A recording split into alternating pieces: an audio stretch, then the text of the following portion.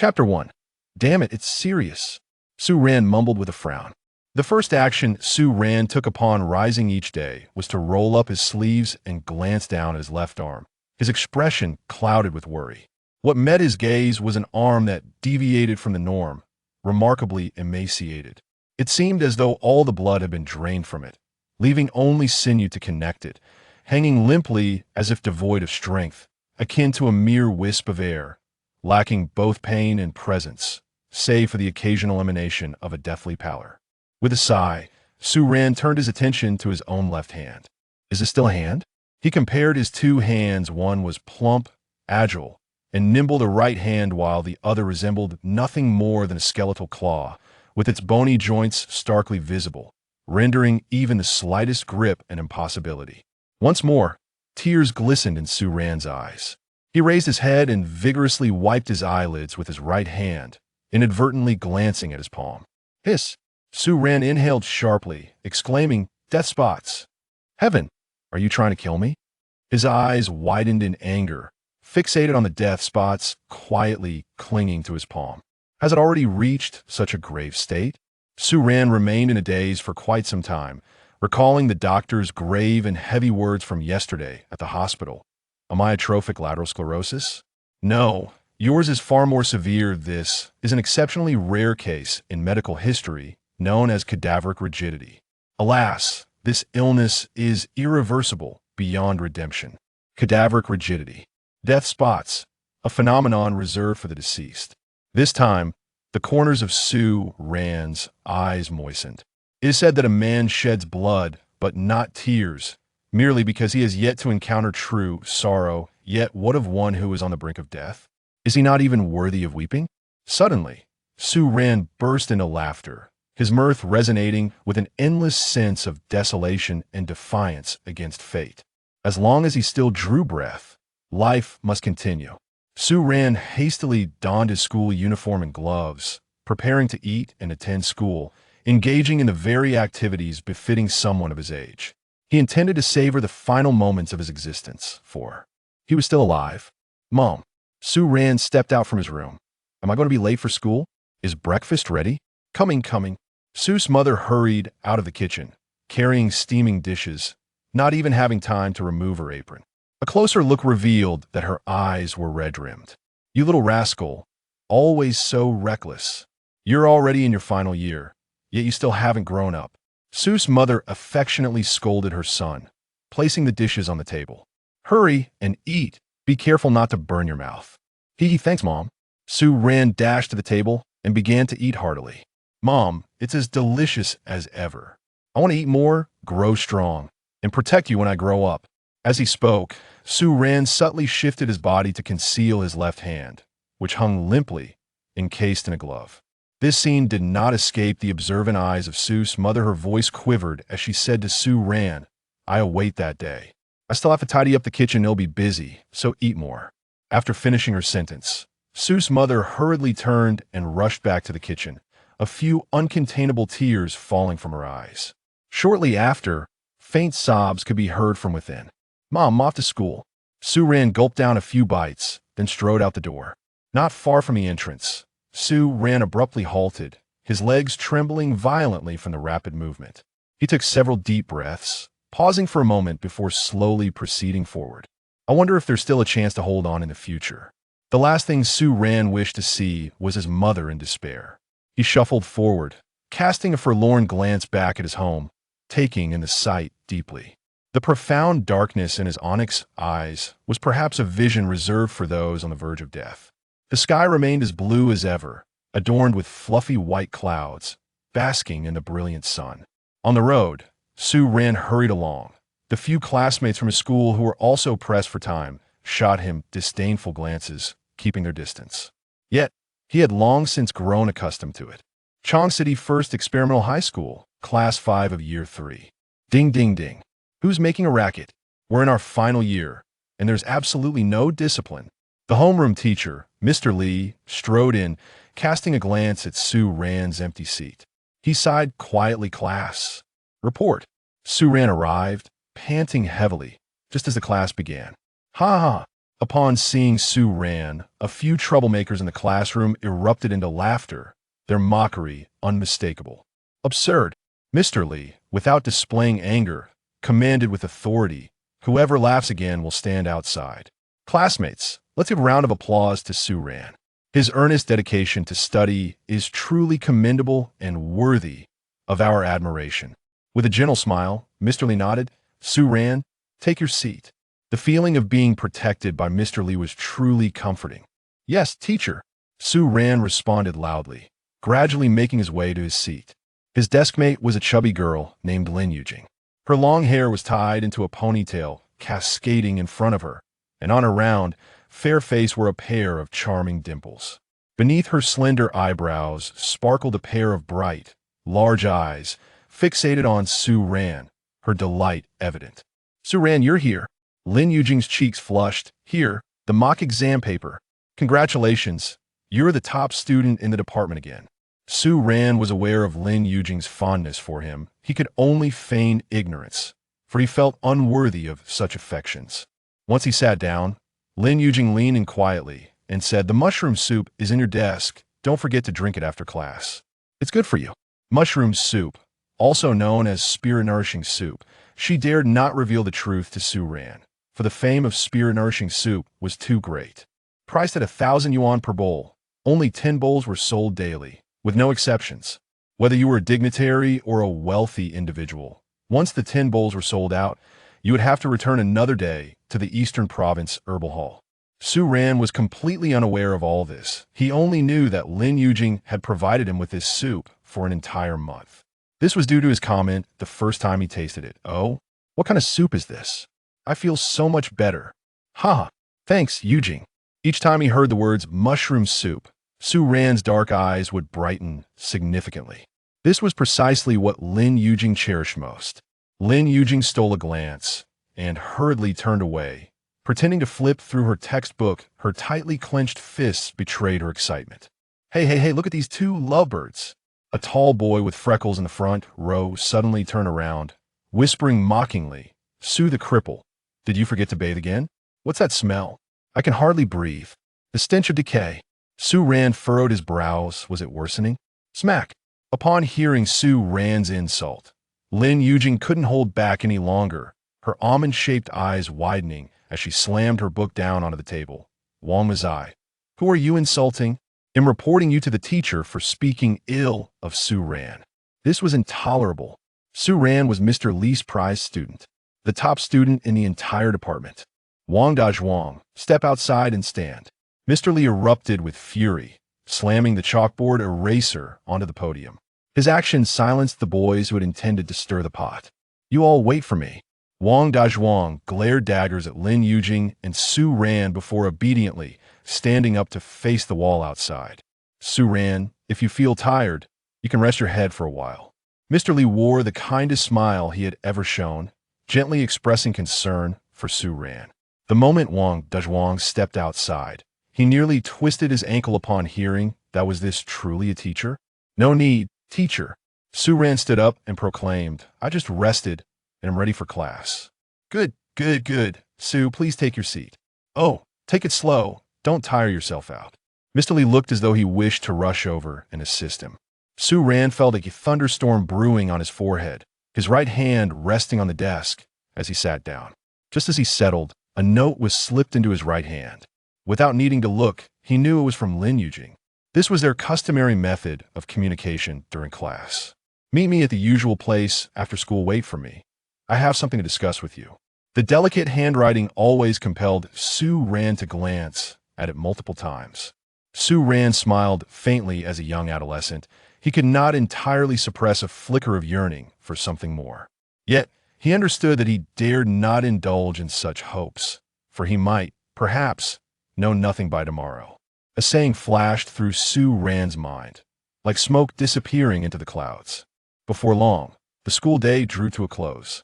"Hey, about tomorrow's final exam." Lin Yujing gently nudged Su Ran's arm. "Are you confident? What do you think?" Su Ran beamed a bright smile, radiating sunshine. "You're being cryptic." Lin Yujing feigned annoyance, pouting her lips, ready to continue, when a hand reached from behind, tugging at Su Ran's uniform. Seated behind are two young ladies, the boisterous Lu Yina and the campus belle Han Xing. Lu Yina's vivacious personality is renowned throughout the school, her stylishly permed hair framing her face, with a fringe that barely conceals her petite earlobes. Her exquisite features remain untouched by makeup, and clad in her school uniform, she radiates a beauty characterized by youthfulness, health, and an unpretentious charm. To the right, one cannot help but be captivated by the flowing spiral curls that seem to dance in an invisible breeze, highlighting the softness and elasticity of her hair. The curls accentuate the elegant aura of Han Xing, whose delicate willow-like brows arch above a pair of clear, phoenix-like eyes. The embellishments of her refined nose and cherry-red lips are akin to the finishing touches on a masterpiece, showcasing her beauty to its fullest extent. At this moment, a poem suddenly springs to Su Ran's mind. In February of Jiangnan, the spring breathes life into the green willows. I wonder whose son is admiring the blossoms of peach and plum. Snow-white beauty, adorned with the radiance of pearls on her rosy lips. Passers-by hold their breath, vying to emulate the deities of Luo Chuan. What a stunning individual she is. Even the school uniform cannot diminish her profound elegance and regal demeanor. Su Ran sighed inwardly and quickly regained his composure, addressing them. Ladies, is there something you need? Hey, Su Handsome. Lu Yana leaned forward, speaking to Su Ran. Please take care of me during tomorrow's exam. He'll treat you to a meal another day. Get a rest. Su Ran feigned a frown. You always promise to treat me another time, yet it never comes to fruition. Isn't that because I've exceeded my budget? Lu Yana pressed on. Next time, I will definitely treat you. Well, I can always tighten my belt and even invite Lin Panjur along. Upon hearing Lin Panjur, Lin Yujing immediately protested. You tough girl. Why are you calling him by that nickname? If I block your view of the exam paper, let's see how you manage to copy. Please, please don't. Lu Yana quickly begged. Goddess, you're a goddess. With that broad frame of yours blocking the view, nothing will be visible, I concede. I concede. Lin Yujing blushed with embarrassment, shaking her head repeatedly. That's not true. Han Xing is the real goddess here. Tough girl, you're just asking for trouble. At that moment, the previously silent Han Xing spoke up. Su Ran, I have a task at the guild tonight. Could you please help me with my homework? He'll treat you all this Sunday. The voice of the goddess Han Xing flowed like a clear spring, gentle yet undeniably compelling. Yay! Lu Yina's eyes sparkled at this news. Another chance to ride on the goddess' coattails.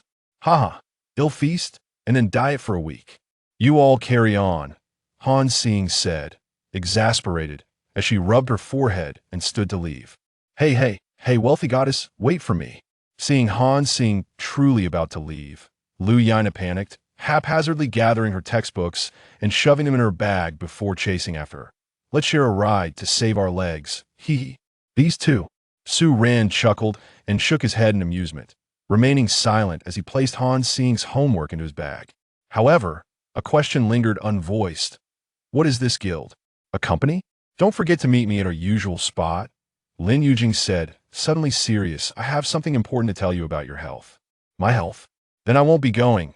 Su Ran responded with a bright smile, revealing a row of gleaming white teeth. Yujing, you needn't worry so much. I'm well aware of my own health. I am content as long as I can live in the moment, grateful for friends like you who don't look down on me. You must go. This was the first time Lin Yujing had such an expression, her gentle voice filled with earnestness. It will truly benefit you. Come on, let's go now. In a moment of urgency, Lin Yujing reached out to pull Su Ran along, but he subtly evaded her grasp, knowing that he could not afford to create any rumors with her at this time. Lin Yujing quickly realized what had happened, her face flushing crimson. I'll wait for you, you must come. I'm leaving now. With that, she hurriedly exited the classroom, head down and clutching her bag. Su Ran couldn't help but smile at her antics. He reached into his desk and carefully retrieved the revitalizing soup, removing its protective covering before taking a long sip. The refreshing liquid coursed through him, bringing a delightful sensation that reached his brain, filling him with a wave of exhilaration and euphoria, prompting a deep sigh of satisfaction. What a splendid concoction. As Su Ran methodically organized his desk, He was about to rise when he caught sight of Wang Dezhuang glaring at him from the front row, venomous words poised on his lips. Tomorrow's exam. They'll let you copy, Su Ran said nonchalantly to Wang Dezhuang before standing up. Su handsome, take care. The wind outside is strong, mind your health. Wang Dazhuang's demeanor shifted instantly, his face lighting up as he quickly moved to pull out a chair for Su Ran, inhaling deeply. Wow. Su handsome, the fragrance you carry is like the essence of celestial beings, utterly intoxicating. Cough, your bag is too heavy, let me carry it for you. Su Ran chuckled at Wang Dezhuang, who was coughing from the overwhelming smell of his own body odor, yet still maintaining an eager expression. No need, it's just a bag. My right hand still works fine. I'm off now, I'll help you tomorrow. The road was exceedingly slippery. May the esteemed Su proceed safely. Wang Dezhuang rubbed his palms together in excitement, chuckling foolishly. Numerous classmates gazed enviously at Su Ran as he stepped out of the classroom.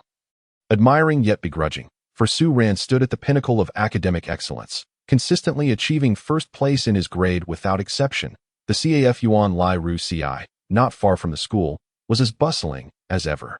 Unlike other establishments, its layout was distinct, devoid of a public hall, featuring solely intimate two-person booths, with partitions that alleviated the awkwardness and discomfort between strangers, while the rich aroma of coffee accentuated the romantic ambience for couples.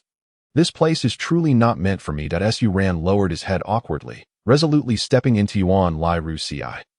Yuan Lai Ru Ci? Fate? Is this concept even present in the lexicon of my life? Su Ran shook his head, dismissing further thoughts, and made his way into booth number 520. Sparkling water, you've arrived, Lin Yujing exclaimed joyfully, rising to her feet and quickly approaching Su Ran. I knew you wouldn't bail on me.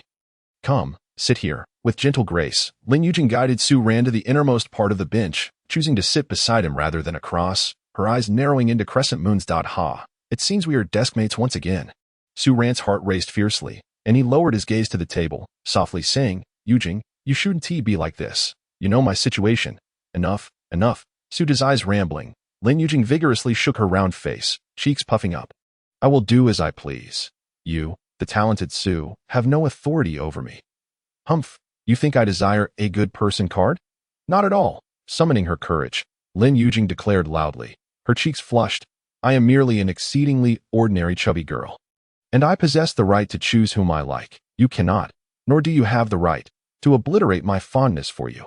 Suddenly, she turned sharply, pulling Su Ran's head to face her, their gazes locking. Look at me. Stop fooling around. Su Ran's eyes darted away. Answer me a question. Lin Yujing smiled, radiating youthfulness and fervor. Whose eyes are more beautiful, yours or mine? Why do you ask this? Su Ran stammered, his palm slick with sweat.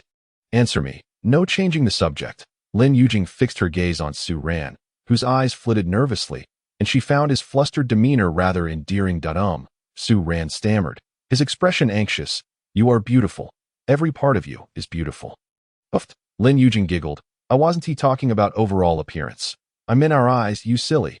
Why, you have pretty eyes, Su Ran faltered. What is so pretty about them? Lin Yujing pressed on relentlessly. They sparkle, and when you smile, they resemble crescent moons, making me want to gaze at them endlessly. Su Ran decided to let loose, closing his eyes as he spoke, fearing his heart might not withstand further tension. You pass. Lin Yujing smiled gently, observing the crimson hue of Su Ran's cheeks, her expression filled with happiness. I once read a joke online about a couple who asked this question. The guy claimed his eyes were beautiful because they reflected the girl's image. Do you know, my eyes also reflect your image, silly Su Dezai. Your earnestness during lectures, your sincerity towards classmates, your cheerful demeanor despite illness, and your indifference when mocked. All of these are etched in my memory. Regardless of your current thoughts, I have the right to share this with you. And don't be too proud. I do not wish to pursue you as my boyfriend. Su Ran was taken aback. Indeed, what love could a dying person seek? He glanced down at his frail, withered left arm, feeling despondent. Fool, what are you thinking? Lin Yujing quickly adjusted his head, her tender hands covering his ears, their eyes locked in a gentle exchange.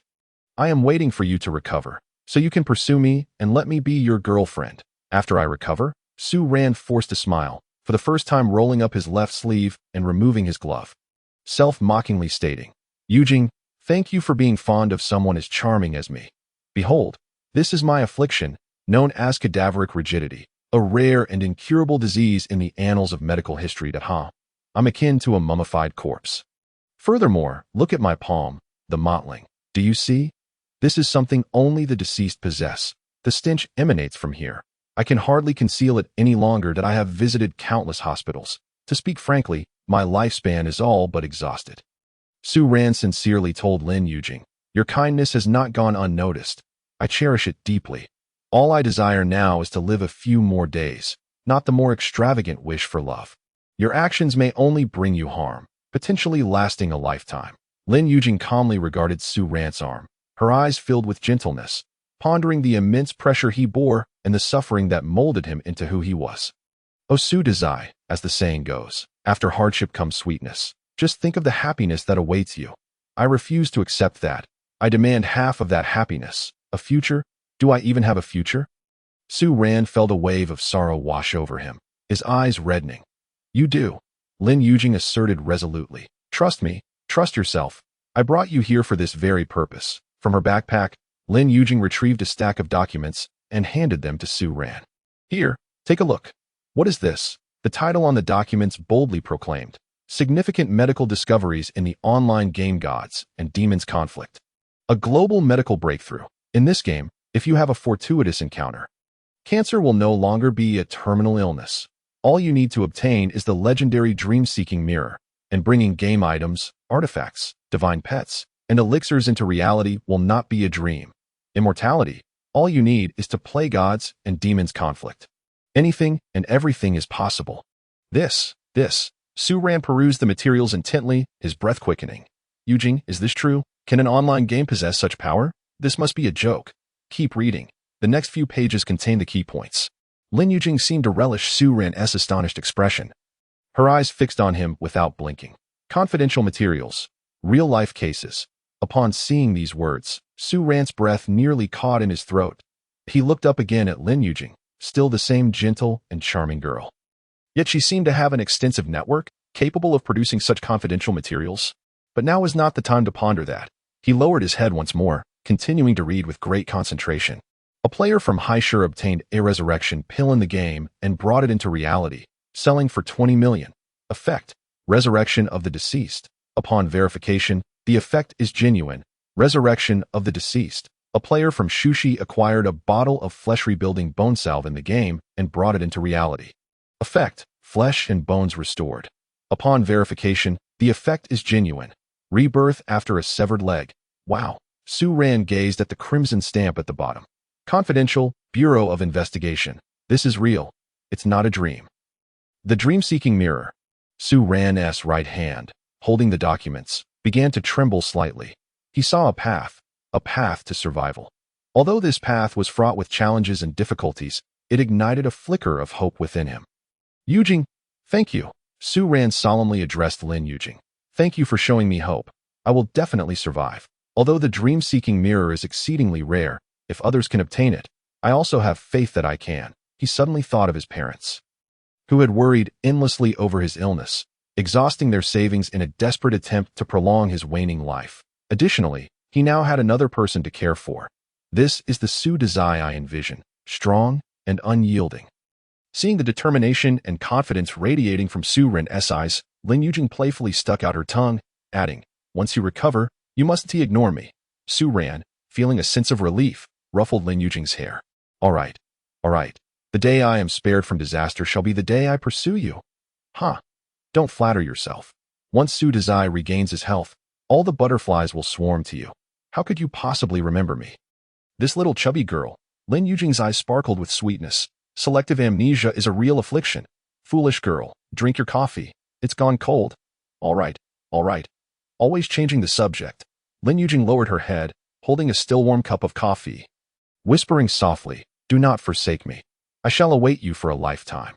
That evening, Su Ran experienced an extravagant dream for the first time, wherein he and a plump girl joyfully ran hand in hand across a sun-drenched meadow, filled with laughter and affection. The following morning, son, get up for breakfast. Su's mother, as usual, rose early to prepare a warm meal, calling for Su Ran from the inner room. Coming. Su Ran replied cheerfully, donning his coat as he emerged. Mom, after breakfast, I'll visit Uncle Lee next door to use his computer for some research. It will only take 10 minutes, so it won't delay school. All right, eat quickly. Uncle Lee will head to the morning market soon. I'll go tidy up the kitchen. Su's mother affectionately tapped Su Ran's forehead, casting a discreet glance at the tightly wrapped bundle of his left arm before turning to return to the kitchen. Watching his mother's increasingly frail silhouette, Su Ran clenched his right fist silently. After breakfast, Su Ran arrived at Uncle Lee's house. Knock, knock, knock. Who is it? The door was opened by Uncle Lee. It's that Su kid. Come in. Thank you. Uncle Lee, sorry for the intrusion, Su Ran said, feeling a bit nervous that in Su Ran's memory. Uncle Lee had always been taciturn and solitary, instilling a sense of reverence in him since childhood. Upon entering, Su Ran inquired, Uncle Lee, where is your computer? I need to use it for some study materials, though. Young Su, quite the diligent learner. A fine seedling indeed. Ahem. Uncle Lee coughed, gesturing with his cane. It's in the inner room. Feel free to go in. I'll find some cough medicine. Age has its toll? All right. Thank you. Uncle Li. Drink plenty of water and take care. Ahem. Off you go. Inside the room, the computer was still on. The screensaver yet to activate, and the mouse still warm to the touch. QQ. The QQ interface was prominently displayed on the desktop, completely unhidden. Wait. Uncle Lee plays QQ. Can he even see well? Su Ran mused. Feeling a pang of sympathy for the lonely old man, he continued to glance at the screen, pondering what Uncle Lee's username could be, hoping his classmates would add him to chat and alleviate his solitude. Allowing him to enjoy his twilight years, to Su Ran's astonishment, a flock of crows flew past, momentarily blinding him. Uncle Lee's username sent a shock to his visual senses. Creamy young man, a staggering 576 QQ friends. With 327 currently online, all of them women. My goodness. Su Ran rubbed his forehead, reconsidering his earlier thoughts. Uncle Lee's life was indeed quite colorful. He hurriedly concealed the QQ interface, adhering to the adage of see no evil. He opened the browser and typed in the Battle of Gods and Demons. The official website was simple and straightforward. After a quick glance, he skipped the game introduction, focusing on the key points. This game had been operational for a year, restricted to those over 18, and was a holographic online game with no specific settings, relying entirely on player exploration. There were 5 ways to enter the game. 1. Game-specific ring, for idle play. 2. Game helmet, 50 virtual reality. 3. Sitting nutrition cabinet, 70 virtual reality. 4. Advanced nutrition pod, 90 virtual reality. 5. Legendary health pool, 100 virtual reality. Point 1. Game-specific ring, for idle play. Retail price, 5,000. 2. Game helmet, 50 virtual reality. Retail price, 20,000.3. Sitting nutrition cabinet, 70 virtual reality. Retail price, 50,000.4. Advanced nutrition pod, 90 virtual reality. Retail price, 200,000.5. Legendary health pool, 100 virtual reality. Retail price, 100 million. 100 million. To enter a game, Su Ran's eyes widened in disbelief. Had the world gone mad, or was his perspective simply too narrow? Time was of the essence. He pulled out his notebook from his backpack and hastily jotted down the prices on a blank sheet before stuffing it back and heading out to bid farewell to Uncle Lee before school. Not long after Su Ran left, a melodious voice emerged from Uncle Lee's bathroom. Grandpa, Grandpa, has the guest left? There is no toilet paper. Could you please bring me some? In the classroom, Su Ran found himself devoid of motivation to pay attention. Furiously scribbling on a piece of paper, circling the 5 options repeatedly. The most circled were the first and second options. The game-specific ring was affordable, yet impractical, but it was the only option his family could barely afford. Having been financially strained by Su Ran's mysterious illness over the years, his father worked tirelessly from dawn till dusk, making it so that Su Ran barely saw him each month, while his mother earned meager wages as a maid in a wealthy household. Money. Su Ran stared blankly at the paper in his hand, the scrawled figures transforming into mocking faces, deriding his helplessness and absurdity.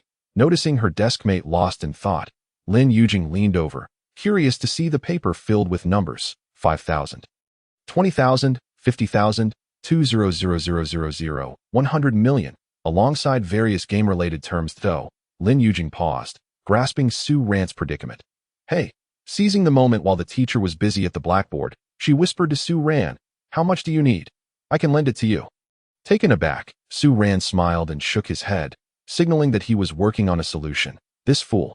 Even now, he is too proud, Lin Yujing thought, feeling constrained to say more in class. She tore off a piece of paper and began writing a note. At that moment, Su Ran felt a tug on his back. A fragrant note was passed to him, but he took it, opened it, and could scarcely believe his eyes. It was from the goddess, Han Xing. He quickly scanned the elegant, powerful script, reading, Su Ran, I hereby employ you to help me find the dream-seeking mirror, with a hiring fee of 1 million, which can be partially paid in advance, 20,000 at the legendary dream-seeking mirror. Han Xing knew about it too. Su Ran laughed bitterly. It seemed his scribbled notes had caught even the attention of the goddess seated behind him. What had he done to deserve such assistance? Resolutely, he returned a note with strong handwriting. This is my first encounter with gaming. Lacking talent and ability, I must decline. Swiftly, the note returned, accompanied by the sound of Lu Yina's stifling laughter behind him. This doesn't require talent or ability. It requires luck. Even if I acquire it, I will use it for my own treatment. I want the second piece. Without hesitation, she even included a check for 20,000. The price of the advanced nutrition pod. Su Ran felt as though a burden had been lifted. He was moved yet also sensed a profound responsibility. He clenched his right fist, deliberated, and ultimately tucked the check into his pocket, utterly speechless. Unbeknownst to him, his deskmate Lin Yujing had already crumpled the half-written note into a ball and tossed it into the desk hole. Staring blankly at the blackboard, lost in her thoughts, the day passed with revision, and the examination concluded. Naturally, Su Ran had not forgotten to share answers with Wang Dazhuang and Lu Yina seated behind him. Soon, the school day ended. Su Ran's mind had already soared beyond the classroom. Just as he was about to leave, Lu Yina seized his arm. Su handsome. Why the rush? She giggled, winking at him. I still need to. Su Ran began, but was interrupted by Han Xing, who elegantly packed her books. The online warehouse is available for purchase, with a 10% discount and a free barrel of nutrient solution installation upon payment, Han Xing stated coolly before gracefully exiting the room. Wow, Han Xing is quite considerate. When Su Ran was better than last time, several classmates and teachers visited him at home, including Han Xing, so she must have memorized his address. Darling, what are you waiting for? Go home and make the payment. Lu Yina laughed. Soon, I'll be playing too. Teach me then. Su Master. Hey, goddess, wait for me. Let me hitch a ride. Su Ran chuckled at Lu Yina's hasty exit. However, he soon noticed Lin Yujing's unusual demeanor as she silently gathered her books, not uttering a word. What's wrong? Su Ran asked, puzzled. Hey. Just then, Wang Dazhuang turned around, fist-bumping Su Ran. Bro, that's some loyalty. My brother has transcribed all the answers. Furthermore, my friend is also engaged in the game Gods and Demons. Known in the martial world as a face full of pockmarks is still handsome. Well, that's simply the name of the game, boasting a level 30 high-ranking character. Rest assured, my friend will look out for you. Ha ha ha. You might want to consider how to report to the teacher about your process of achieving full marks first. Su Ran gently reminded, there are also bonus questions, totaling 120 points. What? There's that too. Wang Dazhuang was taken aback. Then with a sorrowful expression, he turned to Su Ran and said, Classmate Su, Brother Su, what should I do?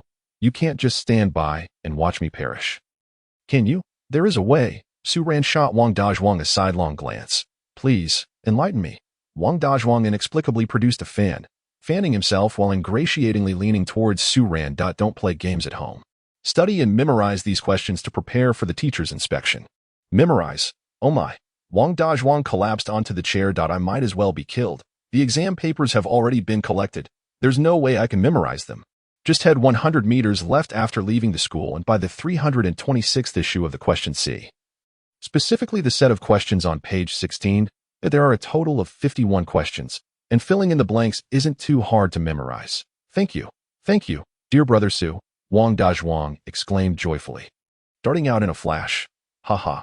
Lin Yujing, standing nearby, couldn't hold back her laughter. You rascal, left after exiting the school leads to the public restroom. Oh, did I say it wrong? Then it's a right turn 100 meters. Su Ran, noticing Lin Yujing's amusement, softly inquired. What was that about just now? Nothing, it's all in the past. Lin Yujing chuckled happily, as if recalling something delightful. That I wish you great success. Don't forget your promise to me. With that, Lin Yujing slung her backpack over her shoulder and swayed her head as she departed. Before he even reached home, Su Ran could hear his mother arguing with a group of people from quite a distance. Hurry up and move it. I didn't order a coffin for my house. Get lost, get lost. Ma'am, that's not a coffin. It's a high-grade nutrient chamber, the staff member said with a wry smile. Is this no? 26, Kauai Street, Alley 3. I don't care if it is or not. You can't move that coffin inside. Su Ran's mother trembled with anger, spitting as she exclaimed, Pa, what bad luck. Get out, get out. Don't wait for my son to come back and scare him. Su Ran hurriedly took a couple of steps forward and called out loudly, Mom, that's for me. I'll explain once I get over there. Seizing the moment while Su Ran's mother and the staff were momentarily stunned, he finally made it to her side. Gentlemen, I apologize for the trouble. Please go ahead and install it. I'll settle the payment with you shortly. Su Ran greeted the staff with a smile. Your establishment is truly peculiar. Come on, brothers, let's lift the nutrient chamber. One of the leading men turned back to call out. Noticing the puzzled expression on his mother's face, Su Ran chuckled wryly. Mom, I'll explain everything later after we set up the high-grade nutrient chamber. And remember, it's a nutrient chamber, not a coffin. Watching her son and the workers busily find a spot to install the equipment, Su Ran's mother shook her head with a smile. This child, why doesn't he inform the family about such matters in advance? What on earth is this? Oh dear, son, you rest a bit. I'll keep an eye on them. Friend, how shall we settle the payment? Once the equipment was installed, Su Ran beamed at the lead worker. Transfer the money to this bank account within 7 days. We do not accept cash. The man handed Su Ran a paper with the account number and then beckoned his colleagues to leave. Xiao Ran, can we talk now? Su Ran's mother asked, her voice laced with confusion. As she truly couldn't comprehend what this nutrient chamber was for, Su Ran proceeded to explain the entire situation to her in detail. Naturally, he kindly omitted the price of the high-grade nutrient chamber, merely stating that it was lent to him by a friend for a few days. His mother's eyes sparkled with increasing brightness, and when she heard that playing the game could heal, she became so excited that she hardly knew how to express herself. Su Ran was surprised to notice that his mother's eyes had become misty. That I'm just so happy. Happy, she exclaimed, wiping away tears while rambling incoherently. Hey, Su Ran chuckled at his mother's genuine display of emotion. Come on, you're not a child anymore, crying like this. Son, let us drop out of school. Since playing games can save lives, we should play every day. His mother, recovering from her emotions, made an astonishing decision. Learning too much won't save your life. You can't afford to delay your health. Mom, isn't that a bit too exaggerated? The game is only accessible from 8 p.m. to 6 a.m., allowing ample time to engage with reality during the day. Plus, going to school helps to exercise and make friends. Why not enjoy both? Su Ran explained to his mother, torn between laughter and exasperation. All right. His mother waved her hand dismissively. As long as you can live well, I support whatever you choose to do. I've also got your father's agreement. Then, Mom, could you start cooking? I'm hungry, and remember, the earlier we eat, the sooner I can get back to the game. Su Ran rubbed his stomach and grinned. Right. Don't let game time slip away. If other children from other families were to hear such words, they would surely be astounded. Playing games could be so taken for granted, with parental support all the way. After dinner, at exactly 8 o'clock, Su Ran lay down in the high-grade nutrient chamber, feeling waves of electric currents coursing from his ankles to the tips of his hair, circulating rhythmically. Every cell in his body greedily absorbed the oxygen and energy emanating from the nutrient solution, especially his left arm, which was enveloped by more electrical currents, the warm sensation reminiscent of his mother's embrace. Suddenly, everything went dark, and when Su Ran opened his eyes again, he found himself within the game. What greeted him was an imposing dark hall. Vigilantly, he surveyed his surroundings, noticing flames flaring from torches around him. His gaze was instantly drawn to two statues illuminated by the flickering light. They depicted the legendary confrontation between ancient titans and the embodiment of evil. The orbs in their eyes seemed to flicker with sparks of fire and spirit, giving the entire sculpture a lifelike quality. In that moment, Su Ran felt as if he had been transported back to ancient times, witnessing the fierce battle between these two primordial beings. The ground seemed to tremble in response to their roars and clashes, vividly portraying this epic struggle. That moment, the two statues appeared to turn their heads, both fixing their gaze upon Su Ran's eyes. This war has lasted for 1,000,000 years, the system's ancient voice echoed at the right moment. And this conflict continues. Neither gods nor demons have reached a conclusion. Both covet a resolution, yet this outcome must be fought for. The struggle between gods and demons continues, a tale woven between them. But who is right and who is wrong? What defines righteousness? What embodies evil? Only future generations will judge. Welcome to the world of the game. Gods and demons. The system's timeless synthetic voice intoned. Please enter your identification number.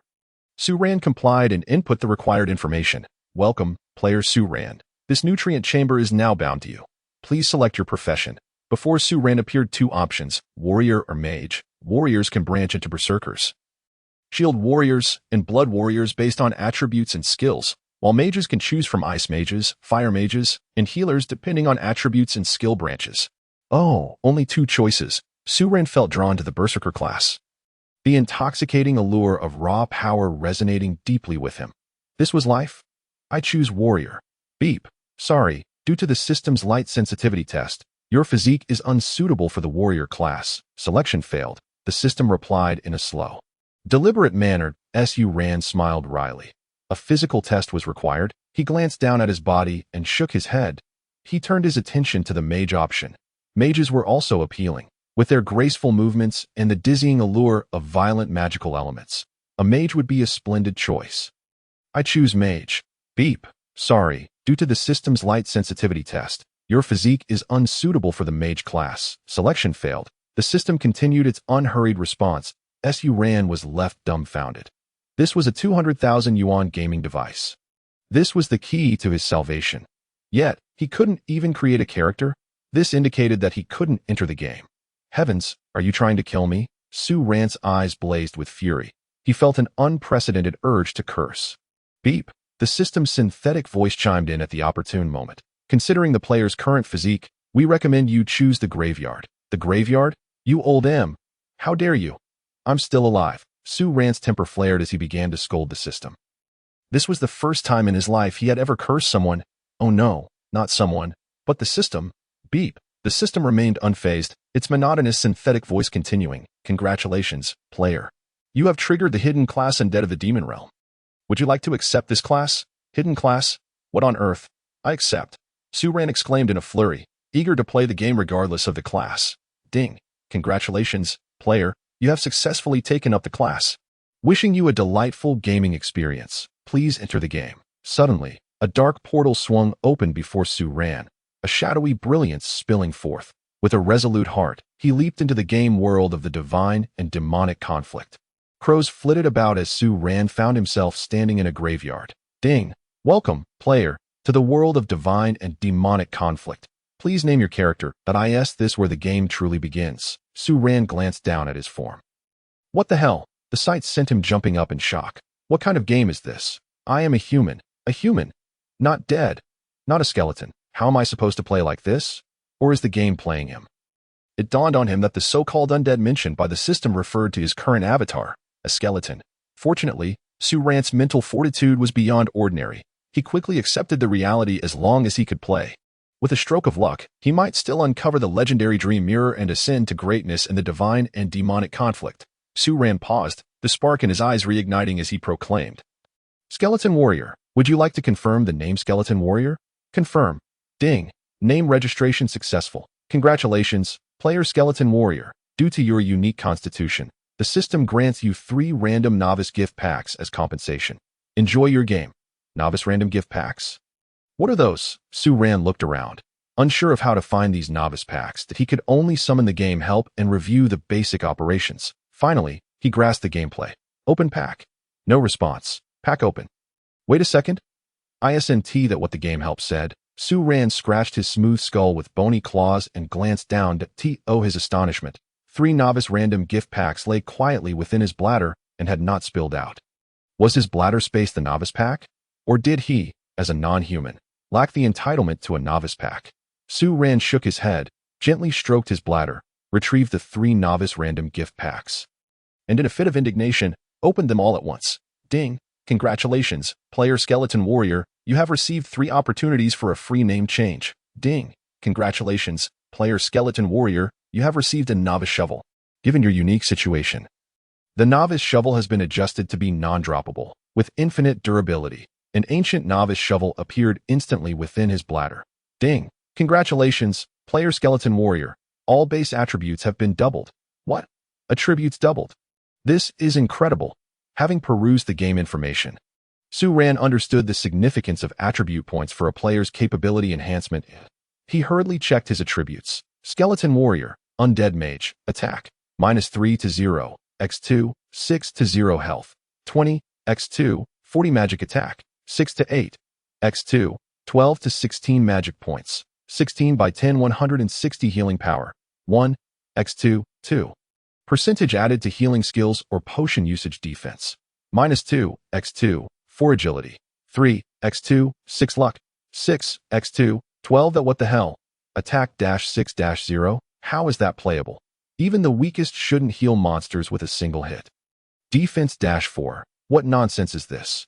Fine, being fragile is healthier, starting with 100 health, and he only has 40. At least a magic attack of 12 after doubling isn't too shabby. But how can a skeleton with no skills even have magic attack? He was dumbfounded. He hadn't even checked the attributes before naming. He had mistakenly named himself Skeleton Warrior when he was clearly a mage. Change name. Magical Skeleton. Ding. Player Magical Skeleton name change successful. Free name change count -1. Sigh. Attributes doubled. A pitiful attribute doubling. Unbeknownst to Su Ran, his last attribute, Luck, was a vibrant 12 points. With no energy left to curse, he quietly extracted the Novice Shovel from his bladder and equipped it. Examining its attributes, Novice Shovel, exclusive to player Magical Skeleton. Base attack increases by 1, increased mining probability by 3 to non-droppable, indestructible. Note: this is a shovel to teach novices how to mine. Great. After equipping it, Su Ran's attack dropped to -50. He shook his round skeleton head, producing a rattling sound, then grasped his only weapon, the Novice Shovel, and charged toward the largest grave in sight. Yes, indeed, Su Ran was about to dig up graves. Bang, bang, ding. Congratulations, player Magical Skeleton. You have mastered the life skill of mining. Did he need to master this? It was such a simple task. Beneath a large grave, a small skeleton repeatedly raised the shovel and struck down. Ding. Congratulations, player Magical Skeleton. You have obtained a special item. Grave grass, herb. Consumption, health 50. A good find, stuffed into his bladder. Ding. Congratulations, player Magical Skeleton. You have obtained a special item. Grave paper, item, attached to yourself. Defense 20. Cannot move after use. Duration, 3 minutes. Well, that will do. Tossed into the bladder. After nearly half an hour, the small skeleton had excavated most of a large grave, uncovering 5 pieces of grave grass and 3 sheets of grave paper. But no more treasures came forth. Su Ran tirelessly continued digging, holding on to a belief. Sweet rewards follow bitter toil. His future must be bright, and he was still breathing, alive, as he neared the emptying of the grave. The system's charming voice chimed in once more. Ding. Congratulations, player. You have unearthed a decayed coffin. A plot twist ensues, and a zombie crawls out. Players beware. A monster appeared. Su Ran gripped his Novice Shovel tightly, swinging it fiercely at the approaching zombie. There was a loud thud, and the zombie's health increased by 5 as Su Ran stopped attacking. The zombie glanced sideways at him, then crawled away. He was ignored by the monster. Su Ran, on the verge of tears, scanned the zombie's attributes. Zombie level 3 attack, 5 to 10 health, 100 defense, 2 agility. 1 note: this is a zombie from an excavated ancestral grave. Truly unfortunate, Su Ran chose to pretend he didn't see that, and instead looked at the attributes of the coffin he had dug up. Decayed coffin, tint type item. Durability, 2,800, can restore player health and heal injuries when used outside of combat. Treatment stops if interrupted or completed. Note: a nearly rotted coffin. Remember to cover it when using. What a treasure! The little skeleton's eye sockets seemed to brighten as he looked at his bladder and then at the large coffin on the ground. How to store this? The little skeleton gritted his teeth, seized the coffin, and stuffed it into his bladder. A miraculous scene unfolded. The coffin instantly shrank and was easily stored within the exposed bladder of the skeleton. Even more astonishing was that it wouldn't fall out. Checking the time, it was only 10 p.m. He could continue to toil for another 8 hours, digging graves. Zombies, forgive me. Thus, Su Ran embarked on his grand grave-digging endeavor. Ding! Congratulations, player Magical Skeleton. You have obtained a special item. Burning paper. A stack of burning paper, Mage equipment. Ignites upon use and attacks the target. Fire magic attack 1. Durability 100. Looking at the attributes of the burning paper, Su Ran was moved to tears. After who knows how many more digs, having collapsed several graves, Su Ran finally unearthed usable gear. He glanced at the 5 or 6 wandering zombies he had dug up and instantly equipped a stack of burning paper. Igniting one and tossing it out to eye in the midst of its glide, the burning paper erupted in flames upon colliding with a zombie. Boom! 34. Lucky critical hit. A colossal critical hit number appeared above the zombie's head. And then Su Ran hurled several pieces of burning paper onto the zombie's body. After being depleted of its health, the zombie collapsed onto the ground, dropping a piece of equipment. Su Ran's experience bar also increased by 5 points. Splendid! A critical hit! My luck is truly remarkable, Su Ran exclaimed, rushing toward the dropped equipment, only to discover it was a deep black zombie hat. Zombie hat. Universal equipment. Defense 3, health -5. Note: wearing hats requires caution, especially zombie hats. The little skeleton eagerly picked up the first dropped piece of equipment, excitedly glancing around, ready to place it atop its head. Ding! The system's irritating voice chimed in again, due to the unique characteristics of the player class. The magic skeleton can only equip weapons. Su Ran was instantly indignant. I want to file a complaint. How can there be a player who cannot equip items? Ding! Player class. Necromancer skeleton. Given the uniqueness of the class, 2 growth paths have been generated: enhancement and evolution. Choose enhancement. The player magic skeleton will permanently be unable to equip items. Weapons excluded. After enhancement, the player can dual wield weapons. Choose evolution. The player magic skeleton can equip items normally after evolving to a tier 3 boss. Considering the player's inherent frailty, it is recommended that the player magic skeleton opt for the enhancement branch. Enhancement, evolution. Su Ran was no fool. He opened the class panel and read carefully, quickly grasping the implications. Enhancement referred to the strengthening of the skeleton itself, while evolution indicated the evolution of the race, ultimately leading to the transformation into the ultimate bone dragon boss. Of course, the path from skeleton to ultimate bone dragon was fraught with challenges and obstacles. I am human, albeit a skeleton. I am still humanoid. Transforming into an ultimate bone dragon? Not a chance. In that moment, Su Ran made a decision in his heart. He would choose to enhance himself. Unable to wear equipment? No matter. Enhancing the skeleton would allow him to dual wield 2 weapons. After all, he already possessed a means of attack, a stack of burning paper. The consecutive server-wide announcements left Su Ran in a daze. Defeating a boss? He swallowed hard, envisioning the scene of himself evolving into a great boss. As soon as Su Ran logged in, the system would immediately issue a regional announcement. The skeleton boss has respawned.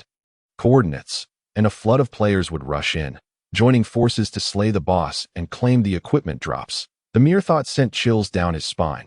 What use would it be to successfully evolve, only to be hunted down by players? The exclusive Obsession Guild? He had forgotten to ask the campus beauty Han Seeing for her username and guild. Oh well, he would inquire about it when school resumed. Just as Su Ran stood there dazed with his novice shovel, an incongruous voice interrupted. Hey, a magic skeleton? Is it a boss? Su Ran turned to see a gigantic fireball barreling toward him, the size of a basin. Boom. 105. Su Ran's vision darkened as his health plummeted to 0, but his bones shattered into a pile, and the items in his bladder scattered everywhere. Wow. Instant kill. Haha, what a big drop. The player exclaimed, rushing over in excitement. Damn it. That player spat, muttering under his breath. What a stroke of bad luck. What is this nonsense? And with that, he left without picking anything up, the shattered little skeleton above which 3 black lines appeared. Su Ran awkwardly gazed at the scattered graveyard grass, paper offerings, burning paper, and decaying coffins. That wasn't it just an unfortunate name? Alas, how could he retrieve even a little bit? Ding, player magic skeleton has died. Would you like to revive? Reviving will cost 1 gold for 10 minutes. 1 gold. He had none. Well, he might as well wait patiently for 10 minutes. Su Ran looked over the pile of items, feeling pained as he eyed this and that.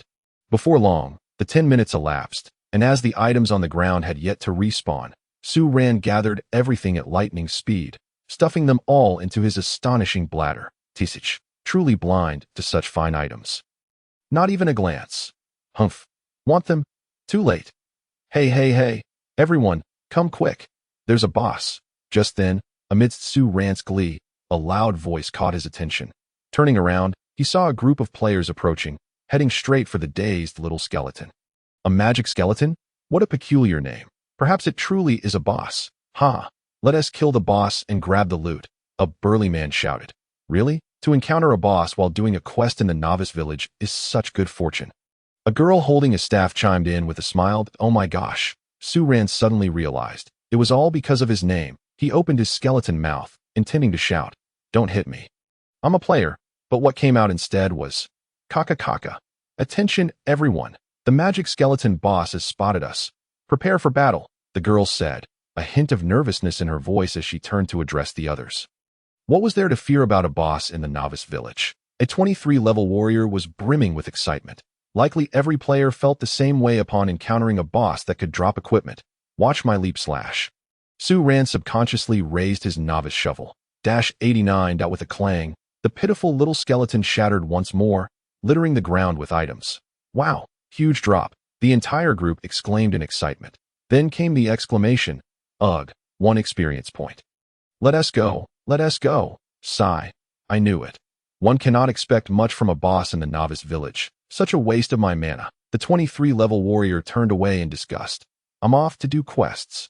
On the ground, the little skeleton was left in tears, as once again, a plethora of graveyard grass, paper offerings, burning paper, and decaying coffins dropped around him. Come on, at least take something. Is it too much to ask? Before long, another 10 minutes passed, and Su Ran revived, hastily collecting the items scattered on the ground and stuffing them back into his bladder. He then quickly hid in the corner of a large grave. Summoning the system. Change my name. Change my name. Skeleton. Ding. Player skeleton has successfully changed their name. Free name change count -1. Ding. Due to the player skeleton being a member of the skeleton race, the skeleton race acknowledges you, and the skeleton race's favorability increases by 100. Skeleton, the lowest tier race, and no wonder the favorability increased so rapidly. Well, to survive in the struggle between gods and demons, one must learn to keep a low profile, for this game had been running for a year. Any high-level player could instantly annihilate Su Ran. A frail skeleton could not withstand such blows. Moreover, the heavy responsibility of survival and death weighed down on the frame of this little skeleton. Before long, the scene repeated in the novice village cemetery.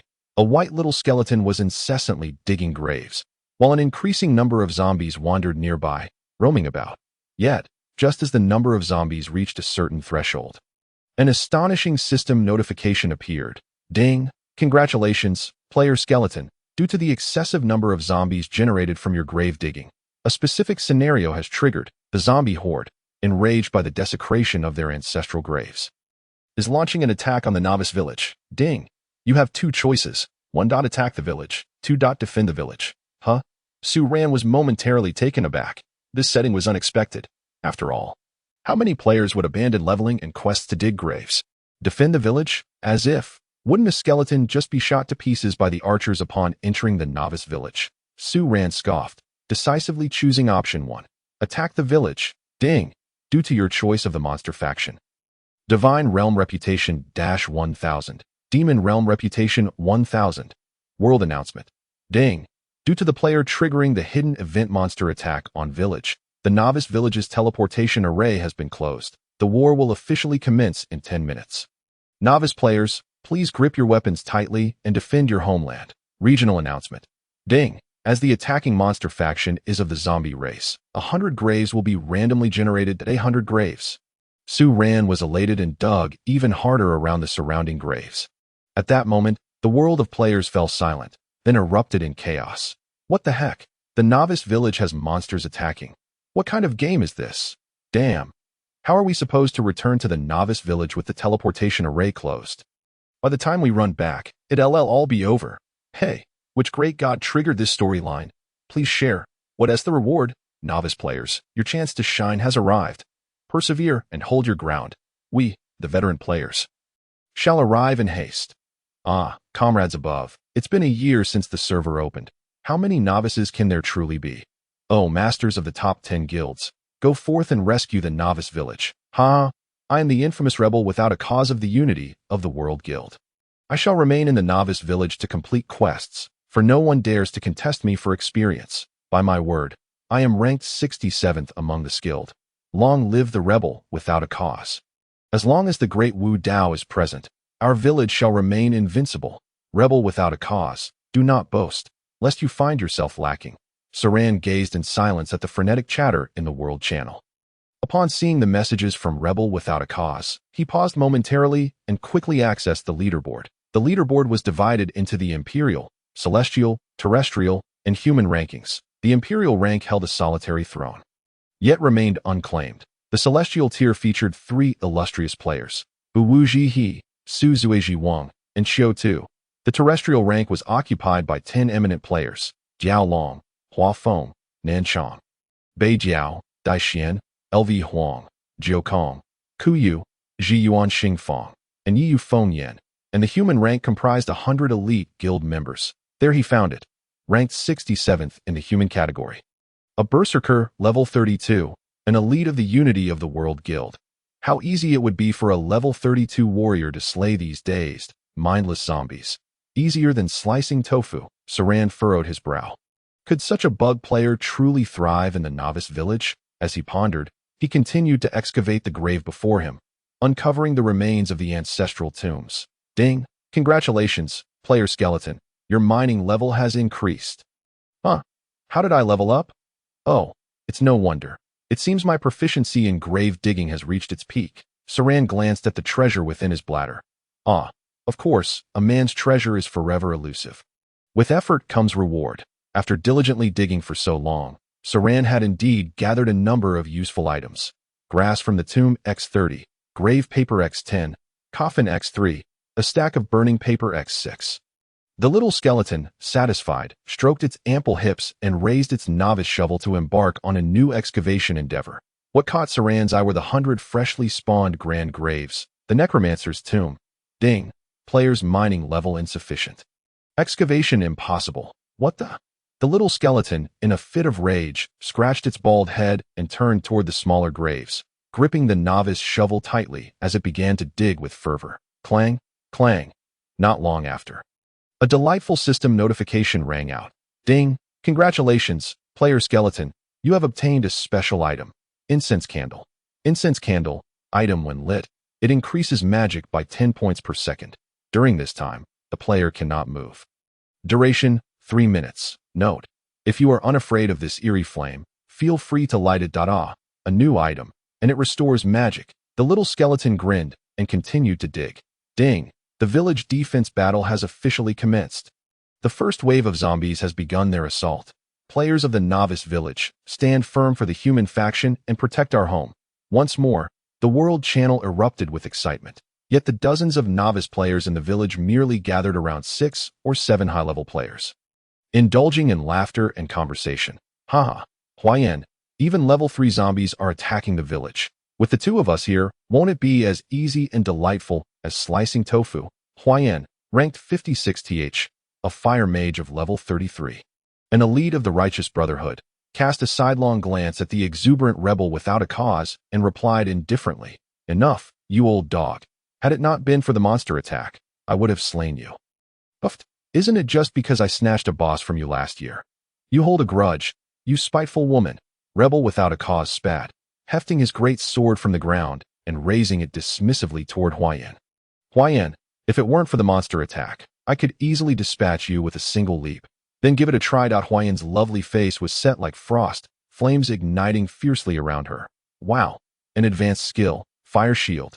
The onlookers gasped in astonishment. Truly, Huayan deserves her rank, having mastered such an exquisite skill. Surely, it could also be a pay-to-win player who bought the skill. One player remarked sourly to his companion. Enough. The fire shield skill book requires level 38 to learn, and Huayan is only 33. You must be a novice. How enviable. It must take immense insight and luck. As the surrounding players chattered about Huayan, Rebel without a cause observed the blazing flames encircling her, gulped nervously, and turned away. Enough. A good man does not fight with a woman. Disperse. The zombie horde approaches. What are you still gawking at? The novices understood completely, but dared not speak further, scattering in a haphazard manner to symbolically guard the entrance of the novice village, the sole entry point for the zombie onslaught. Meanwhile, the little skeleton continued to toil sweatily with its novice shovel. Ding! Congratulations, player skeleton has obtained a section of dried bone. Dried bone. Saran hastily picked it up and examined its attributes. A section of dried bone. Mysterious, it seems to conceal something. Huh? It appears to be a treasure. Saran scrutinized it closely, finding no discernible features to know. There must be something mysterious about it. He focused intently on the dried bone, leaving no detail overlooked, and finally discovered the clue. Upon the bone's surface were inscribed tiny characters, which Saran strained to read. Ding! Congratulations, player skeleton has learned the bone technique, dark flame. As the dried bone fulfilled its purpose, it gradually transformed into bone powder, slipping through Saran's fingers and vanishing from sight. A skill. Ha! Saran excitedly punched the air and summoned the system to check the attributes of the bone technique. Dark flame, bone technique, passive. LV1 increases fire-based magical attacks by 20. Note: dark flames entwined in the veins automatically augment all fire-based magical attacks with dark flame energy. What the? My burning paper attack has skyrocketed. Saran estimated that, factoring in the burning paper's fire attack boost of 1, the dark flame's increase of 20 would yield an actual attack of 12 plus 1, 1.2, 16 plus 1. The maximum attack reached 20. This was the pinnacle of a level 1 skeleton's attributes. Simply exquisite. Haha. Saran glanced at the advancing horde of zombies toward the novice village, still hesitant to part with the burning paper he held. After all, they had become frontline allies, and soon they would be battling together. Perhaps it was better to create a zombie army first. Yes, back to digging. Ding. Congratulations, player skeleton has unearthed decayed wooden coffins, triggering a plot. A corpse soldier emerges. Attention players. Corpse soldier. Level 7. Attack. 10-20. Health. 200. Defense. 8. Agility. 1. Haha. A new troop type has emerged. Level 2 mining is indeed impressive. Skills and new troop types can be unearthed. This game is truly delightful. After only a few strikes, Saran felt the thrill and hastily dug a few more times. Ding. Indeed, something has surfaced. Congratulations. Player has obtained a special item. Soul coin. Soul coin. Currency, the currency used for transactions in the underworld. Note: items for the deceased. Saran felt a peculiar throb in his skeletal head. In the game, a skeleton could indeed be considered a dead man. With each new and intriguing item Saran unearthed, his excitement soared, and fortunately, the novice shovel had no durability limit. Seizing the opportunity, he aimed for level 3 mining skills, as the 100 graves surrounded by a sinister aura appeared to him as countless treasures, awaiting his excavation and claim. Ding! Congratulations, player skeleton has unearthed a special grave. Huh, the system even indicates the type of grave. This system is quite considerate. Haha, the little skeleton's eye sockets glowed with a bluish light as it vigorously wielded its prized novice shovel. What is this? Generally, small graves can be dealt with in a few strikes. Yet this one has been dug nearly 5 meters and still no sign of the bottom. There must be treasure. Saran dug with increasing fervor, and after 2 or 3 more meters, the long-awaited system voice finally rang out. Ding! Congratulations, player skeleton has unearthed a special coffin. Saran, brimming with excitement, extended his arm towards the coffin. Yet, before his skeletal fingers could make contact, the coffin creaked open on its own, revealing a figure clad in black robes. A necromancer NPC named Ince, a special entity known for his dealings in the black market of necromancy. He was a merchant of undead equipment, adept at both recovery and sale. You have summoned me? Ince inquired, his gaze fixated on the level 1 white skeleton clutching a novice's pickaxe, ghostly flames flickering ominously from his bony claws. Greetings, Lord Ince. I sincerely apologize for disturbing your rest. Saran articulated with an impressive clarity, employing the innate language of the skeletal race to express his respect towards the merchant. He was gambling on the hope that his 100 points of favor with the skeletal kin and 1,000 points of reputation in the demon realm could mitigate the indignation Ince felt over his ancestral grave being disturbed. The time has come for our undead kin to rise, and we seek your esteemed assistance, Lord Ince, Saran asserted, maintaining a respectful yet assertive demeanor towards the black-robed figure. Ince chuckled darkly, the ghostly flames in his bony fingers dissipating as he gestured mockingly at the diminutive white skeleton. You, a mere level 1 skeleton, dare to speak of grand ambitions. The undead are the weakest race in the realm of gods and demons. What rise can you possibly claim? I detest grandiose proclamations. Every word I speak is rooted in truth.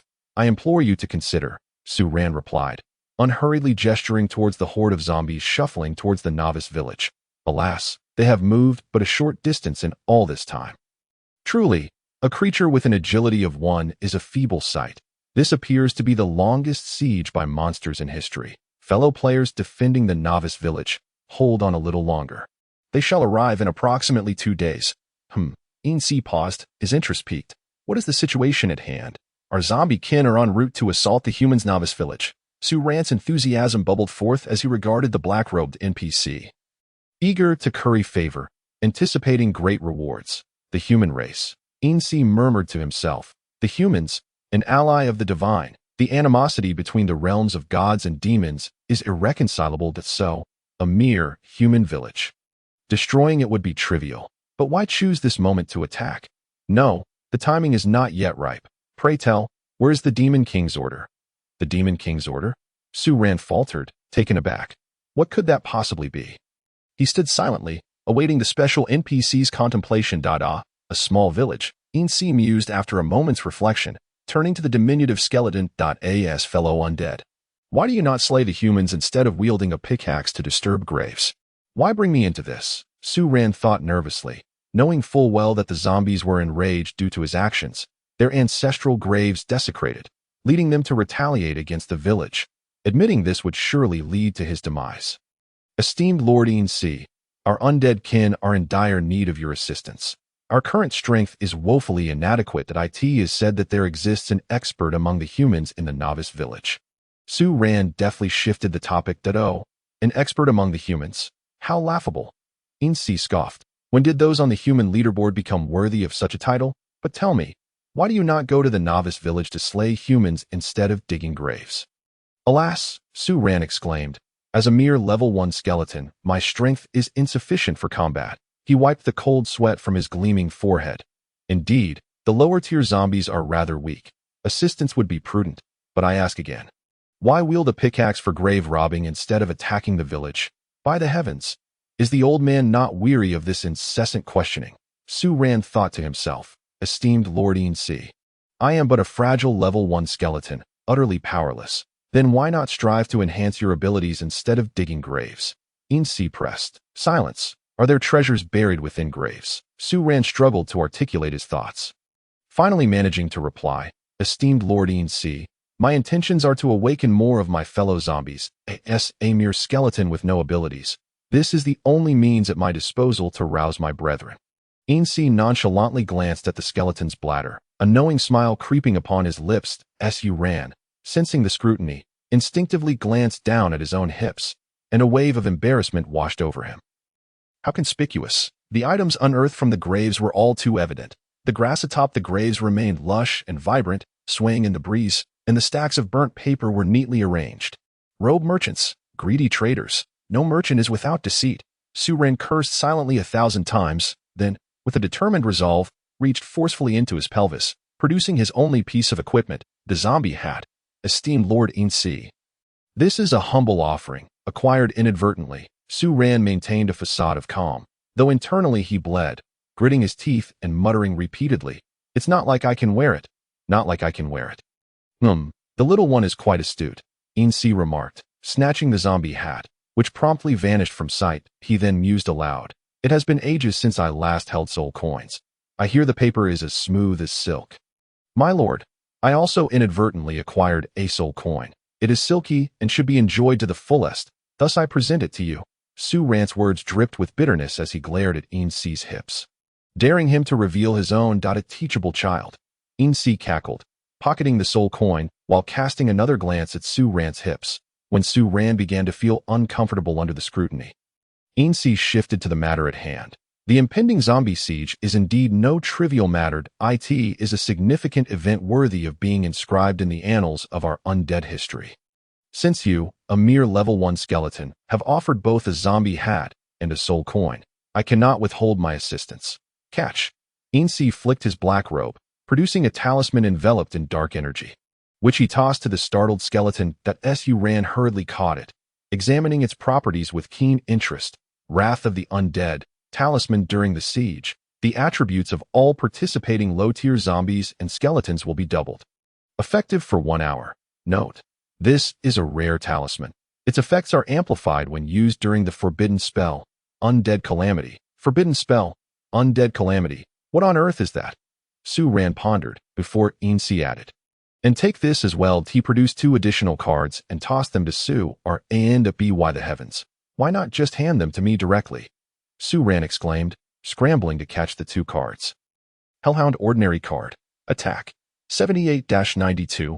Health, 1000. Defense, 60. Agility, 9. Skill. Hellfire Flame summoned from the depths of hell, adding 30 to attack. With a range of 3x3. This skill renders the user weakened for 3 minutes. Note: this is the juvenile form of the Hellhound, possessing formidable combat prowess. The card beast will persist for 10 minutes. A card beast. Goodness, with these stats, I shall be invincible in the novice village. Su Ran's excitement swelled as he glanced at the second card. Medic Zombie Ordinary Card. Attack, 0-0. Health, 3000. Defense, 100. Agility, 3. Passive skill. Rejuvenation, automatically restores 10 health points per second. Active skill, Undead Revival. Revives low-tier undead in a 3x3 area at the cost of some magic points. Note: this is a zombie without offensive capability, but do not underestimate it. It will bring you endless trouble. The card beast will persist for 20 minutes. My heavens. With these 2 card beasts, how could the novice village possibly withstand us? Su Ran rubbed his hands together in anticipation. Esteemed Lord Incy, I am immensely grateful for your contributions and expectations for our undead kin. However, I am but a fragile level 1 skeleton. I long to wield a weapon and join the fray. Our skeletal brethren shall be etched into the dark annals of this war. Su Ran sighed, glancing at his own feeble frame, shaking his resplendent skull. Observing Incy's expression, and continued, Alas, I am truly powerless to comply with your request. Incy scrutinized the bobbing head of the little skeleton, a smirk gracing his lips. You clever little skeleton, fully aware of your intentions yet unable to refute them. After having taken a few benefits from you, you wish to return the favor. Very well. For the rise and glory of our skeletal kin, I shall bestow this upon you. What? Surely I must have misheard. Su Ran exclaimed, incredulous. Could it be that playing the victim has truly yielded results? Ha ha ha. As Incy tossed an object, Su Ran joyfully caught it, only to find that it was a long, cold nail, its chill penetrating to the bone. Bone nail, bone artifact, black iron, magic attack, 10 durability, 300 required level, 10 special skill, magic power enhancement, increases magic attack by 10. No level restrictions, ignores defenses. Note: this is merely a tool for beginners. Even if it is exquisite, it cannot be of great worth. I mean, it's just black iron equipment, shrouded in mystery, leading one to believe it's something valuable. Oh, a special skill. After examining the attributes, Su Ran instantly took a liking to this rusty nail. No level restrictions. This means the bone nail can be equipped at level 1, and it also ignores defenses. Although the additional attack isn't high, it translates to genuine damage. Ah, not bad at all. Newbie village, just wait to be trampled by me. Wah! The little skeleton was suddenly invigorated, straightening its spine and addressing the black-robed Incy. Esteemed Lord Incy, with this bone nail, I am confident in my combat abilities. Please allow me to engage in battle at once. Hey, no rush. The black-robed Incy began to fade into the tomb, his voice echoing. Those 100 undead graves still require your shovel to awaken. And I need a substantial amount of soul coins. By the way, don't forget to fill in the graves. It gets cold at night. Su Ran, as if invigorated by an elixir, rushed towards the surrounding graves, digging into each one with fervor, showing no signs of fatigue. It was unknown how many graves he had excavated, nor how many zombies and corpse soldiers had emerged. These charming little creatures had all joined the offensive against the village. Meanwhile, in the newbie village, as darkness approached, a player impatiently remarked, Aren't these zombies just leading us on? No way. The system gods can't be deceiving us, can they? Another player waved dismissively. Perhaps the date is simply wrong. I think so too. Just look at how peaceful and serene our newbie village is. Why not ask our chief, Reverse Wudao? I saw him just by the blacksmith shop, repairing weapons. With that, 4 or 5 players formed a group and raced towards the central blacksmith shop. Master Reverse Wudao, Brother Wudao, Appa, what chaos is this? What a disgrace. Reverse Wudao, just emerging from the blacksmith shop, looked up to see a throng of players rushing towards him. Not bad, not bad. They treat me as the village leader. He adjusted his attire, cleared his throat, and continued, no need to rush. Take your time to explain what is going on. At that moment, a striking female player emerged from the corner clothing shop, adorned in a fiery red outfit. Her hair tied into a casual ponytail that accentuated her extraordinary beauty. Upon closer inspection, the newcomer was none other than the renowned player, Hua Yin. Beautiful Hua Yin. Master Hua.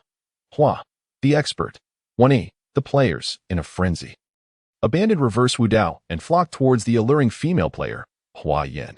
Reverse Wudao stiffened, an awkward atmosphere enveloping him.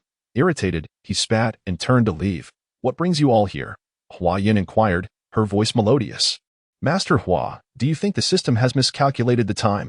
Why haven't we seen any monsters attacking the village yet? Indeed, the zombies have yet to arrive, and the players' enthusiasm for village defense is waning. If this drags on for a few more hours, we might not be able to play at all.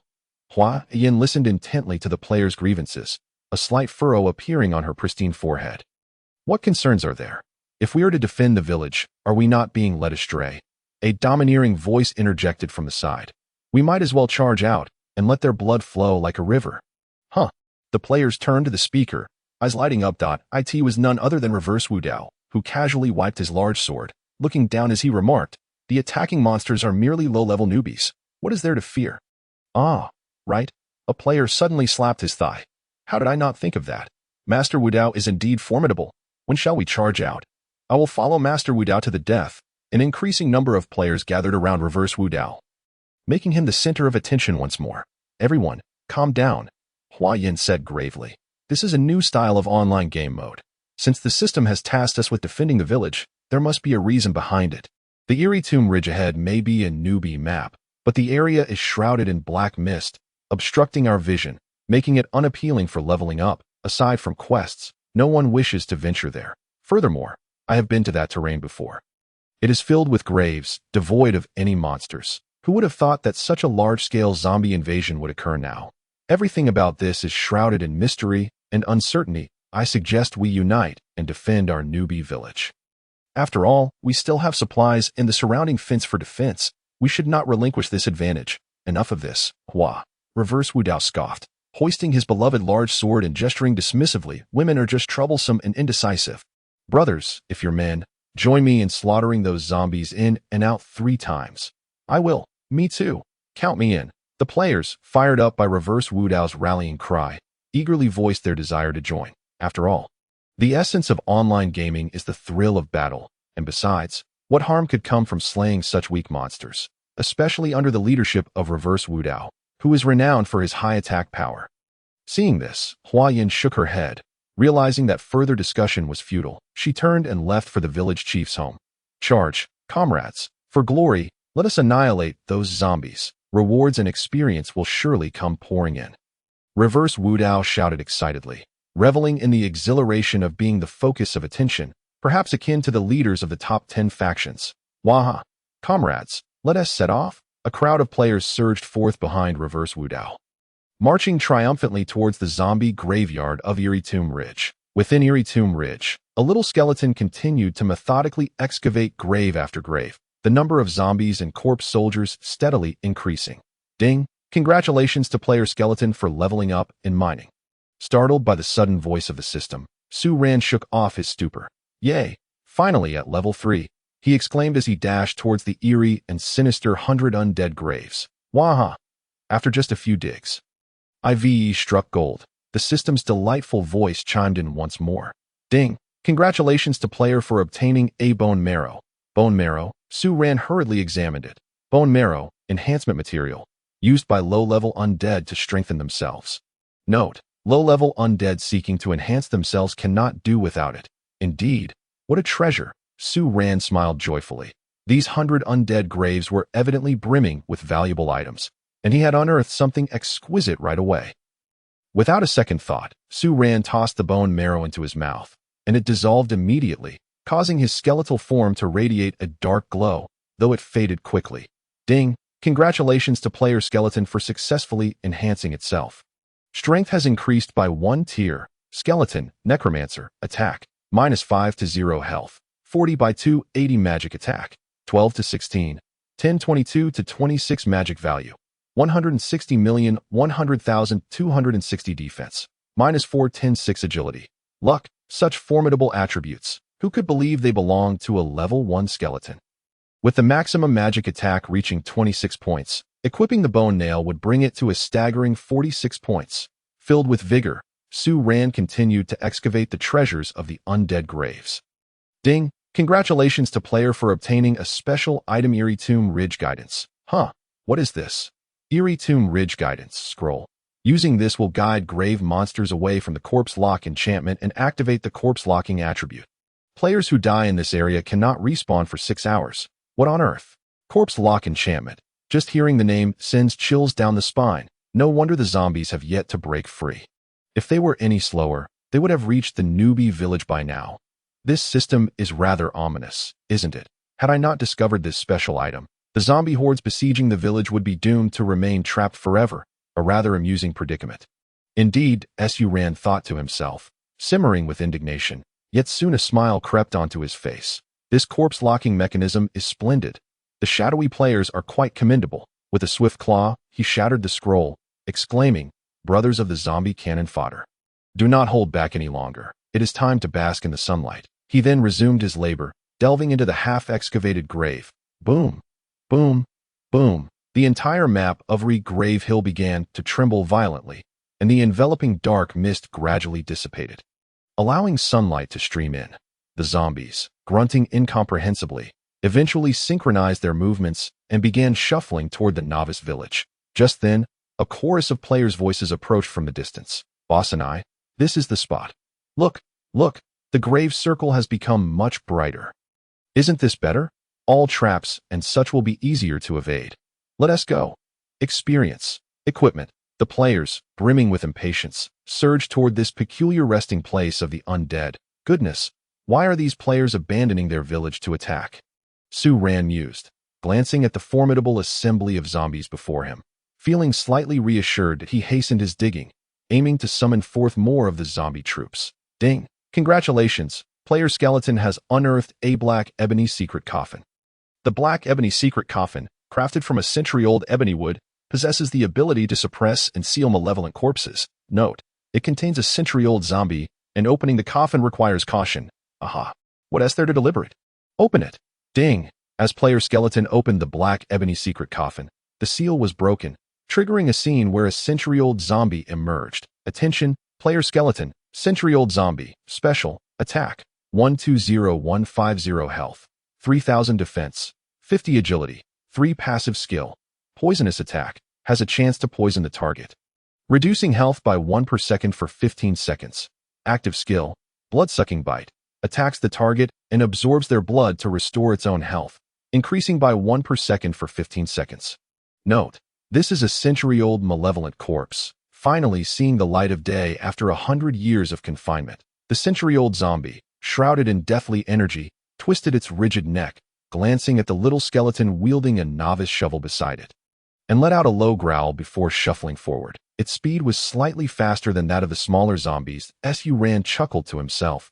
To the players guarding the novice village, this is my grand gift for you. And this gift has only just begun. Charge in. Comrades, this honor belongs to us. Ni Wu Dao, eyes gleaming, led the charge into the eerie Grave Hill.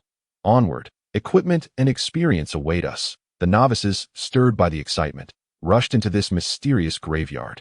Their eyes ablaze with fervor the moment the players entered. The dark ground of eerie Grave Hill suddenly lit up with a black halo, which shimmered briefly before vanishing, restoring the ground to its prior stillness. Haha!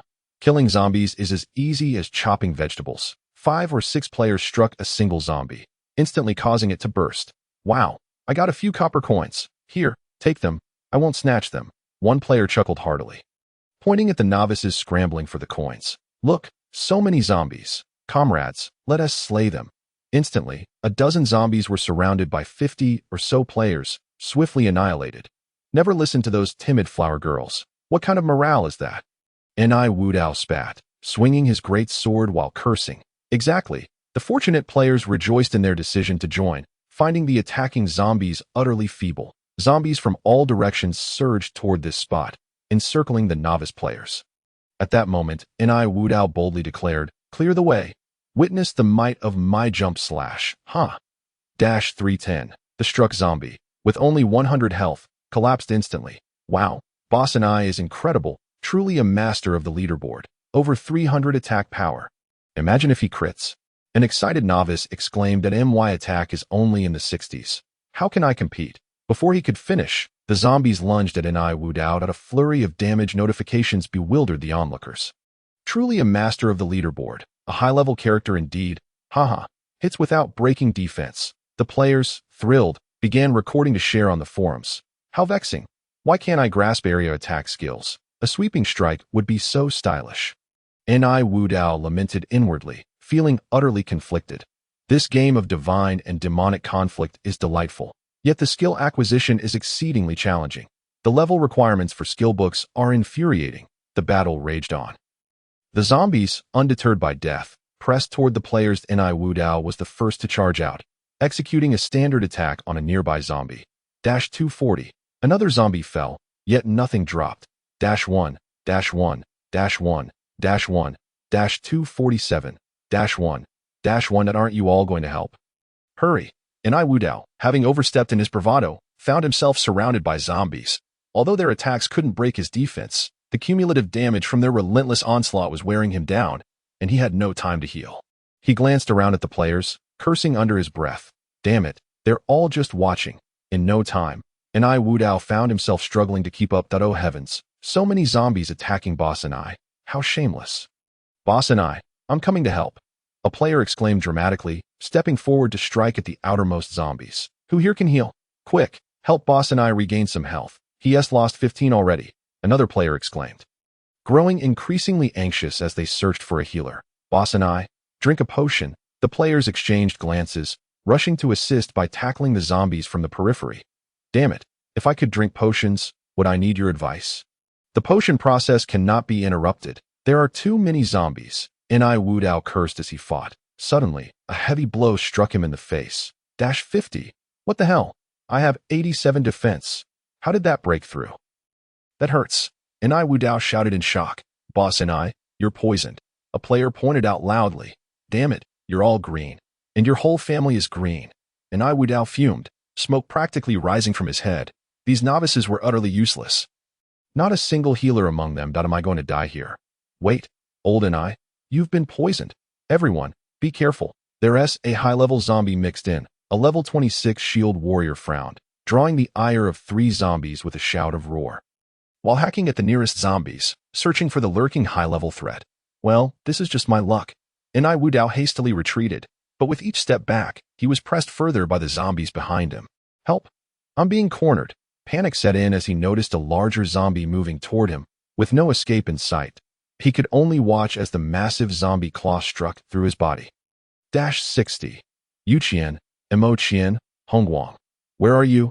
Cover me. Ni Wudao, heart racing, regretted his earlier bravado.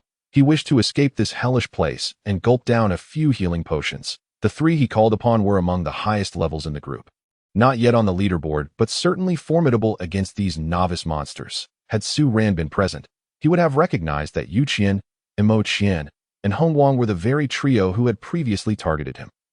Yuqian, a girl wielding a magic staff, shook her head with amusement and said to her companions, Haha, looks like Ni Wudao has played the fool and is regretting it now that he looked down on zombies. And this is what he gets. Let us not dwell on it. Let us help him. If he falls, it won't bode well for us either. The zombie boss might be hidden within, Emo Qian remarked. Stroking his bald head before leaping into action, Hongguang, a shield warrior, stood firm against the approaching zombies, turning to Yuqian with a smile. Little you, don't hold back. I think you're the only one here with area attack magic. First, let's rescue the proud old fellow. Though he may be a bit arrogant, his attack power is undeniably high, and we shall need him shortly to vanquish the boss. Humph. I intend to let him suffer a little to humble that inflated ego of his. Furthermore, utilizing area spells can be quite a waste of mana. Yuqian furrowed her brow. Yet her hands moved swiftly as she raised her magic staff high. Ice Flame Technique. The aquamarine gem atop the staff shimmered brilliantly, and a dazzling display of ice crystals erupted beneath the feet of the surrounding zombies, creating a resplendent circle of blue light that soon detonated. 144 minus 150 minus 138 minus 142 minus 149. A multitude of zombies was instantly obliterated. Zombies with a mere 100 health points cannot withstand such onslaughts. Wah! Niu Wudao braced himself against the claws of a century-old zombie, deftly leaping backward to a safe distance, where he seized a potion to drink. Wow, an ice-based area attack. How magnificent! It is said that mastering area spells is the most challenging endeavor. Even the great Neo has yet to grasp such techniques. Look, isn't this a disadvantage? The players whispered among themselves, casting glances at Yu Qian, who had just expended her magic. Yu Qian, how inconsiderate of you! Is it truly entertaining to witness my embarrassment while you only now employ an area spell? Niu Wudao, having recovered, approached Yu Qian with dissatisfaction. Please, area spells consume an exorbitant amount of mana. I barely had enough before, and I even drank a potion specifically for you. Yu Qian appeared quite irked, muttering, a dog biting El Dongbin, unable to recognize a good person's heart. Hee. Beside them, Hongguang grinned silently, choosing not to speak to them. Niu Wudao fended off a zombie that had lingered too close, addressing Yu Qian. Yu Qian, would you care to join our Unified World Guild? I can recommend you to an elite member. Plus, there's a salary involved. Hee, you must be interested in my area spell, correct? Forgive me, but I believe it is better for a lady like myself to remain a casual player, Yu Qian replied with a slight smile. Dismissing Niu Wudao's attempt at conversation and focusing on defeating the monsters. Little you, be careful, that large zombie has appeared. Hiss, it's actually a century-old zombie. Things are getting serious. Hongguang suddenly spoke up, directing his warning at Yu Qian. Just as Hongguang finished speaking, the century-old zombie lunged at a nearby novice player, its long, withered arm raised high above its head before it roared and swung its limb with ferocity, the elongated bony claws carving a vicious arc in front of it, sending 3 novice players flying.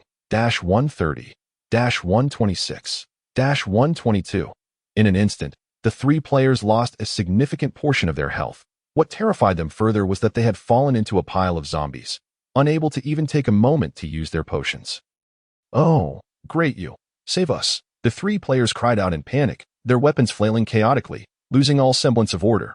The skills have a 30-second cooldown. I'm sorry. Yu Qian felt a pang of guilt and turned her head away. Within mere seconds, the 3 players heroically contributed their first demise. Unbeknownst to everyone, the darkened ground shimmered with ghostly light after the players' deaths, falling silent once more. The battle raged on fervently, as all players disregarded the lowly zombies and directed their efforts toward the formidable century-old zombie. Meanwhile, Su Ran let out a sigh of relief. Having finally unearthed a grave, he gazed upon the primordial stone coffin before him, feeling a sense of satisfaction. Conquering the novice village was now within his grasp. The primordial stone coffin, composed of an unknown extraterrestrial stone, possesses the power to subdue spirits. Constructed as a coffin, it was somewhat of a waste of resources. Crafting it into stone tools would have been far more fitting. This coffin suppresses a ghost. The spirit is formless and intangible, surviving by absorbing blood energy. However, after years of confinement, the ghost's malevolence has manifested. Do not open this coffin recklessly. Waha! Yet another powerful ally. Su Ran gleefully shook his skull. Then, disregarding caution, he seized the primordial stone coffin and flung it open. Ding! As the player's skeleton opened the primordial stone coffin, the seal was broken, triggering the narrative. The century-old ghost re-emerges. Ghost, special, spell attack, 220 to 280 health, 1500 mana, 2800 defense, 80 agility, 10 passive skill. Invisibility. Formless and intangible, reveals itself in battle, remains invisible in non-combat states without consuming MP active skills. Blood Flame gathers mana to form a fireball. After casting a spell, it has a 20 chance to siphon health, absorbing 50 of the damage dealt. Ghost Claw manifests a claw of spirit energy, consumes MP to unleash it, striking the enemy while decreasing their attack. Soul Explosion expels a substantial portion of soul energy, compressing it into a soul sphere. Targets explode upon contact, dealing area damage with a 30 attack bonus, rendering the user weak for 3 minutes. Oh dear, A magical creature. At last, a monstrous intellect has emerged. Su Ran chuckled, waiting for the ghost to depart before stealthily following it. Goodness, the battle is quite grim. Upon witnessing the scene before him, Su Ran was momentarily stunned. A vast number of zombies lay vanquished, with only a dozen players fiercely attacking the century-old zombie, which had seized one player and was utilizing its life-draining skill to replenish its lost health. Oh no, with fewer zombies, how can I exploit the chaos? Su Ran steeled his resolve, reaching beneath him to produce a card, casting it without a second thought. In an instant, the card transformed midair into a peculiar zombie clad in a white coat, wobbling its way toward the pile of corpses. Medic zombie attack, 0 to 0 health, 3000 defense, 100 agility, 3 passive skill, rejuvenation, automatically regaining 10 health points per second. Active skill, necromantic revival, consumes a portion of mana to resurrect low-tier undead within a 3x3 area. Note, this zombie possesses no attack power, but do not underestimate it. It will bring you endless trouble. Upon use, the card Beast lasts for 20 minutes. Let us go, comrades. That accursed century-old zombie has only 13 health remaining. Victory is within our grasp. Everyone, let us strike hard. Neo Wu Dao charged ahead, swinging his large blade at the century-old zombie, encouraging the remaining players. This place feels ominously strange. It seems things cannot be this simple. Mo Qian, having dispatched a zombie that lunged at him, remarked to Yu Qian, "Fortunately, these zombies are nearly done for. Only this big boss remains. Otherwise, we would surely perish here. I've nearly exhausted my entire stock of potions." Have you all noticed? Yu Qian raised her hand, casting an ice shard at the century-old zombie, carefully observing the surroundings, and stated seriously, "We are left with only the 4 of us high-level players and 10 novice players. The fallen players have not even disappeared, which is highly irregular. Are you suggesting?" Hong Guang, fending off the zombie soldiers' attacks, glanced around in shock, exclaiming, "This cursed place cannot resurrect players." Hiss! All players, alerted by Yoqian's warning, reacted, staring at the ground littered with player corpses mingled with the remains of the fallen monsters, which indeed showed no signs of vanishing. What is happening here? Regardless of whether resurrection is possible, let us defeat this century-old zombie and share the loot. Neo Wu Dao sensed the shift in atmosphere and bellowed, wielding his large blade with even greater fervor. "Yes, let us eliminate it first." The remaining players rallied each other, charging toward the century-old zombie. Bang! A burning paper fan struck Neo Wu Dao's face. -1 an ambush? Neo Wu Dao was taken aback, having been unexpectedly attacked from a distance. Though it inflicted little damage, if the number of respawning magical creatures increased, he would have no choice but to retreat to the novice village. Seizing the moment while the century-old zombie attacked others, Neo Wu Dao glanced up and spotted a lone white skeleton tossing a stack of burning paper from afar. Bah! A level 1 skeleton, hardly a threat. Neo Wu Dao dismissed the incident, continuing to cleave at the dwindling health of the zombie. When Su Ran witnessed the burning paper inflict a mere drop of health on Neo Wu Dao, he was momentarily stunned before the realization dawned upon him. How foolish of me to forget to equip the legendary bone spikes. Bone nail, bone artifact, black iron, magical attack, 10 durability, 300 required level, 10 special skill, magical power enhancement. Increasing magical attack by 10.no level restrictions ignores defense. Note, an item suitable for beginners, even at its best, it remains rather mediocre. The property of ignoring defense is in effect. Su Ran, with paper in his left hand and a nail in his right, hurled another burning piece of paper at the face of the player named Ni Wu Dao. Bang! -56 Ha! The ability to ignore defense is simply outrageous. A level 1 character can inflict 56 points of damage on a high-level player. Seizing the opportunity, Su Ran continued to conjure burning paper, sending fiery sheets toward Ni Wu Dao ahead. Oh my, a bug! Ni Wu Dao, with burning paper smeared across his face, lost 56 health points, leaving him utterly bewildered. This is illogical. How can such a feeble attack deal such high damage? In a state of panic, Ni Wu Dao hurriedly sought refuge, looking for a monster that could wield such strength. Yet, as he raised his head, a barrage of fiercely burning fireballs came hurtling toward him. -56 -56 -56. Fortunately, attacks with a luck value above 10 hit for the maximum damage. Fixed damage. Ni Wu Dao winced repeatedly, hastily raising his large sword to shield himself, and retreated from the battle, fleeing to the crowd to drink a potion. Everyone, pay attention. A magical boss has spawned. Be cautious. This creature inflicts tremendous damage. Even I almost met my end. What the heck? Why does Ni Daxian have no health left again? This graveyard is too sinister. Is it really necessary for the beginner map to be this terrifying? Before the player could finish speaking, a century-old ghost appeared before him, extending a bony hand, thin as a twig, wrapped in soul energy to form a massive ghostly claw, swiftly lunging toward the player. -620 lucky critical hit. -280 -238 trio of players suffered varying degrees of piercing damage, with 2 novice players instantly slain. The remaining one was rendered unconscious by the terrifying visage of the ghost, suffering a severe mental shock that forced the game to eject him into reality. Damn it, a powerful group boss. Can this game even be played anymore? How can a beginner village task spawn such a monstrous boss? Ridiculous. Hongguang and I will take the lead. Brothers, stay alert. This creature has 1500 health and is easy to kill. Ni Wudao shouted loudly, his tone brooking no dissent. If they retreated now, he would undoubtedly be the subject of ridicule from those harlots. He could only brace himself and press on. Old and I, we should withdraw. This monster is too ruthless. We need the archers guarding the village to assist us, shouted Mo Qian, feeling the pressure from the century-old zombie. Both bosses can drain health. We can't withstand this. Indeed, let us retreat to the village. If we push further, we will be completely wiped out. Hongguang, wielding his shield to block the remaining zombies' attacks, strained to say to Yu Qian, "Little you, clear the small monsters. We're pulling back." Withdraw? Nonsense. Ni Wudao's veins bulged, his fierce demeanor apparent as he thundered, "Victory is within our grasp. We must first slay the weakened century-old zombie boss. Once that's done, our fallen comrades will resurrect in the novice village. I will personally compensate each with 10 gold. I keep my word." Wow, 10 gold. This is a lucrative deal. The novice players, motivated by the prospect, recklessly charged toward the century-old zombie.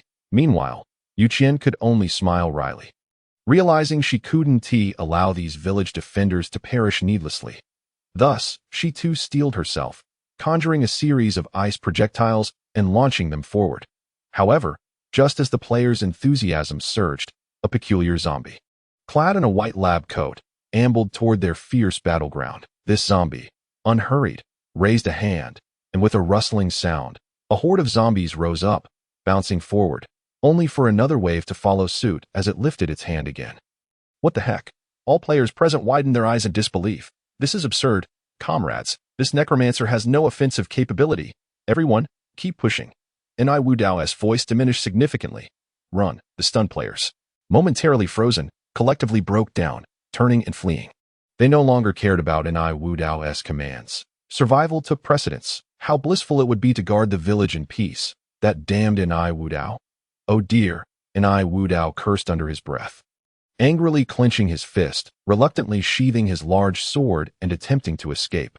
Unfortunately, the necromancer bounced right in front of him. With a flick of its hand, a swarm of zombies rose again, trapping several players, including Ni Wudao, once more. Damn it! Ni Wudao clenched his teeth in frustration, wildly swinging his large sword at the zombies, suffering greatly as he lacked area of effect attacks. Ice Flame technique. In the midst of her retreat, Yu Qian happened to catch sight of Ni Wudao and snared in a moment of urgency. She instinctively hurled her area skill into the circle of zombies encircling him, and a brilliant bloom of icy fire erupted beneath Ni Wudao's feet, mercilessly consuming the lives of the surrounding zombies, causing many of the recently risen ones to fall once more. Now is our chance. Everyone, let us run and disengage from the battle. Ni Wudao, disregarding pleasantries, shouted to the nearby surrounded players, leading the charge out of the zombies' clutches. Bang! The ghost revealed itself, materializing before Ni Wudao, its claw piercing through his body, flinging him and his companions into an already existing grave pit, where the zombies once again surrounded them without mercy. Damn it, who is so malicious as to dig such a large grave pit? Su Ran chuckled, thinking if they ventured deeper, there would be plenty more graves. Ni Wudao felt tears welling up. Had he known the zombies would be so fierce and troublesome, he might as well have obediently guarded the novice village, living a leisurely life. Now he was in deep trouble. Yu Qian sighed in resignation. With a 30-second skill cooldown and a lack of magical potions, she felt utterly powerless. After disengaging from the battle, she pulled out a return scroll and shattered it, teleporting back to the novice village. Return scroll. Su Ran quickly summoned the system to check the attributes of the return scroll, only to discover it could only be used after disengaging from combat, instantly transporting him back to the nearest town. Disengaged from combat, Su Ran seemed to grasp something. He chuckled, his eyes fixated on the fleeing players. As soon as one of them produced a return scroll, he would burn paper to obscure their faces.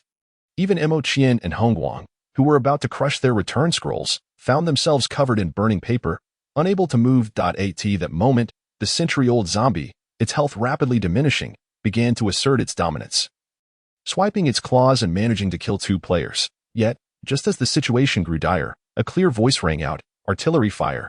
A series of fireballs spiraled toward the circle encircling Ni Wudao, instantly engulfing the 5x5 zombies in a fiery explosion, leaving a clear space around Ni Wudao. Ni Wudao blinked in astonishment, seizing the moment to dash out, closely followed by a few remaining novice players. Awesome.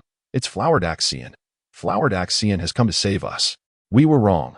Guarding the village was indeed the right choice. Flowered Axion, forgive us. The players, witnessing their savior, ran while lamenting their decisions. With a serious expression, Hua Yin concentrated on conjuring fireballs while instructing the fleeing players. Gather behind me. This is not where we belong. Let us return to the novice village and defend.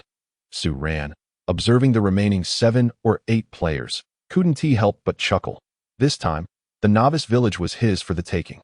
Su Ran darted behind a horde of zombies, specifically targeting the players with low health. Burning paper attack. -56. The burning paper blinded the low health player, who then fell. Attention, we have a high intelligence boss. Low health players. Retreat. Shield warriors, take the lead. Withdraw.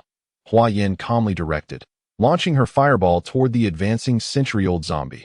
After replenishing his health behind the players, Ni Wudao, disregarding the gazes upon him, shattered a return scroll and returned to the novice village. Damn it, that old dog Ni actually fled first. A keen-eyed player shouted in dissatisfaction. Let us first overcome this immediate challenge. Returning to the novice village will be his turn to shine. Hua Yin commanded, firing fireballs at the wounded century-old zombie. Hongguang, grinning, remarked, it's so much more enjoyable teaming up with Hua Yin. Following that reckless individual, there was a complete lack of organizational discipline, nearly indulging in personal bravado. Just then, a sinister specter emerged from the shadows, coalescing into a ghostly claw that launched a merciless surprise attack on Hua Yin.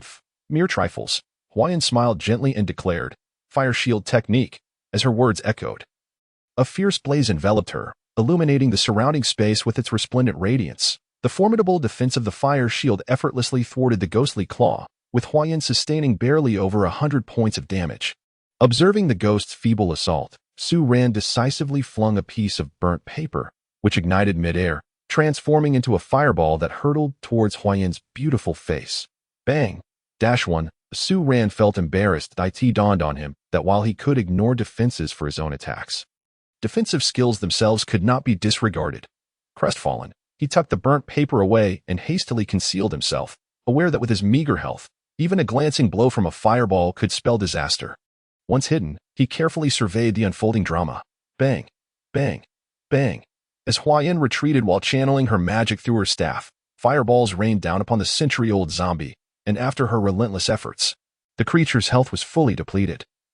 Collapsing with a mournful cry, scattering a wealth of gold coins and items across the ground, it exploded. It exploded. Ha ha ha, you old dog. After all that effort, the boss has submitted gracefully. Hua Yin, the great leader. The players were like children on a sugar high, their eyes gleaming at the sight of the scattered treasures, itching to rush forward and stuff them into their bags. Follow orders, abandon looting, retreat to the novice village. The zombies are closing in. Do not risk your lives to collect.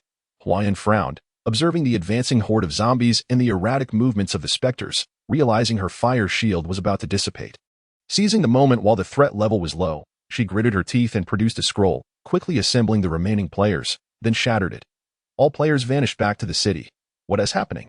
Su Ran's eyes widened in astonishment.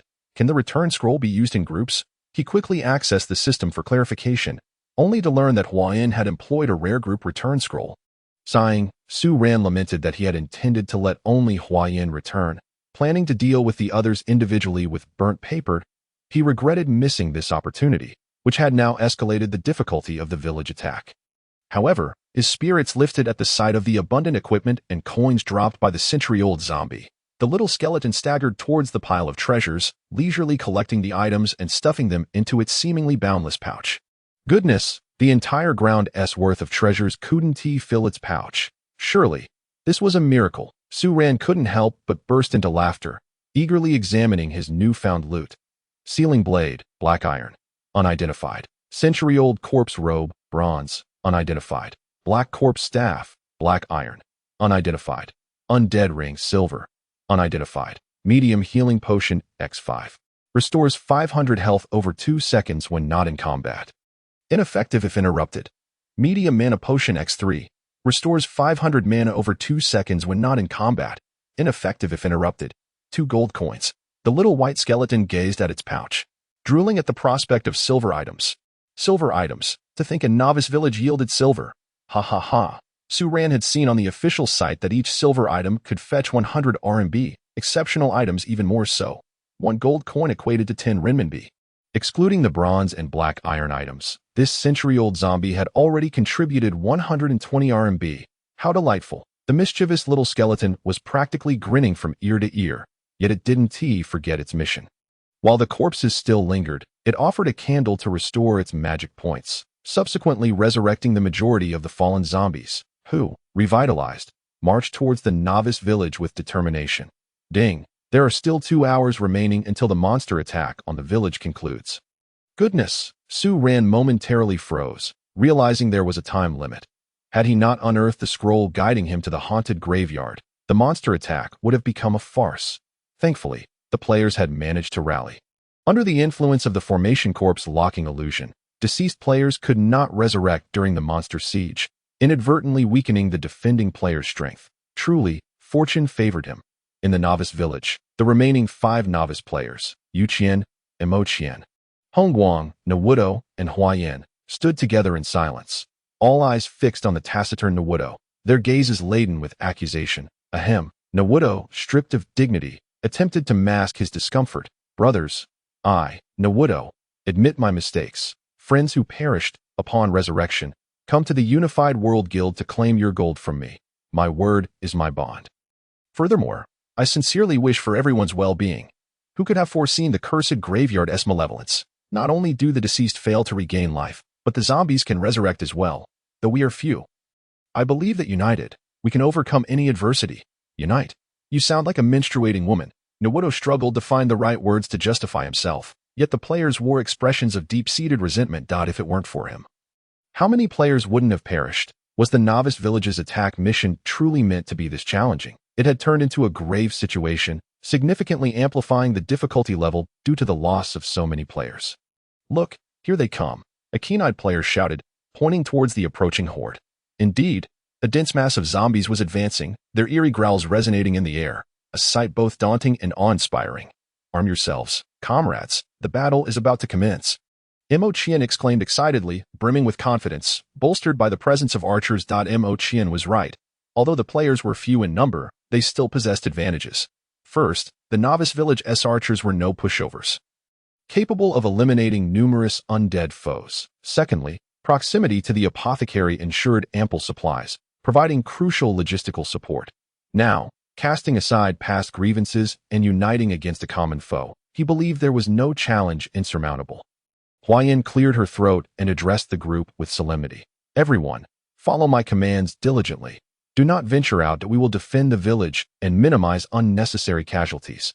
New novice players are our fresh reinforcements. Your task is to deliver healing and mana potions to those on the front lines. Each of you must fulfill your roles and prepare for battle. Understood. All players responded earnestly. Even Nawudo begrudgingly nodded in agreement. These are the potions I prepared. Novice players, come and collect them. Your responsibilities are significant, and there must be no mistakes. Huan distributed bundles of healing and mana potions from her inventory to the 5 remaining novice players. Rest assured, boss and I, we know what to do, the novice players declared, standing tall with a sense of unwavering resolve. Nawudo hurriedly sought to redeem himself, stepping forward to hand out bundles of potions to the novice players. Silently retreating to the apothecary for replenishments, the group watched Nawudo's departing figure, their expressions softening. Everyone, take your positions and defend our home. Huayan smiled gently, rallying the players once more. Yes, shield warrior Hongguang boldly took the lead. Squatting by the archer's post, his dark shield raised in anticipation, awaiting the approaching zombies. The other players readied themselves for battle. A fierce confrontation was imminent. The horde of zombies advanced towards the novice village. With the specters at the forefront, gliding swiftly ahead, Su Ran stealthily trailed behind the zombies, cautiously moving forward, step by step. Those foolish specters, so quick yet oblivious to moderation. If only he weren't concealed, the entire attacking force relied on the specters as their main power. And he hoped they wouldn't fall first. Sigh. If only the zombies could heed my commands. These brainless fools. Even a few more wouldn't suffice. Su Ran observed the dim-witted zombies, feeling a wave of embarrassment wash over him. Surveying the situation at the novice village, he noted the two archers stationed at the entrance, with all players preparing their defenses, an obvious strategy. An idea struck him. The little skeleton, Su Ran, flickered with a ghostly light in its eye sockets. It promptly broke away from the horde of zombies and bent down to burrow into the underbrush. Suddenly, the spectral boss launched an attack. Mo Qian, with keen eyes, called out to his comrades, warning them that this creature could turn invisible and was remarkably swift. They all steeled themselves, knowing that if they could dispatch this boss, the task of defending the village would become considerably easier. This mindless undead, hiding behind the zombies and attacking us with magic, was truly bothersome. Yet here it was, foolishly charging to the front. What a classic case of inviting death. Hongguang brandished his large shield, laughing heartily. I told you. How could a village defense task in a novice area be so difficult? That was just asking for trouble, making everyone so tense. Mo Qian let out a sigh from the side. Hua Yin cast a glance at the silent Nai Wu Dao before addressing the players nearby. Everyone, stay alert. The village assault has only just begun. Since that century-old ghost has made its move, we should prioritize attacking it. Be cautious of its invisibility, skill, and speed. Remember, this is a magical creature. Do not underestimate it. The first to attack were the archers stationed at the village entrance. Upon spotting the century-old ghost within their range, they raised their bows and loosed their arrows. -100 the ghost cried out in pain. Its speed suddenly increasing, making it difficult for the archers to target. As it weaved and darted, it gathered its spectral energy and unleashed a fiery attack, striking one of the archers. -160 healed 80 what the? It has life-stealing spells, Nai Wu Dao exclaimed, his eyes wide with surprise. However, he refrained from acting rashly and glanced at Hua Yin, asking, Hua, are you in or out? Hua Yin furrowed her brow, ignoring the bothersome Nai Wu Dao. She pointed her staff, channeling her magic as a fireball soared toward the ghost. At the same time, the ice mage Yu Qian unleashed ice projectiles at the ghost, which was dodging left and right. Charge! Nai Wu Dao, witnessing the unfolding scene, drew his intimidating large sword and leaped into the fray, eager to engage while the zombie horde had yet to arrive. Fighting solo was his forte. Boom. Dodge. Dodge. The ghost's evasion was astonishingly high. Only Hua Yin's fireball managed to hit it, while the ghost was clever enough to avoid the rest. As it perceived the multitude of attacks directed at it, it began to spin rapidly around the novice village, unleashing waves of fiery energy that struck the immobile archer, draining more of its health. The shield warrior protected the archer, launching a preemptive strike. Hua Yin noticed that the archer was drawing the ghost's ire. Yet, her agility was nowhere near that of the ghost. She could only anticipate its attacks, releasing fireballs along its spinning trajectory. Standing beside her, Yu Qian remained silent, frowning as he released ice projectiles with abandon. The vibrant red and blue lighting up the novice village spectacularly. Though the ghost's movements were erratic, it was still struck by fireballs twice, mercifully avoiding the ice projectiles. If an ice freeze effect had occurred, it would have been dire. The continuously depleting health of the ghost seemed to incite its wrath. Its flight path grew increasingly erratic, darting in all directions, leaving no one able to predict where it might appear next.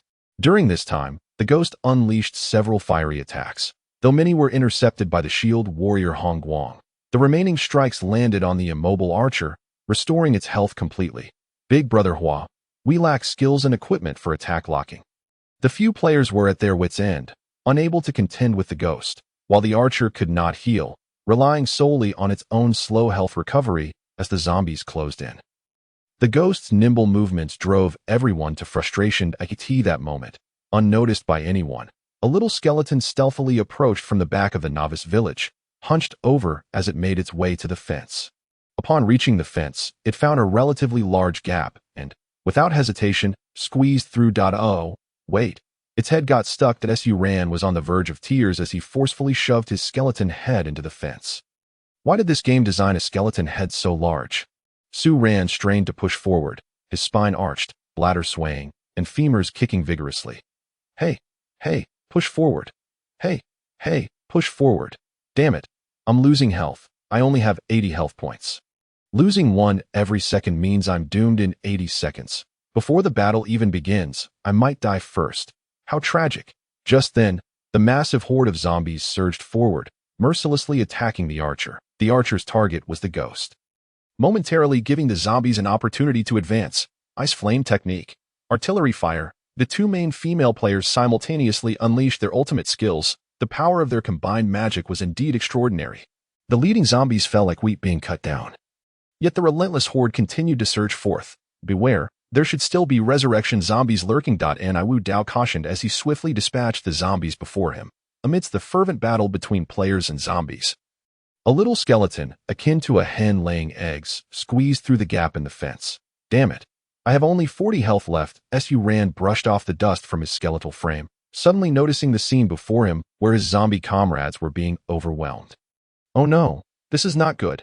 Su Ran hastily retrieved a precious rune from beneath him, scrutinizing it with care before resolutely using it. Wrath of the Undead. During the siege, all participating low-level zombies and skeletons will have their attributes doubled. Duration, 1 hour. Note, this is a rare talisman. Using it during the Forbidden Curse Undead catastrophe will yield better results. All the zombies roared with crimson eyes. Their attributes doubled. Zombie attack, 10 to 20 health, 200 defense, 4 agility, 2-0. It seems doubling still makes them as fragile as tofu. What good is this? Damn it. This horde of zombies let out a roar, seemingly injected with a stimulant. What is going on? Mo Qian jumped in surprise and quickly inquired. Don't panic. Just look at the system notification. Ice Mage Yu Qian advised while attacking. Ding. Players, please note, due to the influence of the Wrath of the Undead talisman, all attacking village zombies and skeletons have doubled attributes. Dazed. Doubled. The players hurriedly observed the zombies' attributes. Pfft. Ha ha ha. Attack limit of 20, health of 200, defense of 4, agility of 2, ha ha ha. Tofu doubled is still tofu. What a joke. The ghost's attributes remained unchanged, as it did not belong to the zombies. Haha. I just posted the attributes and system notification on the World Channel. Haha. The players gleefully watched as the zombies fell one by one, reveling in the hilarity of the situation. However, they failed to notice that not far behind them, a little skeleton's body began to gleam darker and shinier due to the influence of the Wrath of the Undead. The World Channel erupted with excitement. Is this what you call a village siege? I am dying of laughter. Dazed. My friends and I are still heading toward the novice village. Forget it. Let us head back. This activity is boring, and there is no good equipment to be gained. What could a level 3 zombie possibly drop? I never even regarded it. And Wu Dao, you little rascal, you've been rampaging in the novice village. I'm so envious of you. Come on, comrades, I'm still waiting to be teleported back to the novice village for quests. The system is up to something. Friends, let us wash up and sleep. There is no hope left. While the World Channel buzzed with excitement, Su Ran was astonished by his own attributes. Skeleton, Necromancer. Attributes doubled. Duration 1 hour. Attack, -12 to 0 health. 160 magic attack, 44 to 52. Fixed maximum damage with luck 10 and above. Magic points. 520 defense, 12 agility. 12 with a magic attack of 52. Combined with paper burning attacks and bone nail attacks, plus an additional dark flame attack of 20, Su Ran couldn't help but smile in delight. His actual attack reached 87. Yet, he was merely a level 1 little skeleton. Su Ran swayed his hips triumphantly. Although there was not a shred of flesh on his backside, an undeniable aura of flamboyance emanated from him. Though his attributes had doubled, Su Ran still hesitated to recklessly charge into the battlefield like a fervent warrior thirsting for blood. With only 160 health points, he was still outmatched by the zombies' 200 health. Surrounded by the sights and layout of the novice village, Su Ran suddenly experienced an epiphany. Chuckling to himself as he made his way toward the apothecary. Oh, the exhilaration of having 12 agility. It felt as if he were soaring. Ding! Due to the player skeleton slaying the apothecary owner, Human NPC friendliness -100. Shortly thereafter, Su Ran emerged from the shop, disgruntled, thinking, this damned system is utterly stingy. Even with the apothecary owner dead, they won't let me take any unclaimed potions. Bah. Surveying his surroundings, Su Ran discreetly slipped into the armor shop while the players remained oblivious to his presence. Ding. Due to the player's skeleton slaying the weapon shop owner, human NPC friendliness -100. Ding. Due to the player's skeleton slaying the armor shop owner, human NPC friendliness -100. Ding. Due to the player's skeleton slaying the grocery store owner, human NPC friendliness -100. Ding. Due to the player's skeleton slaying the jewelry shop owner, human NPC friendliness -100. Stepping out stealthily, Su Ran happened upon a novice player returning to replenish their potions, and their eyes met for a brief moment. Both were momentarily taken aback. Seizing the opportunity, Su Ran swiftly slapped 2 pieces of burning paper onto the player's face. Boom. -174, lucky critical hit, -87. The novice player, already low on health, barely had time to draw their weapon before collapsing to the ground, spilling a plethora of magical potions. Huh? Where are the healing potions? Oh, right. This fellow was just here to restock. This must be considered a significant haul. Su Ran's eyes sparkled with greed as he hurriedly gathered the potions and stuffed them into his pouch. Now he understood. 12 agility was extraordinarily powerful. It was akin to a glitch. Just as Su Ran began to revel in his fortune, he suddenly realized a grave issue. Players could respawn, and in this novice village, there was no corpse-locking enchantment to deter them. Time was of the essence. Su Ran had forgotten that during a village raid, players could not respawn using gold. They could only wait 30 minutes after dying. Casting a glance at the unfortunate players sprawled on the ground, he darted into an alley. Digging through his pouch, he finally unearthed an item. Common card. Hellhound. Rare monster. Attack. 78 to 92 health. 1000 defense. 60 agility. 9 skill. Hellfire. Flames summoned from the underworld, granting a 30 attack bonus with an attack range of 3x3. This skill leaves the user weakened for 3 minutes. Note: the juvenile form of the Hell 3-headed dog, possessing formidable combat prowess. This card summons the beast for 10 minutes. An agility of 9 for a dog. Wow. Players, regardless of your ranking, are you enough to fill the gaps? Summon Hellhound. Upon activation, the beast card erupted in a cloud of black smoke, and as the smoke dissipated, a towering, menacing golden hound, ablaze with unquenchable hellfire, materialized before the skeletal figure, its appearance undeniably imposing. Yet, to Su Ran's surprise, the fearsome hound scampered over to the skeleton's side, playfully wagging its tail and licking it affectionately. Su Ran's presence became overwhelmingly pronounced. You see those 9 players. First, eliminate that ice mage named Yu Qian, then take down those warriors. Su Ran instructed the hellhound in a serious tone, only to be astonished when it actually understood him. Ah, right, utilize your speed advantage. Don't just stand there and let the players take you down. Did you hear me? Su Ran adopted the demeanor of a teacher reprimanding a student. The hellhound nodded eagerly, its tail wagging even more enthusiastically. Boss-wa, boss-wa. This is bad. A novice player, having received alarming news, shouted frantically at Hua Yan. What happened? Hua Yan, continuously channeling her magical energy, unleashed spells one after another against the eerie specters. Noticing the distressed player out of the corner of her eye, she inquired, her focus wavering with concern that a skeleton has spawned in the village. Its attack power is formidable. It instantly killed one of my friends who was just replenishing potions. And now the potions have dropped. The player relayed the entire sequence of events, conveying the seriousness of the situation. What? Hua Yan's pupils widened in shock, momentarily disregarding the annoying leeching attacks of the specters. Turning her gaze toward the novice village, she gasped in horror upon seeing a massive hound engulfed in dark red flames barreling toward her with bared fangs and a blood-red tongue lolling out. As the vicious beast closed in, it lunged at the unsuspecting Yu Qian, sinking its teeth into his neck and dragging him away. Yu Qian, overwhelmed by the terrifying scenario, fainted from the shock, and due to the extreme emotional distress, he was forcibly logged out of the game. Hua Yan, a young woman, was not immune to such subconscious reactions. Upon witnessing Yu Qian being ambushed and dragged away by the hellish hound, flames ignited around her. And as she cast her fire shield spell, her resolve solidified. Raising her staff, she unleashed a powerful fire bolt at the fleeing beast. Reverse the path, back to the village. We must engage the hellhound and rescue the ice mage Yu Qian. Hua Yan's magical attack had little effect, and in her desperation, she called out to reverse the path. They could not afford any casualties. Heh, ladies, isn't it exhilarating to command me? Reverse the path chuckled. Not denying her assertion as he charged toward the hellhound. As reverse the path approached the beast, it appeared to be waiting for him, having already discarded Yu Qian's lifeless body, which lay in two halves. Amidst the scattered items and potions that had dropped, taken aback, reverse the path sensed a trap. Did the hound actually seem to be smiling? Bah, how sinister. This is merely a game-generated monster. How could it possess such intelligence? Reverse the path glanced at the hellhound's attributes, his confidence restored.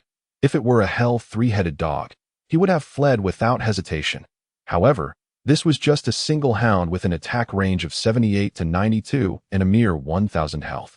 It could be defeated in just a few strikes. This lady is truly making a mountain out of a molehill. Lifting his large axe, he performed a jump/aimed at the hellhound. The beast, however, was no pushover. It deftly dodged reverse the path's decisive strike and swiped at him with a claw. -4 what the? It actually broke through my defenses. I'm wearing level 30 gear.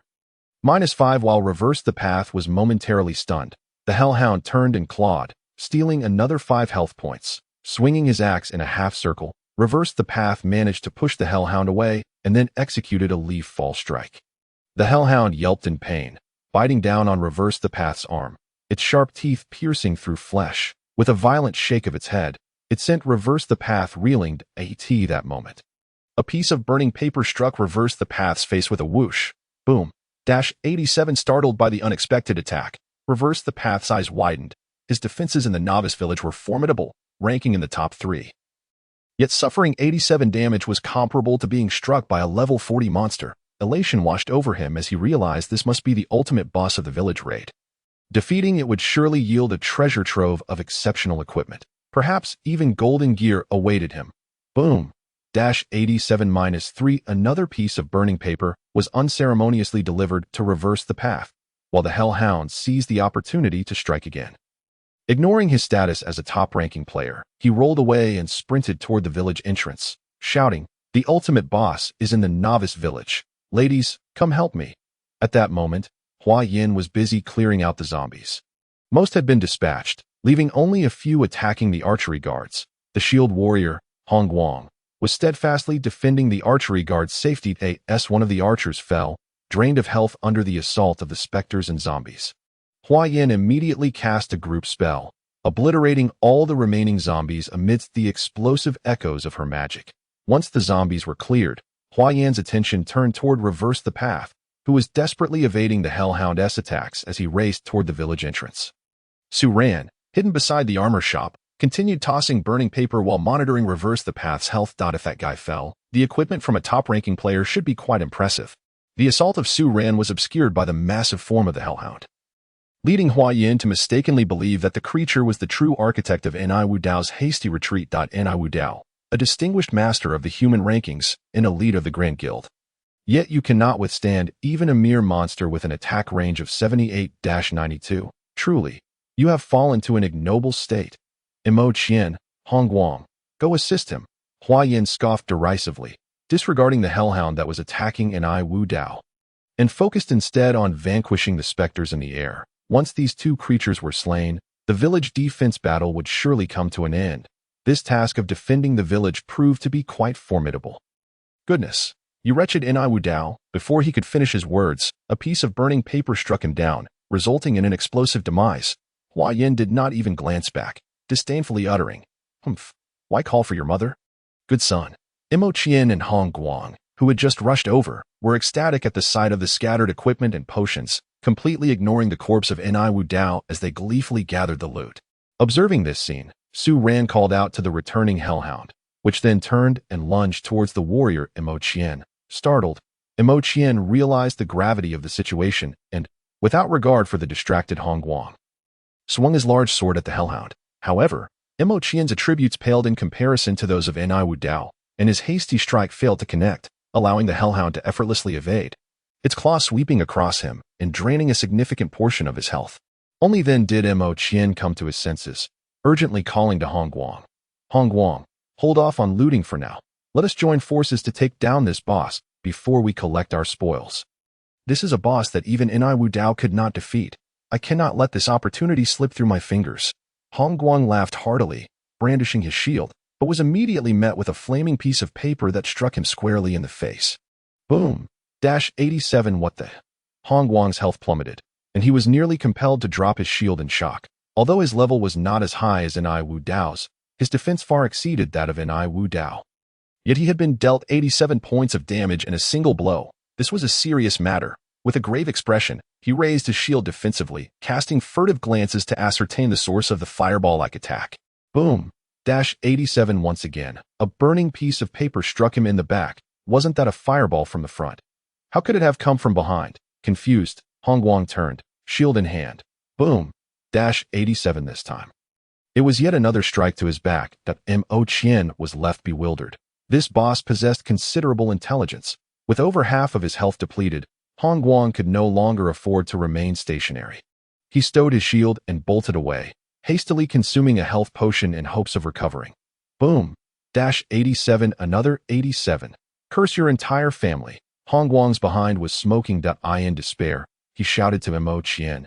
Mo Qian, hurry and run. This boss is too cunning. We need to regroup with Boss Hua and flee. Just as he finished speaking, Hong Guang found himself unable to escape, a piece of burning paper striking him on the rear, sending him crashing to the ground in another explosive demise. The equipment and potions he had just collected were scattered across the ground. Mo Qian stood dumbfounded, witnessing this scene, panic rising within him. He deftly evaded the Hellhound's pursuit, seeking to retreat to the entrance of the novice village when a flaming piece of paper, akin to the Reaper of Souls, plummeted directly onto him. Boom! 87 Mo Qian realized the dire situation. With 87 points of damage, this blow had cost him a significant chunk of his health, causing his hairs to stand on end as he bolted in terror. The Hellhound was no ordinary foe. Its speed ensured that Mo Qian's escape was destined for tragedy. Ensnared by the Hellhound, Mo Qian, filled with indignation, watched as the soul-seizing piece of paper struck him again, draining his health further. Resolved, he ceased his flight and unleashed a jump slash and leaf-falling strike at the Hellhound before him. But in no time, his health was depleted, and he lay lifeless on the ground, resulting in yet another explosion of loot. Su Ran, the little skeleton, sauntered forth, gathering the scattered equipment and potions into his bony grasp.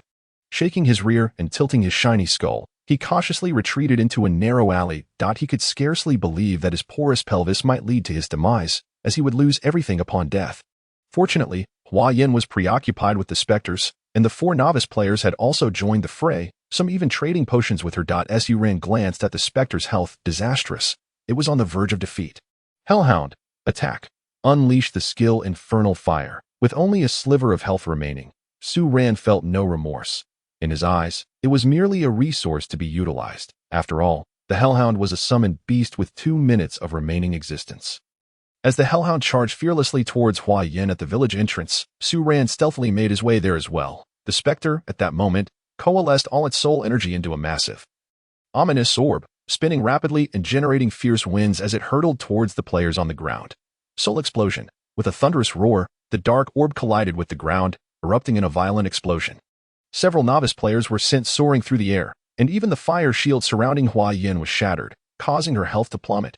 Just as one calamity subsided, another loomed. The Hellhound, its eyes now crimson with rage, its body ablaze with infernal fire, let loose a deafening howl, unleashing flames unreservedly.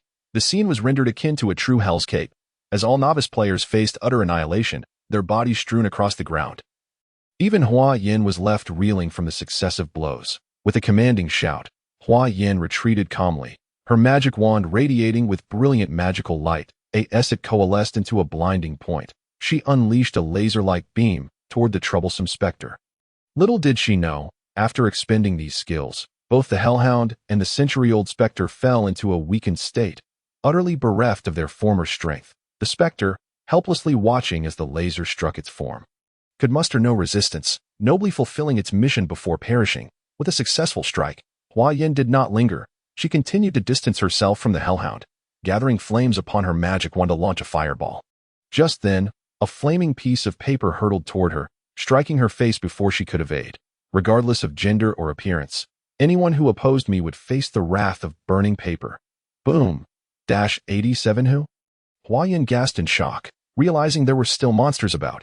Her fire shield was still on cooldown, and her health was critically low. The situation was dire. Gritting her teeth, she focused on her magic wand. Conjuring another dazzling blaze, her gaze scanning the vicinity of the novice village, searching for the lurking foe. Meanwhile, the Hellhound, having survived Hua Yin's strike, rallied its strength and, with a mournful whimper, charged toward her. The once vibrant creature now appeared as a weary old dog, desperately striving to eliminate the enemy before it. Such unwavering dedication compelled Su Ran to silently commend it. Seizing the opportunity while the Hellhound was still able to retaliate, Su Ran once again unleashed a cunning piece of burning paper. Hua Yan's eyes lit up. She deftly evaded the Hellhound's grasp, launching a fireball toward the source of the burning paper. Goodness, Su Ran, having reveled in his hidden position, looked up only to find a fireball the size of a basin hurtling toward him. This was it. Su Ran's pale face betrayed his fear, for his fragile health could not withstand such a blow. His mind went blank. Boom. Miss Su Ran hastily retreated a few steps, managing to conceal himself once more. What a close call. Fortunately, his extraordinary agility afforded him a significant evasion rate, allowing him to escape the clutches of death. Boom. 87. Although Hua Yin had evaded the Hellhound's bite, she was unable to dodge the burning paper strike. With her health nearly depleted, she darted to avoid the now closer Hellhound. Having no time to consume potions, gritting her silver teeth, she retrieved an item from her inventory and forcefully slammed it to the ground. Puff! A scarecrow suddenly appeared before the Hellhound, shielding Hua Yin from the brunt of its assault. The Hellhound's strike landed successfully, but the scarecrow dissipated into smoke, vanishing into thin air. Above the Hellhound's head appeared a large red numeral, -90. The scarecrow, upon use, absorbs 1 instance of damage for its host, with all attacks rebounding entirely, the damage borne solely by the attacker. Note: this is merely a scarecrow. Do try your luck against it. The Hellhound's health was instantly depleted, whimpering as it dissipated into the air alongside the scarecrow, leaving no corpse behind. Su Ran could not afford to waste time. If Hua Yan's health were to fully recover and she managed to conjure the fire shield, the battle would become untenable. With a mindset resigned to fate, Su Ran dashed out of the alley, launching a fireball towards the fire mage, Hua Yin. However, Hua Yin had already swiftly drawn out healing salves and magical potions at the moment of the Hellhound's demise. And just as she tilted her head back to drink the potion, Su Ran's fireball struck her, knocking her to the ground and causing her to drop 2 pieces of equipment and several potions. Su Ran was taken aback. It turned out she, too, was barely holding on. Her magic had been completely expended after a series of spell activations, and her health was critically low. If Su Ran had afforded her just 2 more seconds, that little skeleton could have simply awaited its demise. Cold sweat broke out on Su Ran's brow. This battle was truly perilous, not something an ordinary person could engage in, if only there were no ifs. Su Ran dared not rely on time, as players would inevitably respawn. He rose to confront the remaining archer guard, who still posed a threat, as expected. At the moment the archer fell, the system notification echoed across the land of Shenzhou. A series of 3 notifications flooded the world channel, causing it to boil over like water in a cauldron. What on earth? The novice village has vanished. What madness is this? Village defense failed. What is going on? And Wu Dao, you scoundrel, come out here. You failed such a simple village defense task with a horde of level 3 little zombies. Come on, let me spit blood at you. Moments later, the world channel exploded with tens of thousands of comments. Overwhelming to behold. Ding. Due to the disappearance of the novice village, new players are randomly assigned to the map. Ding. Due to the disappearance of the novice village, all players in Shenzhou lose 1 level. And all earnings are halved for 7 days. The world channel began to scroll frantically with comments once more. Unaware, Su Ran stood dazed in the novice village, having not yet picked up the equipment Hua Yin had dropped.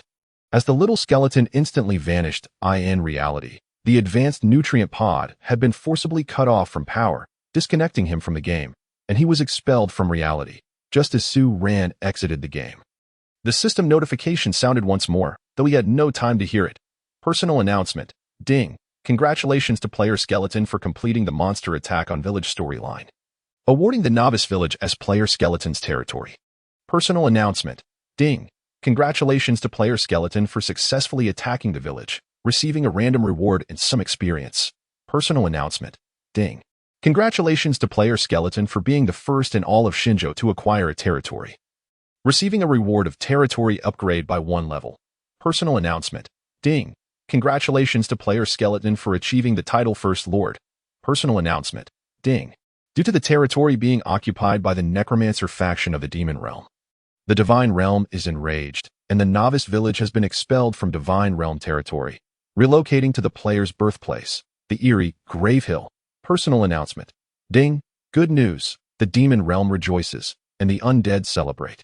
Player Skeleton's territory safe period has been extended to 1 month. Su-Ran awoke in the advanced nutrient pod, bewildered, first noticing his mother, Su-Mu, who looked exceedingly anxious, upon realizing he had not encountered any emergencies and appeared to be in good spirits.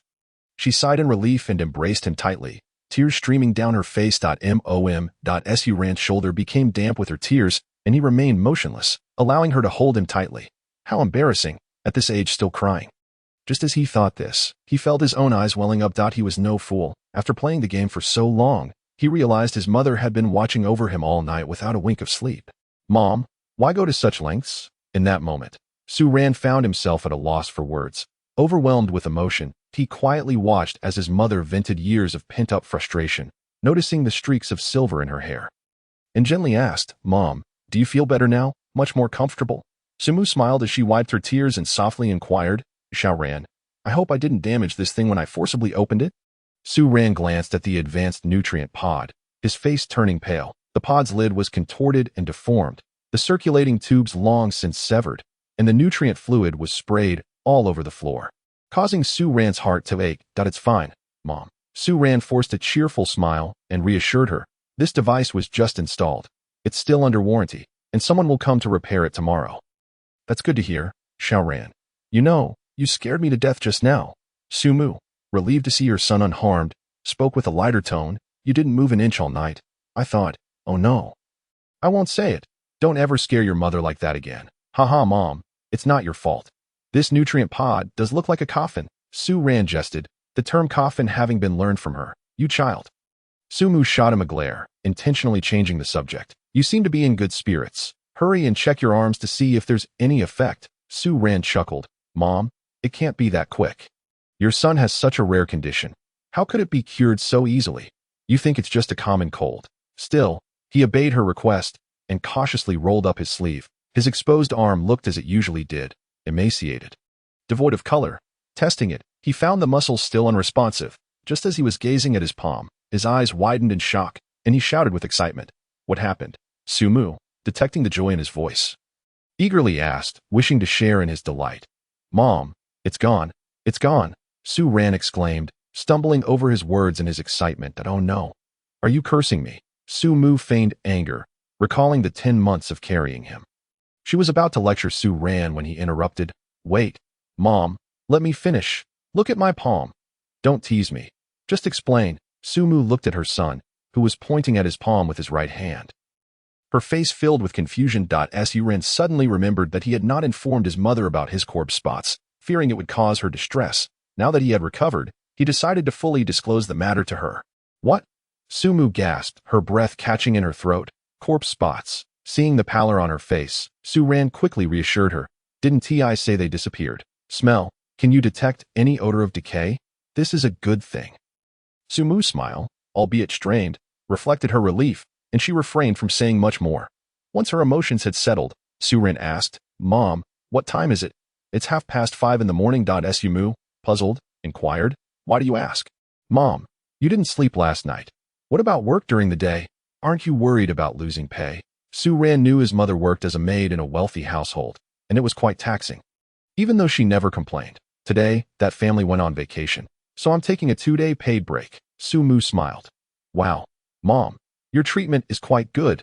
Since we have time, let me tell you about the fun things that happened in the game. Su-Ran was always eager to share his stories with her, and this time was no exception. Yes, I'm listening. Su-Mu's eyes sparkled with anticipation. Su-Ran meticulously recounted the thrilling ups and downs of his gaming experiences, omitting any mention of danger, and this narrative lasted for half an hour.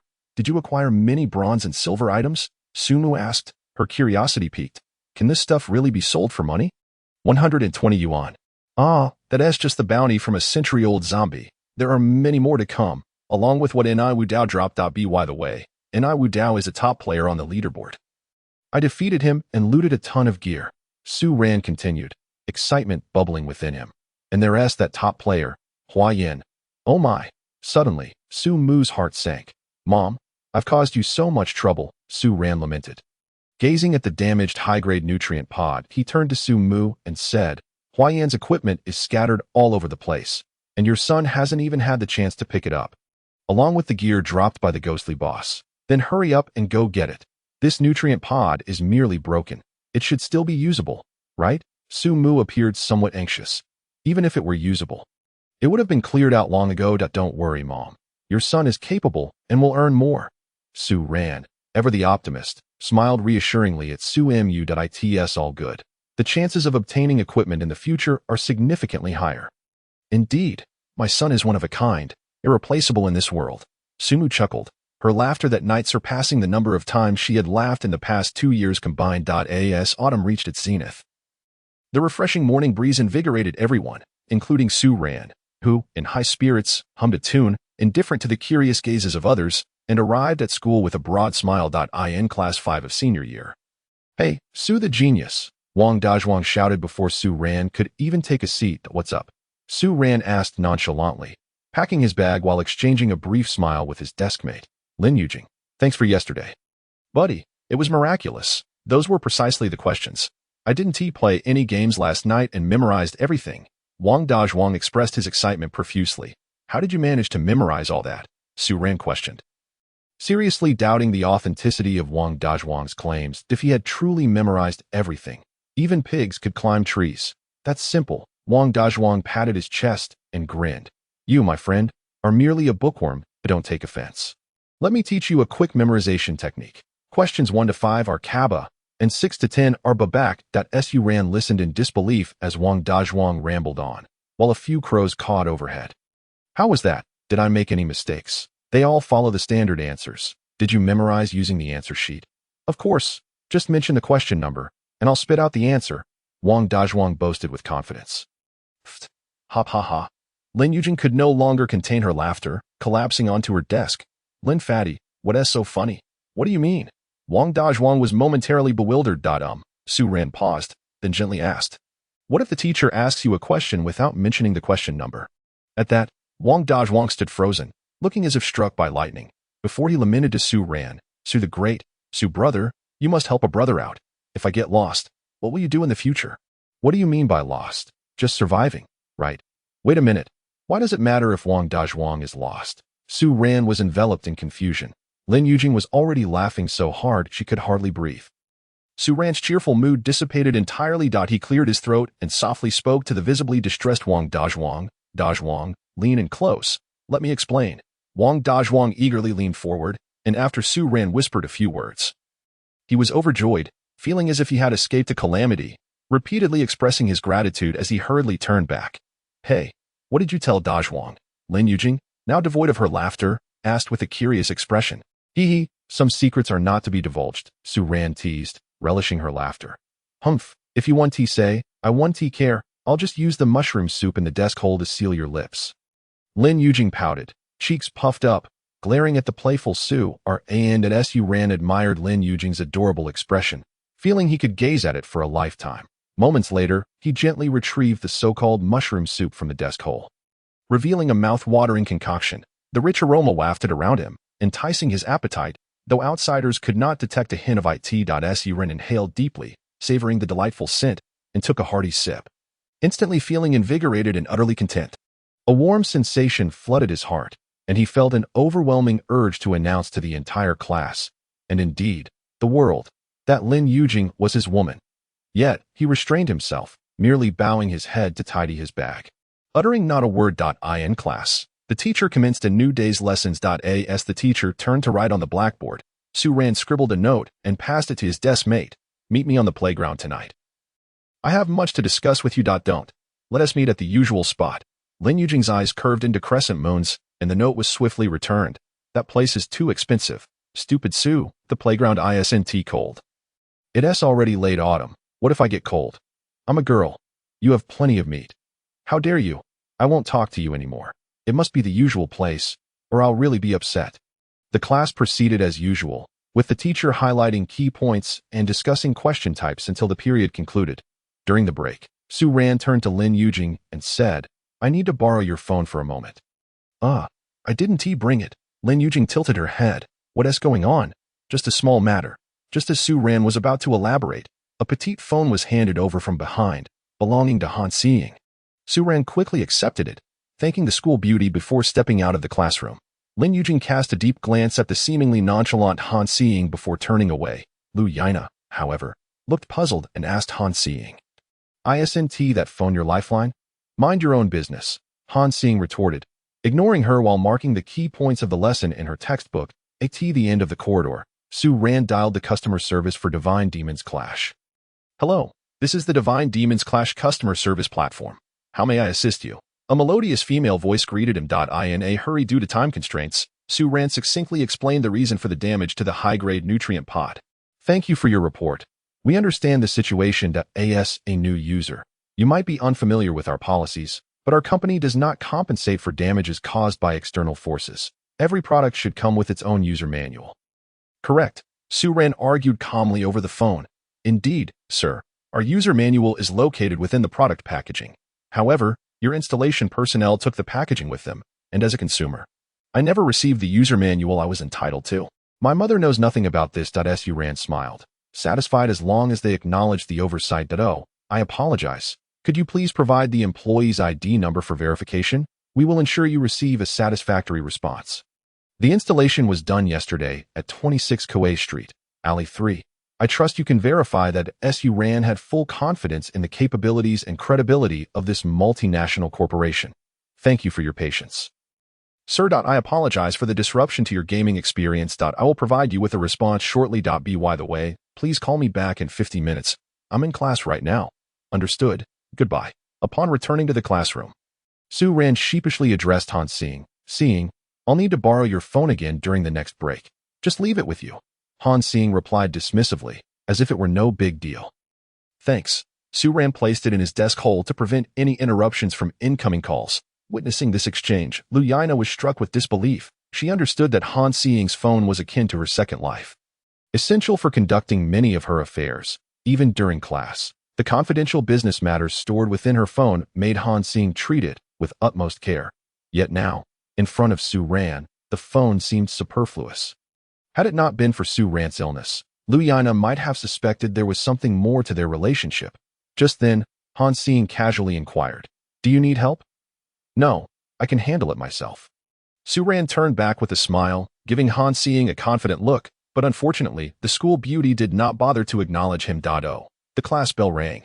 Time is mischievous. Days in class felt like years, while breaks slipped away like sand through fingers. Finally, another class had passed. "I'm exhausted." Wang Dazhuang stretched lazily after the teacher left, glancing at Su Ran, who was still diligently jotting down notes from the lesson. "Su the genius, seeing you like this makes me tired. You're already first in the entire grade. Why work so hard?" "Isn't it annoying?" Su Ran raised her head and flashed a bright smile, her pearly white teeth dazzling in the light. "Is it not a joy to learn and practice what you have learned?" she quipped. "Enough with the classical Chinese. Speak plainly." Wang Dazhuang scoffed, shaking his head disdainfully. In this society, bookworms are not in vogue. Observing Wang Dazhuang's acerbic demeanor, Su Ran chuckled lightly. "If becoming a bookworm were possible, I wouldn't mind. However, I cannot attain a state unperturbed by external distractions. And that is how you squander your youth." Wang Dazhuang retorted, smacking his lips. "Gorky once remarked that youth is finite, while wisdom is infinite. We should seize our fleeting youth to acquire boundless wisdom." Su Ran remained unfazed, responding candidly, "Go on then. Youth is all about romance." "Ha ha!" Wang Dazhuang burst into hearty laughter. Zhang Zhixin once said that love is indispensable, yet it should merely serve as a catalyst for our progress, not an impediment to our studies. "Who is Zhang Zhixin?" Wang Dazhuang inquired promptly. "Ask Baidu," Su Ran replied with a smile, dismissing the matter. "What does temperature have to do with anything?" Lin Yujing observed Su Ran's banter with Wang Dazhuang, chuckling. "You are quite the character." Just then, a melodious ringtone echoed, a song about love. Su Ran paused momentarily before hastily exiting the classroom with her phone in hand. As she walked, she chuckled to herself, realizing that even the campus belle had reached the age of yearning for love. "Hello, sir." The voice of the customer service representative was sweet, yet tinged with a hint of apology. We sincerely apologize, sir. Upon verification, it appears to be an oversight on our logistics staff's part for not providing you with the user manual. However, since you purchased a discounted product, the packaging must be returned for environmental recycling. And then, this was not the outcome Sue Rand desired. She merely sought a satisfactory response. Our staff is already en route to your address. Hoping to repair the nutrition chamber before evening to ensure your gaming experience is unaffected tonight. Is that all? Sue Rand clearly was not an easy adversary. And our staff is bringing a box of nutritional fluid. Enough for a year's supply as compensation for this oversight. All right then, that will suffice. Thank you for your expectations and support for the game. You have been assisted by operator A65692. If you are satisfied, please press 1. Sue Rand abruptly hung up the phone, feeling it was all a ruse, thoroughly laden with tricks. During the break, the students were granted an additional 40 minutes of precious free time due to a meeting among the leaders. Su Kaizi, yesterday my brother Dazhuang missed out on gaming because of his studies. I didn't even realize there was an earthquake. Wang Dazhuang exaggeratedly exclaimed as he pulled Sue Rand, who had just returned. What earthquake? I didn't feel a thing, Sue Rand asked, puzzled. Of course, I'm talking about the earthquake in the game. Check the forums. Wang Dazhuang thrust his phone towards her. Seeing the phone, Sue Rand hastily passed her own small, exquisite device to Han Seeing at the back, thanking her. Thank you, Seeing. The matter is resolved. Han Seeing replied, pocketing the phone without lifting her gaze. Unable to contain herself, Lu Yana quietly asked, Goddess, don't you have a cleanliness obsession? Mind your own business, Sue Rand retorted, grabbing Wang Dazhuang's phone to browse the game forum for Gods and Demons War. Incredible. The novice village has vanished. How outrageous. She thought. A catastrophic defeat. The demon tribe is rampant. The monsters successfully raided the village, a major blunder in gaming history. The reckless arrogance of the unknown player, Enai Laogo, exposed. Videos reveal the truth. The top player, Enai Wudao, has been expelled from his guild. His future remains uncertain. Sue Rand merely skimmed the titles, grasping the gist, and shook her head as she continued reading. High-priced buyback for lost equipment by Hua Yin. What equipment was lost? She clicked eagerly. I am Hua Yin. Despite my utmost efforts, I could not protect our homeland, the novice village. I am deeply remorseful and bow an apology to all players here. However, I believe that as long as we unite, the novice village will return to us. And it shall once again shine brightly. New players should not enter this world without a home. Though we fell, it was worth it. This battle serves as a wake-up call that the monsters from the demon realm possess intelligence not inferior to that of humans. Let us take heed and value every battle. In closing, Hua Yin sincerely sought the return of a relic, a ring of considerable worth that held special significance for her, hoping to reclaim it even though she felt it was likely lost forever. Named the Ring of Magic, she urged anyone who found it to contact her, offering a direct cash purchase of 20,000 yuan. Following this was a flurry of player comments, some comforting, some admiring, others scathing. Sue Rand, however, did not delve further, fixating instead on the 20,000 yuan mentioned. Goodness, 20,000. That's enough for a year's expenses. What a waste of money, she lamented, feeling as if her heart were bleeding. Yet, in an instant, she chuckled at the thought. It was but the beginning of her gaming journey, and there would be ample opportunities ahead. After all, it was just a game. Taking it too seriously would lead to defeat. She returned the phone to Wang Dazhuang, casually remarking, I just started playing yesterday. I'm not yet accustomed to anything. If the novice village is gone, so be it. What's the big deal? Wang Dazhuang's eyes widened as he exclaimed. What do you mean, not a big deal? Without the novice village, our gaming lives are incomplete. Do you understand? Moreover, my dear friend Enai Wudao was sacrificed and abandoned. It's truly pitiful. A secret smile crept across Sue Rand's face at the mention of Enai Wudao. But she chose not to respond. Just then, a shorter male classmate approached, his thin face adorned with large glasses, and his middle-parted hair lent him an air of intellectuality. This was their classmate, Ho Ping. Nicknamed Monkey. Hey, Dazhuang, Sue Rand, our entire class is going to play a friendly soccer match after school. I'm here to notify you. Monkey called out even before reaching them. Soccer? Are you kidding? I, Dazhuang, am known for my prowess in soccer. He boasted, thumping his chest. I want to be going. My health doesn't permit it, Sue Rand said with a gentle smile, preparing to sit down. What do you mean by that? Monkey shot back, narrowing his eyes and adopting a fierce expression. He strode forward, slamming his hand on the desk, threatening, "Su Sanfei, others may respect you, but I will not indulge your tantrums. You must participate in today's soccer match, whether you like it or not. This is about class honor. This is the cohesion among the students of Class 5 in our senior year." Just as Monkey finished speaking, Lin Yujing suddenly stood up, the force of her movement causing books to tumble off the desk. Even the campus belle, Han Siying, slowly rose to her feet. Though silent, the fierce aura in her eyes made Monkey instinctively take a step back. "You, skinny monkey, what kind of nonsense are you trying to pull? Look at your frail body, trying to act tough here. You are not welcome. Return to your seat." Lin Yujing chastised him, hands on her hips, pointing directly at Ho Ping. Han Siying merely stared at Monkey. Saying nothing. Su Ran watched her classmates defend her with a wry smile, scratching her head without adding further commentary. "You, fat girl. You'll regret it when you find out why flowers are so red."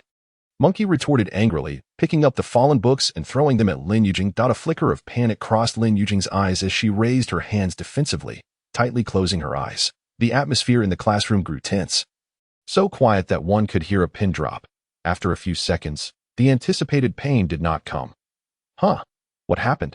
Lin Yujing opened her eyes in confusion. Before her stood Monkey, frozen in place, trembling, with a compass needle hovering just a centimeter from his eye.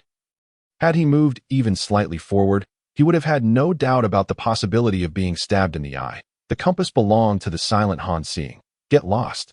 Han Siying, like a shard of ice, elicited an instinctive shiver in the monkey, causing every hair on his body to stand on end. Trembling, he averted his gaze and placed the book on the desk before hastily retreating to his seat. The entire class was rendered speechless, seemingly forgetting how to breathe. Han Siying's piercing gaze scanned the room, prompting her classmates to quickly straighten up and feign intense concentration on their books. Only one student, Zhang Ming, remained an exception. Towering at 180 centimeters and weighing a hefty 200 pounds, his muscular arms appeared ready to tear through his school uniform. He shook his head, rose slowly, and strolled over to Su Ran. Zhang Ming arrived at Su Ran's desk. "Seeing, the monkey is under my protection. Your actions are quite inconsiderate. What should have been a collective activity has turned into a display of rudeness and incivility." He cracked his knuckles, the joints popping audibly, and plopped down onto Su Ran's desk, addressing Han Siying with a dull tone. The desk creaked ominously, as if on the verge of collapse. "Leave this place." Han Siying, with remarkable dexterity, casually manipulated a compass, which began to spin upon her slender fingers, gradually gaining speed. The classmates fixated on the whirling compass, their faces drained of color, fearing that it might transform into a projectile, striking them at any moment. "Seeing, you are mistaken. Our families share a bond forged in the crucible of battle. We have grown up together. Leave. Do not be so heartless. You used to follow me everywhere, and I was always there to care for you. Leave. You infuriate me. What good is this cripple? Just look at him, barely clinging to life, 1 foot already in the grave." Whoosh. A flash of light darted through the air as the compass's needle pierced the collar of Zhang Ming's shirt, pinning it firmly to the wall. "Next time, you won't be so fortunate."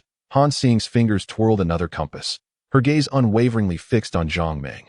Zhang Ming shivered. She wasn't merely after money. She was genuinely lethal. He cleared his throat, mustering his courage to speak to Han Siying. "You know my feelings. Whenever any man approaches you, I feel as if I am losing my mind. Do you understand?" Noticing Han Siying's indifference, Zhang Ming turned his glare towards Su Ran. "Su, I have tolerated you for long enough. Is her phone something you can just take? Enough chatter. If you're a man, give me a straightforward answer. Will you participate in the football match at noon or not?" Zhang Ming directed his ire entirely at the quietly seated Su Ran, bemused, realized that borrowing a phone could lead to such turmoil. Beautiful women truly are a source of calamity. Had he known this beforehand, he would have thought twice. At that moment, Lin Yujing interjected, pushing against the slouched Zhang Ming with force, her voice laced with irritation. "That desk is not yours to sit on. It's filthy. Get off." Caught off guard, Zhang Ming stumbled and, in a fit of rage and embarrassment, shoved her to the ground, bellowing, "Move aside, you fatso." Witnessing Lin Yujing's fall, Su Ran sprang to his feet, his fist clenched tightly, eyes flashing with cold intensity as he coldly addressed the towering Zhang Ming. "Is it just a football match? I will participate. Zhang, you had better take me out on the field, for if you fail, you will regret it. But there is one condition. You must apologize to Lin Yujing right now."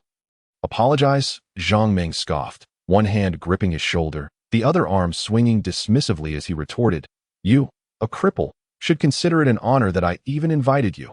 You refuse? Then I will drag you along." Upon hearing that Su Ran intended to join the football match for her sake, Lin Yujing disregarded her own discomfort, grasping Su Ran's arm and urgently advising, "Are you foolish?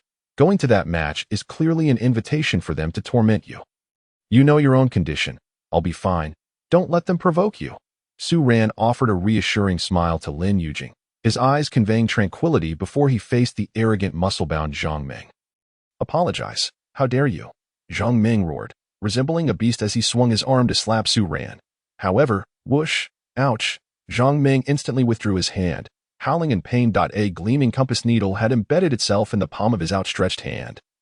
Blood streaming forth, Han Xing, indifferent to Zhang Ming's towering figure hunched over in agony, once again spun a compass on her delicate fingers, its needle exuding a chilling aura that dared not be gazed upon directly. "Think again, Zhang." Zhang Ming, wincing in pain, looked toward the owner of the compass. Han Xing, disbelief etched across his face. He had always thought that their relationship meant she would only frighten him, never truly harm him.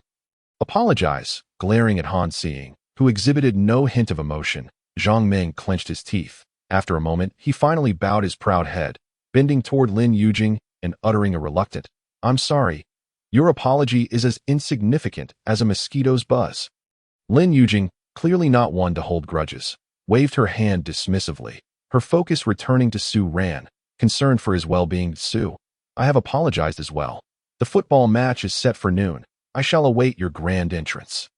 Zhang Ming, drenched in cold sweat, directed all the blame towards Su Ran. The more Han Xing cared for him, the angrier he became, wishing he could tear Su Ran apart. This was the first time Xing had been injured for a man. And he was a cripple at that. "Leave now." Han Xing's brows furrowed sharply as she commanded Zhang Ming fiercely. "All right, I'm going." Xing, don't always wear that stern expression. Smile for once. Zhang Ming forced a grin at Han Xing. Though the wave of excruciating pain twisted his features into a grimace. As Zhang Ming stomped back, clutching his injured hand, Lin Yujing finally exhaled a sigh of relief. She turned to Han Xing, expressing her gratitude. "Thank you, Xing." Han Xing gracefully settled back into her seat, the compass now resting obediently in her hand. She nodded nonchalantly and began to play with the instrument. "Wang Matzi, hurry and retrieve the compass from the wall and return it to Xing." Lu Yaina, Han Xing's deskmate, finally caught her breath and instructed Wang Dazhuang with a flourish. Wang Dazhuang, understanding the urgency, hurriedly pulled the compass from the wall, dusting it off with his sleeve before trotting over and presenting it to the frosty Han Xing. "Han, your compass fell. I picked it up for you. Ha. Ha. I'll place it on your desk. I'm heading back now." Realizing that Han Xing was ignoring him, Wang Dazhuang wisely set down the compass and returned to his seat. "The needle of the compass hurts too much." Lu Yaina turned to Han Xing, her curiosity bubbling to the surface, desperate to ask questions that threatened to overwhelm her. "Hey, goddess, where did you get so many compasses?" "Mind your own business." Su Ran, observing Lin Yujing's simmering anger, chuckled. "Come on, it wasn't me who made you fall. Why are you glaring at me? Do you even know why I'm angry, you fool? Why did you agree to play football? With your condition, if anything were to happen, how would we cope?"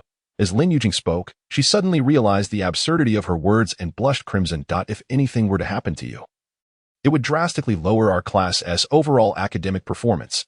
Su Ran found amusement in Lin Yujing's concern. Her care brought warmth to his heart. He gently reassured her, "Though my health may falter, I have this." Pointing to his head, Su Ran smiled.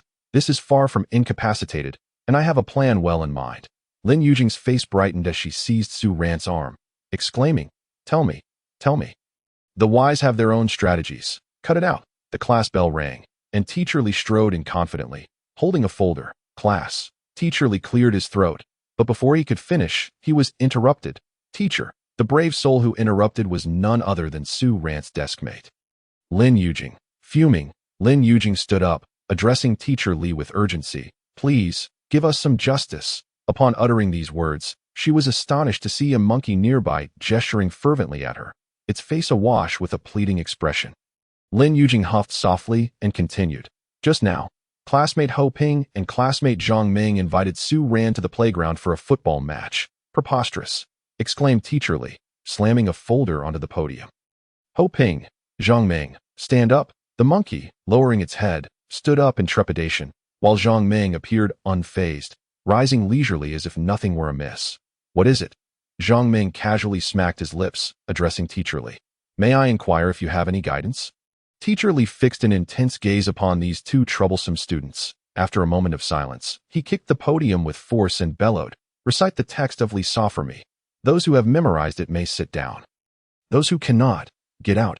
The classroom fell into an eerie silence, students fearful that this unbridled fury might turn upon them. Li Sa was a remarkable piece, a literary work that left most students in despair. Particularly the phrase "recite the entire text," which elevated this masterpiece to an intimidating status. The monkey felt overwhelmed, cold sweat trickling down, remaining silent, awaiting its leader to intervene. It had been ages since they had studied Li Sa. Who could possibly remember it? Zhang Ming's underling, unable to bear the embarrassment of his leader, mustered the courage to complain to Teacher Li. Su Tao. "Very well." Teacher Li, surprisingly not angry, chuckled, adjusting his slightly sliding glasses, and calmly addressed his prized student, Su Ran, "Stand up and recite Li Sa." With a wry smile and a hand to his forehead, Su Ran stood up. After a moment of contemplation, he began to recite. The entire class listened in hushed silence as Su Ran delivered Li Sa with a measured cadence, flawlessly reciting every word, earning a spontaneous round of applause from his classmates. Knowledge was Su Ran's unique realm. In academics, he inevitably radiated brilliance, a brilliance that endeared him to teachers while evoking admiration and jealousy among peers. Despite Su Ran's reluctance, there was a certain satisfaction in being held in such esteem by his classmates. "Excellent. Su Ran, please take your seat." Teacher Li's smile bloomed like a chrysanthemum, but as soon as Su Ran sat down, a frostiness descended upon his face as he turned his gaze towards the raucous Su Tao. At that moment, Su Tao's face flushed crimson, and he slumped over his desk. "I don't know. What can you do?" Zhang Ming chimed in, plopping down onto his chair, crossing his legs nonchalantly as he addressed Teacher Li. "Let us not forget, my uncle is the director here." A stir of murmurs rippled through the classroom. No wonder Zhang Ming was so brazen. He had connections. Teacher Li's forehead twitched with visible veins. His fists clenched tightly, before he turned to the trembling Ho Ping. "Teacher, I'll go outside for punishment." The monkey could no longer endure the intense scrutiny and dashed out. "Teacher, I too will go and accept my punishment." The embarrassed Su Tao followed swiftly after the monkey before Teacher Li could unleash his wrath upon him. "Football match?" Teacher Li suddenly chuckled, nodding at Su Ran, before turning to commence the day's lesson. "What are you doing?" The students looked bewildered, expressions akin to constipation. Only Su Ran, with a wry smile, shook his head in disbelief. "What does Teacher Li mean? I absolutely detest mysteries." Lin Yujing whispered in confusion to her deskmate. "Su Ran, you'll find out at noon," Su Ran replied, opting for silence as he attentively listened to the lecture. "You're so annoying. I want to talk to you." Lin Yujing huffed, irked as she began to torment the cap of her pen. Before long, the bell rang for recess. To everyone's surprise, Teacher Li did not prolong the lesson and hurriedly exited. Su Ran, uninterested in anything else, slowly walked towards Teacher Li's office. As soon as Su Ran stepped out of the classroom, Lin Yujing turned back to smile at Han Siying. "Siying, may I borrow your phone?"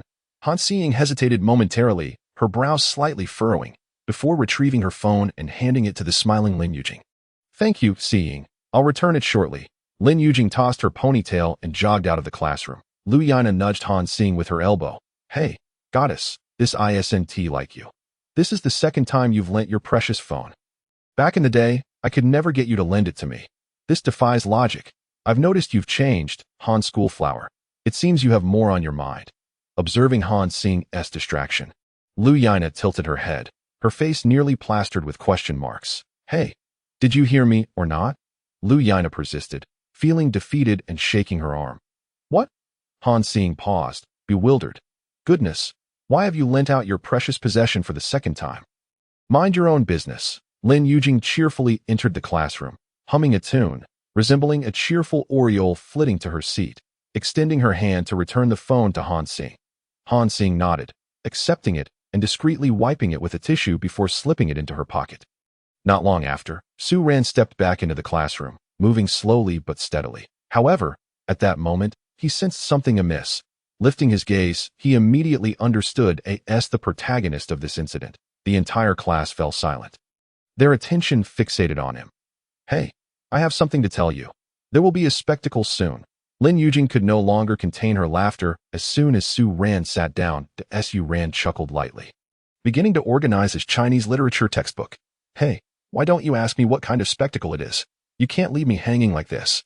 Lin Yujing pouted, her cheeks puffing up in frustration at the unexpected turn of events. Do you think I'd receive a proper answer? Su Ran laughed. To know is to know. To not know is to not know. There is no shame in that I knew it was just a ruse. Lin Yujing stuck out her tongue, gazing at Su Ran. How come you understand me so well? That's simple. Let me give you an example. A pig runs down the street and crashes straight into a telephone pole. Su Ran rubbed his left arm, still feeling numb. What does that even mean? Why am I being compared to a pig? Are you insinuating that I'm fat? Lin Yujing detested hearing the word pig. You and the pig are quite similar. Both are straightforward and incapable of turning. Su Ran chuckled teasingly. Ta. It was unexpectedly Han Xing who laughed. Xing, you're laughing at me too. Lin Yujing glared indignantly at Han Xing, who was seated at the back. Well, it's not untrue. Han Xing raised her book, smiling at Lin Yujing. I'll remember this. Su Ran, seeing that Han Xing was not laughing at her, Lin Yujing redirected her frustration towards Su Ran, turning away in a huff, not talking to him for an entire class. That's a bit excessive. I'll make it 10 minutes instead. Don't you feel guilty? After half a minute, Lin Yujing turned back, flicking her ponytail. Now that you mention it, I do feel a little guilty. So tell me what you discussed with Wang Dezhuang, and I might begrudgingly forgive you. ISNT teacher Zhang about to give birth. I happened to overhear her mentioning the due date while passing the office yesterday. She took leave today to check into the hospital. Su Ran spoke softly to Lin Yujing, smiling at her childlike demeanor. Oh, I see. Lin Yujing nodded, feigning indifference. Fine, I forgive you. You knew all along yet still made Wang Dezhuang recite the answers.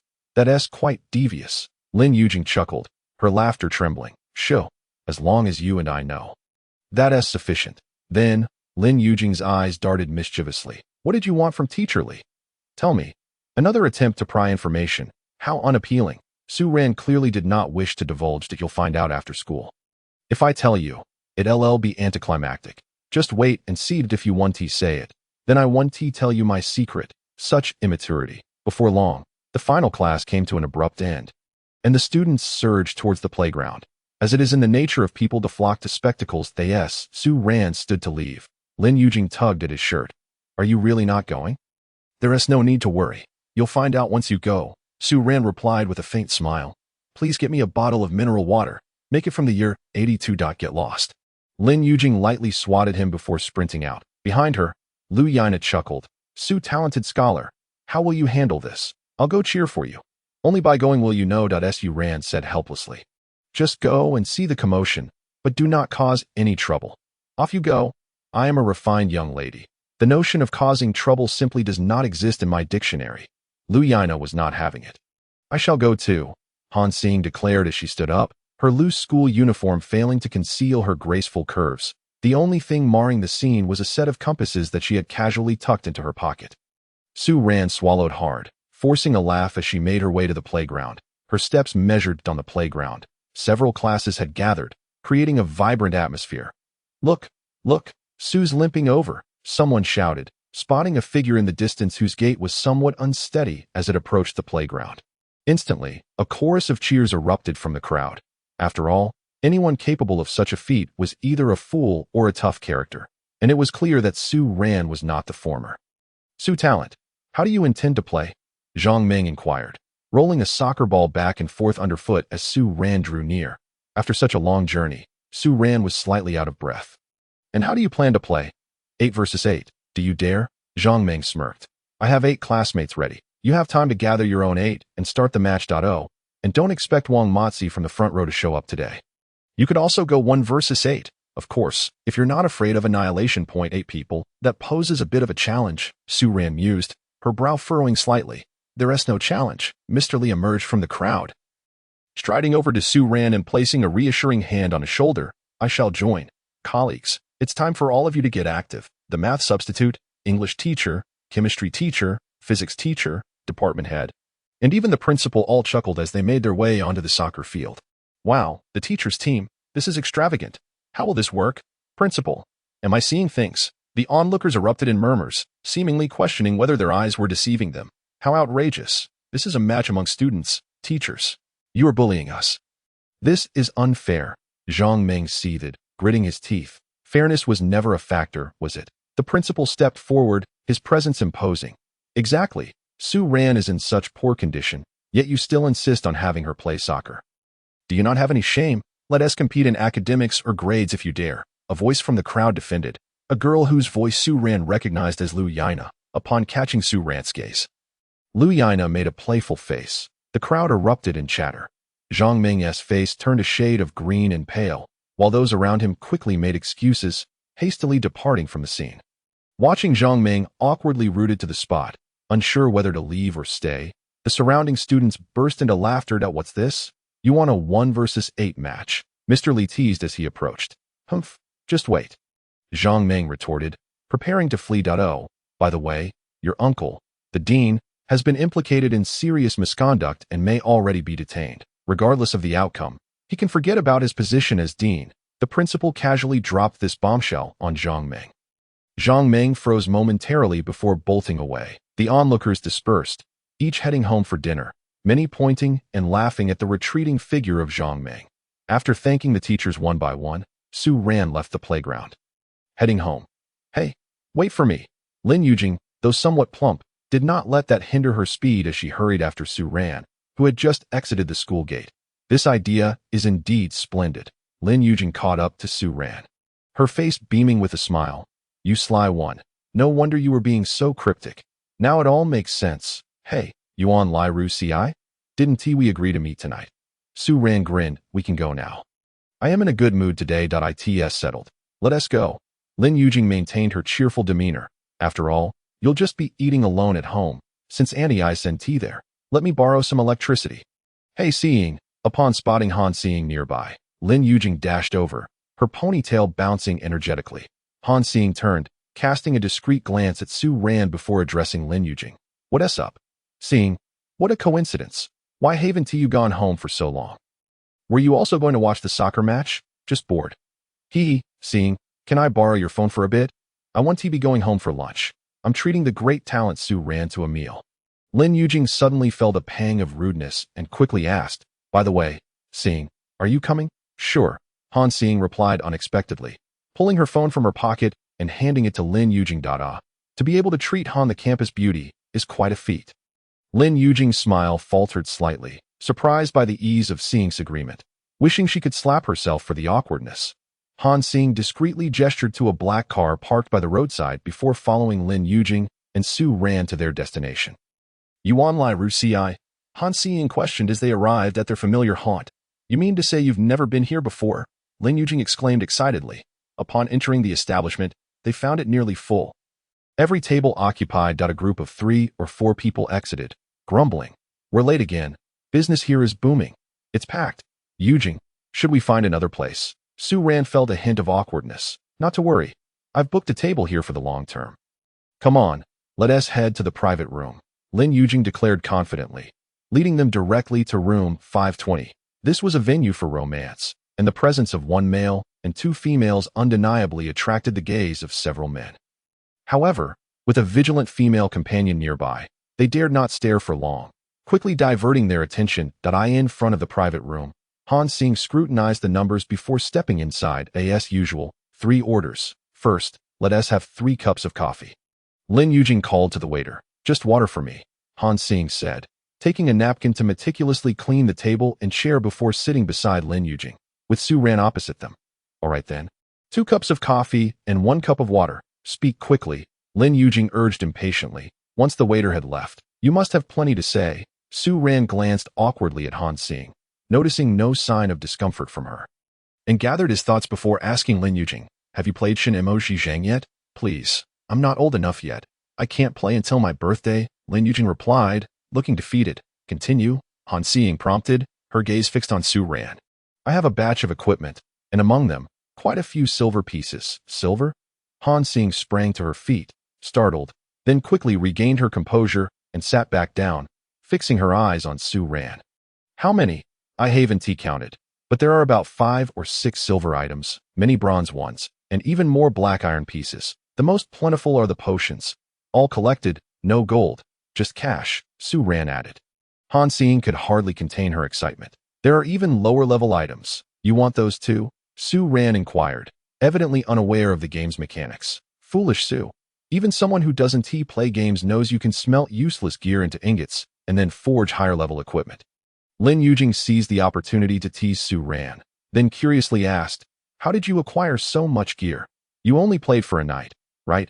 "Ugh, don't get me started that I triggered the monsters attack the village quest. Now, I'm sworn enemies with the human faction.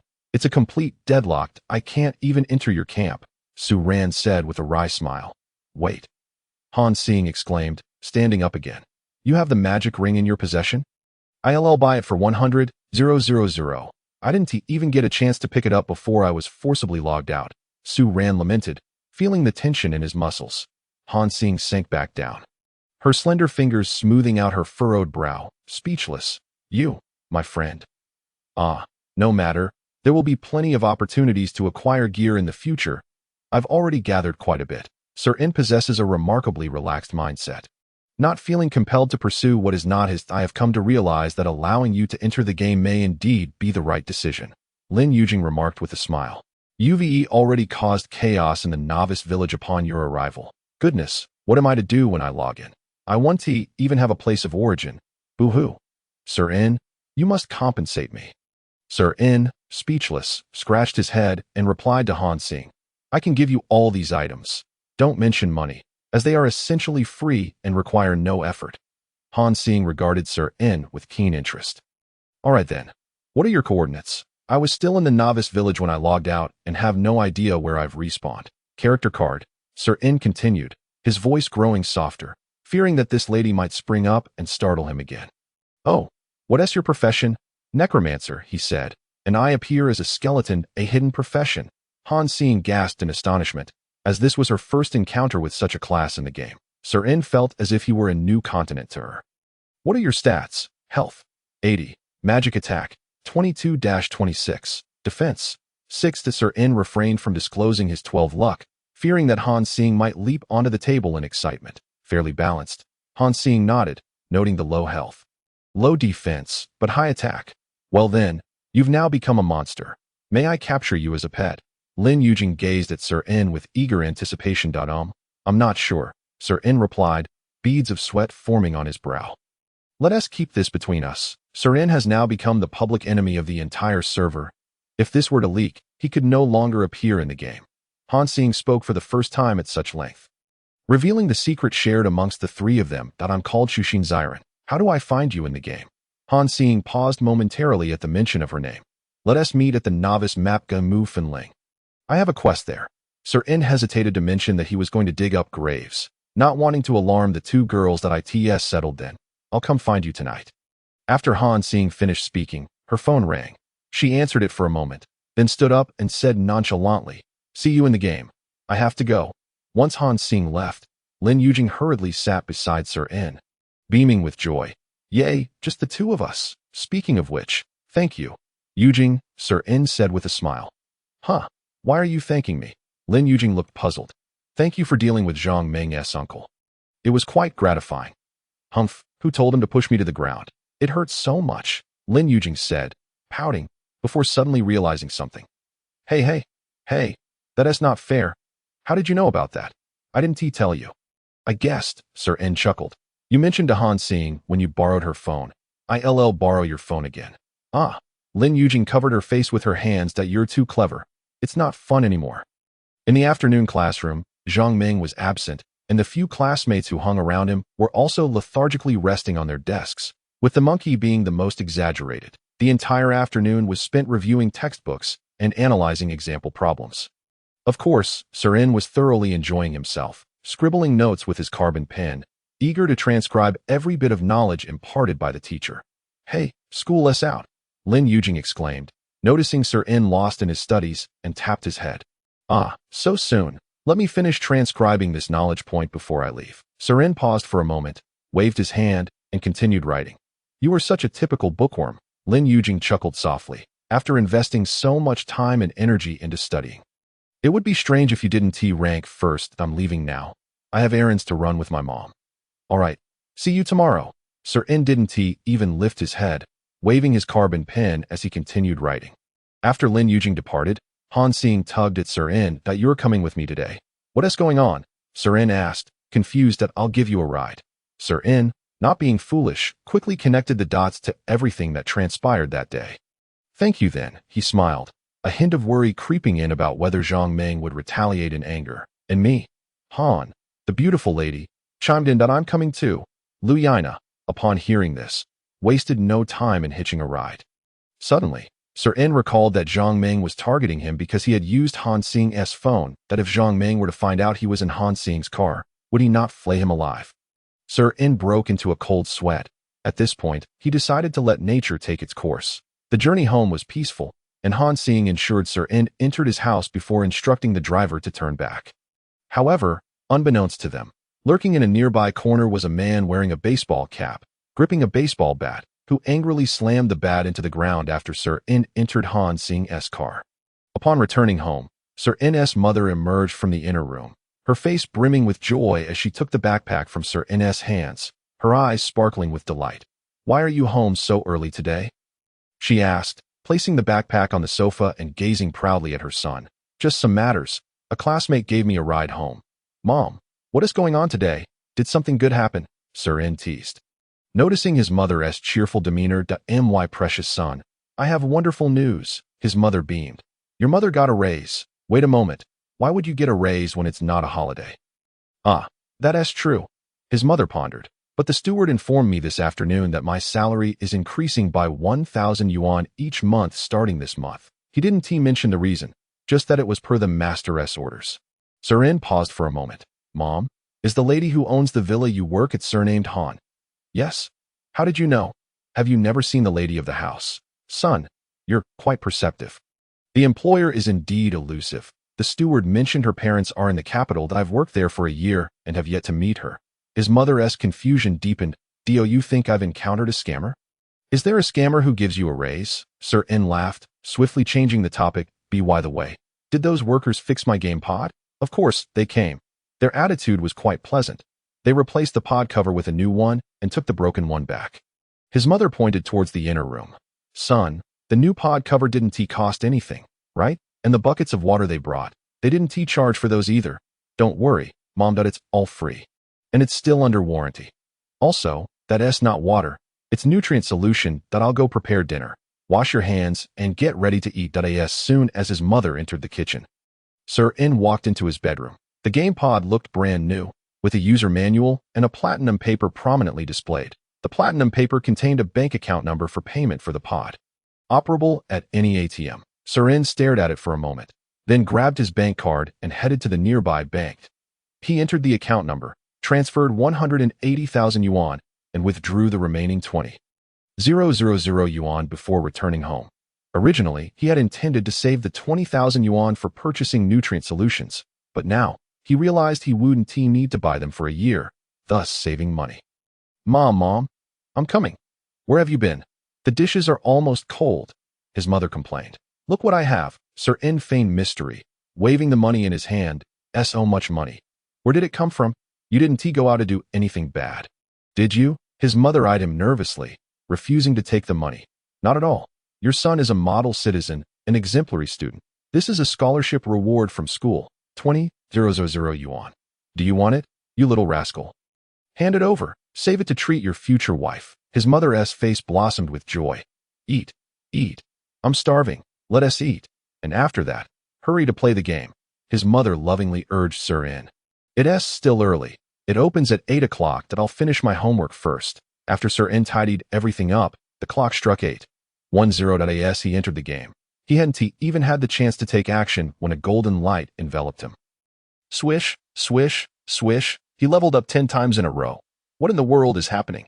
Sir In quickly looked down at his skeletal frame, particularly at his bladder. Phew, thankfully, he hadn't perished. His treasures were still intact. Wait, that is not right. Wasn't I in the novice village when I logged off? Is this truly the novice village? Su Ran surveyed his surroundings and realized that the novice village had undergone a tremendous transformation. The once vibrant novice village now appeared lifeless, with the archers guarding the gates replaced by skeletal sentinels. The weapon shop, potion shop, armor shop, general store, and jewelry shop still stood, Yet why were there so many graves scattered across the village's open spaces? What trickery is the system up to? Wait a moment. This is Haunted Grave Ridge. But how did the novice village end up in Haunted Grave Ridge? Su Ran was filled with bewilderment that in his confusion. Su Ran opened his personal game log and was instantly overwhelmed by a series of notifications. Personal announcement. Ding! Congratulations to Player Skeleton for completing the monster assault on Village Quest. The novice village has been awarded to Player Skeleton as a territory. Personal announcement. Ding! Congratulations to Player Skeleton for successfully raiding the village, receiving a random reward and some experience points. Personal announcement. Ding! Congratulations to Player Skeleton for being the first in all of Shinjo to obtain territory, receiving a reward of a territory upgrade. Personal announcement. Ding! Congratulations to Player Skeleton for achieving the title of First Lord. Personal announcement. Ding! Due to the territory being occupied by the Necromancer faction of the Demon Realm, the Divine Realm is furious and has expelled this novice village from its domain, relocating the territory to the player's birthplace, Haunted Grave Ridge. Personal announcement. Ding! Good news! The Demon Realm rejoices, and the undead celebrate. Player Skeleton's territory security period has been extended to 1 month. This quest reward is exceedingly generous. A territory? The first of its kind. Who else could claim this? Su Ran donned the title of First Lord above his head, its brilliance shining gloriously. First Lord. Title, Magical Attack. 1 health, 10 defense, 1 agility, 1 luck, 1 note. Honor recorded in history. Title Achievement Resplendent. A title that enhances agility and luck. Utterly astounding. Realizing that being the standout target could attract unwanted attention, Su Ran hastily concealed his title and checked his attributes. Excellent. They had not diminished. In fact, his luck had accumulated to a staggering 13. Su Ran laughed heartily. Having leveled up 10 times, he received 50 attribute points, all of which he allocated to magical attack. He then opened his attribute panel. Skeleton, Necromancer, Health, 190 magical attack, 83 to 87 mana, 870 defense, 17 agility, 7 luck, 13 awe. This physique is indeed fragile. Su Ran suddenly noticed a territory interface on the right side, and he hurriedly opened it, the system promptly chiming with a delightful sound. Ding! Please name your territory, Player Skeleton. Skeletal Village. Ding! Naming successful. Su Ran gazed at the territory control interface. Skeletal Village. Territory. Level 2. Population, 7,200 houses. 6. Village Chief's House. Weapon Shop. Jewelry Shop. General Store. Armor Shop. Potion Shop. Financial value. 0 security period, 1 month. To upgrade this territory, a financial value of 20,000 is needed. There are 7 in the population. Su Ran dashed towards a few shops, and to his surprise, the shopkeepers he had slain all rose again in skeletal form, emotionlessly resuming their former duties. Thank goodness, he was not alone. Fortunately, they did not remember that he, their lord, was the one who had killed them in the jewelry shop. Su Ran casually opened the jewelry interface. Ring of magical power, unidentified, 1,000 soul coins. Rows of sparkling jewelry dazzled him, yet his gaze was firmly fixated on the very first piece. Ring of magical power. 100,000 cash. Su Ran's breath quickened. It had not vanished, but rather been returned to the jewelry shop. However, what on earth are 1,000 soul coins? Su Ran looked at the rest of the jewelry, all marked with prices in soul coins. Has gold currency ceased to circulate here? He then chuckled to himself. After all, they were all dead now, and no matter how much gold one had, it was worthless. From now on, soul coins would be their currency. Nevertheless, since he had spotted the existence of the ring of magical power, Su Ran disregarded everything else, exited the jewelry shop, and began to dig atop the graves in his territory with a novice shovel. Ding! Congratulations to Player Skeleton for obtaining a special item, graveyard grass. Yet another batch of graveyard grass. He continued to dig. Not long after, a regional announcement interrupted Su Ran's excavation. Regional announcement. Oh, Han Xing has arrived. Su Ran tossed his shovel into his inventory and walked out with a creaking sound. Upon entering this eerie and haunted grave ridge, Han Xing appeared utterly lost, unable to reach the distant skeletal village. Frustrated, she sent a regional announcement, hoping Su Ran would see it. Before long, a small white skeleton approached with a clattering sound. Han Xing instinctively raised her great sword. Clatter, clatter, the small skeleton waved its hands. pointing to itself and then to Han Xing. Ha! Han Xing covered her mouth, laughing. The small skeleton stared in astonishment. Beneath its exquisite visage adorned in rosy chainmail, Han Xing stood gracefully, radiating an air of heroism and charm. Connecting with you is troublesome. I can't add you as a friend, and I can't understand your speech. Han Xing stepped forward, gently patting Su Ran's skeletal head, squeezing his frame and bones. Su Ran broke into a cold sweat. He had never been so brazenly touched by a woman, especially not a beautiful one. He felt a warmth on his nose and hurriedly looked down at his lower body. Phew! Thankfully, there was no embarrassing situation. Only a pelvis that was close to a blundered. Su Ran quickly commanded the small skeleton to step back. Han Xing, momentarily stunned, felt a flush rise to her cheeks, subtly retreating a step, teasingly saying, "Hand over all your equipment, and I'll spare this little skeleton." Clatter, clatter. Su Ran controlled the skeleton to turn around, bending down to begin rummaging for equipment. Why turn around? Surely, it needs no explanation. In front of a beauty, one cannot rummage through their belongings in such an undignified manner. Before long, a small pile of equipment had accumulated. Su Ran uncovered a large cleaver from the pile. Blade of the Brave, silver, two-handed, attack, 15 special skill, chance to repel target, excluding bosses. Required level, 30. Note: this is a weapon used by warriors, capable of cutting through iron like mud. Attack 15. This weapon is quite rare. Han Xing nodded approvingly and continued to sift through the equipment. Undead ring. Unidentified. That's also good. A silver accessory. Decayed coffin? Disgusting. She kicked it aside. Soon after, graveyard grass, grave offering papers, and incense were all tossed back to Su Ran. That he felt embarrassed. These were treasures, far more practical than mere equipment or gold coins. After finally gathering all the potions into her bag, Han Xing fixed her gaze on the fragile little skeleton. "Oh, you know the value of the equipment you just gave me." Clatter, clatter. The small skeleton shook its head vigorously. "All right, I'll accept them. Thank you." Han Xing's eye sparkled, softly asking, "Do you need help?" Clatter, clatter. The small skeleton nodded eagerly, gesturing wildly in the air. "Forget it. I'll deal with it tomorrow. This is too exhausting." Han Xing shot a glance at the little skeleton. Knowing she couldn't reach the distant novice village anyway, and since Su Ran couldn't explain, she simply vanished in a flash of white light back to town. "I won't build a territory. I need soul coins. Bone marrow, bone techniques, and bone weapons." The little skeleton slapped itself in frustration. This annoying skeleton language. Su Ran felt like crying without tears. The inability to communicate was truly bothersome.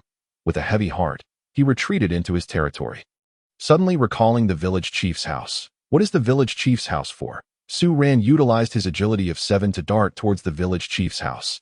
Inside, it was dimly lit, with only a gray skeleton pacing back and forth. Seeing Su Ran burst in, the skeleton rushed forward and grabbed Su Ran's arm bone, shaking it vigorously. "Valiant lord, you have finally arrived." "Oh, a quest. Who are you?" "I, Lu Sheng, once the esteemed village chief of the novice village, have now pledged my allegiance to the Lord and assumed the role of steward of this territory. It is you, Steward Lu. My apologies for the oversight. Do you seek my assistance? My lord, you must intercede on my behalf. Today, that wretched Darkbone snatched away my beloved skeleton vase. Without my cherished possession, I find myself unable to eat or sleep."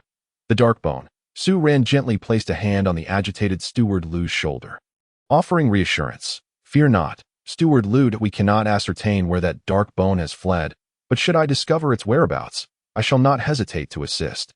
That vile creature lurks near the cursed Grave Hills dark marshland. I shall be eternally grateful for your aid, my lord." Steward Lu was on the verge of tears from his excitement. "How did you come to know this? Do you possess some divine vision?" Truly, one cannot gauge the quests in this game by ordinary standards. Ding! Congratulations, player.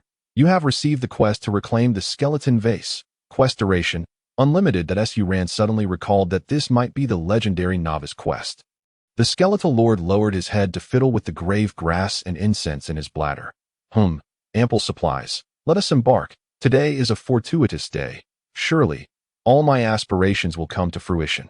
Su Ran hummed a cheerful tune as he ambled toward the distant dark marsh. What was that sound? Oh no! The little skeleton quickly darted into a massive, decayed darkwood hollow, holding his breath in concentration. "Ah, But of course, skeletons do not breathe. He peered through the cracked darkwood to observe the scene before him. A furtive figure approached, one that seemed oddly familiar. The newcomer, clad in heavy armor and stooping as he walked, exhibited a tall and imposing physique. The player parted through clusters of weeds, finally nearing the spot where Su Ran concealed himself. Rebellious No Way. What business does this fellow have here? Is dying once not enough for him? Rebellious No Way pushed aside the dense foliage, spitting in frustration. Here I am, a formidable level 30 human warrior, reduced to sneaking in a low-level map, it's humiliating to have been slain by a mere low-tier skeleton boss. What a laughingstock this will be. Losing the novice village is of no concern to me. I lost my gear without a shred of sympathy. You wretched skeleton boss, I shall skin you alive and extract your marrow. Each time you respawn, I shall strike you down again and again. Ah, the bitterness in my heart. Am I really that bothersome? Su Ran felt a touch of embarrassment, nearly rushing forward to inform Rebellious No Way that skeletons lack skin. He watched as Rebellious No Way continued to curse and walked a short distance ahead. Timidly, Su Ran tossed 3 sheets of burning paper toward Rebellious No Way's rear. The 3 sheets ignited midair, bursting into flames and racing toward the unsuspecting Rebellious No Way like fireballs.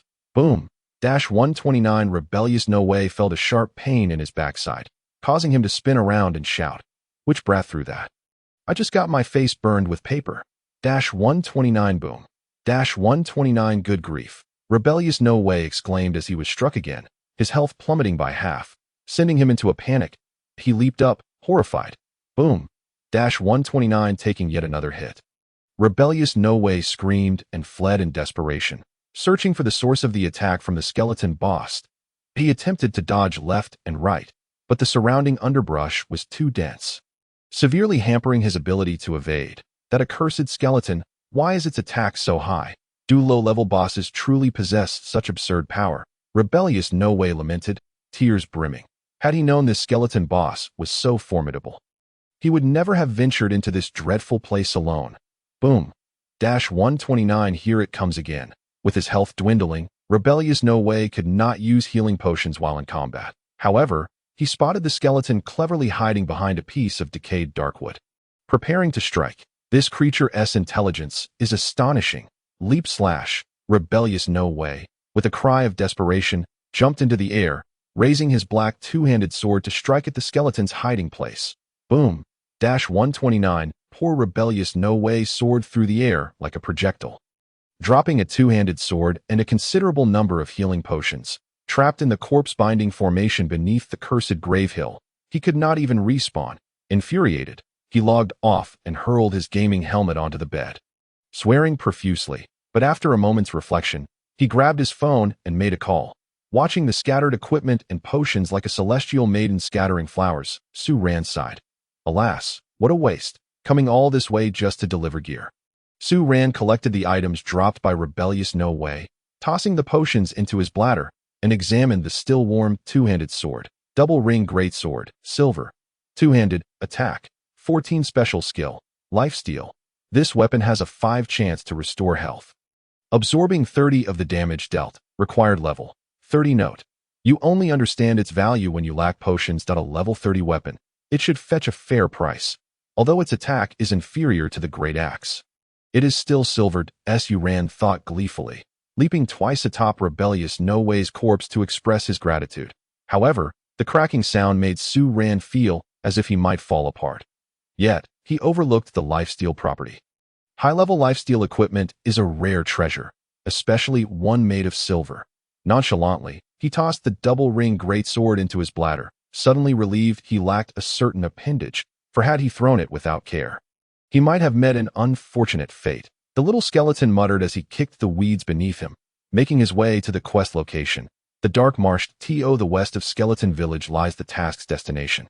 The Dark Marsh. The muddy path extended into the Dark Marsh, which was not particularly large, spanning merely a few dozen meters, easily visible from any vantage point.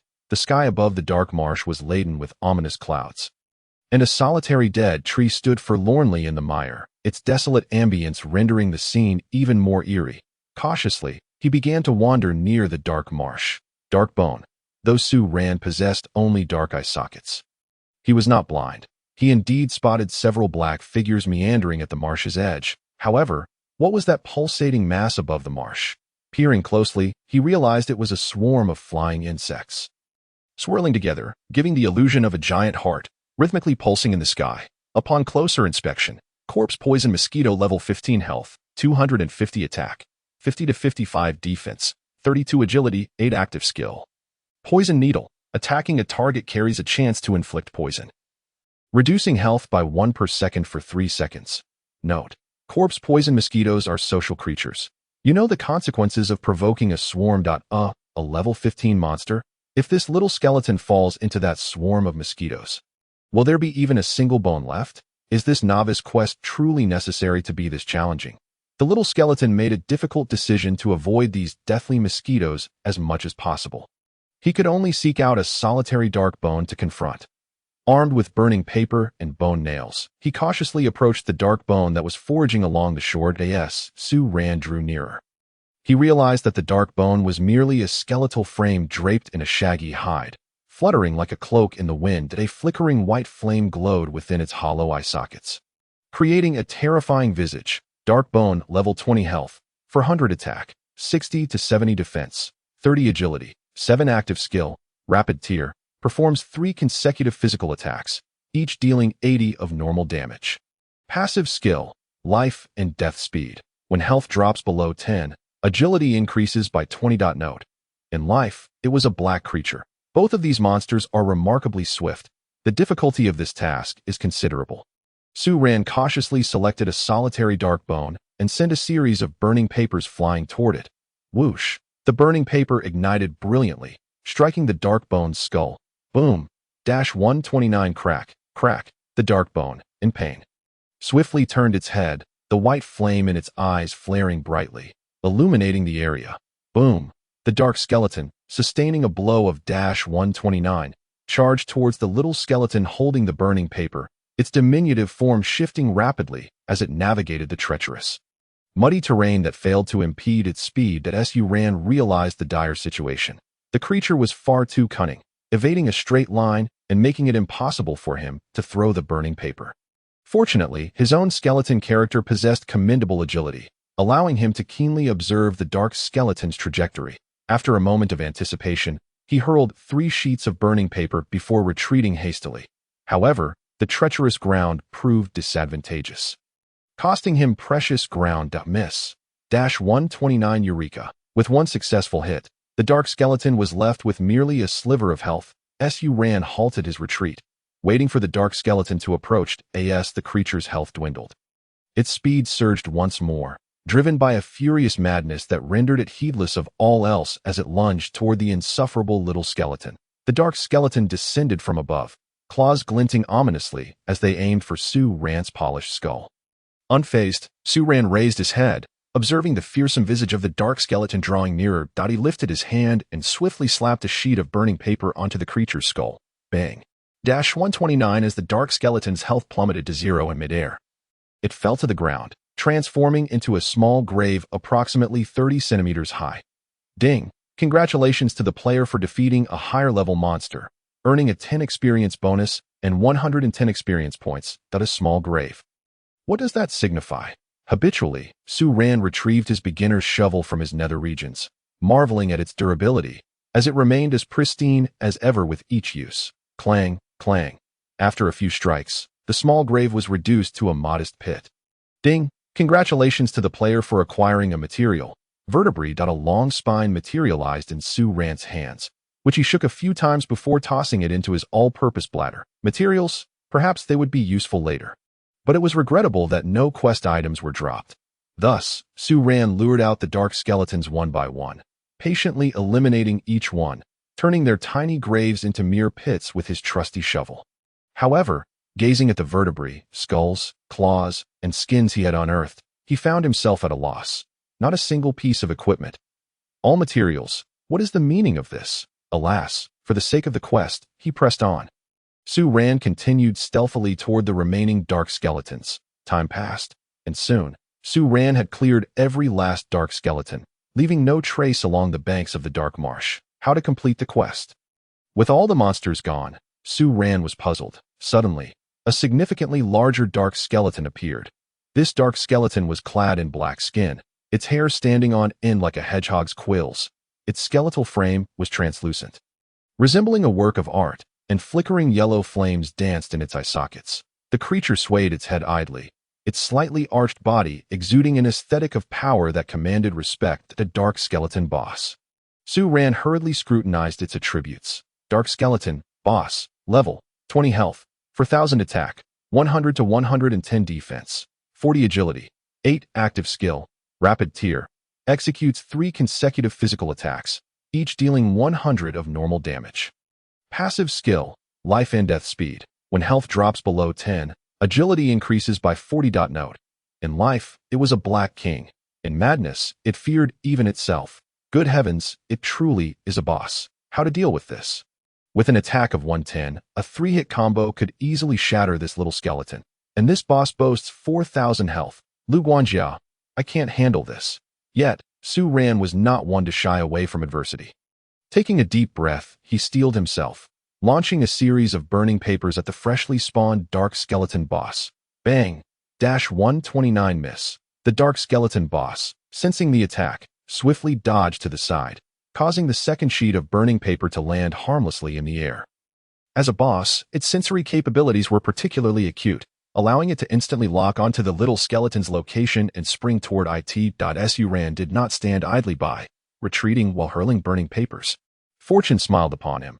He managed to land 2 hits. He relentlessly assaulted the pursuing boss, but his aim was less than stellar, hitting only 2 out of 10 attempts. Su Ran ran with all his might. Yet the dark skeleton's speed surpassed his own, closing the gap between them. What to do?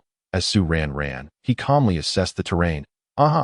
His territory. His 2 skeleton guards were no pushovers. Su Ran dashed toward his domain, leading the pursuing boss into his territory. At that moment, he overheard snippets of conversation from a distance. People. Su Ran's brow furrowed.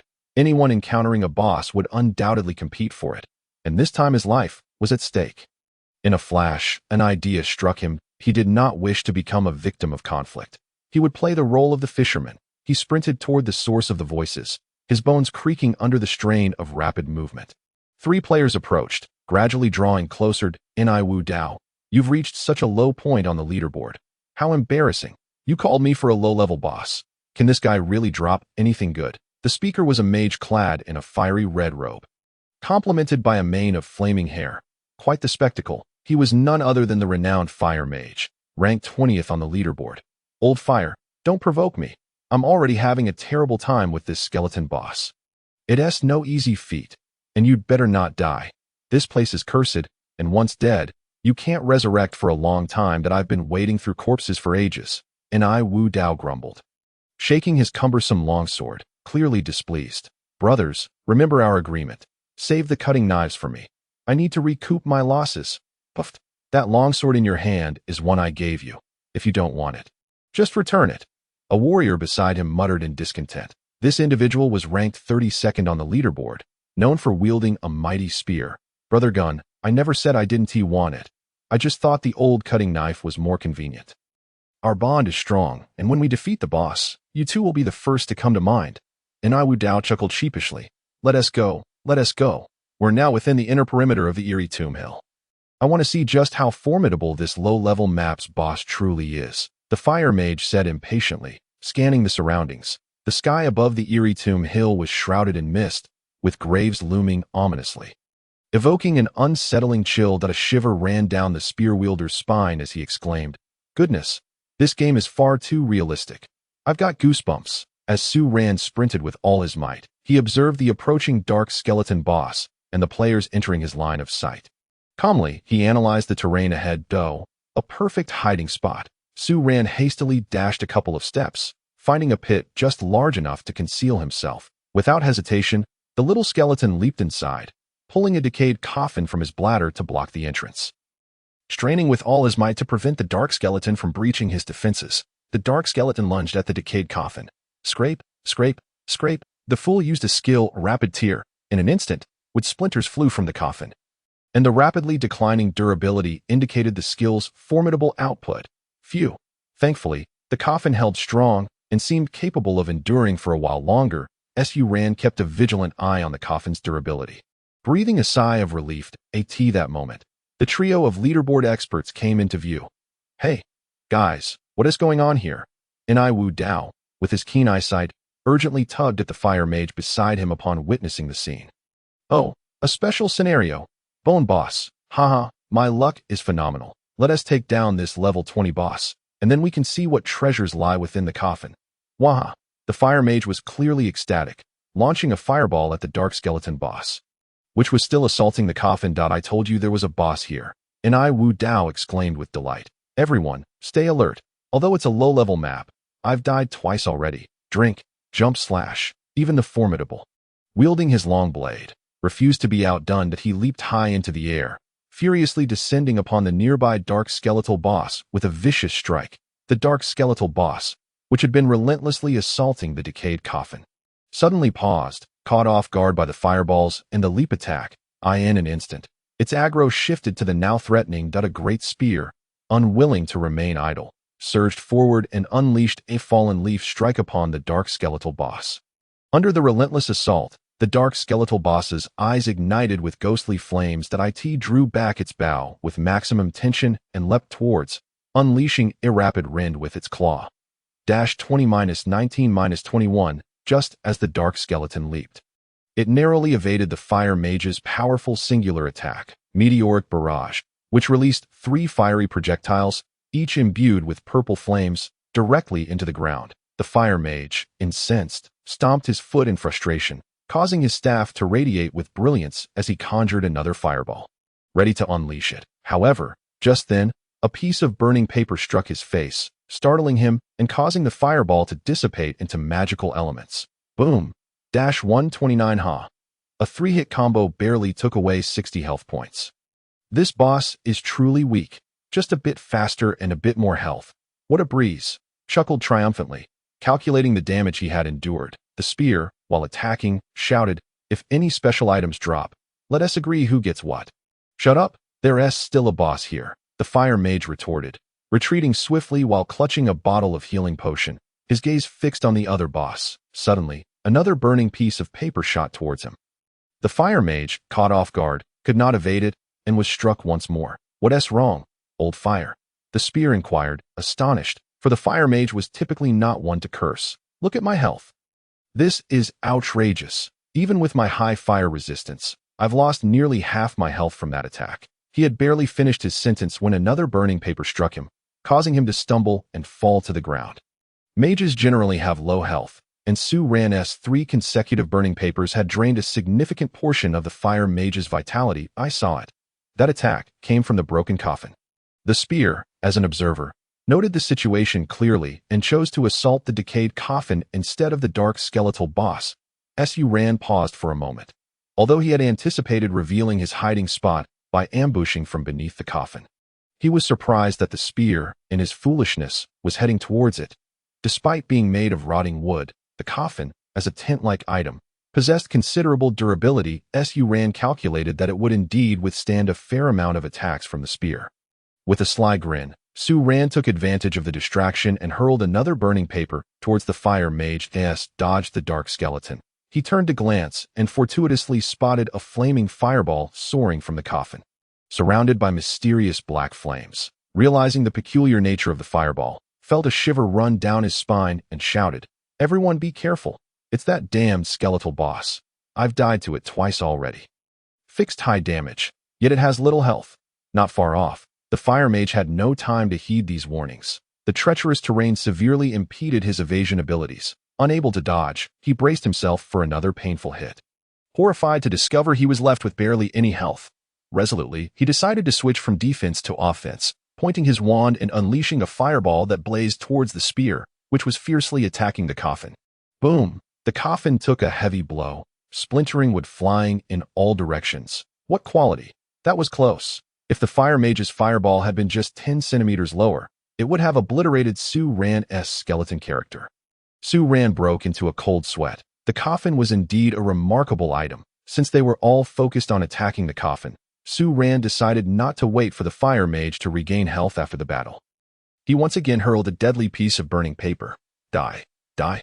After you're gone, I'll burn you even more paper money, Su Ran chuckled, Fortunately, the fire mage had yet to comprehend the fire shield technique. Had he done so, this battle would have been a foregone conclusion, and the little skeleton could have simply hidden away. Boom! The fire mage collapsed in regret and fury, dropping a crimson crystalline orb and several potions.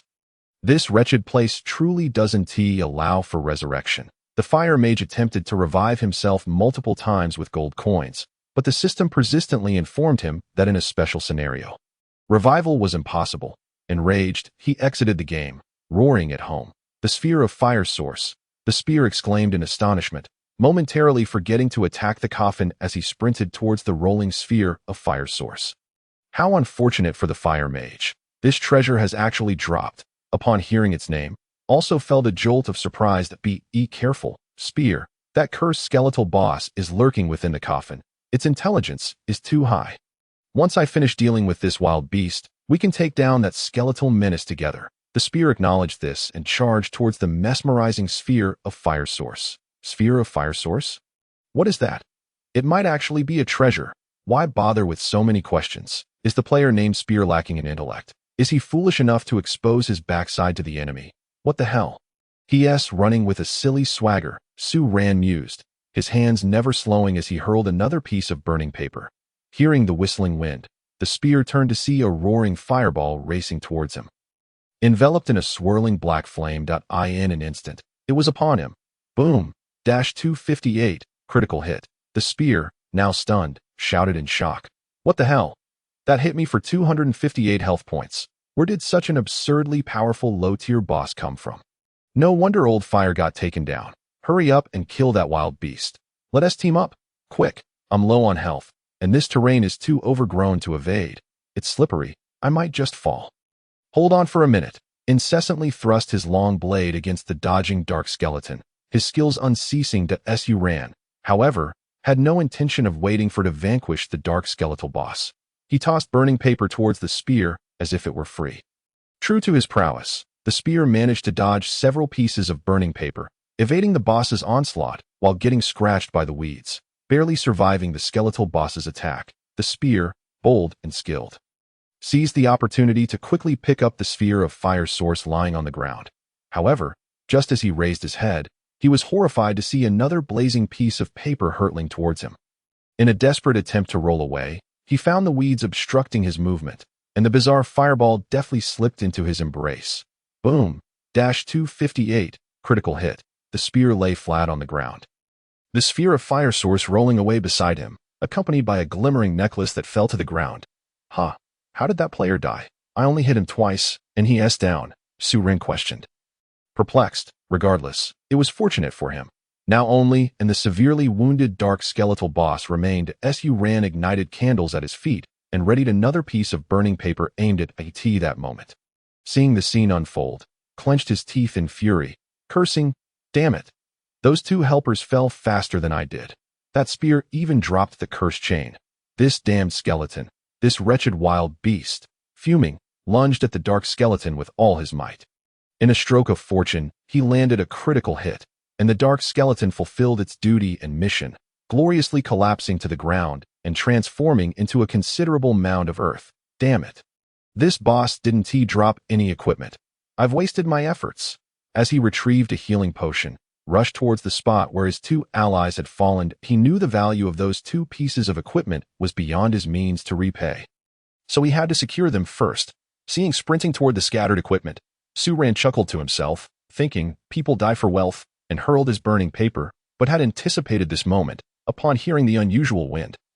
He swiftly dodged the burning paper attack and delivered a leap strike upon the coffin. A feint. What the hell? This guy can even feint. Bang!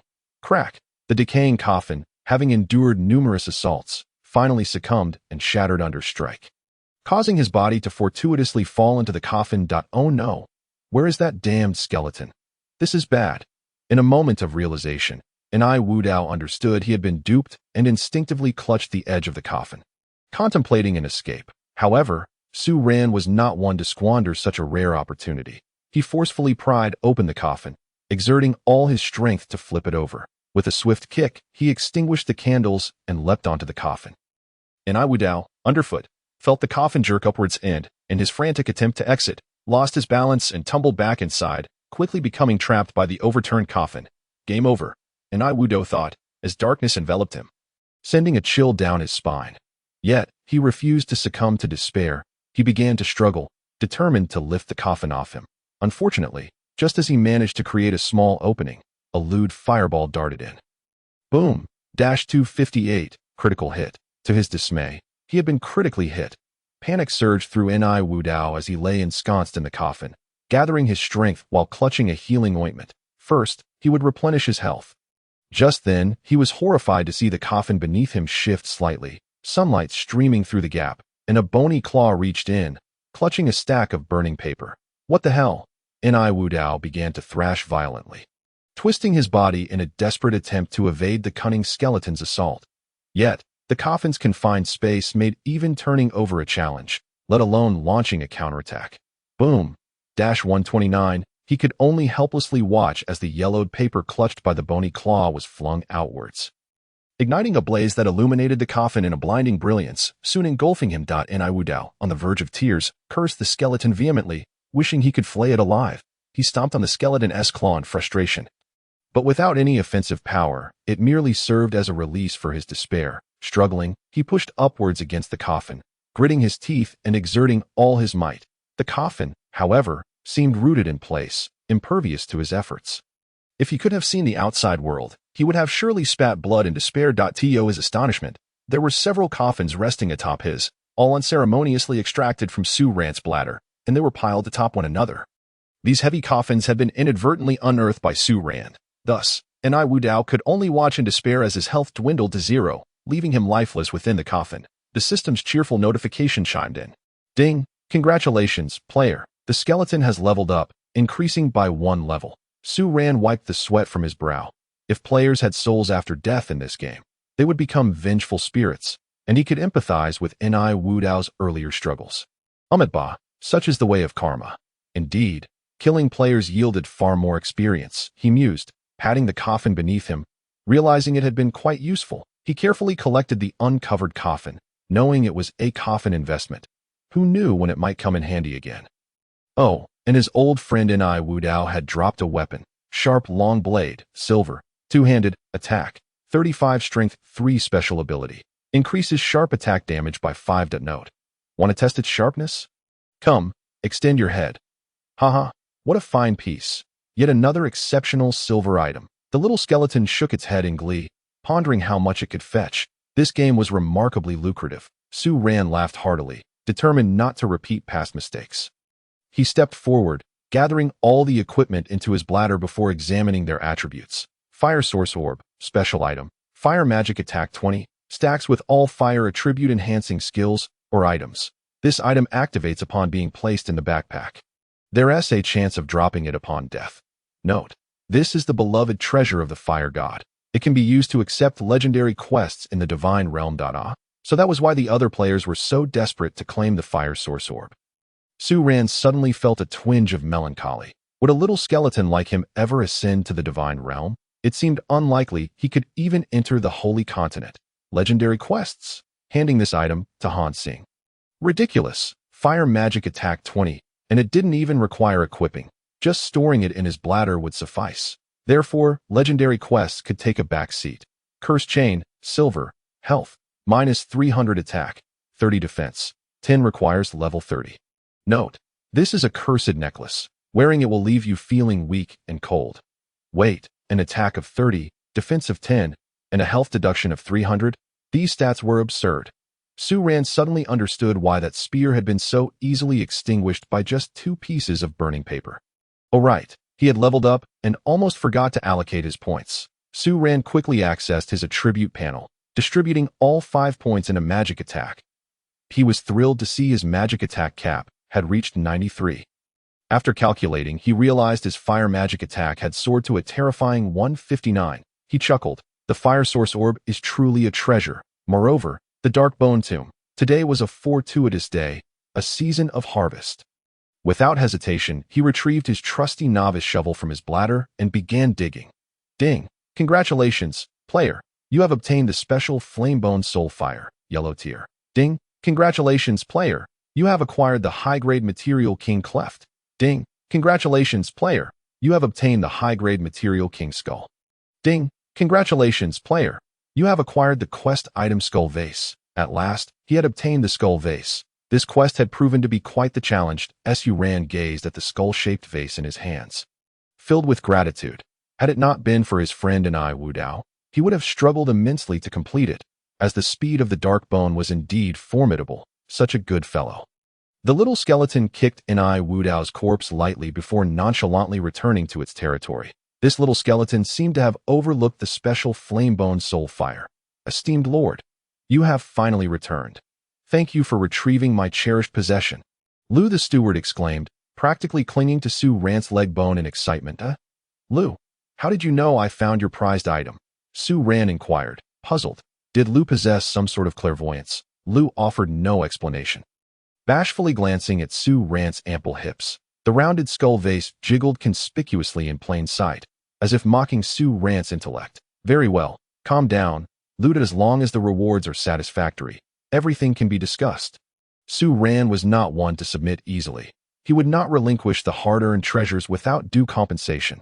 Lord, how can you bear to see your subordinate in such distress, unable to eat or sleep without their cherished possession?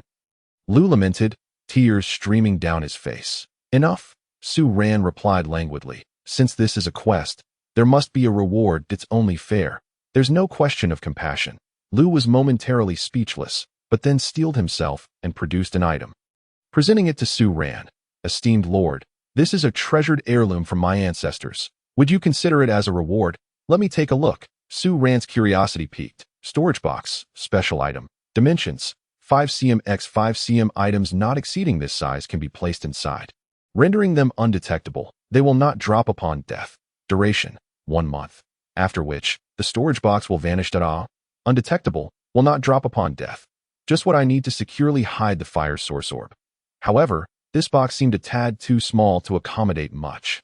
Seeing the skeleton lord still hesitating, Lu urged, Esteemed Lord, this storage box is one of a kind. It is perfect for concealing diamond-like treasures. This is my only heirloom, and had it not been for my beloved possession, I would never have parted with it. Su Ran hesitated, realizing that new player quests rarely yielded anything substantial. Just as he was about to agree, a small skeleton hurried over, about the size of a 5 or 6-year-old child, holding a storage box that was 10 times larger than Su Ran's. That Su Ran's words caught in his throat. Grandpa, Grandpa, the tiny skeleton exclaimed as it approached Lu. Why is there nothing in the toy box you gave me? Where's the toy? Lu Guanjia was caught off guard. With a chuckle to mask his surprise, he gently addressed his grandson. My dear grandson, why don't you head home first? Grandpa will explain how to play with this box when I return. Cough, cough. Su Ran knelt down to pat the tiny skull's head. May I take a look at the box in your hands, little Lu? Lu Guanjia quickly shielded his grandson's body, awkwardly chuckling as he said to Su Ran. My lord, the wind is quite strong outside and I fear the little one may catch a chill. It would be best for him to return home. How amusing. Have you ever seen a skeleton afraid of the cold? Su Ran's tone grew increasingly frosty. Lu Guanjia shuffled back, feeling the pressure. Little brother, let me see your box. I have a much larger and more exciting box to trade. Su Ran beckoned to the little skeleton. Greetings, skeleton lord. The tiny skeleton responded shyly. I am not called Little Lu. My name is Lu Shitu.is. What you said true. You can have this small box if you give me a big one in return. I want to gift it to Grandpa. The boxes you have combined are not as big as this one. Su Ran smiled in agreement, accepting the box from Lu Shitu. Storage box, true. Special item. Specifications. 50 cm x 50 cm. Items not exceeding this specification can be stored within. Concealed from detection, and will not drop upon death. My goodness. It has no expiration date. Truly a genuine article. Su Ran cast a fierce glare at Lu Guanjia, who had withdrawn his neck, then grinned at Lu Shitu. Shitu, my box is a bit large. Could you step aside while I retrieve it for you? Su Ran boldly produced a decayed coffin from his bladder. That a coffin paired with a skeleton is indeed an excellent choice. Wow, such a big box. Thank you, my lord. The little skeleton bounced with excitement, exclaiming, Grandpa, look at me. I traded a small box for a big one here for you. Your pile of boxes combined can't match this one. How wonderful. Child, this is a coffin, and it lacks a lid. Lu Guanjia's expression resembled that of someone suffering from constipation. As if he had swallowed a green bean fly, he hastily bowed his head in gratitude and stowed the coffin away. A pile of boxes. Su Ran's eye sparkled. This old man possesses quite a treasure trove. Cough. It is still early. There is no need to rush. Su Ran gently placed both boxes into his pelvis, casually stowing the precious fire source pearl into the genuine storage box, then handed a piece of grave paper to the little skeleton. Sure to. This is for you. Fold it into a plane and have fun. Thank you, my lord. Lu Shirtu excitedly ran off, clutching the yellowed grave paper. My lord, you have put me in a difficult position. That genuine storage box has been passed down through my family for generations. Lu Guanjia lamented, but his words were cut off by Su Ran. Only this one pile? Su Ran shot a sidelong glance at the old man playing the pity card. Lu Guanjia was momentarily speechless. After a moment of thought, he gazed up at the overcast sky and slowly said, My lord, the weather is quite pleasant today. Su Ran ceased the banter, tossing a skeleton vase to Lu Guanjia before turning to leave. Lu Guanjia hastily caught it, calling out anxiously, My lord, wait. I have one more request. Does this quest have a continuation? Su Ran paused, slightly tilting his skeletal frame, awaiting Lu Guanjia's response. Esteemed lord, another cherished item of mine has been stolen by those accursed corpse poison mosquitoes. I hope you can help retrieve it, Lu Guanjia admitted, somewhat embarrassed. Goodness, how many treasured items does this old man possess? Surely it isn't another vase. No, it's a few bone flowers of mine. Without flowers for my vase, I cannot sleep at night, Lu Guanjia lamented, ready to wipe the emptiness from his eye sockets. Bone flowers? How intriguing. All right, I accept this task. You are aware of the rewards. Su Ran chuckled, ignoring Lu Guanjia's pained expression as he stepped toward the dark marsh. Corpse poison mosquitoes, TSK, a swarm creature. It's impractical to lure them individually, and without learning group bone techniques, this task could prove quite challenging. As Su Ran traversed the dark wetlands, he occasionally scratched his smooth skull, contemplating a strategy. Eureka! Su Ran suddenly tapped his head. In the dark wetlands, a small skeleton hurried toward the western marsh. Suddenly, a wild creature over a meter tall blocked Su Ran's path. Upon closer inspection, it was the dark-bone lizard traversing the marsh. Dark-bone lizard level, 20 health, 600 attack, 40 to 50 defense, 30 agility. For active skill, charge, slams into the target like a tank, stunning them for 2 seconds. Passive skill, indomitable. When health drops below 20, attack increases by 10. Note, bone lizard, a solitary creature even in life. Phew, with such low agility, what good is high health? I can kite it. Su Ran deemed this feasible. Readily retrieving burning paper and bone nails from his bladder to equip, he flung a piece of burning paper forward. Bang! 159. The dark-bone lizard howled in pain. Furious at the audacious skeleton, driven by aggro, it lunged at Su Ran, its 4 bone legs digging into the ground as it charged towards the skeleton wielding burning paper. With higher agility, Su Ran easily evaded the oncoming dark-bone lizard, tossing another piece of burning paper. Bang! 159. The dark-bone lizard trembled from the impact, charging more rapidly at the audacious skeleton. Seeing the massive creature barreling toward him, Su Ran sidestepped, taking advantage of the lizard's momentum, and slapped a piece of burning paper on its rear. Then, he sprinted several meters back, leaving the bloody dark-bone lizard oblivious to escape. Recklessly continuing its assault on its nemesis, Su Ran shook his head in resignation, tossing another piece of burning paper to end the creature's life. The foolish beast transformed into a brand new grave upon death. Another treasure awaits. Su Ran's eyes sparkled at the sight of the grave. Rubbing his bony claws together, he pulled a novice shovel from his bladder and began to excavate the newly formed grave. Perhaps luck was on his side, as with the first strike, he heard a ding. The little skeleton trembled with excitement. Ding! Congratulations, player has obtained a bone crystal. What is a bone crystal? Having tasted success, Su Ran continued to dig vigorously at the grave. Ding! Congratulations, player has obtained lizard rib material. Ding! Congratulations, player has obtained lizard claw material. Seeing the new grave flattened in mere moments, Su Ran felt a twinge of nostalgia. Grave robbing somewhat unethical. Thankfully, it is merely a game. From his pelvis, Su Ran retrieved the freshly dug bone crystal. What is this? He discovered a small flame-like object next to the bone crystal, emitting a faint yellow glow. It must have been unearthed while digging the dark bone grave, forgotten amidst the task item. The skeleton vase.su ran casually pulled the flame from his pelvis. Bone soul ethereal flame, yellow tier. Enhancement material, experience gained, 100. Note. All things possess a soul. This item has the effect of advancing souls. All things possess a soul. What about this deceased skeleton? Su Ran chuckled at himself, forcefully crushing the bone soul ethereal flame. Using it. Suddenly, the crushed bone soul ethereal flame erupted with a brilliant yellow glow, enveloping Su Ran's entire skeletal frame, flowing like liquid over his bones. Before long, all the flames coalesced into his two hollow eye sockets, forming two white flames. Ding! Congratulations, player skeleton. Soul advancement successful. The deceased indeed possess souls. How fascinating. Su Ran chuckled to himself that he pondered his situation. If he could not find a remedy in the game, upon his moment of death, would his soul dissipate into the ether or remain within his corpse? That was merely a fleeting thought. Su Ran shook his head, dismissing further contemplation, and examined the attribute panel of the Bone Soul Ethereal Fire within his eye sockets. Bone Soul Ethereal Fire, white tier, magic attack 10 experience required for advancement. 01000. Note. The soul has taken form. Rebirth within the body. Goodness. I had unknowingly reached an actual damage of 173. Su Ran then turned his attention to the white crystalline bone crystal in his hand, roughly the size of a glass orb. Bone crystal, enhancement material.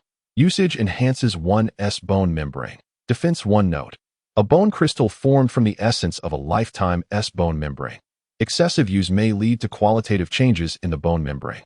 In a hurry, Su Ran popped the bone crystal into his mouth, chewing it until it dissolved. Ding! Congratulations, player skeleton, for using the bone crystal. Bone membrane strength increased. Defense 1. Ah. The sensation of becoming stronger is truly delightful. Without missing a beat, Su Ran continued on his way to the task destination, the dark marsh. The murky, muddy marshland remained as eerily tranquil as ever, so calm it felt suffocating. Su Ran sensed an overwhelming aura of danger emanating from the marsh, a warning to all living beings to stay away.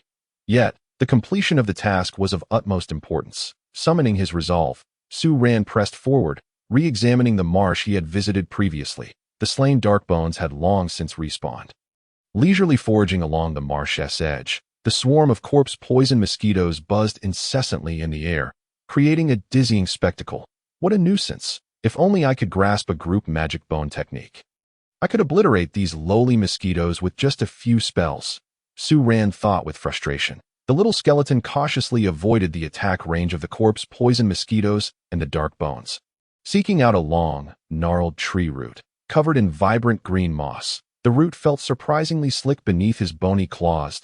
He chose a relatively safe hollow in the tree, wrapping one end of the root around his spine, intertwining several ribs before tying a secure knot. After giving it a firm tug, he noted the root's satisfactory resilience. Thus, Su Ran slowly submerged into the marsh, tightly tethered by the root to prevent sinking. He cautiously descended into the marsh's perimeter, finding a suitable hiding spot, and crouching down until his skeletal head disappeared from view. Skeletons do not require breathing. The corpse-poison mosquitoes feared water. This was the key to victory. Just as Su Ran was about to execute his plan, he was astonished to discover he was losing health continuously. -12-20. What the hell? That hurts. I only have 200 health. Am I going to perish here? Trapped by the marsh, Su Ran could only turn his skull to observe the creature attacking him. Marsh Leech level 10 health, 170 attack, 30-40 defense, 28 agility, 6 few. Just a level 10 creature. Su Ran exhaled, swiftly casting a fire paper that incinerated it on the spot. The defeated Marsh Leech dropped a stone, shimmering in a water blue hue. Just as Su Ran bent to collect the stone, a dozen more Marsh Leeches came rushing in, converging on the detestable skeleton. Unfazed, Su Ran brandished his fire paper, targeting each one with precision. Before long, the leeches were all obliterated. Tisich. These weak creatures are no threat. One-hit kills are a breeze. Surveying the assortment of colorful stones floating in the marsh, he had no idea what they were, so he gathered them all, just as he was about to inspect their attributes. A larger Marsh Leech charged toward him. This particular leech was a deep emerald green, exuding an imposing presence as it surged toward the ensnared skeleton. With no other options, Su Ran steeled himself to attack. In such a hostile environment, Evasion was futile. He could only endure with his frail skeletal frame. During a brief moment of vulnerability, he glanced at the attributes of this larger marsh leech. Marsh leech, boss, level 10 health, 2000 attack, 50 to 60 defense, 80 agility, 6 active skill, blood-sucking, targets flesh and blood creatures. Latching on and draining 3 health per second. What a hefty amount of health and defense. Su Ran gasped, relieved that its attack wasn't too high. There's still hope. With nerves taut, he aimed to throw fire paper at the leech boss before it arrived. Hitting it 4 times in quick succession. In this state, Su Ran's accuracy was remarkably high, and he even scored a lucky critical hit. Marvelous. The marsh leech boss writhed in pain, moving through the marsh as if unimpeded. Directly crashing into Su Ran's skull, reacting instinctively, Su Ran retracted his head into the marsh, narrowly avoiding the boss's determined strike. The leech, propelled by its own momentum, splashed down not far away in the marsh. Seizing the opportunity, Su Ran hurled fire paper at the leech boss, igniting it with bursts of flames that forced the leech deeper into the marsh. Wait, where did it go? The marsh fell silent again. The formidable marsh leech boss had vanished. No, it's beneath the marsh. Su Ran looked down urgently. Unfortunately, he realized too late. A sudden pain shot through his left arm. Damn that leech boss. It's latched onto my arm, draining my health. Yet, its blood-sucking ability could only affect living beings, and as a skeleton, he was devoid of flesh and blood. Su Ran seized the struggling leech, channeling all his strength to hurl it into the air, then smashed it with fire paper as it ascended. The poor marsh leech boss had yet to land before being flamboyantly obliterated by the fire paper, releasing a plethora of colorful stones. Eagerly, Su Ran rushed to the boss's demise location, collecting every stone he could find. Water spirit stone, fire spirit stone, wood spirit stone, earth spirit stone, gold spirit stone, all present, their attributes displaying as unknown materials. Puzzled, Su Ran scratched his head. With ample space in his pelvic cavity, he tossed them all inside. Knowing they wouldn't leak out, he then retrieved a tuft of graveyard grass from his pelvic cavity, popping it into his mouth and chewing heartily until his health was fully restored.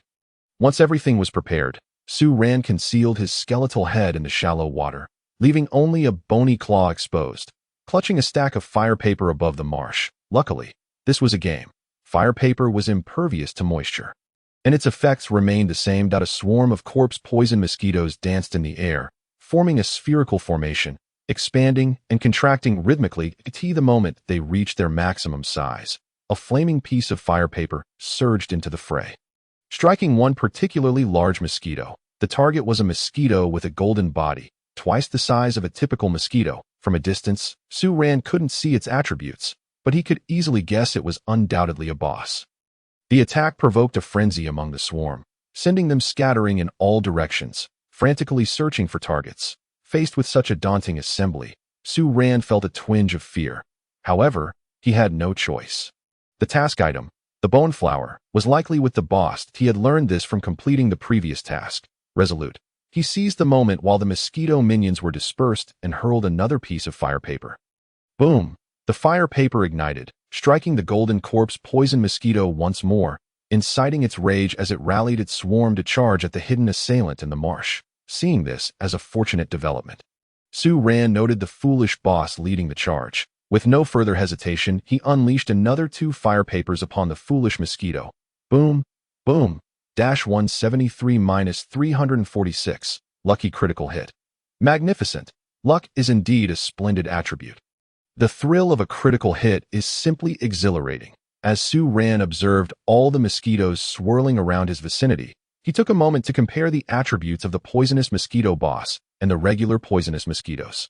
Poisonous mosquito, boss, level, 15 health, 21,353,000 attack, 75 to 80 defense, 70 agility, 8 active skill. The poison needle has a chance to poison the target upon attack, inflicting a health reduction of 5 per second for a duration of 10 seconds. Passive skill, all poisonous mosquitoes within a 3-meter radius of the leader gain an attack bonus of 15. Note, the king among the poisonous mosquitoes is not solitary. Poisonous mosquito level, 15 health, 250 attack, 50 to 55 defense, 32 agility, 8 active skill. The poison needle has a chance to poison the target upon attack. inflicting a health reduction of 1 per second for a duration of 3 seconds. Note: poisonous mosquitoes are social creatures. Inciting one will surely provoke the entire swarm that Su Ran watched as they flitted around the marsh. Yet none dared to venture into the water, prompting a grin to spread across his face. Indeed, one could only blame their mother for endowing them with such conspicuous weaknesses. Seizing an opportunity, he stealthily extended his bony claw, launching a paper burn towards the mosquito boss before swiftly retreating back into the marsh. The poisonous mosquitoes, upon spotting their target, surged towards the wretched claw with frenzied determination. However, as the claw retracted, a dozen mosquitoes, propelled by their own momentum, tumbled into the marsh, flapping their wings desperately yet sinking deeper into the mire until they vanished from sight, restoring tranquility to the swamp. What a splendid turn of events! Su Ran's eyes gleamed with delight as 2 white flames blazed brightly. Although he had missed out on experience from the minor creatures due to his opportunistic tactics, diminishing their numbers was a cause for celebration.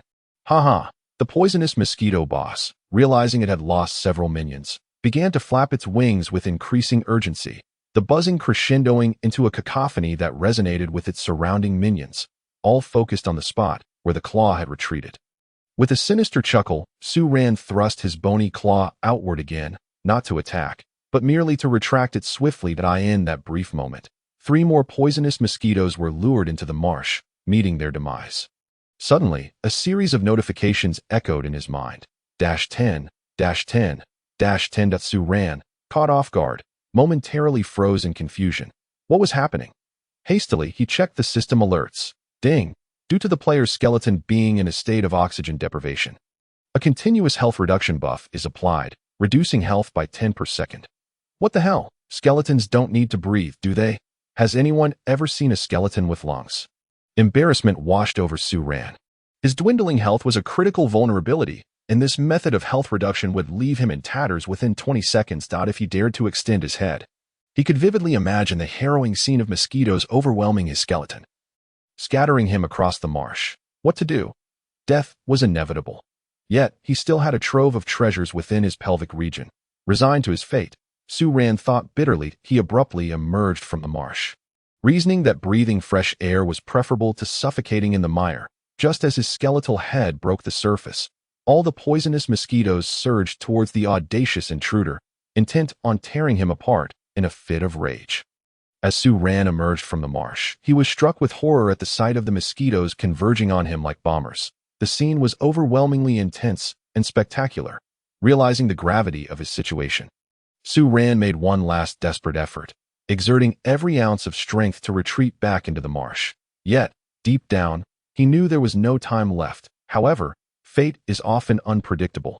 Just as despair began to creep in, a tremendous surprise overshadowed his dread. Suddenly, as the small skeleton's head was on the brink of calamity, dozens of fiery tongues erupted from the marsh, sending sprays of muddy water skyward, targeting the swarm of poisonous mosquitoes above.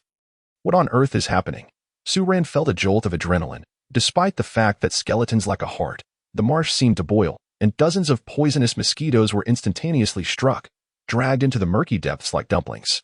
Gurgling sounds followed as the mosquitoes floundered briefly before succumbing to the swamp's depths. Restoring calm once more, Su Ran, frozen in fear, dared not move, acutely aware that in the next moment, hundreds of fiery tongues could very well direct their wrath at his skeletal form. Trembling, Su Ran scanned his surroundings, his gaze catching pairs of blood-red eyes flickering like light bulbs on the murky water's surface, creating an unsettling contrast. What species is this? How did I not notice it earlier? Fiery tongues and crimson eyes. Wait a minute. These creatures have been surrounding him for so long without attacking. What does that imply? Su Ran suddenly considered a possibility. Resolutely, the small skeleton raised its head above the water once more. This time prepared, launching a paper burn towards the golden mosquito hovering above. Bang! A perfect hit. Su Ran concealed his achievements and retreated deeper into the marsh, observing their king being incessantly provoked and suffering damage. The mosquitoes increased the frequency of their wing beats, diving down with a fury akin to bullets, zipping towards the place where Su Ran had submerged. Once again, dozens of fiery tongues shot skyward, sweeping away the self-destructive poisonous mosquitoes into the murky marsh. Su Ran's conviction grew stronger. Seizing the opportunity while the aerial mosquitoes dwindled, he boldly emerged once more. Good grief. Just as Su Ran resurfaced, he witnessed a breathtaking spectacle. Poison needle. The remaining hundreds of mosquitoes raised their abdomens, their tail-end needles gleaming ominously as they unleashed a barrage. At the moment the small skeleton appeared above water, the sheer volume of needles descending from the sky was overwhelming, creating a cacophony that sent chills down Su Ran's spine. If all those stingers struck his skeletal frame, would he not be reduced to mere fragments? Su Ran plunged deeper into the marsh, yearning to reach its bottom. Thankfully, the needles were lightweight. Upon entering the murky depths, their velocity diminished, and by the time they reached the skeleton's head, they lost their strength and dissipated. However, at that moment, Su Ran was astonished to witness the marsh bubbling violently, as creatures sprang forth from the depths. In the air, these creatures opened their gaping maws, their long fiery tongues aiming directly at the swarm of mosquitoes above. Cautiously, Su Ran raised his skeletal head once more, finally discerning the forms of these creatures. They were vibrant red toads, their bodies engulfed in fierce flames. Swamp fire toad, level 20 monsters. The most striking among them was the colossal swamp fire toad boss, its body ablaze with golden flames. Possessing eyes the size of copper bells, and a massive golden tongue lunging at the airborne golden mosquitoes. Natural enemies. Su Ran suddenly recalled his teacher's words from school. Frogs are beneficial creatures. One by one, the fire toads lay in wait, and as the poisonous mosquitoes unleashed their deadly poison needle, the toads lunged toward them, unleashing their assault. The swarm of mosquitoes, just deprived of their lethal weapon, found their skills still on cooldown. In that moment, the fire toads leaped eagerly to attack the airborne foes. Chaos ensued, evident in the frantic fluttering of their wings. Only the golden mosquito remained composed, buzzing up and down as if issuing commands. Unfortunately, before it could finish, a tongue ablaze with golden flames swept it down. The mosquito swarm descended into madness, all of them recklessly crashing into the fire toads, which were momentarily pushed back into the marsh, splattering mud everywhere. Even the swamp fire toad boss was not spared, crashing heavily into the marsh, mud and liquid splattering in all directions, granting the golden poisonous mosquitoes a chance to escape upward. At that moment, bang! 173. The attack was directed at a skeleton, one claw clutching a bone nail, while the other clutched a handful of paper burns, both hands waving animatedly. It was evident from the lewd posture of this skeleton that it was challenging its foes, beckoning them to come and strike. A profound sense of hatred has driven the golden mosquito into a frenzy, gathering the remaining corpse poison mosquitoes to form a colossal arrow, which hurtles directly towards Su Ran. At this moment, Su Ran does not evade. Although a sense of trepidation envelopes him, he firmly believes that the swamp fire toads will not allow him to meet his demise so easily. He stands there, seemingly foolish, unwittingly becoming a large bone target, fixated on the enormous arrow approaching ever closer as expected. The swamp once again erupts violently, with tongues of flames soaring skyward, sweeping these mosquitoes back and submerging them in the deadly mire. The solitary golden mosquito commander is not faring any better, as multiple tongues of fire ensnare it tightly and drag it back to the swamp with all their might. The golden toad boss does not grant the corpse poison mosquito a moment to struggle. Swallowing it whole, before long, a radiant golden light emanates from its form, dazzling beyond compare.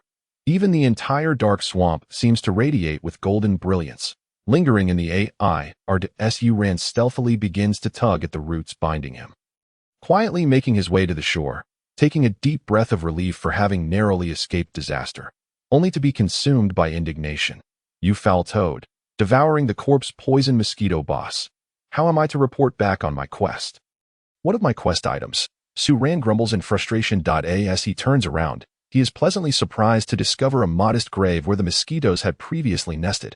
Gaga, how could one who encounters a grave resist the urge to dig? He thinks, driven by an insatiable curiosity. With each scoop, he digs with increasing vigor, even humming a merry tune. Before long, a delightful chime resonates. Ding! Congratulations! Player skeleton has obtained the material dual wings. Ding! Congratulations! Player skeleton has acquired a piece of bone marrow. Bone marrow? Haha. Once again I encounter bone marrow. Bone marrow enhancement material is essential for low-level undead to strengthen themselves. Note: low-level undead seeking to enhance themselves cannot do without it. What a treasure! Su Ran hastily consumes it, chewing eagerly. Before long, he notices that his entire skeletal frame radiates a dark glow once more, albeit this glow is considerably fainter than before. Then, in a flash, it vanishes within his bones. Why hasn't my strength advanced? He ponders. Could it be that as one's strength increases, the required amount of bone marrow also rises correspondingly? Oh well, I'll cross that bridge when I come to it. Filled with renewed vigor, Su Ran clutches his novice shovel and continues to excavate the grave. The sounds of digging resonate through the dark swamp. Soon, the system's charming voice chimes in again, akin to a celebratory announcement. Ding. Congratulations, player skeleton has acquired the material poison needle. Ding. Congratulations, player skeleton has obtained the quest item 3 bone flowers. Excellent. The quest items are secured. Su Ran quickly retrieves the legendary bone flowers, eager to see what the beloved treasure of Steward Lu looks like. He observes that the bones are slender as twigs, with joints as thin as leaves, and the femoral heads are fracturing and spreading out, resembling vibrant blossoms in full bloom, perfectly showcasing the resilience of bone. What an extraordinary bone flower! Su Ran nods in satisfaction. Just as he is about to turn back to his territory, he suddenly notices a small mound of grave dirt remaining at his feet. I can't leave this one unturned. My obsessive-compulsive nature won't allow it. With a swift strike of his shovel, Su Ran suddenly freezes. Ding! Congratulations! Player skeleton has obtained the special item head pattern bone suture. What on earth? Su Ran clumsily retrieves the head pattern bone suture. Head pattern bone suture, special item, seems to contain some kind of information. Note: using it may cause a splitting headache. Please use with caution. Oh my! What a splendid item! Su Ran quickly places it in his mouth, chewing vigorously. The little skeleton chews for a while but spits it out. The head pattern bone suture remains entirely intact. What is going on? The method of use must be incorrect. Head pattern bone suture. Is it supposed to be placed on my skull? Carefully, Su Ran inserts the head pattern bone suture into the fissure of his skull. Immediately, a dazzling array of colors radiates from the top of his head, flashing brightly before condensing within his cranium. Ding! Congratulations! Player skeleton has comprehended the bone technique body enhancement technique. Body enhancement technique. Increases health, granting a 20-point health bonus. What? Why don't I receive an offensive bone technique? Am I to be satisfied with this rubbish? Su Ran laments. Nevertheless, he shakes his head nonchalantly, glancing at his attribute panel. Health at 240 points. Well, at least it's an increase of 40 points. Still a one-hit wonder, alas. Su Ran retracts his equipment and struts back to his territory. My lord, you have returned. I have awaited your arrival. As soon as Steward Lu spots his skeletal lord returning to the territory, he rushes to the entrance, eagerly eyeing Su Ran's bladder. Oh my, was it even an hour for a round trip? This old man has awaited a long time. The usual routine ensues, a storage box in exchange. Su Ran is not swayed by his antics. My lord, there are only 2 such treasures. I truly cannot part with any more. Steward Lu laments with a sorrowful expression. Su Ran's voice suddenly rises an octave. Little stone. Little Lu, where are you? Your lord brother has returned with something even bigger for you. Hush, hush, hush, my lord. I must have misremembered. I still possess 1 storage box. This I shall offer to you. Steward Lu hastily interrupts the skeletal lord's exuberance. Trembling as he presents the storage box to him. Su Ran excitedly accepts the storage box, examining it closely. Storage box, genuine. With the word genuine, it cannot be false. Su Ran nods in satisfaction, placing it within his bladder. Ding! Discovered storage box, genuine. X2. Would you like to fuse them? Fusion will increase box space without losing items inside. Aha! Such a feature exists. Fusion. Ding! Fusion failed due to player skeleton lacking fusion gems. Fusion gems? Bring them forth. Su Ran is direct. Steward Lu shudders, exclaiming, My lord, I truly do not possess such treasures. If I did, my storage box would have fused long ago. Why would I wait until now? Su Ran casts a mischievous glance at the sweating Steward Lu. Producing a bone flower from his bladder and tossing it to him, Steward Lu hurriedly catches it, and seeing Su Ran about to leave, he anxiously grabs Su Ran's arm, pointing to his pelvis while saying, Noble my lord, I noticed 2 bone flowers you forgot to give to me from your esteemed pelvis. Su Ran erupts in fury. What does noticing mean? What does esteemed pelvis imply? Is it permissible for you to gaze upon a man's pelvis so casually? Indeed, a blunder, a blunder. My busy day has caused me to forget. Taking a deep breath, Su Ran suppresses his frustration, retrieving the remaining 2 bone flowers from his private parts and tossing them to Steward Lu before turning to leave. Off to dig graves. My lord, please wait. Seeing Su Ran lift his leg to depart, Steward Lu is quick to call him back. What now? Have you lost another beloved item? Not at all. Steward Lu shakes his head fervently, seemingly unbothered by the risk of injuring his cervical vertebrae. My lord, although our territory is currently a level 2 territory, we possess a financial value of 0 that the inhabitants are struggling to meet their basic needs. Each day, we need to deduct financial value based on population. And look at my poor little grandson. He is nothing but skin and bones. Your grandson has long since become a mere skeleton. Su Ran glances at the population of the territory, 7,200, meaning a daily deduction of 7 points of financial value, which is quite manageable. Indeed, the territory needs to develop. Steward Lu, how can we acquire financial value? Su Ran still has not grasped how financial value is obtained. This requires you, my lord, to donate equipment or soul coins or purchase items from our shop. Taxes must be collected. Steward Lu speaks somewhat mysteriously, leaning closer to the skeletal lord and whispering, if our territory's financial value reaches a certain height, there is a chance to attract high-level bosses to ally with us. Of course, they can only belong to the demon realm. Steward Lu does not inform the skeletal lord that the chance of such alliances is exceedingly low, nearly 0. Oh my, an alliance with a high-level boss? What an intriguing concept. As long as it's equipment, it will suffice? Su Ran's eyes light up. Indeed, any equipment will do. However, the financial value acquired will vary based on the equipment's level and attributes. Lu Guanjia nodded repeatedly, his gaze fixated on Su Ran's pelvis, continuing to chatter incessantly. Donating a Ming coin will yield 10 points of financial value. Donating black iron equipment will earn 10 points. Bronze equipment yields 50 points. Silver equipment grants 200 points. And gold equipment provides 500 points, among others that in terms of levels. Donating equipment of level 10 will yield the same financial value, while donating level 20 equipment will double the value. Level 30 will triple it. And so forth. But what about level 0 equipment? Su Ran began to grasp the concept. No need for level 0 equipment. To whom must I trade the equipment to receive financial value? Just trade it to Xiao Lao. Lu Guanjia beamed, his face lighting up with joy. You old rascal. Su Ran tossed 3 pieces of silver equipment to Lu Guanjia. After all, he had no use for them, and exchanging them for some financial value was worthwhile. Lu Guanjia pounced on the 3 pieces of silver equipment as if he had spotted a fish, and then he vanished without a trace. Ding! Player's skeleton territory has gained 1,800 points of financial value. The territory should hold for a while now. My lord, might I suggest that we upgrade our skeleton guards to better ensure the safety of your subjects? Lu Guanjia rubbed his palms together. Skeleton guards? They can be upgraded too? Su Ran opened the territory's attribute panel and found the section for skeleton guards, and indeed, there was an option for upgrading. Currently, the skeleton guards appeared somewhat shabby. With low health and attack stats, skeleton guard, archer, level 10 health, 2000 attack, 100 to 110 defense, 30 passive skill, dispel stealth. When a stealth target approaches the skeleton guard, stealth is dispelled. Self-heal restores 10 health every 10 seconds. Su Ran saw that upgrading the skeleton guard to level 20 required 500 points of financial value. What more is there to say? Upgrade. Ding. Deducting 1,000 financial value from player's skeleton territory. Skeleton guard upgrade successful. With 2 swift sounds, the 2 skeleton guards seemed to enlarge slightly, yet they retained their original, cold demeanor. What? 1,000? Wasn't it 500? Su Ran soon felt relieved. After all, there were 2 skeleton guards. Financial value should not be wasted.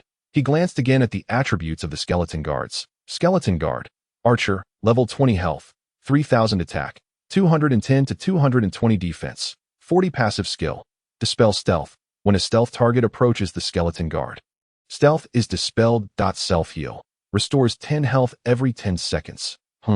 Quite good, quite good. The attack looks decent now. Su Ran nodded. Esteemed lord, it seems the weapon shop owner is seeking your audience. Might you visit him? Lu Guanjia cast one last reluctant glance at Su Ran's abdomen before turning to leave. Another task has arrived. The little skeleton walked clumsily towards the weapon shop situated near the village entrance. Inside the shop, the weapon shop owner was a blacksmith.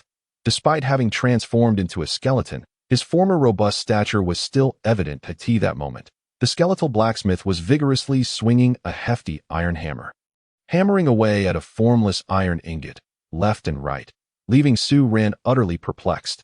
Yet, the sound of metal striking metal was akin to a melodious symphony, quite pleasant to the ears after a while.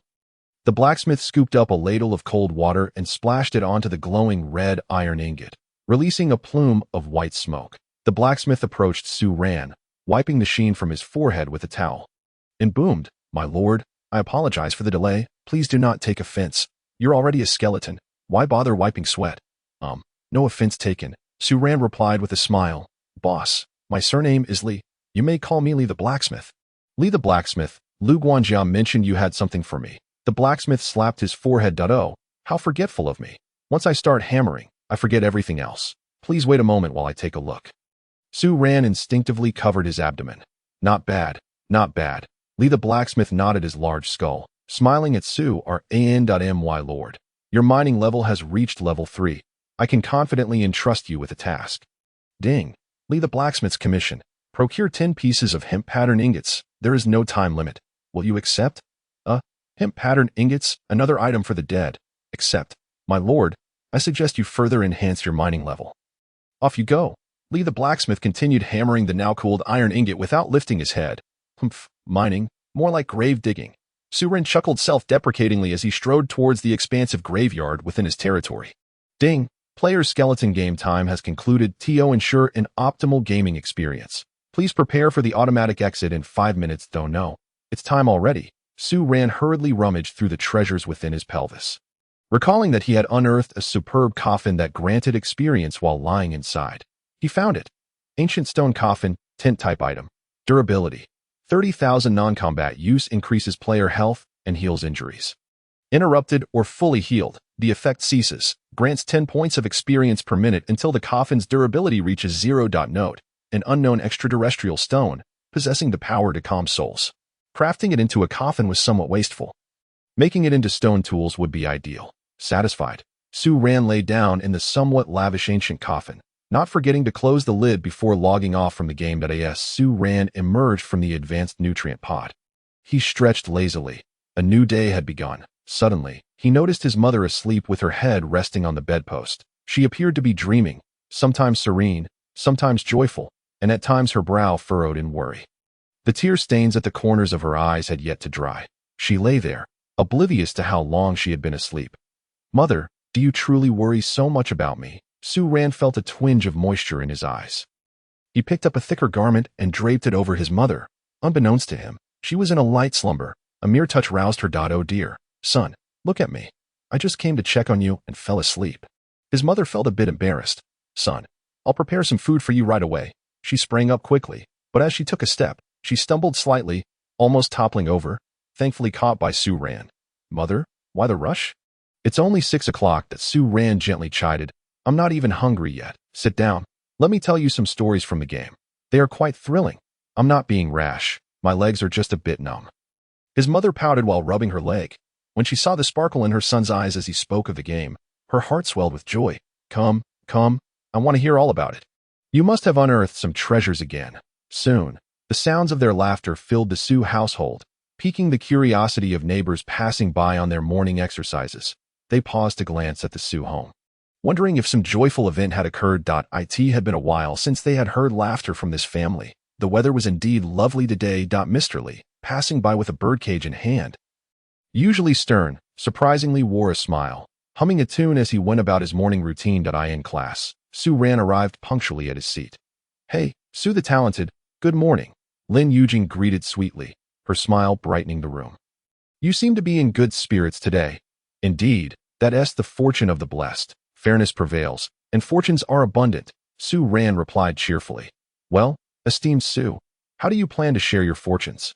"Oh, equally, Su Ran chuckled, recalling their moments alone together. Lin Yujing's eyes curved like crescent moons, her cheeks flushed with sweetness as she lowered her head, glancing at the books on her desk, her youthful heart wandering far away. Su Ran, a voice as clear as a babbling brook, came from the back seat. Though tinged with a hint of chill, it was refreshingly soothing amidst the sweltering heat. "What is it, Han?" Su Ran turned in surprise at the call from Han Xing. Here, take this. Han Xing produced her petite, exquisite phone and handed it to Su Ran. Feeling awkward, he hesitated to use Han Xing's phone, stealing a glance at Zhang Meng's seat, with a sigh of relief. Su Ran noted that Zhang Meng and his companions were absent. As the class had yet to commence, he then took the phone, which displayed a forum post about the ongoing battle between deities and demons. High-priced buyback for the Fire Source Sphere. Fire Mage. High-priced buyback for the Cursed Chain, a formidable spear. Forming a team to hunt the boss. Friends, those interested, please contact me, Nix Wudao. The first two messages were self-evident. These two top-tier players clung to their dropped equipment, harboring a flicker of hope that their exquisite gear might return to their possession. Unfortunately, Su Ran had generously allowed the system to reclaim that cursed chain. However, the post by Nix Wudao demanded Su Ran's attention. A team hunt for the boss? Surely. It referred to that little skeleton that had bested Nix Wudao thrice. Su Ran's expression grew somewhat uneasy. Indeed, defeating Nix Wudao 3 times and looting 3 weapons would drive anyone to madness. Of all things to drop, it had to be weapons. How unfortunate, brother, to be so lucky that Su Ran casually clicked on the post by Nix Wudao. Tonight at 10 p.m., assembling a team to hunt the boss in the novice map Tomb Ridge. With promises of golden equipment. Friends who wish to join, please message me, Nix Wudao. Yet, the comments below were rife with ridicule. After flipping through several pages, Su Ran finally encountered some comments with substance. A boss in a novice map? Old Nix, have you lost your mind? You should consider a visit to a mental health facility. The best joke of the year. Novice map boss dropping golden gear. A minor boss requiring a team to defeat. Nix Wudao, it would perish with just a fart. Hilarious. Further down were still more nonsensical comments. Su Ran felt a wave of reassurance. Being a boss in a novice map wasn't too shabby. The mountains were high and the Emperor far away. Without a teleportation array, it would take considerable time and effort for players to traverse from the big city just to hunt a minor boss. Not to mention the uncertainty of drops, it truly wasn't worth it. Nix Wudao, I shall watch how you play your next move. Su Ran hastily handed the phone over to Han Xing, realizing it was becoming too hot to handle. He nodded at her and returned to his seat. Before long, Zhang Meng and a few close friends entered the classroom, chatting and laughing. Su Ran let out a breath he hadn't realized he was holding. What a close call. During class, the teacher was elucidating example problems from the podium, while most students below were deeply engrossed in their studies. After all, they were in their final year, facing the imminent Gaokao. If not now, when? Su Ran, too, was no exception. He had once fantasized about surviving the Gaokao next year, leaping through the Dragon Gate, leaving no regrets. The 4 classes passed in this tense atmosphere, and before he knew it, the school day had concluded. See you this afternoon. Lin Yujing flashed a sweet smile at Su Ran before happily departing. I'll walk you home, Su Ran. Han Xing tossed this remark as she left, while Lu Yana hurriedly followed her to catch a ride. Su Ran chuckled wryly. He hadn't even expressed his agreement yet. To be honest, he had no desire to wade through the murky waters surrounding the school bell. Glancing at Zhang Meng's seat, he realized it had been vacated. Well, it was a kind gesture. Upon exiting the school gate, Su Ran discovered Han Xing's car waiting for him, but he forced a smile, climbed into the vehicle, and it drove away. A man in a cap glared darkly at Su Ran as he boarded, then turned away. Inside the car, Old Wang, first drop off Lu Yana. Understood, miss. The driver, Old Wang, turned the steering wheel and took a detour. What does this mean? Lu Yana felt perplexed, as if she could not grasp the world around her. Only Su Ran understood that Han Xing had kept him for the sake of the game. Throughout the journey, Lu Yana chattered incessantly with Han Xing, leaving no room for silence. In contrast, Han Xing leaned her arm against the window, her chin resting on her hand, allowing her desk mate to ramble on, merely nodding occasionally in acknowledgement. Are you selling that fire source sphere? After Lu Yana alighted, Han Xing suddenly inquired on their return journey. Do you know its attributes? Su Ran was taken aback. The fire mage had boasted about it that I had no plans to sell. I can use it myself, Su Ran replied apologetically. But you can't utilize the cursed chain. Can you? Han Xing's expression darkened. I let the system reclaim it. I exchanged it for some financial points, Su Ran replied, puzzled. Han Xing abruptly turned to Su Ran, her face like a winter's frost, making him feel uneasy. What are financial points? Su Ran recounted the details of the territory, including the thrilling experience of defeating players. Even the composed Han Xing widened her eyes in astonishment. If fire mage, Nix Wudao. and that formidable spear knew they had been defeated by a novice player who had just started. What would they feel? Han Seeing smiled, though Su Ran found it somewhat inscrutable. By the way, my lord, silver gear is still attainable. Keep the exquisite equipment for me. Don't waste it. Han, please don't call me my lord. It makes me uneasy, Su Ran responded awkwardly. Han Seeing merely smirked, offering no reply. Su Ran shifted his gaze elsewhere. Han, could you please keep an eye out for any special items related to bones being sold on the market? I am collecting anything bone-related. Understood. Han Seeing turned her head and gazed out the window. After Su Ran exited the car, Han Seeing unexpectedly addressed the driver, saying, Dad, what do you think of him? Mom, I'm home. Su Ran shouted as he entered the house. His mother was on leave today and should be at home. Son, come here quickly. Su Ran's mother called urgently from within. What happened? Su Ran hurried into the room.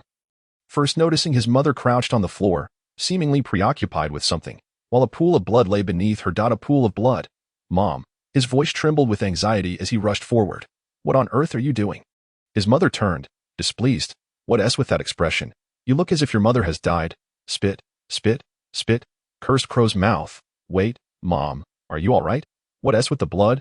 Su Ran felt a surge of relief, grateful that his mother was fine. Look at this. I don't know which heartless soul compressed this little black one like this and ran away, his mother grumbled. Luckily, I passed by, and this little black one has finally been saved.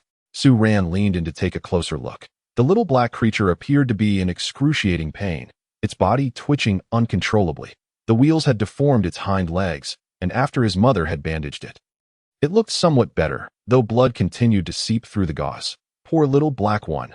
Su Ran squatted down, gently stroking the little black one's disheveled fur, as if to ease its suffering. The creature quieted, gazing innocently at Su Ran, evoking a sense of pity. Its plight mirrored his own.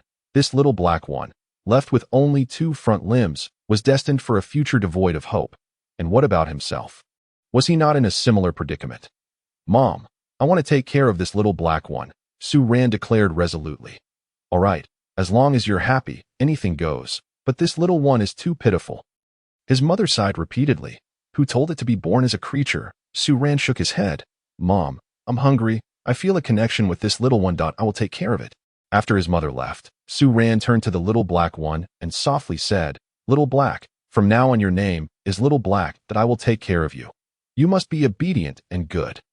Little Black was still too small to comprehend what losing its hind legs meant. It may have known that this little master was kind, and sensing the warm scent emanating from Su Ran, it seemed to forget its pain, softly mewing.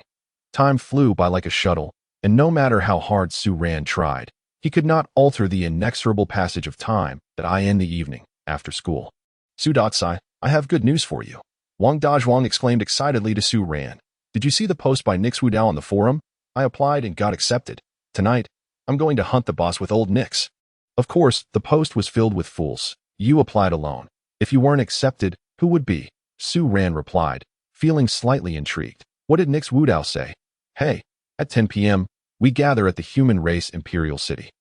By then, we should have about 6 or 7 players. We'll traverse the 10,000 Beast Forest, with the final destination being that novice map Eerie Tomb Ridge. It is quite annoying that there is no teleportation array.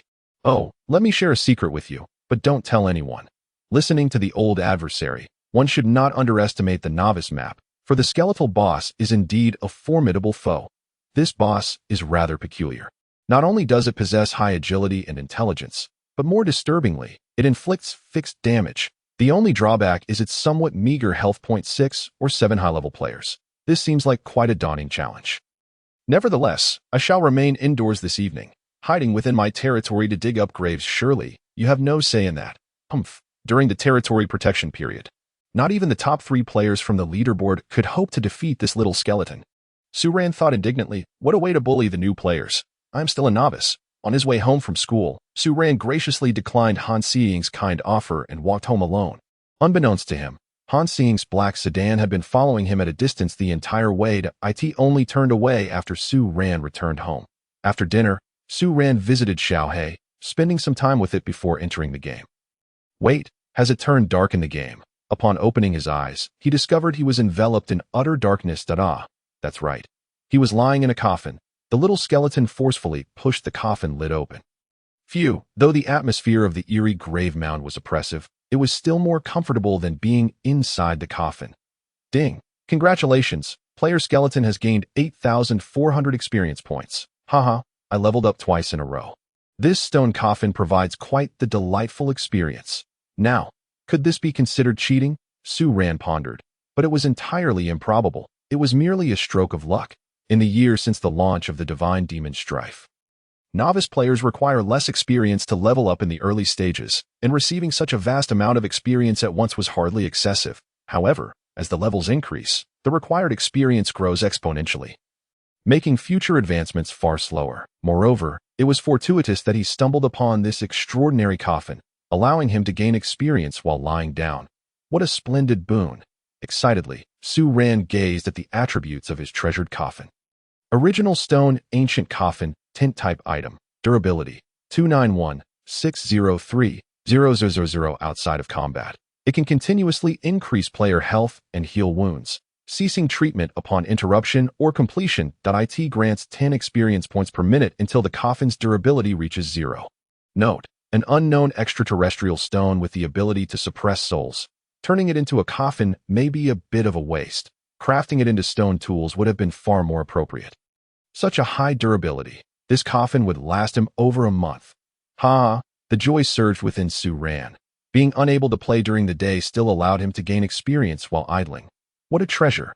Wait, could he wait until the coffin's durability was nearly depleted and then have a blacksmith melt it down to forge a stone tool? A clever repurposing indeed.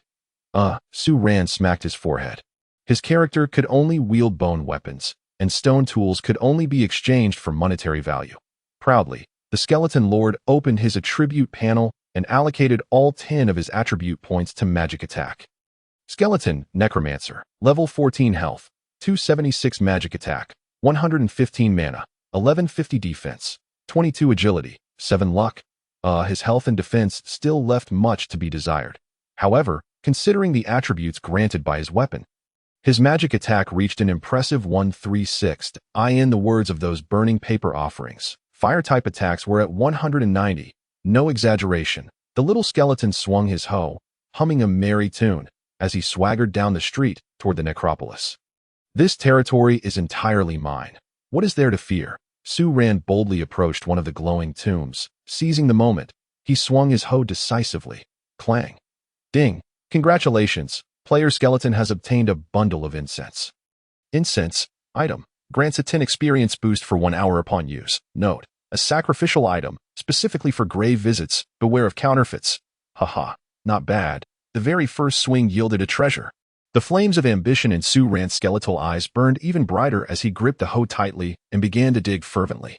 Heave-ho, heave-ho, ding. Congratulations, player skeleton has obtained a quest item, the hemp-patterned yuanbao, a quest item. Before long, the system's voice chimed again. Ding. Congratulations, player skeleton has received a special item. 10,000 coins. 10,000 coins. My goodness, does this signify 1,000 gold coins? Su Ran jolted, quickly retrieving the recently unearthed treasure. 10,000 coins currency can be exchanged for 10 Ming coins upon use. Note: can the dead spend money? It is said they can. I thought it was 1,000 gold coins. Alas, this loophole is not so easily exploited. Su Ran carelessly tossed the 10,000 coins into his inventory. Right. 1,000 Ming coins can be exchanged for a magic ring worth 100,000 yuan. The little skeleton diligently continued to dig, occasionally gasping in excitement, which only fueled his enthusiasm further. Shifting focus to the side of Inai Wu Dao, wielding a great spear, the fire mage, with a face full of freckles, was waiting for the 2 players who had promised to join him. How tiresome. Leaning against a large tree, the great spear remarked with displeasure. These 2 fellows are truly amusing. They said to gather at 10, yet they still haven't arrived. Will we even have a pleasant time this evening?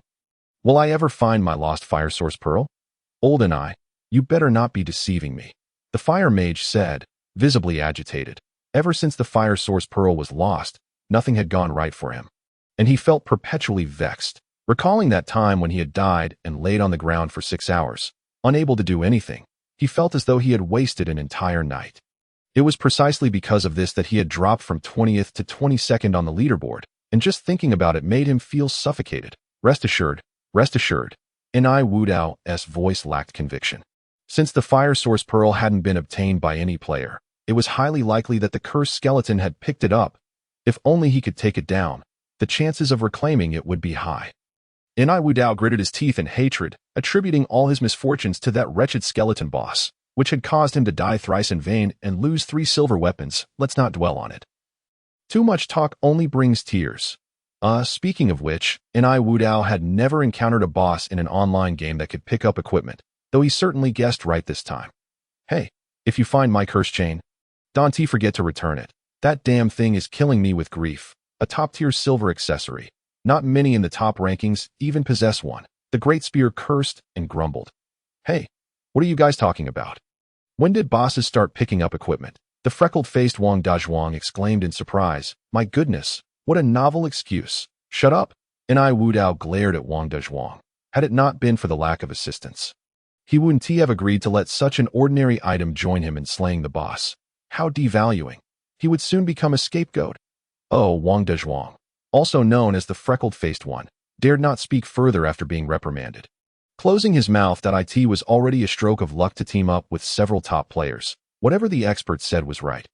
Even if they merely tooted, Wang Dazhuang would climb up to see if it smelled like chives.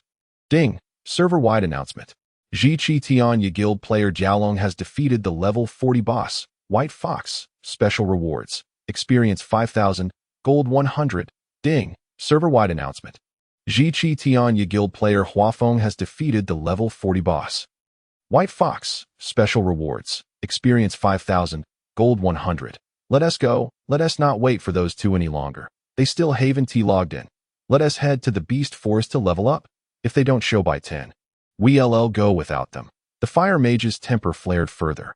If he waited any longer, he might just lose his mind. Another level 40 boss had been slain, and the fire mage could no longer hold back. The Great Spear nodded indifferently, and Ni Wudao dared not say more. Regardless, heading to the eerie grave mound would inevitably lead them through the Beast Forest. Killing some monsters would yield experience, which was far better than just standing around. Who knows, they might even encounter a boss. Wang Dazhuang, needless to say, was elated at the prospect of leveling up alongside the experts in the Beast Forest. The dense trees created a lush canopy, intertwining branches and leaves blocking out the blazing sun, making it difficult for sunlight to penetrate the ground. Sparse beams of light filtered through, resembling laser beams struggling to reach the forest floor. The faint infiltration of light elements revealed the hidden dangers lurking within the depths of the forest. This is the territory of the Beast Clan in the Divine Realm. The Beast Forest is home to a diverse array of beast tribes, although numerous in variety, for the human players of the Divine Realm. The danger is relatively minimal. Beast tribes below level 30 do not actively attack players. Unless they are above level 30, the orcs within the Beast Forest each possess their own territorial dominions. The moment a player steps into their realm, danger may strike at any moment. That said, the Fire Mage God has gathered a few players for the purpose of hunting the level 30 boss. The Silverlight Leopard. I have traversed this area before. Just a few hundred meters ahead lies the spawn point of the Black Leopard. Today, I am leading you here to slay a boss, the Silverlight Leopard. The Fire Mage God cast a sweeping glance over the group and continued at a leisurely pace. None of you are novices. You understand the rules. No word of this shall be spoken outside. Upon hearing that a boss was to be slain, the great gun erupted into laughter, and even the perpetually unlucky Reverse No Path displayed a glimmer of surprise, while Wang Dazhuang stood there.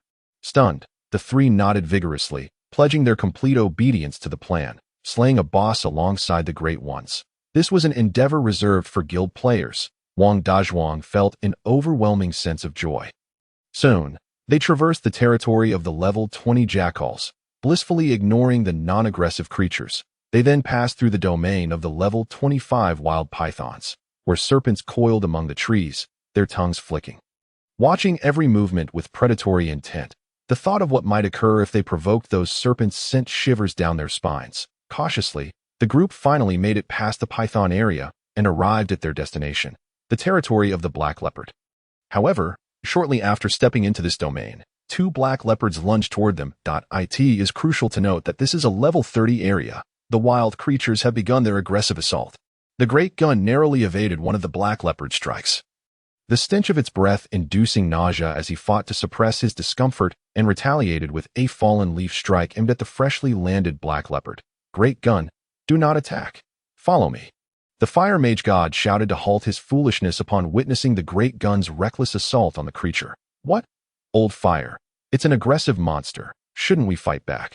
The great gun hastily retracted his weapon. Perplexed by the fire mage god's intentions. No time for chatter. Follow me. This path has fewer monsters. We can handle what we encounter, but if we cannot, retreat. The fire mage god inquired as they ran. Is anyone's speed below 6? Excellent. We are surely going to make it. The fire mage god observed the silence among them and laughed heartily, the previous tension dissipating significantly. My speed is 5, but as a shield warrior, I can withstand it. Oh great one, said the pockmarked-faced player quietly. That works. Just keep an eye on your health. If you play your cards right, you shall not perish, the fire mage god explained as they ran. This silverlight leopard boss is exceedingly cunning. If we approach with too much noise, you might never encounter this beast again. Only by catching it off guard can we hope to succeed. Just as the fire mage god was halfway through explaining, he exclaimed, I see a golden leopard. What? Reverse no path queried. A golden leopard? I thought it was the silverlight leopard. See for yourself. The fire mage god felt his hands tremble. Goodness, a level 30 golden boss. The great gun's voice quivered with excitement. This was his first encounter with a golden boss after a year of playing, and a level 30 at that. Truly astounding. Golden leopard, golden boss. Level 30 health, 5200 attack, 350 to 397 defense, 96 agility, 7 active skills, frenzied bite, 2 strikes, each dealing 80 of maximum attack damage. Leopard charge with a chance to stun the target, inflicting 80 of maximum attack damage. Tail whip, a group attack skill, sweeping across 3 targets for 70 of maximum attack damage. Passive skill, resilience. Defense increases by 50 when health drops below 50. What a valiant golden boss. Shall we engage? Reverse no path swallowed hard, his eyes gleaming with excitement as they remained fixed on the golden beast. His weapon gripped tightly. Meanwhile, Wang Dazhuang was nearly fainting from euphoria as a mere student. He found himself alongside these great players battling the legendary golden boss. What a way to go. Wang Dazhuang quickly activated his recording mode. Shall we call for reinforcements from the guild? The fire mage god was acutely aware that the golden leopard was a formidable foe, and he felt uneasy about relying solely on this small group of players. Failure would be a steep price to pay. Call for what? Reverse no path scoffed at the fire mage god. When the guild's main force arrives, will there be any spoils left for you? Let us take him down, the great gun bellowed, his determination palpable, embodying the spirit of a top-tier player. But first, let us eliminate those black leopards that have been following us, just in case. Although the fire mage god had a fiery temper, he remained calm while issuing commands. Pockmarked-faced player, you attract the monsters. We'll finish this swiftly. The fire mage god considered the situation carefully and added, also, we lack a healer. You are crucial to our team. If you can hold your ground, this boss will surely fall. Wang Dazhuang was nearly overwhelmed. He was the team's key player. What did that mean? When had he become so vital? All right, oh great fire mage. You can count on me. I will stand my ground and not retreat. Wang Dazhuang trembled with excitement. Just then, they didn't even need Wang Dazhuang to draw the monsters. The black leopards that had been shadowing them finally revealed themselves. Charging toward the intruders, roar, Wang Dazhuang raised his hand and unleashed a taunting skill, bracing his shield firmly against his chest for protection. Taunt LV1. Attracts the attention of 3 attacking targets, reducing their attack by 5. The black leopards all pounced on Wang Dazhuang, tearing at him with their claws. Shield guard. Wang Dazhuang shouted again, activating another skill. Shield guard LV1. Increases personal defense by 30 for 60 seconds, cooldown of 3 minutes. Attack aura. The other top players were taken aback as Wang Dazhuang invoked yet another skill. Attack aura LV1. Increases teammates' attack by 10 for 60 seconds, cooldown of 3 minutes. Wow, impressive, the fire mage god exclaimed. Astonished that a mere pawn could possess such a variety of skills. Pockmarked-faced player. You have quite an arsenal of skills. Just a few I stumbled upon. Wang Dazhuang replied with a modest smile. Clearly accustomed to such occurrences. Very clever, quite intelligent. Reverse no path remarked enviously, as he found it tremendously difficult to learn skills. For him, acquiring a skill was akin to climbing a mountain. Well, I just put in a bit of extra effort in my studies. Wang Dazhuang suddenly thought of Saran, wondering if his intellect would translate into extraordinary skill acquisition within the game. Little did he know, Saran had yet to grasp a single skill. Indeed, skeletons possess no brains. How unfortunate. Quite humble. Do you have a guild? Would you be interested in joining one of the top 10 guilds? The Fierce Tiger, the Fire Mage God, while casting spells at the Black Leopards, extended an olive branch to Wang Dazhuang. Sending him a friend request, Wang Dazhuang was taken aback. This could mean he might join the 5th-ranked guild, Fierce Tiger. How perceptive of the Fire Mage God. Wang Dazhuang was indeed a player born under a lucky star. Wow, Wang Dazhuang, while fending off the Black Leopard's attacks, eagerly accepted the Fire Mage God's friend request, his excitement nearly overwhelming him to the point where he struggled to keep his shield steady. Meanwhile, as Wang Dazhuang and his companions engaged in a fierce battle within the beast forest, Saran was still diligently digging at the enormous grave before him with his precious novice shovel. Ding! Congratulations! Player skeleton has acquired a special item, graveyard grass. Goodness, have I exhausted all my luck? Saran gazed at the pile of graveyard grass. Feeling a bit dazed, undeterred, he continued to dig. Ding! Congratulations, player skeleton has obtained a golden black rock coffin. Golden black rock coffin, what a grand name. Without even looking, he knew it was a treasure. The little skeleton was thrilled. Eagerly rubbing its bony claws together as it examined the attributes as he observed, he thought to himself, coffins are convenient. No need for identification. So much simpler. Golden black rock coffin, tint type item. Durability. 10,000. This is a treasure coffin that generates wealth. Upon use, it automatically grants a special item each day. Note: no matter how precious, it is still a coffin. Such fortune can only be enjoyed by the deceased. Oh my.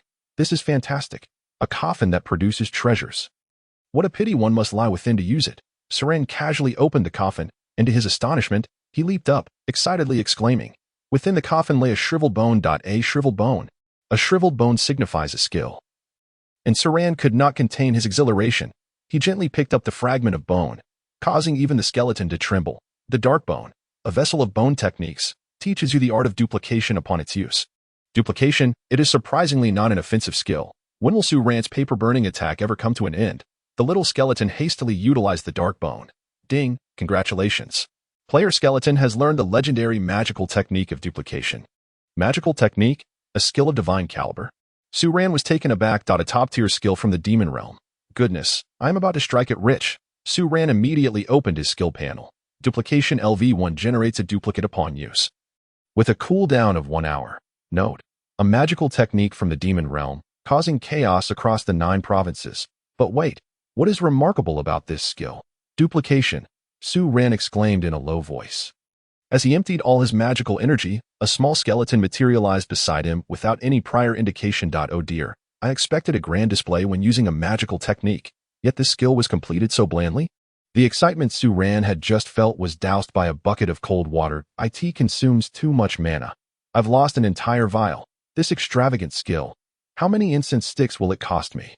Saran, having gained an advantage, feigned innocence as he gazed at the newly created skeleton. To his astonishment, he discovered that he could share vision and thoughts with this small skeleton. It was as if the 2 skeletons were his right and left hands. Effortlessly controllable without conflict. Skeleton, Necromancer Warrior, player's duplicate. LV1 health, 100 attack, 10 defense, 10 magic, 10 agility, 7 shared, luck, 13 shared. Wow, this is a warrior companion. Starting with full attack and defense, quite impressive. Suddenly, Saran conceived a possibility and hurried towards the weapons shop in Skeleton Village. Inside, the skeleton blacksmith was still diligently hammering away at an iron ingot, seemingly oblivious to the arrival of the skeleton lord. After a considerable time, once the ingot was molded, Blacksmith Lee finally lifted his head leisurely. My lord, what brings you here before the task is complete?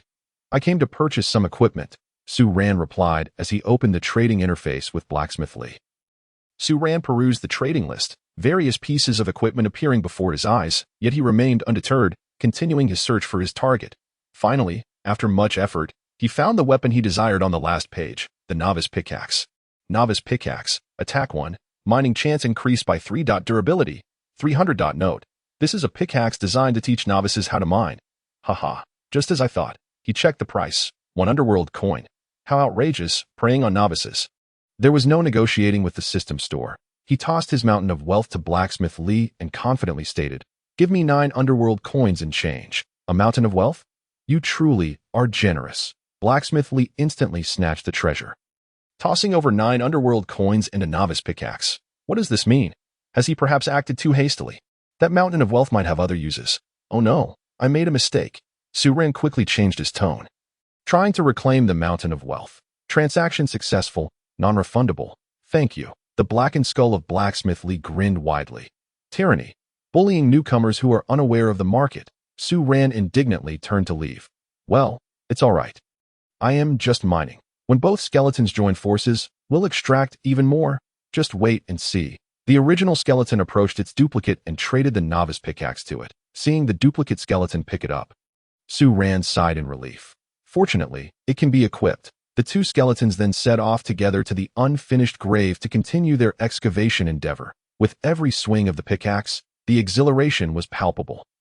Haha, a double harvest, 2 at once. What a splendid occurrence. Let us keep digging. Meanwhile, the fire mage and his group had already engaged in battle with the golden boss, the golden light leopard, with several black leopards' corpses sprawled around them. Old fire, I've got the golden light leopard under control. This beast is too cunning, exclaimed a pockmarked face, as if vying for credit. When did Wang Dazhuang's relationship with the fire mage become so amicable? It turned out that when Wang Dazhuang deployed another skill, the defense aura, the group of leaderboard elites became unsettled. Defense aura grants teammates a defense boost of 10, lasting 60 seconds, with a cooldown of 3 minutes. Double aura shield. This guy's comprehension ability is terrifying. There are so few shield warriors with such diverse skills in the entire game. What does gear matter? Skills are the true path. Naturally, the fire mage, along with his spear and the pockmarked face, became bosom buddies. Wang Dazhuang, too, was quite shameless, affectionately calling them Old Fire, Old E, and Big Gun, creating a sense of camaraderie. Tsk, they truly resembled long-lost brothers. Pockmarked, the attack aura has faded. Let's unleash it again. Yi Wudao, shameless as ever, recognized Wang Dazhuang as a significant asset and pulled him closer. All right, Wang Dazhuang, while enduring the attacks from the golden light leopard, waved his hand and activated the attack aura. Under the leadership of the fire mage, the golden light leopard's health quickly diminished by 15. Pockmarked. Thanks to you, with just one of your skills, your nearly 300 defense value allows the golden boss to barely inflict 100 damage on you. If your character were to equip superior gear and level up a bit more, defeating a golden boss would be a piece of cake, Yi Wudao remarked enviously. For the first time, Wang Dazhuang felt remarkably powerful.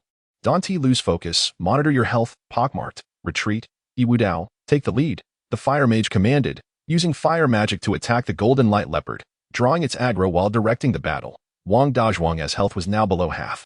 Hearing this, Yi Wudao charged forward, and under the fire mage's guidance, Wang Dazhuang successfully withdrew from the fray, using healing potions to restore his health. Pockmarked, hurry, this beast's attacks are too fierce. Damn, a double strike.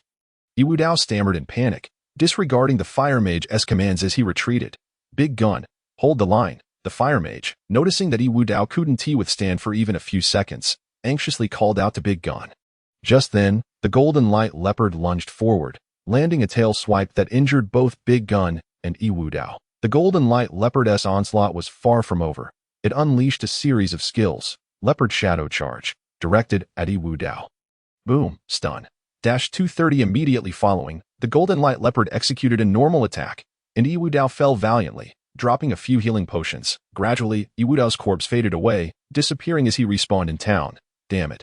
The fire mage, witnessing Yi Wudao's demise, intensified the brilliance emanating from the tip of his magic staff, unleashing rapid fire cannon upon the golden light leopard. The golden light leopard howled in pain, charging directly at the fire mage. Big Gun positioned himself to block the golden light leopard, delivering a jump slash that sent the beast staggering back. The golden light leopard, now enraged, lunged at Big Gun, biting furiously, landing a double strike. Big Gun's health plummeted. He had no desire to meet the same fate as Yi Wudao and quickly retreated at that moment. Wang Dazhuang finally restored his health and charged forward with his shield. Roar, seeing that Pockmarked had successfully blocked the golden light leopard with his shield, stabilizing its aggro, the fire mage finally breathed a sigh of relief.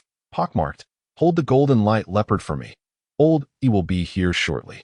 He has stocked up on plenty of high-grade healing potions that we've got this boss under our control. The fire mage relayed this good news to everyone. High-grade healing potions, 1 gold per bottle, can be used during battle, restoring 500 health points. Yiwu Dao was in dire straits. Wang Dazhuang, upon hearing this news, was invigorated, bracing himself against the golden light leopard's assault. Damn it, pockmarked. Are you trying to get yourself killed? Isn't the shield blessing skill activated? The fire mage suddenly noticed Wang Dazhuang's health rapidly depleting, sensing something was amiss. Wang Dazhuang jolted in realization, upon noticing that his health had been significantly depleted. He instinctively activated his shield skill. However, at that very moment, Jin Guangbao fortuitously unleashed his leopard charge skill, successfully stunning Wang Dazhuang. A spear, just having restored a considerable portion of health, perceived the dire situation and, disregarding its own health, executed a leap attack towards Jin Guangbao. With Jin Guangbao's health plummeting below the critical threshold of 50, its defenses surged. The enmity still rested upon Wang Dazhuang, and with a swift motion, its forepaw lunged towards him. It was over. He was doomed.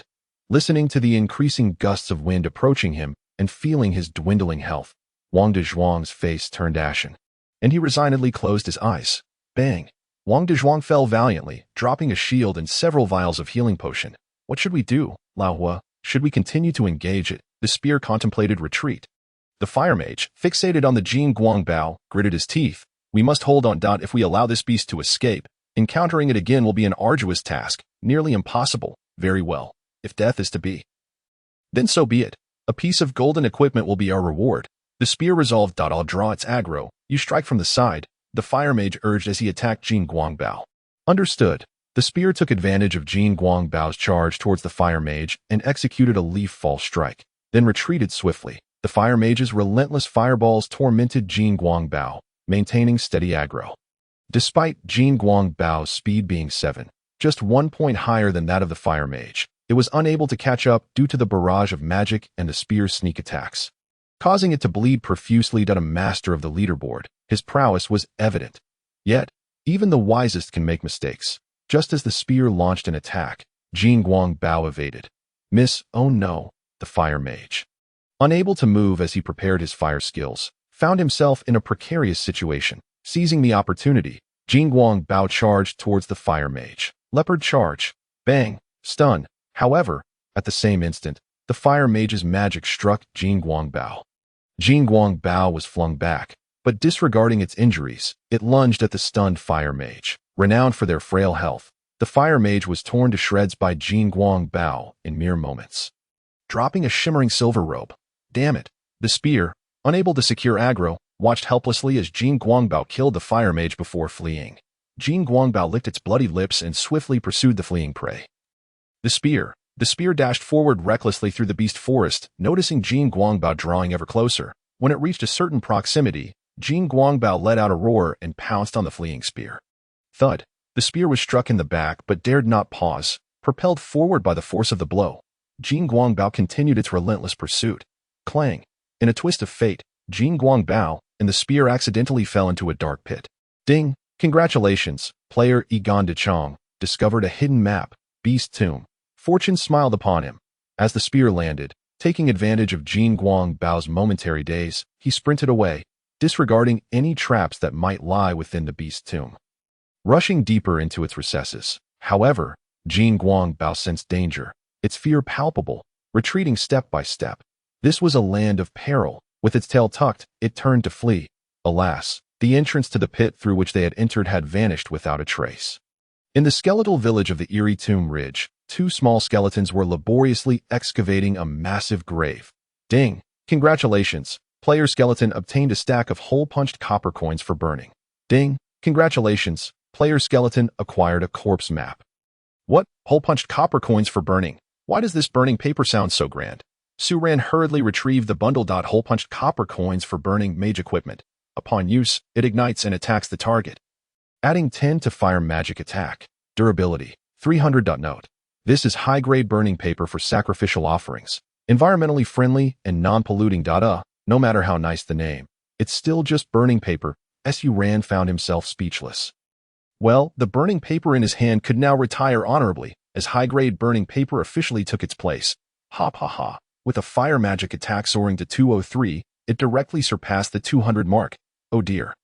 Even the clone found a special item. But what is this corpse map? Corpse map special. It will guide you to a feng shui treasure site containing a long-buried corpse. Upon use, coordinates will be provided. Note: in simpler terms, it leads you to a grave robbery. I'm stunned. How straightforward. I like it. Who can blame Su Ran for his fondness for graves? Where there are corpses, there may be bones. And where there are bones, there could be bone techniques. Su Ran immediately used the corpse map. Ding! The feng shui treasure site is located at Beast Forest 3342. 5537. Beast Forest. Su Ran swallowed hard. Tonight, the righteous path would lead a group through the Beast Forest to raid his lair and threaten his life. And now he must go there to meet them. Yet, the corpse map had already been used. What to do? Stealing himself, Su Ran thought. Fortunes favor the brave. Proceed with caution. Worst case, if he died, he'd only lose a coffin or two, easily recoverable. The treasures hidden within the corpse map were too enticing to resist. Su Ran gathered his belongings and set forth. Best to sneak out quietly. This little skeleton sent its clone ahead to clear the path while it cautiously observed the surroundings, following step by step. Displaying remarkable caution in the Beast Forest, a man in white descended from the sky. Landing gracefully, the majestic eagle swooped down from above, landing on the white-clad man's shoulder, transforming into a cute little eaglet. Obediently gripping its master's shoulder, the combat here is quite intense, the man in white remarked softly as he collected the equipment dropped by the fire mage, glancing not at Wang Dishwang's bronze shield. This fire mage, calling for help only when he could no longer endure, Tisk, dead, isn't he? The man in white flicked his sleeves and chuckled. Good riddance, good riddance. I shall graciously accept the treasures of this golden boss. So don't fault me for being unscrupulous. The individual was none other than the ice mage Jiao Kong, one of the top 10 on the leaderboard summoned by the fire mage. The eaglet perched on his shoulder was the renowned golden tier pet, the wave-surging eagle, clad in a snow-white robe that billowed without wind. His crystalline ice fan weapon shone with distinction. Jiao Kong lightly waved the folding fan. Pacing thoughtfully as he murmured, Old One mentioned this coordinate. Yet their eyes and even a trace of the monster, the golden boss Jing Guangbao. Strange, he wouldn't lie to me. Did Jing Guangbao flee? Jiao Kong shook his shoulders. Little eagle, scout the area. The eaglet chirped and soared into the sky, instantly enlarging its form, circling majestically above the Beast Forest. Jiao Kong was simultaneously contacting the fire mage. I can't reach him, the fire mage exclaimed in exasperation through voice chat. That Egon de Chong fellow is inexplicably causing a blind spot. The system keeps advising me to wait patiently, after finally encountering a golden boss and depleting over half its health. If it escapes now, it would be a grave loss. Fire Mage and Ni Wu Dao were hurrying towards the location. A blind spot? Jiao Kong's eyes brightened. A special map. Jiao Kong curled his thumb and index finger to his mouth and let out a sharp whistle. The wave-surging eagle promptly descended, the downward gust akin to a rolling wave, sending leaves flying from the trees. Sunlight poured down like a waterfall, dispelling the dark, damp atmosphere that pervaded the area of the Beast Forest in an instant. Little Eagle, reduce the atmosphere. Focus on this area and search thoroughly. Jiao Kong gravely addressed his pet, beginning his search for suspicious signs amid the remnants of the battle. The Zhilanging found itself unable to fully exert its prowess within the confines of the forest. Retreating once more into the guise of a fledgling eagle, scanning the surroundings for any trace of the golden light leopard, the forest of beasts lay to the east of the skeleton territory, which was encircled by vast swathes of dark wetlands. That moment, two diminutive skeletons trudged through the murky mire, heading eastward. Suddenly, a colossal figure emerged within Su Ran's line of sight. An old acquaintance. Another dark-bone lizard had respawned. Defeating it would serve to level up his doppelganger, perfectly suiting Su Ran's current fire damage capabilities. With 3 high-grade fire papers, obliteration was assured. It would be exceedingly simple. Dark-bone lizard level, 20 health, 600 attack, 40 to 50 defense, 30 agility. For active skill, charge collides with the target like a tank, stunning them for 2 seconds. Passive skill, unyielding, when health drops below 20. Attack power increases by 10. Note: the bone lizard, much like in its former life, is a lone wolf. Su Ran commanded his doppelganger to lead the dark bone lizard away, and although the little skeleton was only level 1, its agility of 7 was no trifling matter. Enticing a creature with an agility of 4 was child's play. The dark bone lizard, evidently lacking in intellect, let out a roar and charged toward the level 1 skeleton. Though its speed was somewhat sluggish, its momentum was formidable, barreling toward the taunting skeleton with reckless abandon. Su Ran brandished his newly acquired weapon, a coin infused with magical properties. Of course, his other weapon. The bone nail was already firmly gripped in hand. This magical paper truly lived up to its high-grade status. Its texture was notably different. The smooth paper lacked the previous roughness, and Su Ran was certain that if it were to be used for cleaning, it would be utterly painless. Naturally, the skeleton, devoid of any orifice, had no need for such functions. Su Ran casually mused as a high-grade fire paper, imbued with sparks, soared through the air, igniting with a fierce blaze upon striking the dark bone lizard. Boom! 203 The dark bone lizard, in pain, redirected its ire, turning its massive form to unleash its signature skill, Charge. The creature barreled towards Su Ran like a gigantic cannonball, its fury amplifying its might. The sheer force of its hooves gouged the earth, kicking up clouds of dirt as it aimed to crush the insufferable skeleton. Su Ran, however, would not remain idle. Another high-grade fire paper ignited and struck the creature's head. Boom! 406. Critical hit. The dark bone lizard's health plummeted to 0. Its massive body crashing to the ground, forming a sizable mound where it perished. Aha! A critical hit of 406. What a delightful occurrence. Ding! Congratulations, player skeleton, for slaying the level 20 dark bone lizard and earning 100 experience points. The 100 experience points immediately elevated his doppelganger by 1 level. Su Ran opened the attribute panel for his doppelganger. The doppelganger could be renamed. He decided to call it Skeleton Warrior. Su Ran allocated all 5 attribute points to health, having endured enough of fragile, low health experiences. Skeleton Warrior, Undead Warrior. Player Skeleton S Doppelganger, level 2 health, 110 50 160 attack, 11 defense, 11 magic points, 20 agility, 7 shared, luck, 13 shared. This Skeleton Warrior Su Ran was determined to cultivate into a blood battle specialist. This class was rarely pursued by players, as it was a mere punching bag until it acquired the ultimate skill, Thorn Spike, which was exceedingly difficult to obtain. But Su Ran was different. He did not expect his Skeleton Warrior to become overly powerful, especially with his true self, the Necromancer, still in play. Little did he know that, in the future, the might displayed by his blood battle skeleton would utterly upend players' perceptions. From that moment on, the wave of account deletions surged, with players eagerly creating new characters as blood battle specialists. The 2 small skeletons began to excavate the still warm mound. Ding! Congratulations, player, for acquiring lizard ribs. Ding! Congratulations, player, for acquiring lizard claws. Ding! Congratulations, player, for acquiring lizard teeth. What were these materials for? The little skeleton pondered in confusion, casually tossing them into its inventory as it pressed onward. The forest of beasts. Su Ran finally set foot upon this uncharted territory, embarking on a new journey. The Skeleton Warrior scouted ahead, while his true self cautiously advanced, each step taken with utmost care. Fearful of encountering ferocious beasts or being besieged by players, the forest of beasts, a domain of the divine, the territory of the beast folk, a mere lowly, undead skeleton from the demon realm dared to intrude upon the realm of beasts. Suddenly, a 2-meter-long blue flower snake sprang from the trees, launching itself at the advancing Skeleton Warrior. 2 The blue flower snake coiled around the Skeleton Warrior, its sharp fangs sinking into its arm bone. Refusing to relent, blue flower snake level, for health, 100 attack, 10 to 13 defense, 3 agility. For merely a minor foe, hardly a cause for alarm. Su Ran nonchalantly retrieved a standard fire paper. Too apathetic to equip the bone nail, casting it forth with a flick of his wrist.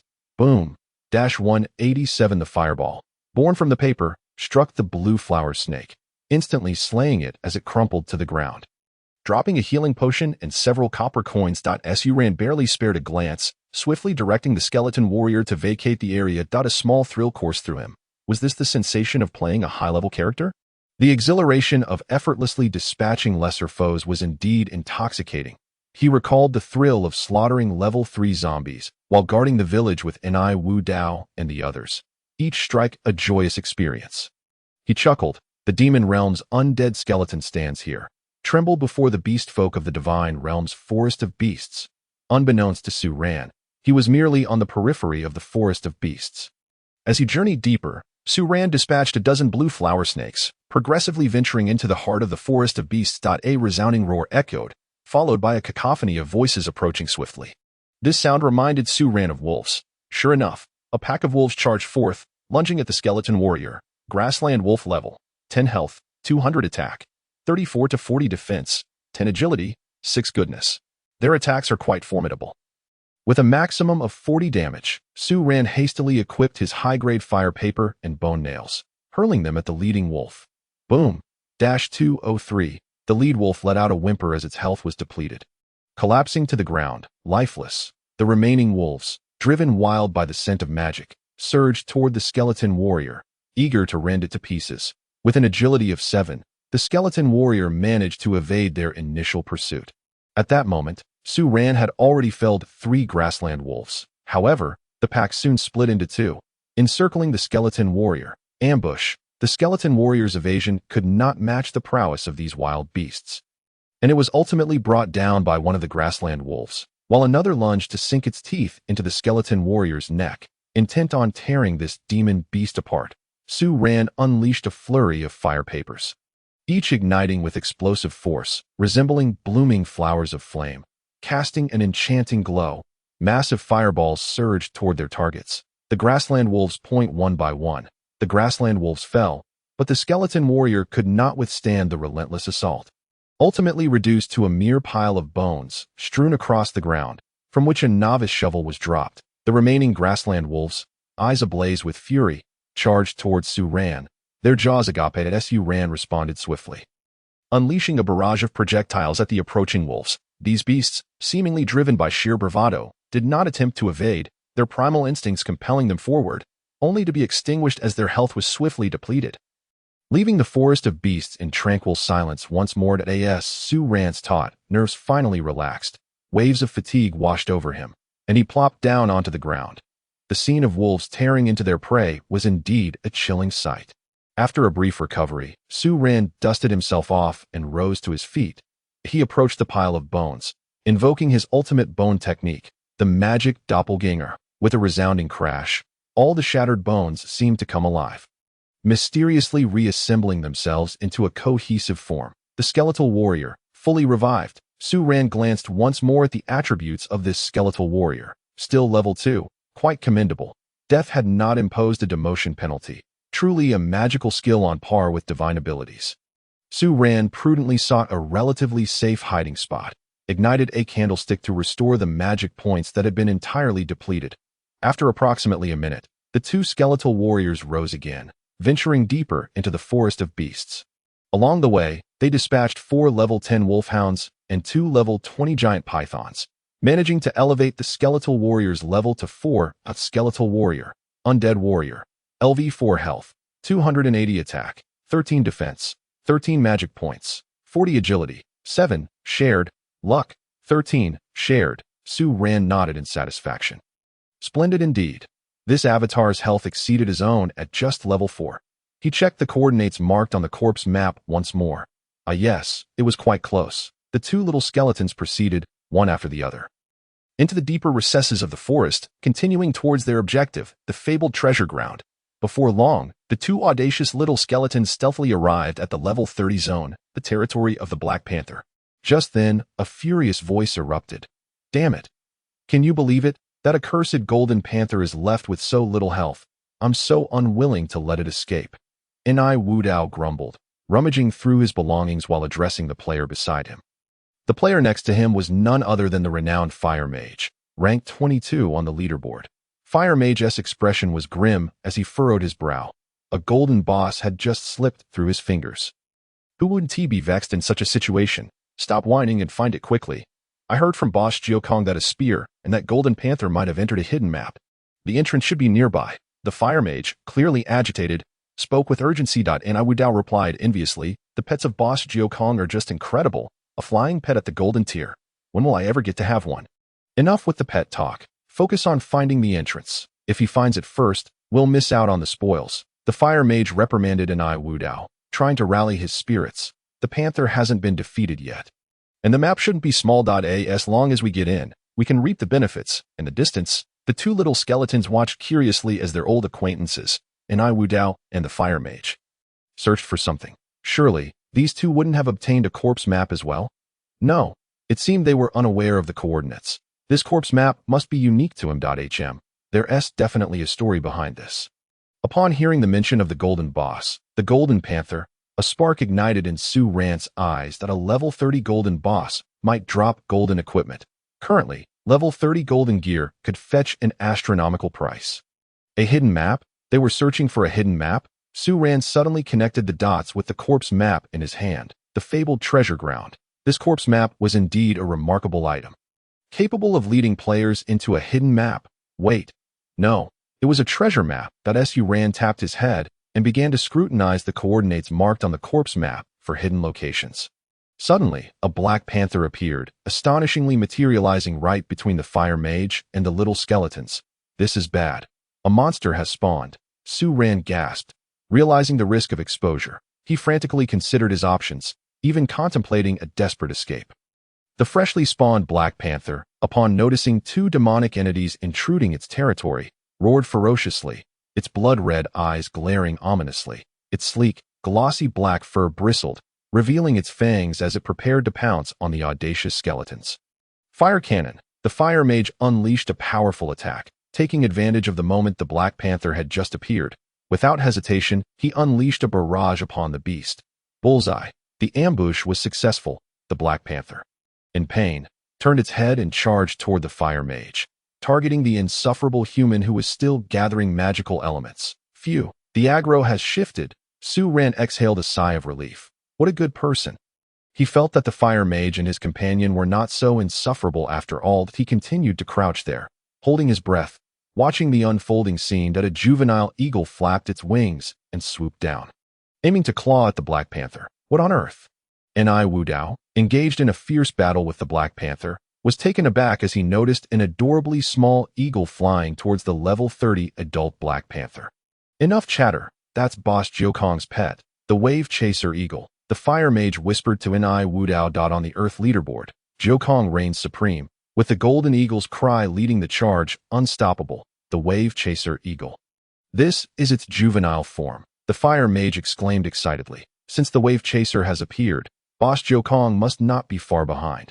No sooner had the fire mage spoken than Ice Mage Jiukong gracefully descended from the treetops, wielding an ice fan imbued with deep blue magical elements, pointing towards the Black Panther being relentlessly attacked, softly uttering, Ice Arrow Technique.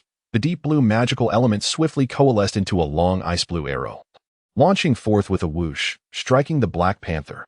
Whoosh, -502, lucky critical hit. The Black Panther, struck by the ice blue arrow, was propelled into the air by the force, crashing down heavily onto the ground. Lifeless, the might of the Ice Arrow Technique was evident. All players collectively held their breath. Is this the power of a top-tier player? To inflict 502 damage on a level 30 monster, Enai Wu Dao ceased his pretense and stood still. Instead, the fire mage rushed over to Jiukong, smiling. Brother Jio, your attacks have become sharper. I should have called you over when I first spotted the Golden Panther. Ice Mage Jiukong shook his head with a smile. Not at all. It's still the same. Just fortunate enough for a critical hit. Here, your magical robe that you dropped, I return it to you. Jiukong tossed the magical robe to the fire mage, who gratefully donned it, joy lighting up his face. Oh, you must be Enai Wu Dao, right?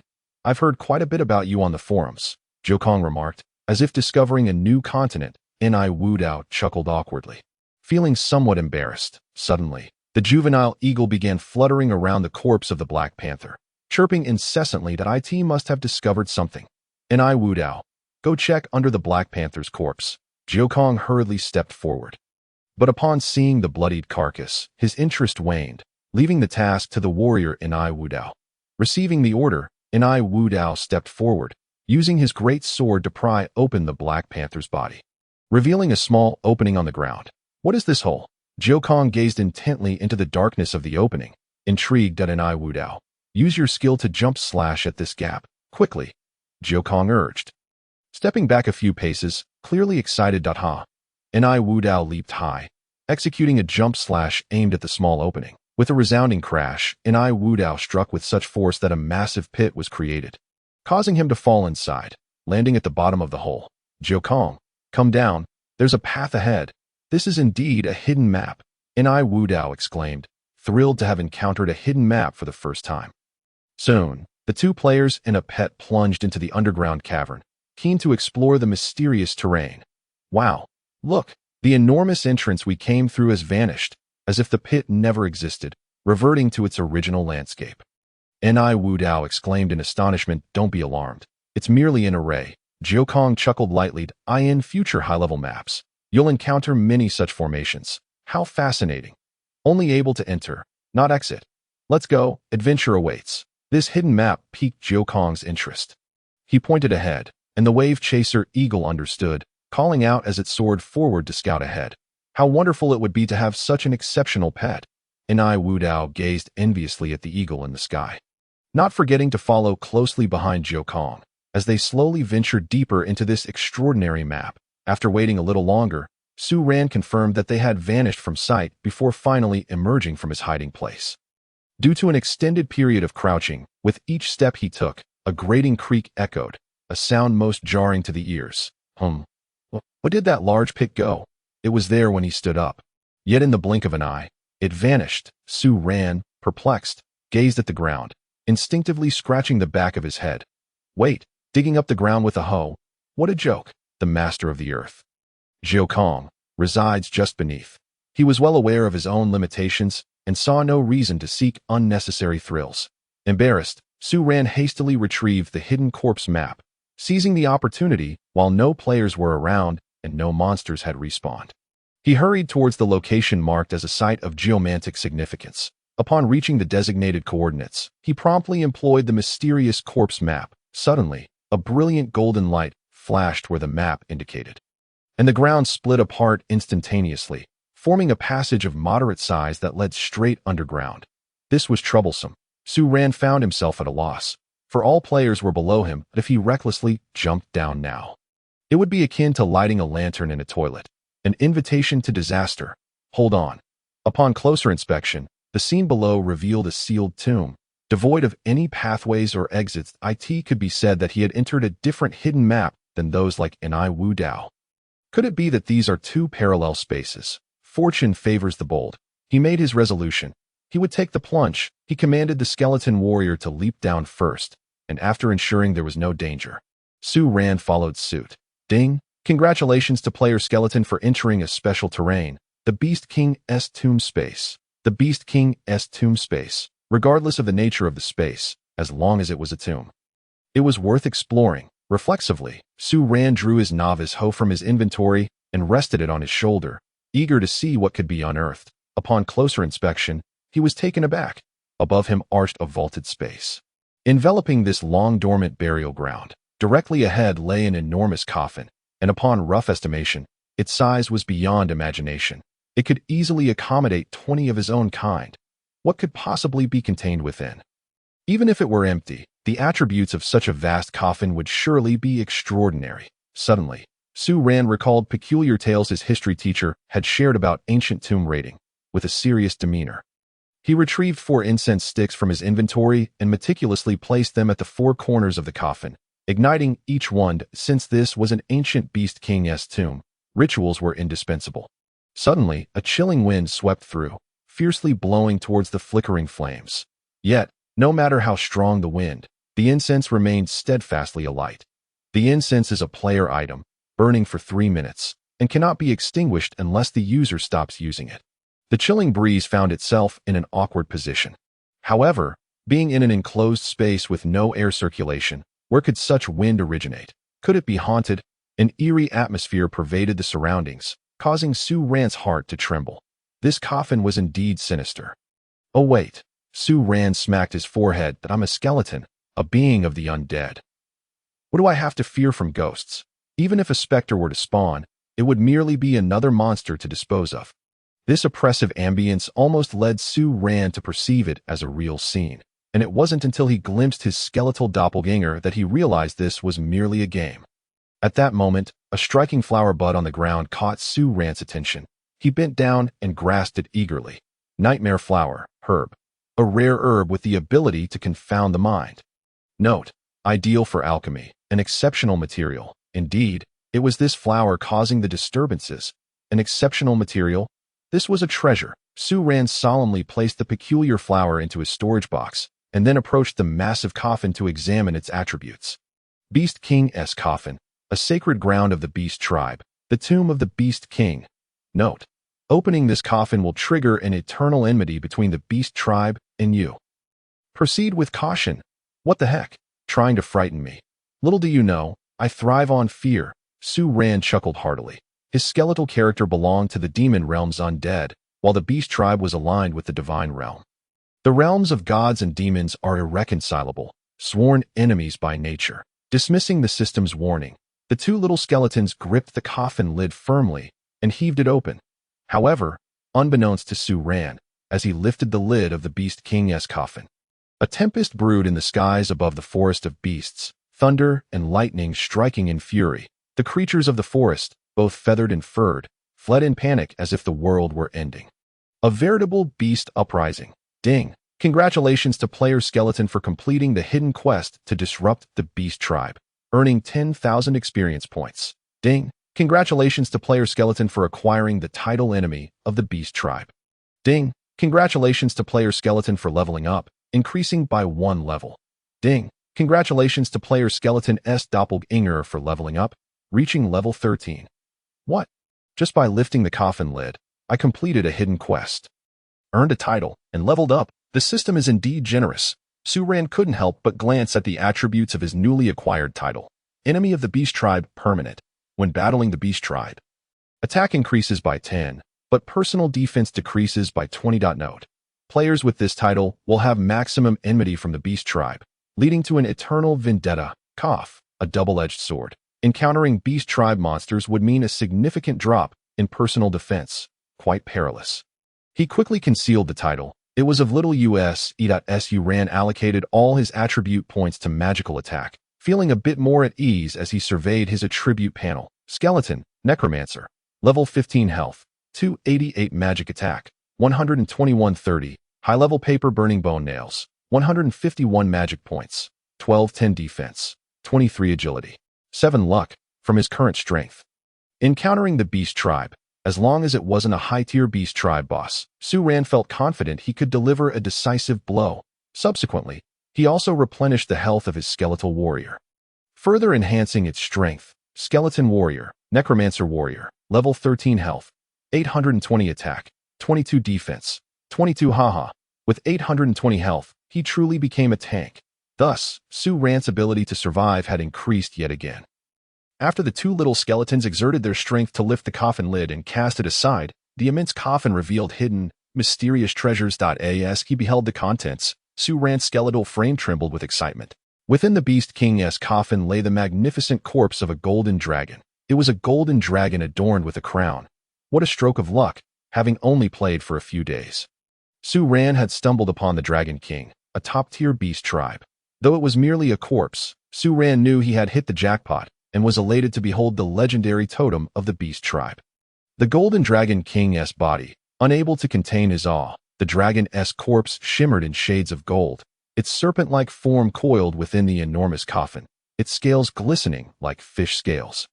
With a massive head resembling that of a camel, adorned with deer antlers, bull ears, lion mane, and fish whiskers, its limbs tucked beneath its belly, resembling eagle claws. It lay there quietly, as if in slumber. Su Ran counted the claws of this golden dragon's corpse.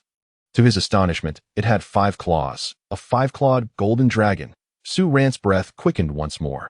Gazing at this ancient 5-clawed Dragon King, the corpse exuded an unparalleled regal aura, even in death, demanding reverence. Su Ran swallowed hard. Since the Dragon King was already deceased, why not consume it? The little skeleton suddenly felt a surge of appetite. The flesh and blood of the Dragon King were pure essence. If he devoured it all, to what extent would his skeletal strength be fortified?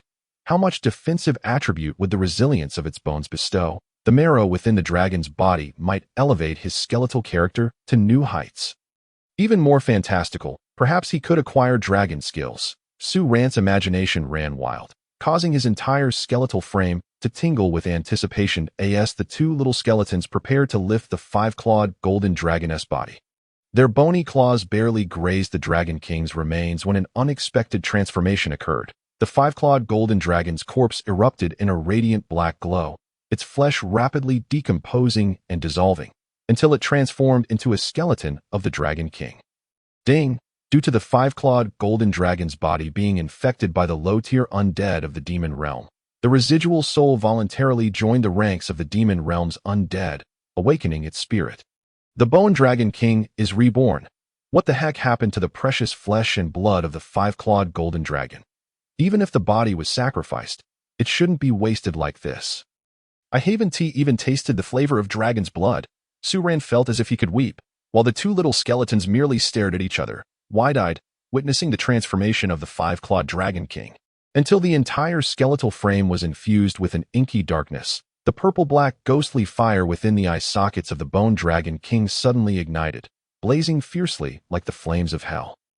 The lingering soul of the undead Bone Dragon King had awakened, shaking its massive head, straightening its towering body, and then soaring upwards, ascending to the pinnacle of this beast king's tomb, its tail, akin to that of a serpent, writhed in the air, while its twin eyes gazed down upon the two undead skeletons from the demon realm.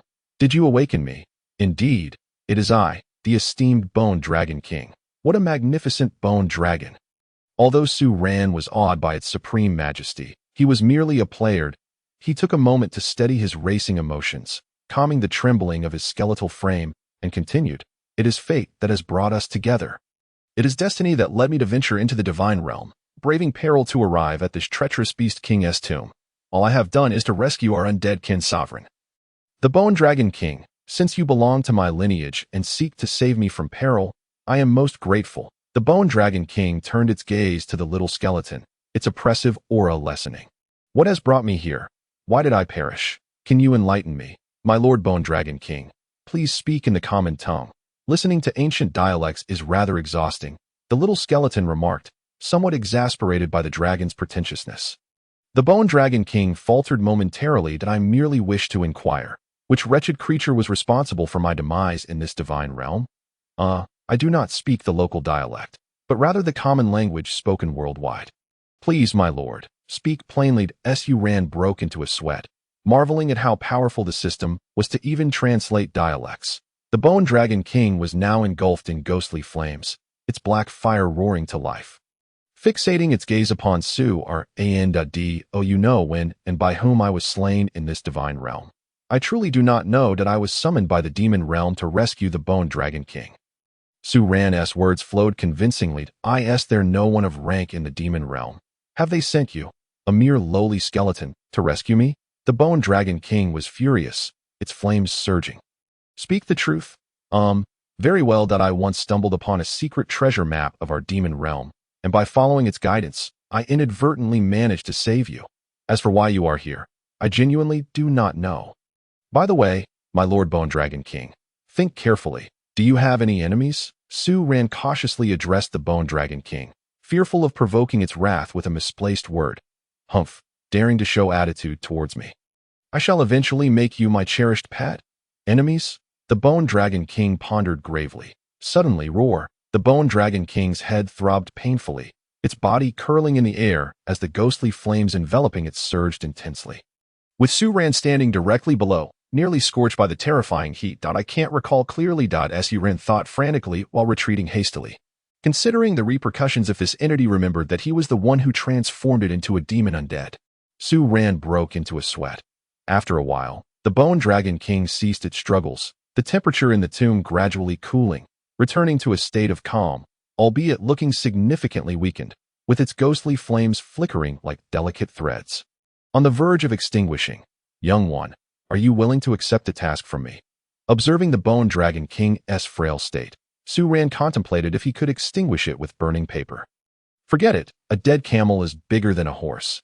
And besides, I am merely a fragile little skeleton. If there is a task to undertake, I shall not take risks. Please, my Lord Bone Dragon King, do speak." The little skeleton stepped forward, exuding immense confidence. What a joke. The once overwhelming might has all but dissipated. Now, the Bone Dragon King appears no more formidable than a larger serpent. "Investigate the cause of my death." "That is feasible, but my strength is far too insufficient. Your demise may be entwined with secrets of gods and demons, and it may take time. Su Ran trailed off, realizing that the Bone Dragon King was not foolish. At this stage, the standard narrative would typically grant him equipment and skills to enhance himself. The living have departed, and the undead endure eternally. There is no rush. The Bone Dragon King gazed intently at the skeleton. Its voice somewhat urgent. I have little time left, and I am too weak. I must recuperate in the Beast King's coffin. How stingy. Who will assist you without offering something in return? At that moment, a system notification chimed. Ding. Player skeleton has acquired the main storyline. The death of the Beast King. Task time is unlimited. Do you accept? Su Ran paused momentarily, surprised that it was a main storyline. Accept. After all, there was no harm in it, and no time constraints. Ding. Congratulations. Player skeleton has gained the friendship of the Bone Dragon King. Wow. A good person card. Su Ran felt somewhat disheartened. It would have been better to receive tangible benefits such as equipment, skills, or experience. Having reached this point, the Bone Dragon King swiftly flew into its Beast King coffin, the lid automatically descending and stirring up a cloud of dust. Hey. Su Ran suddenly remembered he forgot to ask how to contact this ultimate boss, only to find that the Bone Dragon King had already retreated into the coffin, isolating itself from the world. Such a hasty exit, Su Ran lamented. If he completed the main task, would he not have to venture through the territory of the Beast Tribe? Life and death adversaries. A good show is about to unfold. A spark of inspiration struck the little skeleton as it conceived a possibility that might work. It hurriedly approached, pressing its bladder tightly against the enormous Beast King coffin while commanding the skeleton warriors on the opposite side to push forcefully in its direction. Immediately, a breathtaking spectacle unfolded. The immense Beast King coffin shrank instantaneously, fitting snugly into Su Ran's pelvis, obediently lying within. The ultimate boss, the Bone Dragon King, had been stowed away in his bladder. Who would believe it? And who else?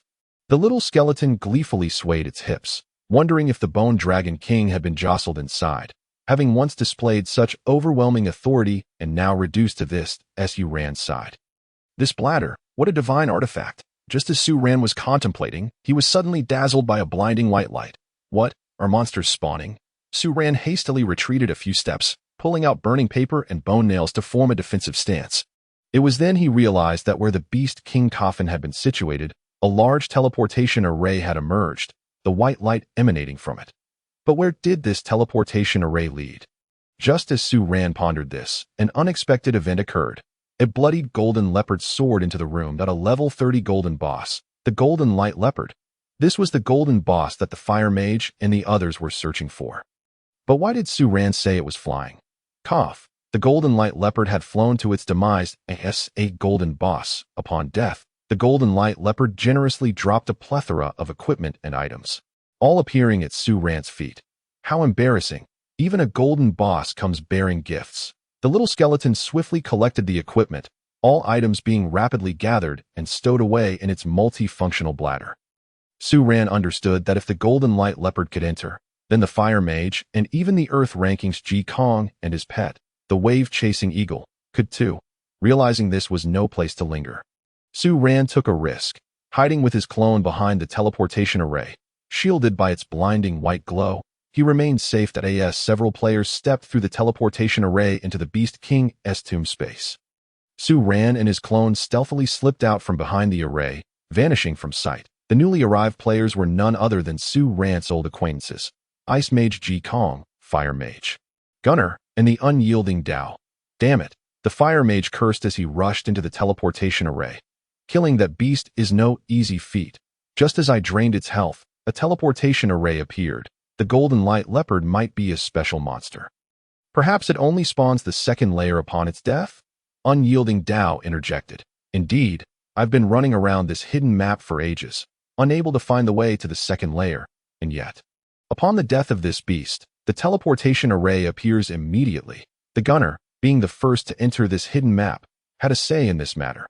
This situation is quite peculiar. Look, Ice Mage Ji Kong remarked with confusion. Although we witnessed the teleportation array refreshing upon the golden light leopard's death, how can there still be remnants of the golden light leopard's corpse in the second layer? Its blood remains fresh, as if it just perished. Brother Nine, are you suggesting that the Fire Mage's eyes widened in realization that the beast flew to its demise? Is the appearance of the teleportation array merely an extraordinary coincidence? There exists a possibility. Geokong paced back and forth, circling around the golden light leopard. Stop fooling around. And Iwu Dao nearly burst into laughter. How absurd. This is merely an online game, not a murder scene. Allow me to elucidate the matter for you. And Iwu Dao cleared his throat and stated loudly.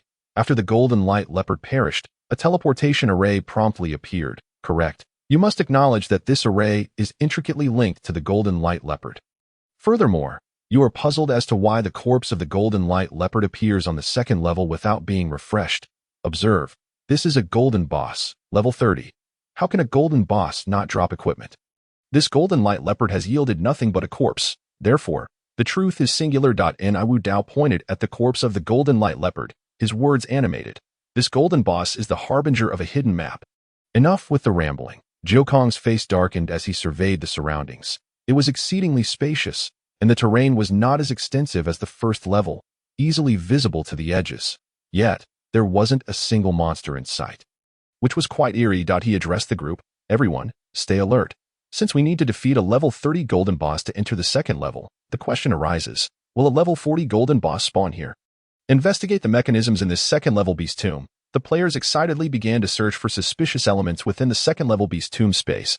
After stepping out of the teleportation array, Su Ran was astonished to find himself in a long, eerie corridor, enveloped in silence. He sensed that this place was anything but ordinary, cautiously glancing around, only to discover that on either side of the teleportation array stood two sizable tombs, as if two devoted sentinels were eternally guarding the tomb of the Beast King. The little skeleton's bony claws trembled. He yearned to pull out his novice shovel and start digging immediately. However, he could neither dare nor afford to do so. What if the teleportation array suddenly released Ice Mage Geokong and the others? Silently, Su Ran etched the coordinates of this burial site into his memory, casting one last reluctant glance, vowing to return to this land. But now, a dilemma confronted him. How to exit? Su Ran realized that the city return scroll was indeed a remarkable item.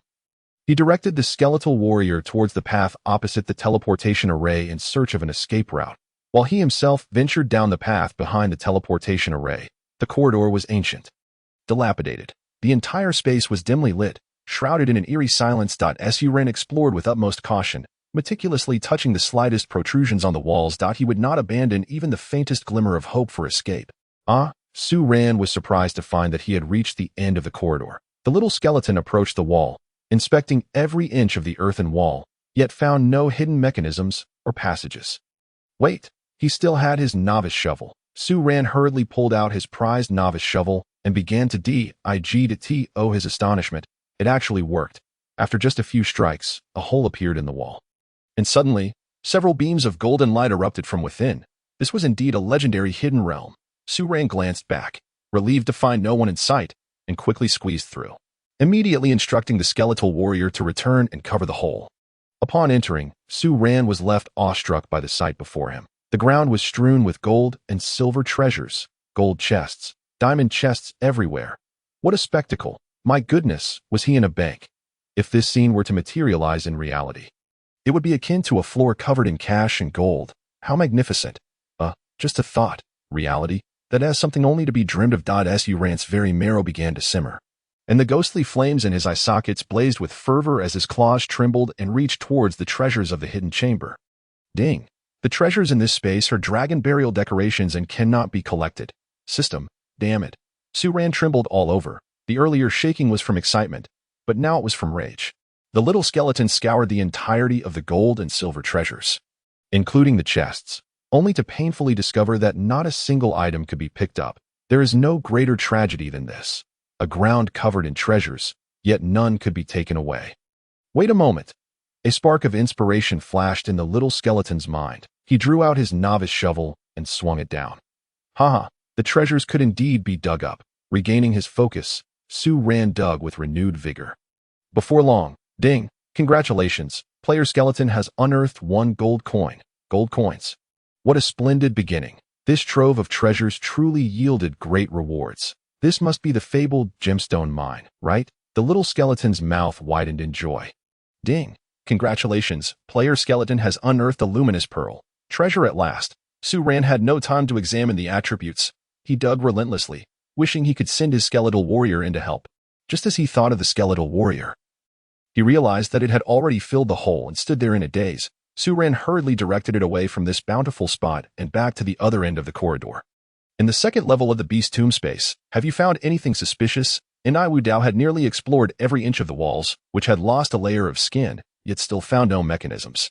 I have. A large lance proclaimed earnestly. The corpse of the golden light leopard has vanished, as if it were of no consequence. The fire mage could find no suspicious locations, turning to Enai Wu Dao and suggesting, "Old Enai, use your jump slash on the wall." All right. Enai Wu Dao drew his weapon and leapt high, executing a jump slash aimed at the formidable wall of the Beast King's tomb. Bang! Enai Wu Dao collided with the wall, blood splattering across his face, and he collapsed. Perhaps the great boss had yet to respawn. The fire mage, feeling a bit awkward, shifted the topic. Let us head back and check. Jiokong harbored a lingering doubt in his mind and took the lead. Striding into the teleportation array, the fire mage and the large lance assisted Enai Wu Dao as they followed Jiokong out of the Beast King's tomb space, returning to the first level. Coincidentally, Su-Ran's skeletal warrior had just reached the teleportation array, locking eyes with Jiokong. Jiokong's reflexes were extraordinary. In an instant, he propelled himself backward, wielding his ice fan, and conjured an ice bullet that shot towards the dazed skeletal warrior. Clang! 292 When the pale blue ice bullet struck the skeletal warrior, it fortuitously triggered a freezing effect, encasing the entire skeleton in a thin layer of crystalline ice. That moment, as the skeletal warrior sustained damage, Su-Ran received a system notification that he ceased digging and redirected his gaze to the skeletal warrior. Wow, it's Jiokong. Su-Ran chuckled bitterly. He had finally encountered him. He commanded the skeletal warrior to charge at Jiokong. Fully committed to the act, as a wild creature ought to be, recklessly attacking the formidable player ranked on the leaderboard. Jiokong was taken aback. He instantly recognized the attributes of the skeletal warrior. How could a mere level 13 minion possess such high health? Just then, the fire mage and the others stepped out of the teleportation array. Damn it, another skeleton. Enai Wu Dao, upon exiting the teleportation array, was met with the undead creature that had caused him so much grief. Enai Wu Dao paid no heed to the blood splattered across his face, launching a leaf fall strike at the skeletal warrior. The leaf fall, a fundamental skill of the berserker, appeared as light as falling leaves, yet was deceptively swift, aiming to cleave the wretched skeleton in two. Unfortunately, the skeletal warrior's health was substantial. After enduring that blow, its health was only reduced by half, and it turned its attention to Enai Wu Dao. Bang! -1 Ha! Take that. Enai Wu Dao, seeing the skeletal warrior's attack was feeble, felt a surge of confidence. With swift strikes, he shattered the skeletal warrior on the spot, its remains scattering across the ground, revealing a novice shovel. Bah! What a relief! Enai Wu Dao spat in satisfaction, muttering bitterly, "Old Enai, are you all right?" The large lance observed Enai Wu Dao's unusually animated demeanor. "I'm fine." Enai Wu Dao finally regained his composure, heartily patting the large lance on the shoulder. "Seeing the word skeleton makes my teeth itch. Only by smashing it to bits can I find relief. Look, this skeletal warrior is merely level 13. Yet how could it have such thick health?" Jiokong interjected at that moment. "That's because you're not accustomed to it." Enai Wu Dao retorted indignantly. "This game is utterly bizarre. Especially the skeleton species. Some possess astonishing intelligence, while others have fixed damage. This skeletal warrior is a veritable tank. Is it truly that extraordinary?" Jiokong evidently did not believe it. After all, skeletons were merely the most basic species among the undead. All three of us had been slain by that fixed damage skeleton boss. Furthermore, it was precisely because of that skeleton boss that the novice village fell into ruin. Enai Wu Dao held the most authority on matters concerning skeletons and eagerly responded. Upon witnessing the fire mage and the spear-wielding player nod in agreement, Jiokong's interest peaked, and a hint of excitement crept onto his otherwise placid face. "You three are esteemed players on the leaderboard. Yet you cannot even deal with a single skeleton?" The downfall of the novice village was also due to this very skeleton. This revelation is indeed quite explosive, Jiokong, under today's special circumstances. We are pressed for time. How about you join us tomorrow to tackle that skeleton boss at the Eerie Tomb Hill? Enai Wu Dao was eager to enlist the help of this top-tier player. After all, the skeleton boss at Eerie Tomb Hill was notoriously malevolent. Humph, no thanks. The ice mage Jiu Kong shook his head with a smile, outright declining the offer. What a joke. Eerie Tomb Hill is merely a novice map. And no matter how advanced the boss there may be, it won't be of much consequence. Besides, which player could possibly expect a novice boss to drop a piece of golden equipment? Moreover, as a distinguished player on the leaderboard, I have more than enough guild tasks to keep me occupied. Where would I find the leisure for this? Jiu Kong shook his head with a smile, reiterating his refusal. What a jest. Eerie Tomb Hill is simply a beginner's map. The boss there cannot possibly be of significant caliber. Furthermore, who could realistically anticipate that a novice skeleton boss would yield a piece of golden gear? I am certain that the skeleton boss will drop exceptional equipment. Ni Wu Dao spoke with an air of urgency. Jiu Kong gently waved his ice fan and remarked, Ni Wu Dao, there is no need for haste. Allow me to provide you with an example. You have all played the legendary game, have you not? Who among you has ever seen a top-tier mage wielding a weapon such as the soul-devouring staff, instead of a premium weapon like the ebony sword? Even if the ebony sword is of superior quality, it remains inadequate. Ni Wu Dao instantly deflated. Speaking of exceptional quality, consider this. It serves as a perfect illustration. Jiu Kong grinned and pointed to the novice Ho lying on the ground. For instance, this skeleton warrior is already quite formidable, yet you disregard the novice Ho it just dropped without even a glance. What if it turns out to be exceptional? In your minds, do you not consider that even if this novice Ho were to be exceptional, it would still be worthless? Ni Wu Dao hung his head in shame. Indeed, Jiu Kong's words struck a chord, piercing directly to the essence of the matter. He was merely attempting to rally more players to torment the wretched skeleton boss to salvage his own reputation. Without any expectation of receiving anything worthwhile from the novice skeleton boss, his selfishness was evident, especially since he had already caused the fire mage and the spear-wielding player to perish once, resulting in the loss of exceptional equipment. He found himself in quite the predicament, compelled to organize players to confront the skeleton boss once more. Consider this. This is a hidden map, and the very fact that this skeleton warrior has respawned here indicates its significance. This novice Ho may well be the key to unraveling the mystery of the beast tomb. Jiu Kong articulated his analysis with conviction. Who among you has a high mining level? I've never learned. Ni Wu Dao and the fire mage exclaimed in unison. I am level 3. The spear-wielding player raised his hand. Pick it up, Jiu Kong instructed, since we are in the beast tomb space and have slain a monster that dropped a novice Ho. It signifies that we should excavate these 2 graves. To put it metaphorically, these 2 graves are akin to a lock, and this novice Ho serves as the key to unlock it. If my deductions are correct. After unlocking it, the high-level boss of the second layer of the beast tomb should appear. Jiu Gu is absolutely right, the spear-wielding player exclaimed before hurriedly stepping forward to retrieve the novice Ho. Fearing it might disappear, without delay, he took the novice Ho in hand and began to dig at one of the graves that had guarded the tomb of the beast king through the ages. Yet, before long, he exclaimed, grave grass? What is this nonsense? He carelessly tossed the freshly unearthed grass into his bag and flung it to the ground. Burning paper? He was utterly flabbergasted, discarding the item in frustration. Feeling it was ill-fated. A multitude of offerings such as grave paper, fire bricks, and ghost money soon littered the ground beneath him, items that Su Ran would undoubtedly covet. If Su Ran were to catch sight of these, he would surely turn green with envy in an attempt to reclaim them. Ding! Congratulations to player Egon Dachiang for unearthing a special item, golden essence coffin. What the hell? Upon hearing the word coffin, Egon Dachiang felt a shiver run down his spine. In a fluster, he tossed the coffin to the ground and stepped aside, rubbing his hands as though they were stained with filth. How disgusting! Egon Dachiang's face turned pale, nearly retching. He could not continue digging. I'm done with this. Just thinking about it gives me goosebumps that I'll have to log off and wash my hands hundreds of times. Ni Wu Dao and the fire mage also wore grim expressions. Reaching this level of disgust in a game was indeed extraordinary.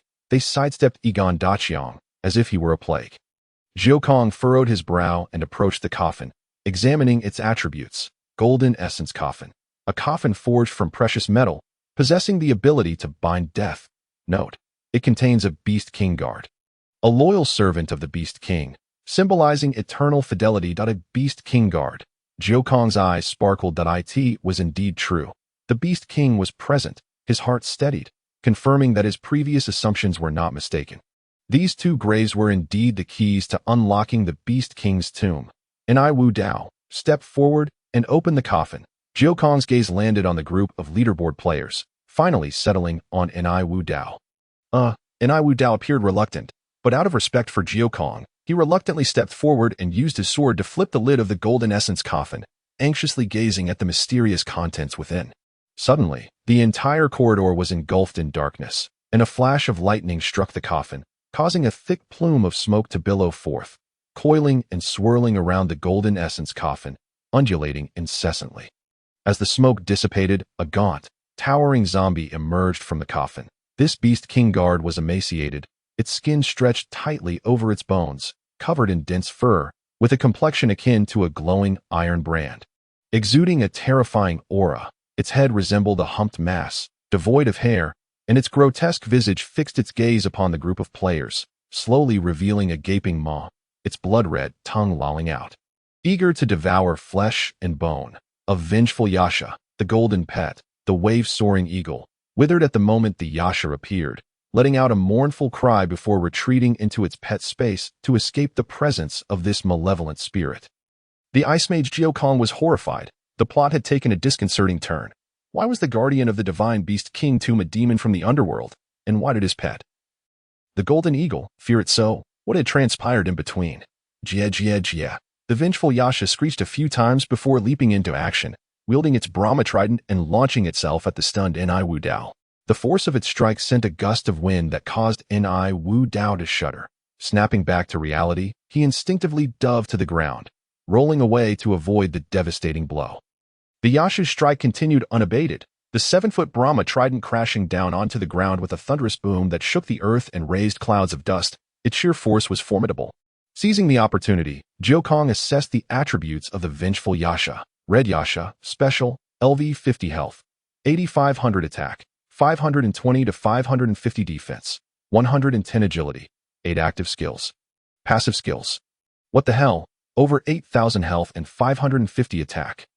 This boss is beyond what we can handle right now. Jiao Kong was terrified, his mind racing, yet he composed himself and wielded his ice fan. Gathering a vast amount of ice blue energy, he swiftly formed it into a massive ice spear, hurtling it towards the malevolent Yasha that was attacking Wu Dao. As the Yasha missed its attack, it raised its trident high, sweeping it horizontally towards Wu Dao. Boom, the heavy strike sent Wu Dao flying, crashing against the wall and landing on the ground. In that moment, the enormous ice spear whistled through the air, striking true. It exploded against the Yasha, and pale blue frost quickly spread across its surface, significantly hindering the Yasha's speed. Seeing the attack succeed, Jiao Kong fervently concentrated to conjure more icy elements. The fire mage and Egon Daqiang stood petrified before the fearsome Yasha, their hearts racing.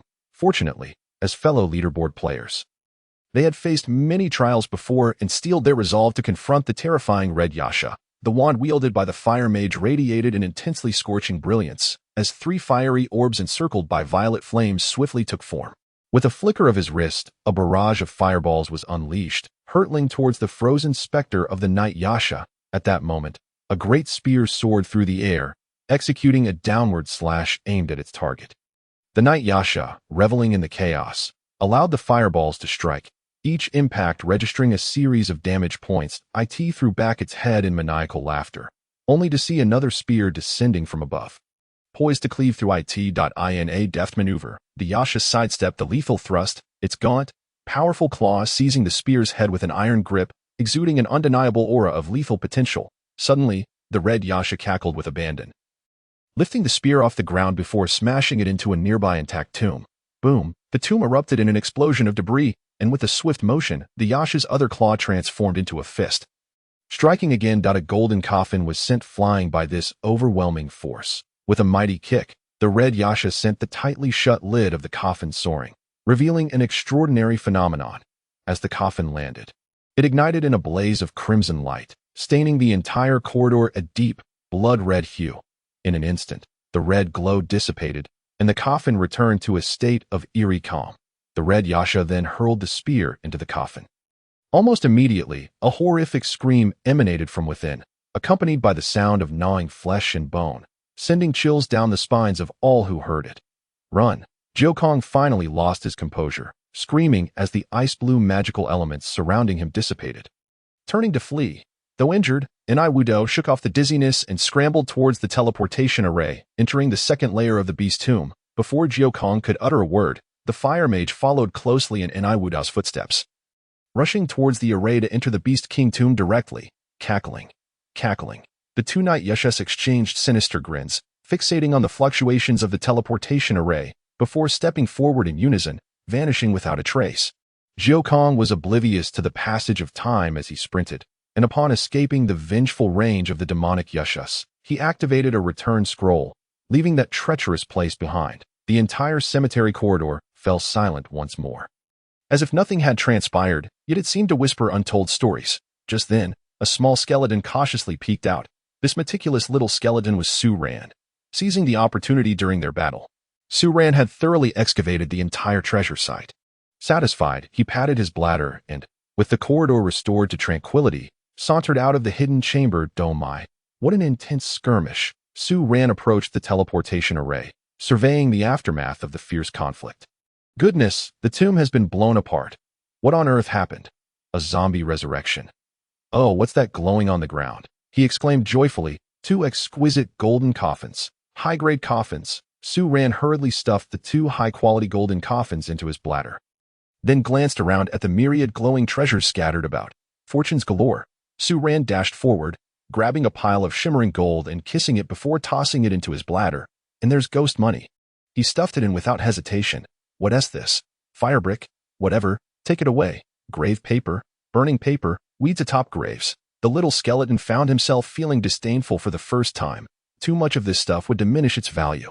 The little skeleton continued rummaging. What's this? Healing potions, magical elixirs, silver armor, a hero's helmet, and a hero's bracelet? Su Ran pondered. Which player dropped these? It can't be the unfortunate Wudiao again, can it? And then he discovered it. A return scroll.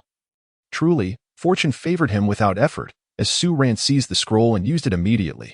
Whoosh! Su Ran returned safely to his territory, Skeleton Village. The encounter in the Beast King tomb had been thrilling and perilous, and the little skeleton emerged fortunate and laden with treasures. Steward Lu rushed over, his eyes aglow as they fixated on Su Ran's exposed bladder. The little skeleton, ignoring the steward's eager gaze, habitually summoned his doppelganger and began extracting the spoils of his tomb exploration from his bladder.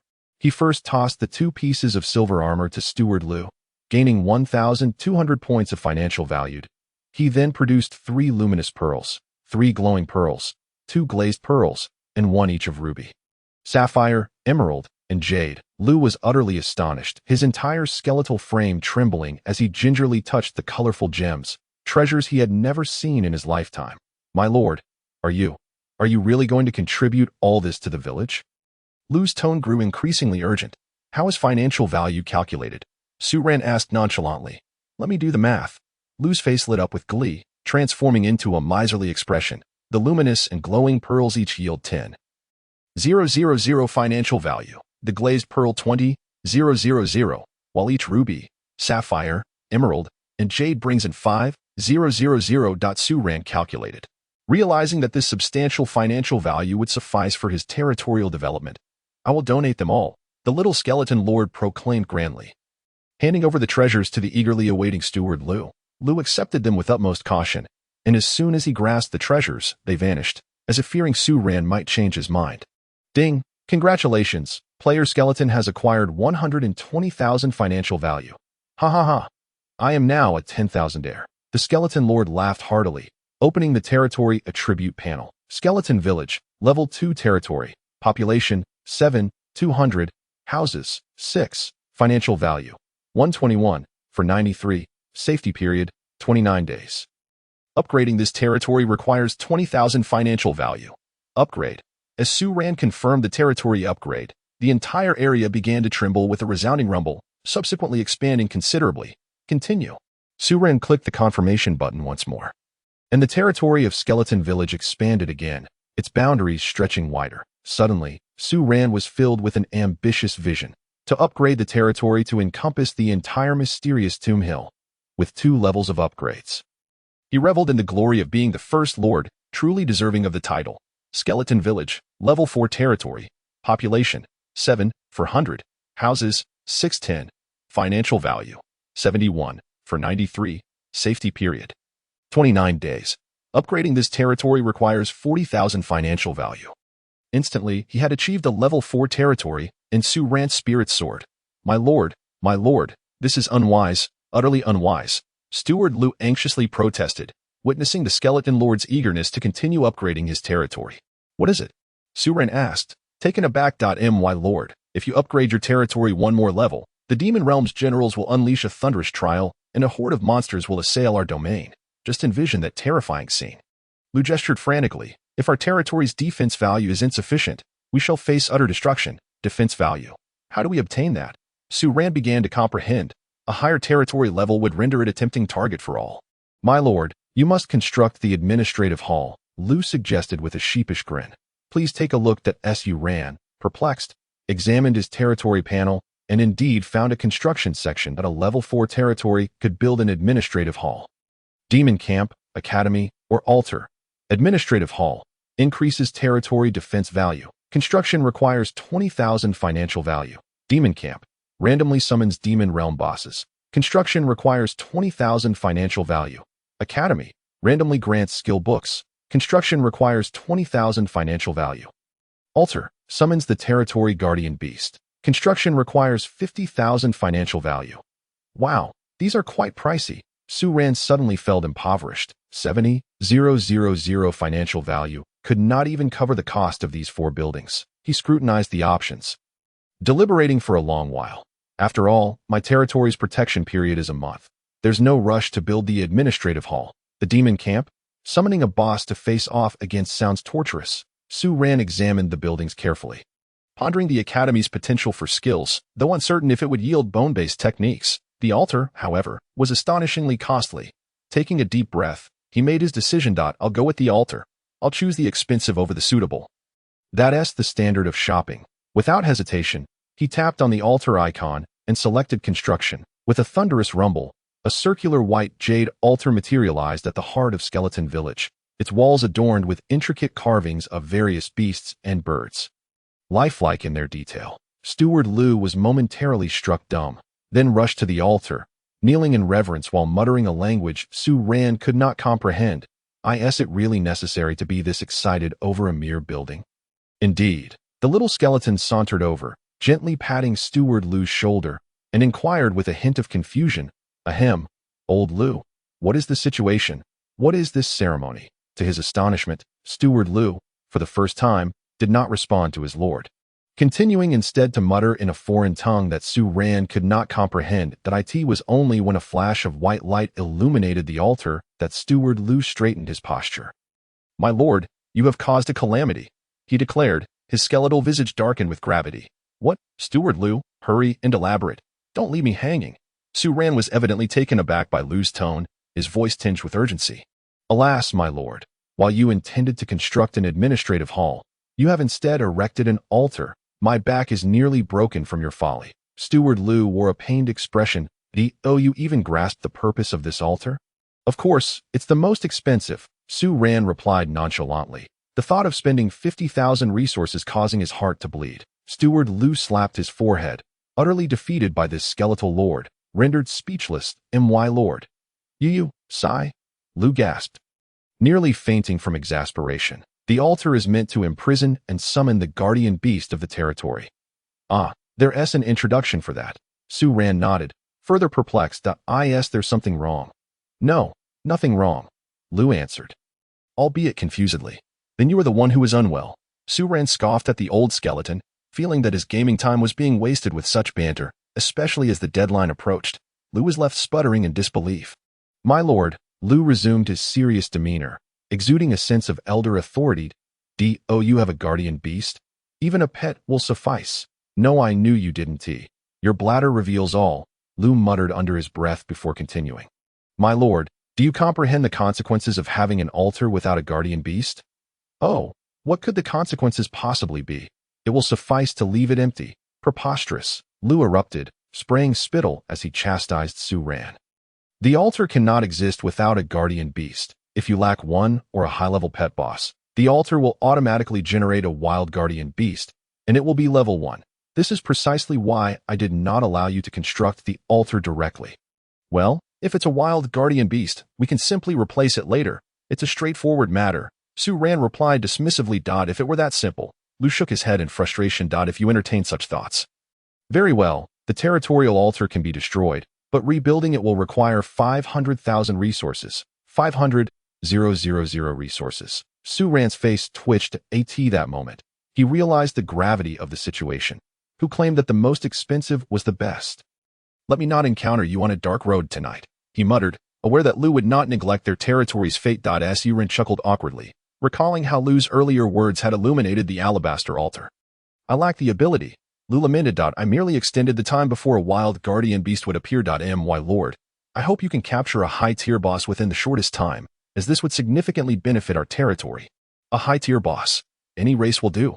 Su Ran suddenly recalled the fire toad boss in the dark marsh and inquired eagerly, preferably one of our own kin. But alas, any boss will suffice. Its growth will certainly exceed that of a wild guardian beast.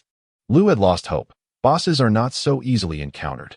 Even if we do find one, can we capture it alive? Lu glanced at the frail skeletal lord and sighed. Same root, same source. The undead. Su Ran suddenly burst into laughter. Old man, keep your eyes peeled. Do not blink. I have no eyeballs. I cannot blink, Lu replied, perplexed by his lord's intent. Clearing his throat, Su Ran strolled nonchalantly onto the altar and suddenly pulled out an object from his bladder. Clang! A massive ancient coffin came crashing down onto the freshly constructed alabaster altar. The altar creaked under the weight, seemingly struggling to bear it. Soon after, the system's delightful notification tone resonated. Ding! The altar senses the presence of the undead Bone Dragon King. Would you like to set it as the guardian beast of the territory? Confirm. Su Ran's heart, which had been lodged in his throat, plummeted. What was there to discuss further? Ding! Setting failed. The Bone Dragon King does not belong to the player skeleton. Given that the Bone Dragon King is a top-tier undead boss and this altar is a novice altar, the chance of capture is 0.000001. Would you like to attempt capturing it through the altar? Warning. If capture fails, the Bone Dragon King's wrath will be unleashed. Please proceed with caution, player skeleton. Su Ran was taken aback that he could vividly imagine the repercussions of a failed capture. The wrath of a Dragon King. The little skeleton swallowed hard. But wait, my territory is protected. What is there to fear? In a month, this troublesome Dragon King might have already flown away. Gaming is all about the thrill. With determination, Su Ran selected confirm. Initiating the capture. Upon his confirmation, the entire alabaster altar erupted in a blinding white light. Within the altar, lightning crackled dazzlingly, and a colossal phantom of the Bone Dragon King materialized above the territory. Fierce and terrifying, the Bone Dragon King let out a bellowing roar before diving down, vanishing into the territory and sending ripples through the air. The entire process was brief, and the alabaster altar soon returned to tranquility. Just typical, much ado about nothing. Su Ran pondered gloomily, questioning whether he had failed. A wave of anxiety washed over him. Suddenly, a series of system notifications echoed throughout the entire realm. System announcement. The player has acquired a top-tier guardian beast. Reward, 50,000 experience points. System announcement.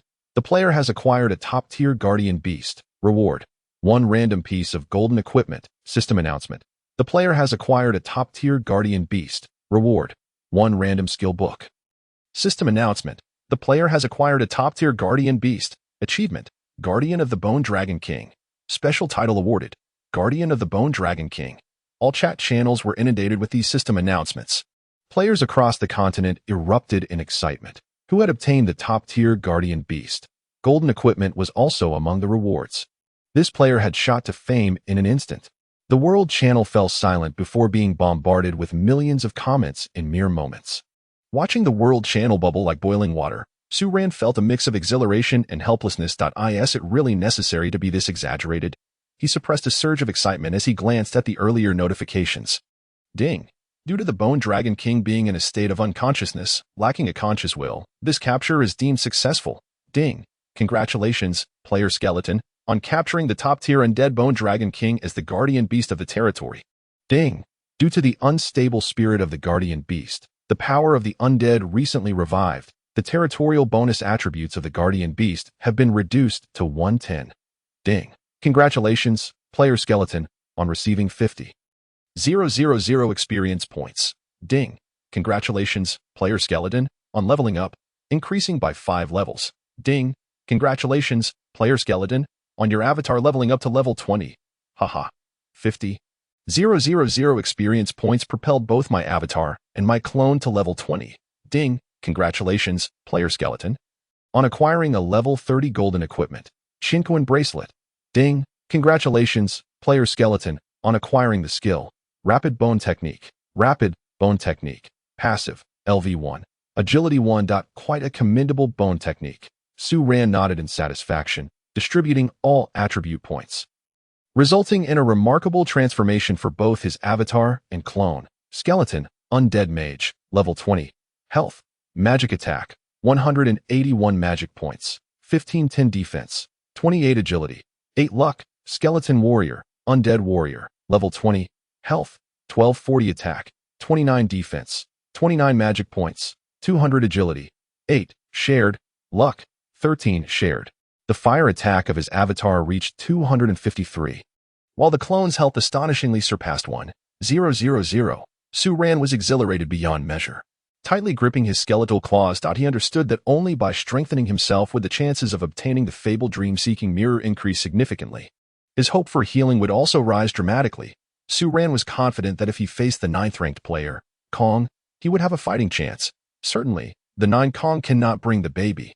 The ill-timed voice of Lord Steward Lu abruptly interrupted Su Ran's delightful reverie. What?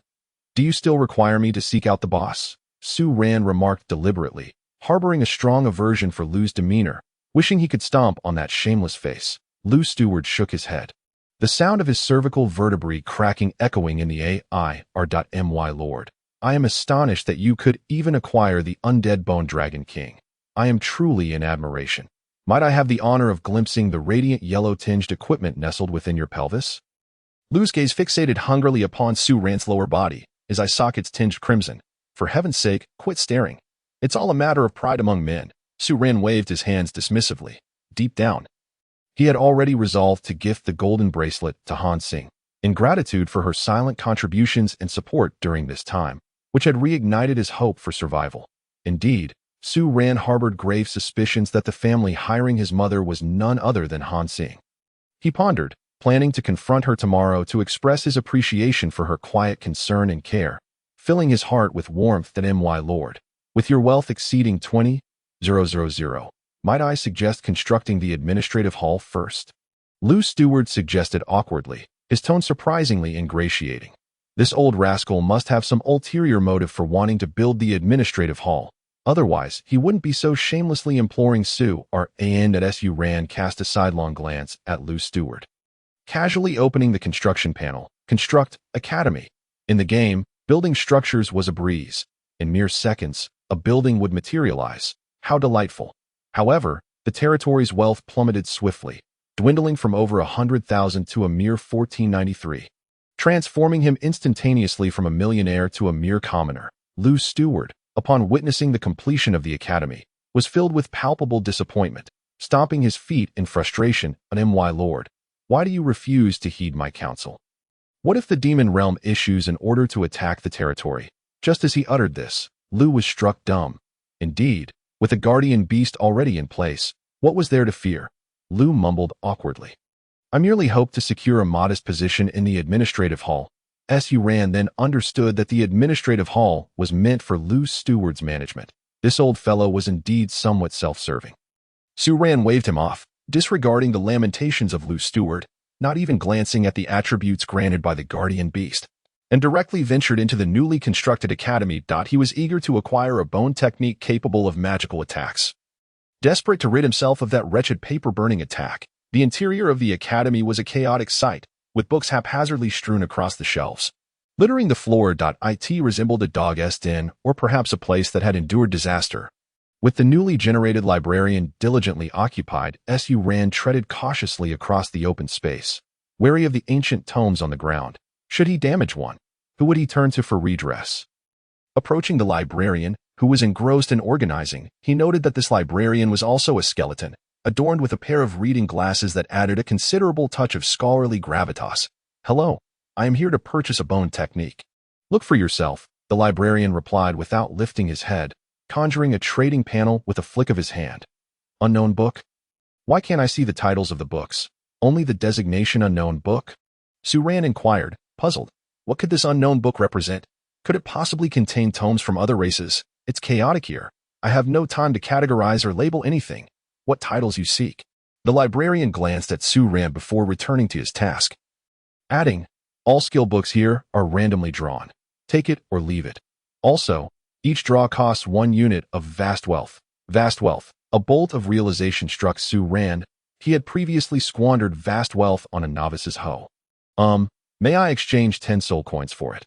After all, vast wealth is equivalent to 10 soul coins. Su Ran clung to a shred of hope. Equivalent. The librarian scoffed, disregarding him. Good heavens!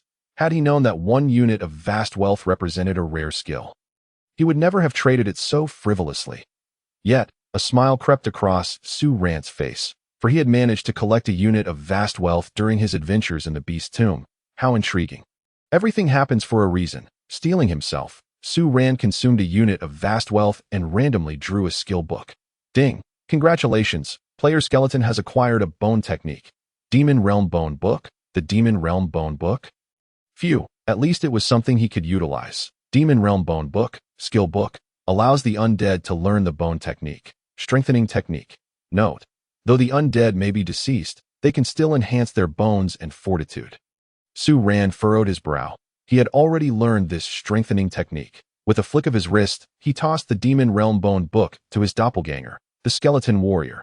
Upon receiving it, the skill book shimmered and vanished, transforming into a wisp of ethereal light that melded into the skeleton warrior's frame. Ding! Congratulations, player skeleton doppelganger has learned the bone technique. Strengthening technique. Strengthening technique enhances one's vitality, granting a health boost of 20. The doppelganger's health surged dramatically, reaching a staggering 1488. This skill was akin to divine providence in the midst of battle. Su Ran beamed at his doppelganger, utterly impressed. The skeleton lord strode triumphantly out of the academy. Making his way toward the altar, suddenly, he recalled that he had forgotten about the guardian beast, the undead bone dragon king, which he had just acquired amidst the tumult of recent events. Above the altar, a colossal coffin hovered, emanating an endless black radiance, which morphed into an immense dark energy that enveloped Su Ran's entire territory in its shadow, the dark elements swirling and exuding a palpable aura of death. Su Ran marveled at the spectacle, stepping closer to examine the attributes of the white jade altar. Guardian beast, undead bone dragon king within the territory's confines. Attacks from territory members gain a 5 boost. Defense increases by 30, and vitality rises by 100. Active skill. When the guardian territory suffers a fatal blow, the undead bone dragon king will unleash a forbidden spell, rendering it weakened for a week. Passive skill. The majesty of the guardian beast automatically forms an absolute defensive shield, extending the territory's safety period by 1 month. The suppression of the undead king enhances the chances of subduing undead creatures. Note, due to the undead bone dragon king's unstable soul and the nascent revival of its necromantic powers, the territory's attribute bonuses are reduced to 110. A mere 110 grants such substantial bonuses to all members. Imagine the terrifying attributes if the guardian beast were at its peak: an attack boost of 50, a defense increase of 300, and a vitality enhancement of 1000. Good heavens, is this the might of the guardian beast? An additional month of safety? Su Ran silently resolved to restore the undead bone dragon king to its former glory at the earliest opportunity. Suddenly, a thought struck him. He still had a title he had yet to review: the Guardian of the Undead Bone Dragon King. Vitality 100.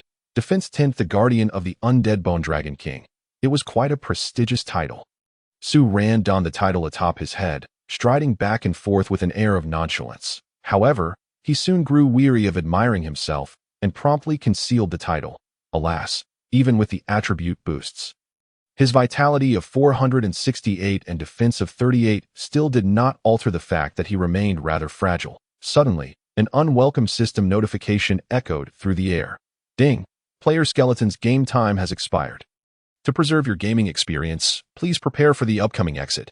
You will be automatically logged out in 5 minutes. So soon. Su Ran retrieved his precious coffin, the ancient coffin of stone and the gold-embedded black rock coffin, instructing his doppelganger skeleton warrior to lie within the gold-embedded black rock coffin to acquire a special item, while he himself continued to recline in the ancient coffin to gain experience. Ah, the coffin! What a splendid item! As he contemplated coffins, Su Ran recalled that he had 2 golden essence coffins whose attributes he had completely forgotten to examine. Alas, today had brought too many surprises. He would save that for tomorrow evening.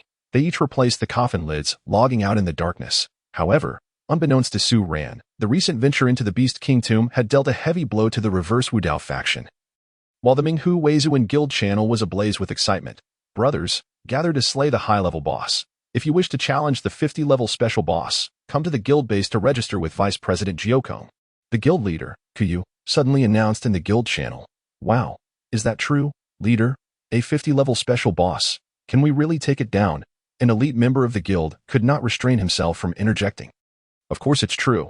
I can vouch for it. I visited that place with the great Jiokong. However, there were too few of us at the time, and even I ended up perishing there. The fire mage, wearing a glum expression, vented his frustrations in the guild channel, recalling how he and Nuwudo had taken refuge in the second layer of the beast tomb. Little did they know that those two unique bosses could enter the second layer via the teleportation array, who designs monsters in online games so grotesquely. Thus, the fire mage and Nuwudo found themselves frustratingly defeated in the second layer of the beast tomb, the details of their demise too tragic to recount. There were 2 level 50 special bosses, and possibly a beast king as well. Jiokong, with an animated expression, declared in the guild chat, "Brothers, I, Jiokong, keep my word. All the equipment dropped by the bosses will be placed in the guild warehouse, and everyone can purchase it using guild points. No one has the authority to take it out privately." In an instant, the guild channel was flooded with praise, and everyone clamored to contribute to the guild's efforts, with nearly all members signing up for the assembly set for the following evening at 8:30. However, what the guild leader, Kuyu, did not realize was that within his guild lurked a spy from one of the top 10 guilds, Kunmo Luanduo.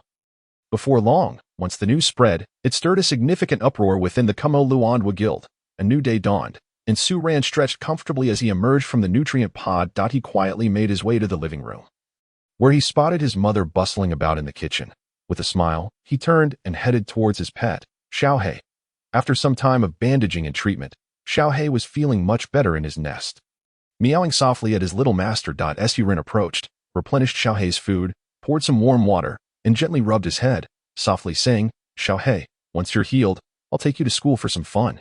Xiaohei mewed contentedly, as if merely seeing his little master brought him great comfort.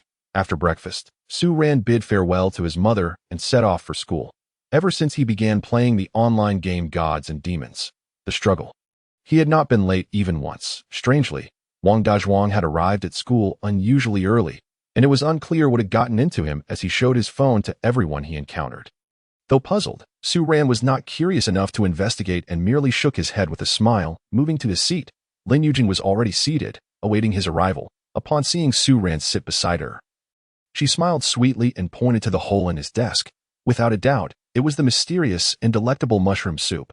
Although Su Ran had already had breakfast, he could not resist the allure of the mushroom soup. He hurriedly retrieved it from the desk hole, opened the container, and drank it all in one go. His swift actions made Lin Yujin giggle. "Why the rush? Aren't you afraid of choking?" she chided. Giving him a playful glare. Su Ran chuckled, tidied up his desk, and settled into his seat. Once he had organized everything, Lin Yujin quietly asked, "Do you feel any better?" "Still the same, but thankfully, it hasn't worsened," Su Ran replied, knowing she was referring to his health condition. Just then, Wang Dazhuang jogged up to Su Ran, proudly brandishing his phone, and exclaimed loudly, "Su Dutsai, look quickly. Your brother is amazing now." Su Ran paused for a moment. On Wang Dazhuang's phone was a video. Isn't this footage from Gods and Demons, the struggle? He took the phone to watch closely. At that moment, Su Ran was unaware that he had begun to develop an obsession with the game.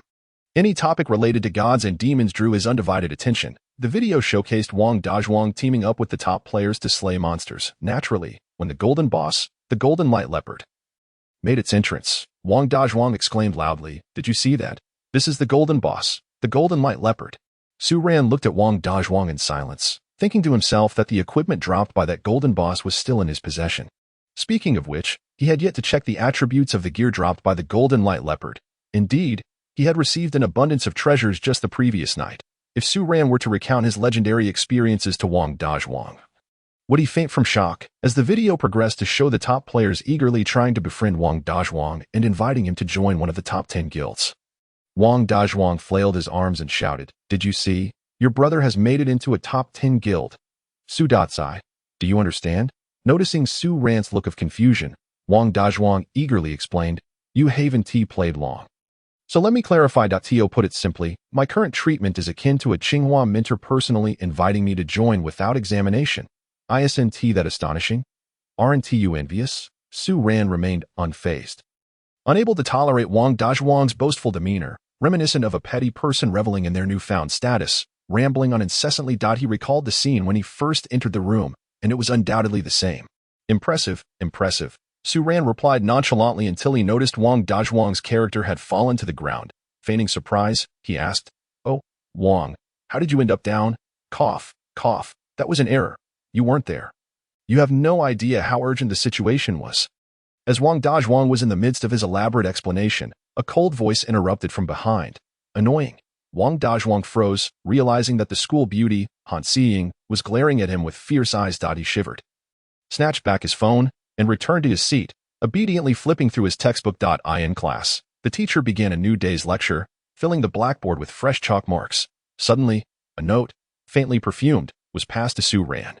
He blinked in surprise. Remember, do not level up to 20. There's a hidden quest you need to complete at level 19. Too late. I just hit level 20 last night. Su Ran felt a surge of gratitude and trust for Han Xiying. Knowing that if she asked him to walk through fire or over mountains, he would do so without hesitation. He could even envision her astonished expression upon receiving golden equipment from him. How could you level up so quickly? Did you do this without my consent? Han Xiying shot up, her breathing quickening.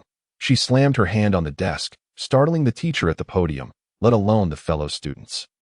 Han Xiying's deskmate, Lu Yana, was equally astonished. Was this really the same calm and composed school beauty? Su Ran, you scoundrel. You, I hate you. Han Xiying shouted angrily at Su Ran before hastily exiting the classroom. What does so quickly mean? What does hate him imply? Had he wronged Han Xiying in some way? Su Ran looked utterly bewildered. Han Xiying, stop right there. The teacher angrily banged on the podium, feeling humiliated by a studentess' outburst. How could he not reprimand her? Did she think her beauty could shield her from consequences? Such a princess complex needed to be corrected. Get lost. Don't provoke me. Han Xiying shot back icily, her face frosted with disdain, and without a backward glance, she stormed out of the classroom. Unreasonable, utterly unreasonable. The teacher trembled with rage, continuing to mutter in disbelief. My goodness, what's going on? Hey, Su. Sigh. What's wrong with the school beauty? Lin Yujing asked, her mouth agape in surprise. Don't ask me. I'm just as confused. I have no idea why this situation has arisen, Su Ran replied, looking somewhat at a loss. Zhang Ming, sitting nearby, suddenly stood up, casting Su Ran a fierce glare before hastily following Han Xiying out. Throughout the morning, Su Ran did not see Han Xiying return to class, leaving him in a state of perplexity. Filled with questions he had no opportunity to voice. He departed home, feeling somewhat disgruntled after saying goodbye to Lin Yujing. In the afternoon, Su Ran arrived at school early. Upon entering the classroom, he was taken aback to find that Han Xiying had moved her desk, positioning it behind Zhang Ming, her head bowed as if lost in thought. What has gotten into Han Xiying? Is it really necessary to act this way just because I reached level 20? Is there anything wrong with that? It's merely a game. If she cannot complete the hidden quest, she can seek assistance elsewhere. There is no need for such anger. Su Ran furrowed his brow. Han Xiying was truly acting childishly. He shook his head and returned to his seat, organizing his books. Hey, Su. Sigh. In the back seat, Lu Yana gently tapped Su Ran's right shoulder and whispered, what on earth have you done to provoke such public outrage? Speak. Is Han Xiying pregnant? Pfft. What does that even have to do with anything? Su Ran was taken aback, frantically shaking his head as if he had received a tremendous shock. Be quiet. Spreading such rumors is unacceptable. You nearly caused my demise. Stealing a glance at Zhang Ming, who was not far away and was currently engaging Han Xiying in conversation, he let out a long sigh of relief. I was perplexed about how I inadvertently offended classmate Han. Don't be disheartened. Based on my calculations, the school beauty's monthly visitor is due in a few days, so her mental distress is quite understandable, Lu Yana stated with an air of certainty. Suddenly, a compass was thrust onto Lu Yana's desk. Lu Yana's body went rigid instantly. She struggled to swallow, tilted her head slightly, and timidly glanced at Han Xiying, only to find her glaring furiously in their direction, prompting her to hastily lower her head. This girl has such sharp hearing, Lu Yana muttered under her breath while attempting to extract the compass lodged in the desk. Su Ran understood that Han Xiying was likely a reasonable classmate. Given her extreme reaction, it was evident that he had crossed her psychological threshold by reaching level 20 and being unable to fulfill that hidden quest. After contemplating for a while without arriving at a solution, he decided to drop the matter altogether. Why bother approaching her? It was clear that having moved behind Zhang Ming, she had explicitly indicated her desire for distance from him. Well then, it wasn't Su Ran's style to press a warm face against a cold rear. Since it was thus, as she was indeed his employer, after completing the task, she could follow her own path while he traversed his own narrow bridge. Lin Yujing silently lowered her head, fixated on her book. Though a hint of joy flickered at the corners of her mouth, at precisely 8 o'clock in the evening, Su Ran logged into the game. Before him lay the familiar expanse of darkness. Reminiscent of the pitch-black night, this time, Su Ran was mentally prepared. He and his avatar pushed open their respective coffins and emerged. Ding! Congratulations, player skeleton has gained 8,400 experience points. Ding! Congratulations, player skeleton avatar has acquired his special item, random teleportation scroll. Upon logging in, the delightful sound of the system's notifications instantly lifted his spirits, even though the atmosphere in the skeleton village remained as dreary as ever. First, he needed to complete the blacksmith's quest. He was still short a few pieces of hemp-patterned ingots, and he could also dig up some treasures along the way. Su Ran led his avatar to the blacksmith's shop, where he purchased a novice shovel with a grim coin. The advanced shovel could not be equipped by the skeleton, and made his way to the grave mounds within his territory. However, he had barely begun digging when he was interrupted by an announcement. Regional announcement. Come out. You. 227.506 Su Ran was momentarily stunned. Great. Han Xing was here. After pondering for a moment, he resolved to go out and meet her, though he knew there was no chance of acquiring the golden equipment now out on the outskirts of the eerie tomb hill. Han Xing, clad in pink and red chainmail, furrowed her brow as she observed the little skeleton emerging step by step, waiting expectantly. Clack, clack, clack. The little skeleton flailed its arms chaotically. Be quiet. Han Xing, visibly irritated, her eyes glinting with malice, coldly remarked, Su Ran, I never expected you to level up so quickly. I truly underestimated you before. You are quite impressive, having disrupted all my plans. Stepping forward, she continued addressing the little skeleton. I initially intended to use you to procure the dream-seeking mirror from the hidden quest. Since you have taken the initiative to reach level 20 ahead of schedule, we no longer have any need for cooperation. The little skeleton shook its arms in confusion. Anxious, it was puzzled. Wasn't the first piece supposed to be given to it? It felt a surge of anger, yet was unable to articulate it. Why was this happening? It would have other opportunities to obtain it in the future. Why was it fixated on a hidden quest?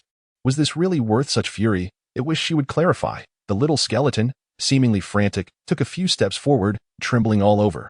Seeing Su Ran's unexpected outburst of anger, Han Xing scoffed and coldly declared, Just look at yourself, neither human nor ghost. My kindness towards you was merely a friendly gesture. What I valued was not you as a person, but rather your affliction, your naivety. In that moment, Han Xing seemed like a stranger. My affliction? Su Ran surprisingly calmed down. He had been on the brink of death and should have seen through it long ago. With a shift in his mindset, he completely regained his composure. Quietly listening to Han Xing's revelations, he was eager to uncover the reason behind all her aberrant behavior. He would rather believe that Han Xing was merely jesting with him than harboring any real malice. As she was the benefactor of his entire family, had he achieved a bit of success in the game and forgotten his roots, now that he was deemed of no further use? She felt compelled to reveal the truth. In her eyes, he was simply a soon-to-be dead corpse, capable of nothing more than transitioning into a low-tier skeleton in the game, utterly worthless in the game. Han Xing was entirely different from her real-life persona, her words flowing rapidly, her vocabulary expanding. And thank you for informing me that you possess a territory. Once the protection period is over, I shall take over. That 200,000 will be considered payment for acquiring your territory. Afterward, we shall part ways, dust to dust, earth to earth. A barrage of words left Su Ran utterly bewildered. Han Xing, oh Han Xing. If you demand my territory outright, how could I possibly refuse? Su Ran chuckled bitterly. Yet, he had forgotten that Han Xing had previously asked him for the flame source pearl, which he had outright rejected. A proud woman like her had sown the seeds of resentment with such a slight. Suddenly, jump slash, a warrior attacked the little skeleton, which was still dazed from the ongoing confrontation. Clang. The frail little skeleton had no time to evade and could only barely catch a glimpse of the assailant before being overwhelmed by the warrior's overwhelming power, causing it to disintegrate. Crash, crash. Su Ran fell to the ground, dropping all his equipment and items, scattering them across the ground. Ha ha ha, Xiaoying, you were right. This Su Ran is indeed just a skeleton in the game. Oh my, this guy dropped more loot than a boss. What a fitting fate. Zhang Ming laughed heartily. Zhang Ming, the renowned player known as the Unyielding Crane, who ranked third on the leaderboard in the online game. The mysterious leaderboard master, Unyielding Crane, turned out to be his classmate, Zhang Ming. Unyielding Crane, soaring to great heights, descending with a powerful cry, cleaving the mountains. In the darkness of his consciousness, Su Ran could only smile with relief. This was more like it. What merit did a mere cripple like him have to earn the favor of a school beauty? This was his rightful conclusion, and no wonder he had been so quickly cast aside. Eager to draw a line between them, it turned out that the legendary master, Unyielding Crane, was indeed Zhang Ming. All the fog had finally cleared. Yet, he cursed himself for being so naive and immature. Having revealed his greatest secret to Han Xiying, did he still have a chance of survival in the future? But then Su Ran remembered something. He had yet to inform Han Xiying about the ancient magic technique, the avatar, and the affairs of the undead Bone Dragon King. She had hastily severed ties with him. It could only be deemed fate, and all of this would become his trump card that he was determined. He would make Han Xiying regret her actions. What was a little skeleton? Could a little skeleton not reign supreme? Could a little skeleton not look down upon the heavens when he made his triumphant return? It would be the day she regretted her choices. Wow, there's even golden equipment, a leopard print helmet. Huh, there's another piece of golden equipment, a Qianquan bracelet. Ha, I've struck it rich, Zhang Ming exclaimed, bursting with excitement. The leopard print helmet was an item dropped after the death of the golden leopard. Su Ran hadn't even had the chance to check its attributes before handing it over. TCH, there's mine too, one for each of us. Han Xiying spat in dissatisfaction. I mean, how lucky can Su Ran be? He has only been playing for a few days and already has golden equipment? Ah, and it's level 30. It was solely due to his territory. He was merely fortunate to have created a novice village during the zombie tide. Once his 1-month protection period expired, his territory would be ours, right, Xiaoying? Zhang Ming excitedly rambled on. By the way, Xiaoying, why didn't you wait until you could trick him out of that territory before severing ties? Noticing that Han Xiying had not responded, Zhang Ming voiced his confusion. No patience for that. Besides, with such a valuable territory, do you think he would hand it over? He wouldn't even give me a flame source pearl. How ridiculous. Doesn't he even realize what he is? Han Xiying was livid in her mind. Since she was Su Ran's patron, he was obliged to comply and could not defy her will. Asking him for something was already a tremendous favor, and he ought to deliver it dutifully. Oh, by the way, why didn't the flame source pearl drop? Zhang Ming had been rummaging for quite some time, surrounded by scattered paper offerings and overgrown grass at the gravesite. With several coffins strewn about, however, acquiring 2 pieces of golden equipment could be considered a stroke of unexpected fortune. Ha. Zhang Ming, filled with satisfaction, selected the equipment that caught his eye, carelessly kicking aside the paper offerings and grave grass. Regarding such items as harbingers of bad luck. As he surveyed the spoils at his feet, Han Xiying's eyes suddenly gleamed with intrigue. She cautiously bent down, sidestepping the coffins and the paper offerings unearthed from the graves, and picked up the glimmering bone nail from the ground. Indeed, the attributes of the bone nail possessed the remarkable ability to ignore defenses. That fool Su Ran even divulged this to her. It was no wonder he was having a streak of bad luck. Han Xiying chuckled softly, stowing the bone nail in her bag, leaving no lingering thoughts for Su Ran. She resolved to melt down the equipment at her earliest convenience. As for the paper offerings, they could be left for him to burn. Without the bone nail, Su Ran was nothing. What were those bizarre items? Vertebrae, skulls, lizard ribs, lizard claws? Zhang Ming suddenly noticed a small pile of bone-like objects on the ground. As a master of the heavenly rankings, Zhang Ming's vision surpassed that of Han Xiying. Refining materials, he mused silently, swiftly placing them into his own bag. Such materials would be invaluable in crafting equipment. Royal vertebrae, royal skulls. To his delight, they were materials of royal quality. Seizing the opportunity while Han Xiying was distracted, he gathered them all into his bag. Meanwhile, Han Xiying collected the fire spirit stones and gold spirit stones dropped by Su Ran, elegantly placing them into her own bag. Let him keep the paper offerings, coffins, and grave grass. After all, he was on the brink of death, and she might find them useful. Zhang Ming wore a mocking grin as he spoke joyfully. What a pile of garbage! Han Xiying's brows furrowed in annoyance. She had long harbored grievances against Su Ran. After all, Zhang Ming had become her pillar of support in the game, and this arrangement was not without its benefits for her. Xiaoying, do tell me, is it worth turning against me over a mere hidden plot? Zhang Ming remarked, feeling somewhat taken aback. Han Xing was usually not so confrontational. Humph, the hidden plot I encountered requires players to be below level 20 to enter. The NPC stated that only those with a strong desire to survive could potentially complete the quest. Within it lies a legendary dream-seeking mirror. What? Zhang Ming's expression changed dramatically. He understood the significance of those 3 words. Su Ran was a character he had observed for quite some time, possessing an intense survival instinct and unwavering loyalty. Treat him well, and he would willingly lay his heart bare for you. That kind of fool. Zhang Ming had intended to discuss this matter with him today, but unexpectedly, that fool had leveled up like a rocket and reached level 20 today. How frustrating. He had foolishly invested 200,000 in funds, only to have his plans thrown into disarray. Finding such a simpleton was exceedingly difficult, especially since a rare item like the dream-seeking mirror was worth a fortune, and he couldn't trust just anyone. Han Xing voiced her discontent. Well, at least I can acquire a territory, though it's a pity I have to wait a month. Don't be upset. I'll find someone to assist you with the quest later. Zhang Ming thought to himself, secretly pleased that he had pursued her today. He reached out a hand, intending to comfort her, but Han Xing flinched, frowning as she brushed his hand away, feeling utterly repulsed. Han Xing had always harbored a curiosity. Why did her obsessive cleanliness seem to falter around Su Ran? The efforts Su Ran had expended in recent days had all been in vain. Time seemed to stretch infinitely, yet also pass in an instant. Upon reviving, Su Ran gathered the items dropped from the coffins, the paper offerings, and other grave-related equipment, returning to his territory like a puppet on strings. The bone nail was gone, the materials were all lost, and the golden equipment had vanished as well. Well, he had originally intended to gift the golden equipment to Han Xing. However, this woman was far too cunning. Su Ran had naively considered her a good person, foolishly believing she had feelings for him. Phew, at least he still had the fire source pearl, the nightmare flower, his territory, and most importantly, the precious undead bone dragon king. Alas, his mother's job had been a part of this woman's plan all along. Once he lost his utility, it would be time for his mother to be dismissed. What a masterful emotional manipulation.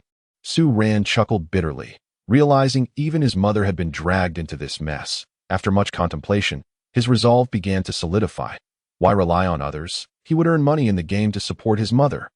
There is no way out of a dead end. This path must be forged by oneself. Charity does not pave the way, and it will crumble. Su Ran's journey in the online game was only just beginning. After reviving, Su Ran summoned his avatar once more, gripping a novice shovel and commencing the unfinished quest, digging for his task items, the hemp pattern yuan bao. Ding, congratulations. Player skeleton has obtained the task item hemp pattern yuan bao.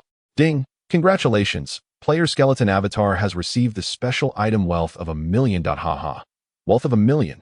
Yet another. Su Ran shook off his previous gloom and, with a triumphant fist pump, hurried off to the academy with this newly acquired wealth of 1,000,000. He commanded his avatar, the skeleton warrior, to continue its excavation work. Avatars were indeed preferable. They were devoid of schemes, did not betray, and remained loyal, faithfully accompanying him to the academy. Su Ran approached. Hello, I would like to purchase a skill book. As he spoke, he handed over the wealth of 1,000,000 to the librarian. The old skeleton adjusted his glasses, accepting the wealth of 1,000,000 and opening a transaction window. Skill extraction. Ding, congratulations. Player skeleton has obtained the human warrior skill book Crescent Moon technique. What a waste of a wealth of 1,000,000, and he ended up with a player S skill book. Su Ran held the skill book in his hands and inadvertently glanced at it. His eyes widening in surprise. A group attack skill book for warriors. It seemed quite valuable. He recalled that this was the very group move that even the top human ranking expert, Inai Dao, had failed to learn. That it appeared that warriors mastering group attacks was quite challenging. Su Ran's eyes sparkled with excitement. This skill book would become his first source of income. However, how would he sell it? Su Ran felt a twinge of worry. Who would believe a mere skeleton? Perhaps Wang Dazhuang could help? But surely, he would sell it by the next day. Lin Yujing? Alas, she was still too young to play the game. What a conundrum. Su Ran shook his head, deciding not to dwell on it. After all, the boat would right itself when it reached the bridge, and no obstacle was insurmountable. Just then, a message in the World Channel caught Su Ran's attention. Creamy young man, how dare you steal my boss and ambush me? This isn't over. Su Ran froze. Creamy young man. That name sounded oddly familiar. Before long, The system notification chimed in. Ding! Server-wide announcement. Player Creamy Young Man from the Unrequited Love Guild has defeated the level 40 boss Golden Giant Ape. Special rewards. Experience 5,000. Gold 100. Ding! Server-wide announcement. Player Love to Your Core from the Unrequited Love Guild has also defeated the level 40 boss Golden Giant Ape. Special rewards. Experience 5,000. Gold 100. Creamy Young Man was actually him. Cough. Cough. Wasn't that the neighbor's Li Diyi? Su Ran distinctly remembered that Li Diyi's QQ name was indeed Creamy Young Man, filled with female friends. Well then, perhaps his warrior group attack skill book now had a market. Suddenly, the little skeleton burst through the academy doors, rushing straight towards his avatar. By the time Su Ran arrived, he was alarmed to find a white-haired zombie clutching the spine of the skeleton warrior, relentlessly gnawing at its neck, siphoning away its life force. The avatar, lacking the strength to escape, was helpless against the attack. The white-haired zombie level 20 health, 700 magic attack, 70 to 80 defense, 41 agility, 5 active skill. Toxic mist releases a plume of greenish-black mist. Targets hit have their agility reduced to 0 and lose 10 health per second. Toxic bomb, a toxin-infused projectile that adds 20 to attack. Targets affected by the mist lose 1 health per second. Passive skill. Teleportation has a chance to randomly appear in any 3x3 area when attacked, rendering the attack ineffective. So it was a level 20 minor monster. Su Ran instinctively reached for his high-grade paper offerings. But his hand groped in vain. He had forgotten that the bone nail was no longer in his possession. No matter. Su Ran raised his hand and hurled the high-grade paper offerings at the white-haired zombie. The offerings ignited with a fierce flame, striking the zombie on the back of its head. Bang! 184. The white-haired zombie howled in pain, abruptly turning its head. Upon seeing the zombie's visage, Su Ran gasped in horror. Before him lay a visage obscured by white fur, with eyes as crimson as cinnabar, and sharp teeth protruding ominously, accompanied by a blood-red tongue that writhed menacingly. The animosity of this zombie shifted towards Su Ran. Casting aside the skeletal warrior to launch an assault in his direction, the blood-red eyes of the white-furred zombie fixated intently upon Su Ran's skeletal frame, as its entire being was suddenly engulfed by a virulent shade of dark green. Toxic gas wafted through the air, coalescing into clusters of deep green magical orbs upon one of its bony claws, which were hurled rapidly towards Su Ran. Simultaneously, the noxious vapors pervading its body converged into its mouth, unleashing a cloud of poisonous mist designed to envelop and immobilize the diminutive skeleton before it. To Su Ran's astonishment, the zombie unleashed 2 skills in rapid succession, barreling straight towards him, with a gleeful chuckle. Su Ran knew his skeletal warrior was no mere pushover. Boasting an impressive health pool of 1488, he commanded his skeletal warrior to swiftly block the oncoming assault, intercepting both the toxic orbs and the poisonous spray. Although the skeletal warrior's entire frame became tainted and its health began to plummet due to the poison, the minor loss was trivial in the grand scheme of things. Frustration mounted within the white-furred zombie as it struggled to escape the relentless grasp of the skeletal warrior. Darting left and right in vain. Su Ran, understanding the situation, instructed his skeletal warrior to tightly ensnare the zombie's arm, sacrificing its own health to ensure that the white-furred creature could not break free. For the first time, Su Ran found monster hunting to be rather enjoyable. He stood still, merely needing to aim accurately to unleash a barrage of fire paper upon the white-furred zombie. Wait. Where had the white-furred zombie gone? The skeletal warrior had seemingly grasped at thin air. It turned out that the clever zombie had triggered a teleportation skill at the moment of attack, vanishing to a spot 2 meters away from the skeletal warrior. Unfortunately for it, with a mere agility of 5, the white-furred zombie barely managed to escape before being ensnared once more by the skeletal warrior, unable to shake free. Ultimately, it met its demise at the hands of Su Ran's fire paper. Dropping a piece of equipment, several bottles of healing ointment, and a handful of copper coins. Ding! Congratulations to the player skeleton for defeating the white-furred zombie, earning 100 experience points, after restoring his skeletal warrior's health with a heap of graveyard grass.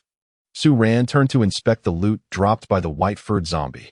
Zombie sweater, black iron. Defense 27 health minus 20 magic attack, 3 required level. 20 note. This sweater is woven from the chest hair of the white-furred zombie. Quite the peculiar taste. Su Ran felt an overwhelming urge to discard it. Nevertheless, it was merely a piece of equipment. Su Ran directed his skeletal warrior to retrieve the items unearthed earlier. And to his surprise, the skeleton extracted a fiery red object from its bladder and presented it to Su Ran. Firepool brick, warrior equipment. Attack 10, stun 1, required level 10, equipment race. Undead note. This brick is used for constructing fire pools. No matter how skilled you are, a single brick can knock you down. At first, Su Ran was thrilled to discover that this brick could be wielded as a weapon, but his excitement waned upon realizing it was exclusively for warriors. Oh well, he would pass it on to his duplicate that he recalled having found another firepool brick in the beast tomb space. Casually, he handed both firepool bricks to his skeletal warrior, who gleefully wielded the 2 bricks in its hands.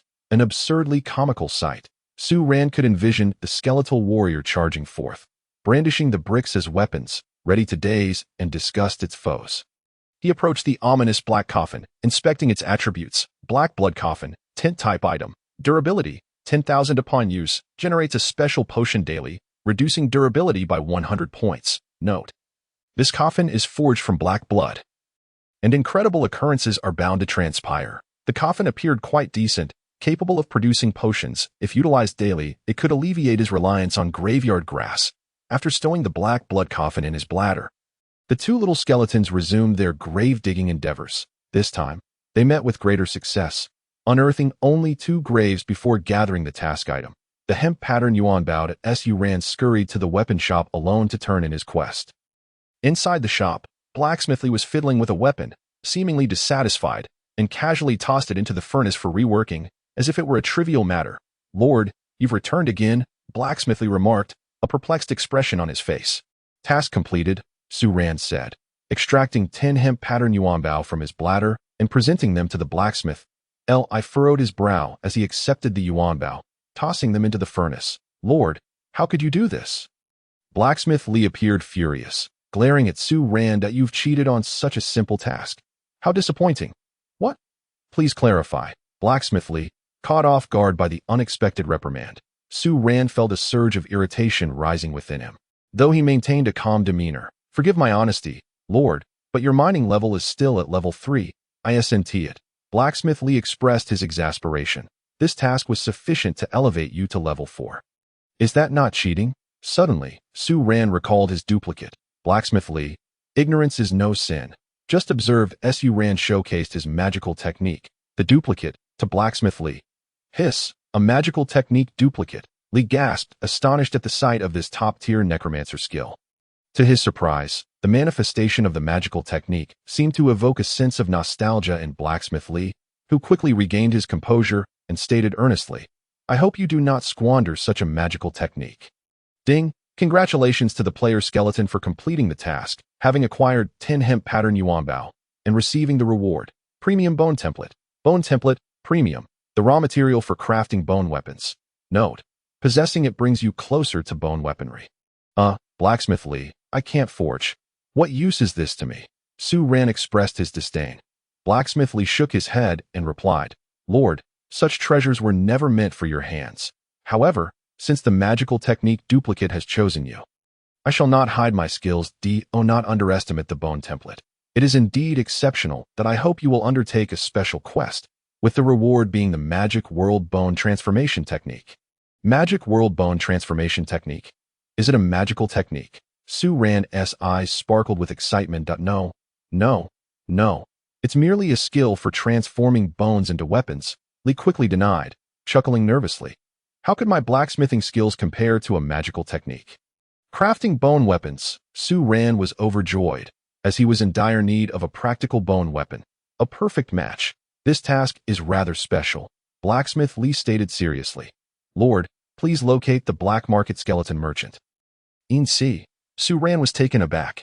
Ince is the greatest merchant of our undead race, bridging the realms of Yin and Yang, truly deserving of the title of merchant demon. Blacksmith Li's eyes gleamed with fervor.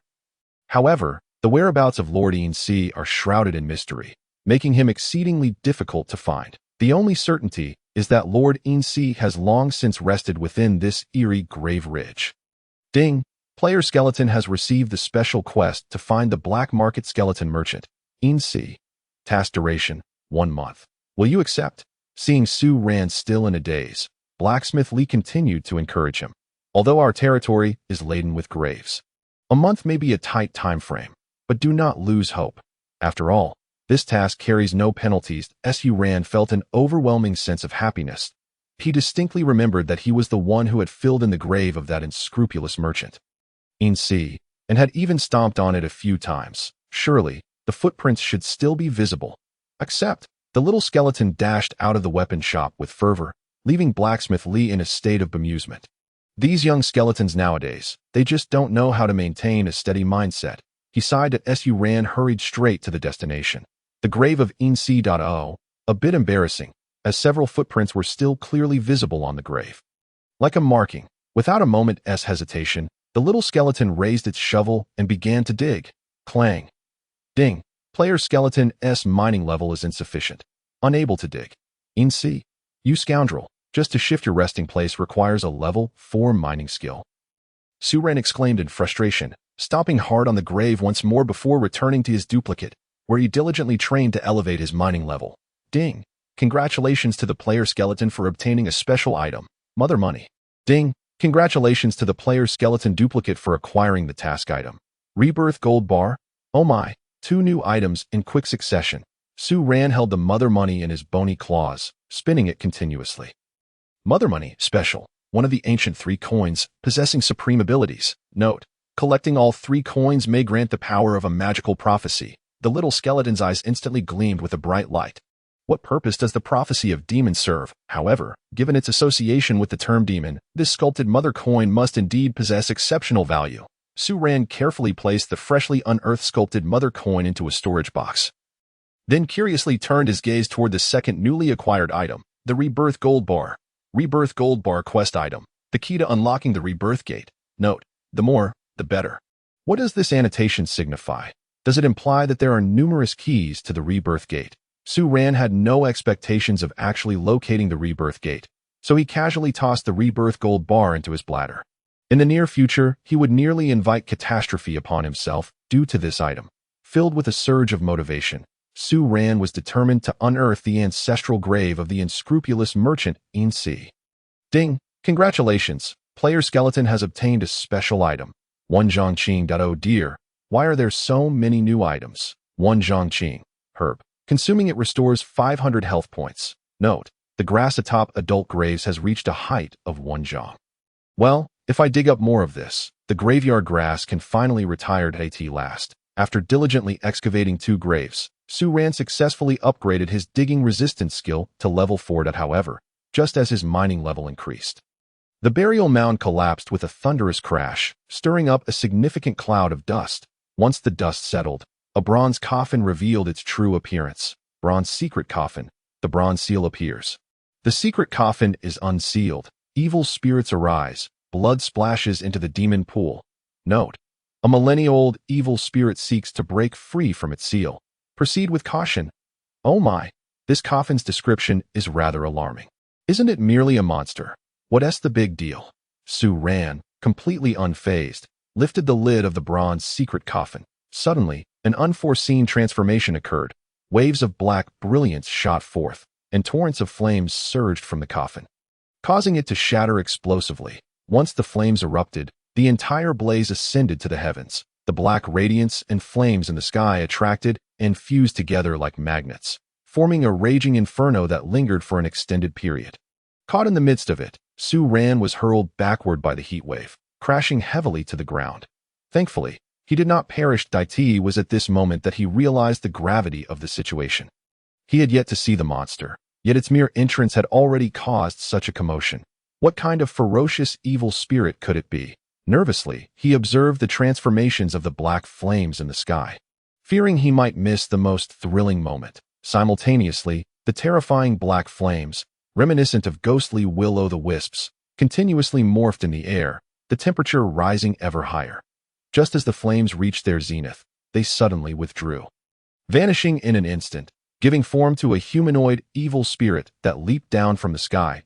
Su Ran's pupils constricted in shock as he fixated on the approaching evil spirit. Han Ba, Demon King Boss, LV 50 health, 8,000 magic attack, 480 to 500 defense, 170 active skills. Passive skills. Note: one of the ancient four zombie ancestors, possessing unfathomable power. It consumes the essence of heaven and earth, manifesting as an evil spirit from a millennium of resentment. Subsequently, it was enlightened by the demon ancestor and became one of the 10 evil spirits under its command. What in the world? This monster has such a formidable background. He casually excavated a grave and stumbled upon the legendary Demon King's tomb. Is his luck truly this extraordinary? Su Ran was petrified. Paralyzed by fear, it dawned on him that grave digging carries risks, and unsealing coffins requires utmost caution. The Demon King Han Ba leaped down from the sky, and only then did Su Ran discern its true form. To his astonishment, Han Ba was a female figure, standing 3 to 4 feet tall, with a singular eye the size of a papaya situated in the center of her forehead. Her scalp was completely bald. Devoid of hair, her green face adorned with sharp fangs, presenting a terrifying visage. Draped in green garments, Han Ba gazed skyward. Having been sealed for many years, she inhaled the dark, damp air of the eerie grave mounds with rapture. Leisurely strolling before Su Ran's skeletal warrior avatar, suddenly, she leaped, delivering a powerful slap. As expected, the skeleton warrior was sent flying, crashing against the white jade altar. Fortunately, the blow did not land on Su Ran himself. He was so frightened that he lost his composure and dashed into the weapon shop. Peering through the bright window of the shop, he witnessed his avatar, the skeleton warrior, being ruthlessly beaten by the Demon King Han Ba. Before long, the skeleton warrior was left in a pitiable state, scattered bones everywhere, once again dropping that novice shovel that my lord. What brings such alarm? The blacksmith Li, just finished forging, noticed his lord peeking outside and approached with confusion. Cough. Su Ran was taken aback by the sudden voice, straightened up, cleared his throat, and replied, it's you, Li the blacksmith. I apologize for the disturbance. While searching for the grave of Lord Enc, I inadvertently unearthed the Demon King Han Ba. Hee. Hiss. Li the blacksmith was struck with fear, hastily asking, the Demon King Han Ba, an omen of disaster is upon us. You have stirred great trouble, my lord. Oh. Su Ran was somewhat bewildered by Li the blacksmith's words. He was the one who had ordered the digging. Why should he bear full responsibility for unearthing the Demon King? Ignoring the blacksmith, Su Ran turned his attention back to the window. Oh my. Not expecting to be startled, Su Ran was taken aback. The grotesque and terrifying head of the Demon King Han Ba pressed against the window, and her enormous single eye locked onto his in a close encounter. Su Ran was so frightened that he fell to the ground, his spirit nearly escaping him. Han Ba grinned wickedly, her entire body radiating black brilliance, transforming into a massive black fire wheel that rolled toward the weapon shop. As the black fire wheel grew ever larger, the surging flames and the terrifying aura of magic left Su Ran utterly powerless to resist. He could only resign himself to standing there, awaiting the sound of an explosion in his ears. However, poof, like the sound of flatulence, the colossal black fire wheel, composed of magical elements, vanished upon contact with the weapon shop. Su Ran was dumbfounded, then burst into joyous laughter. Yes, the territory had yet to exit its protection period. What was she flaunting about? The little skeleton felt emboldened, turning to the window to flaunt his hips, loudly proclaiming, I refuse to go out. You are the Demon King, so what? Come on, attack me and obliterate me. The Demon King Han Ba clearly understood the provocation from the little skeleton. Her black radiance intensified, and cracks appeared in the ground beneath her.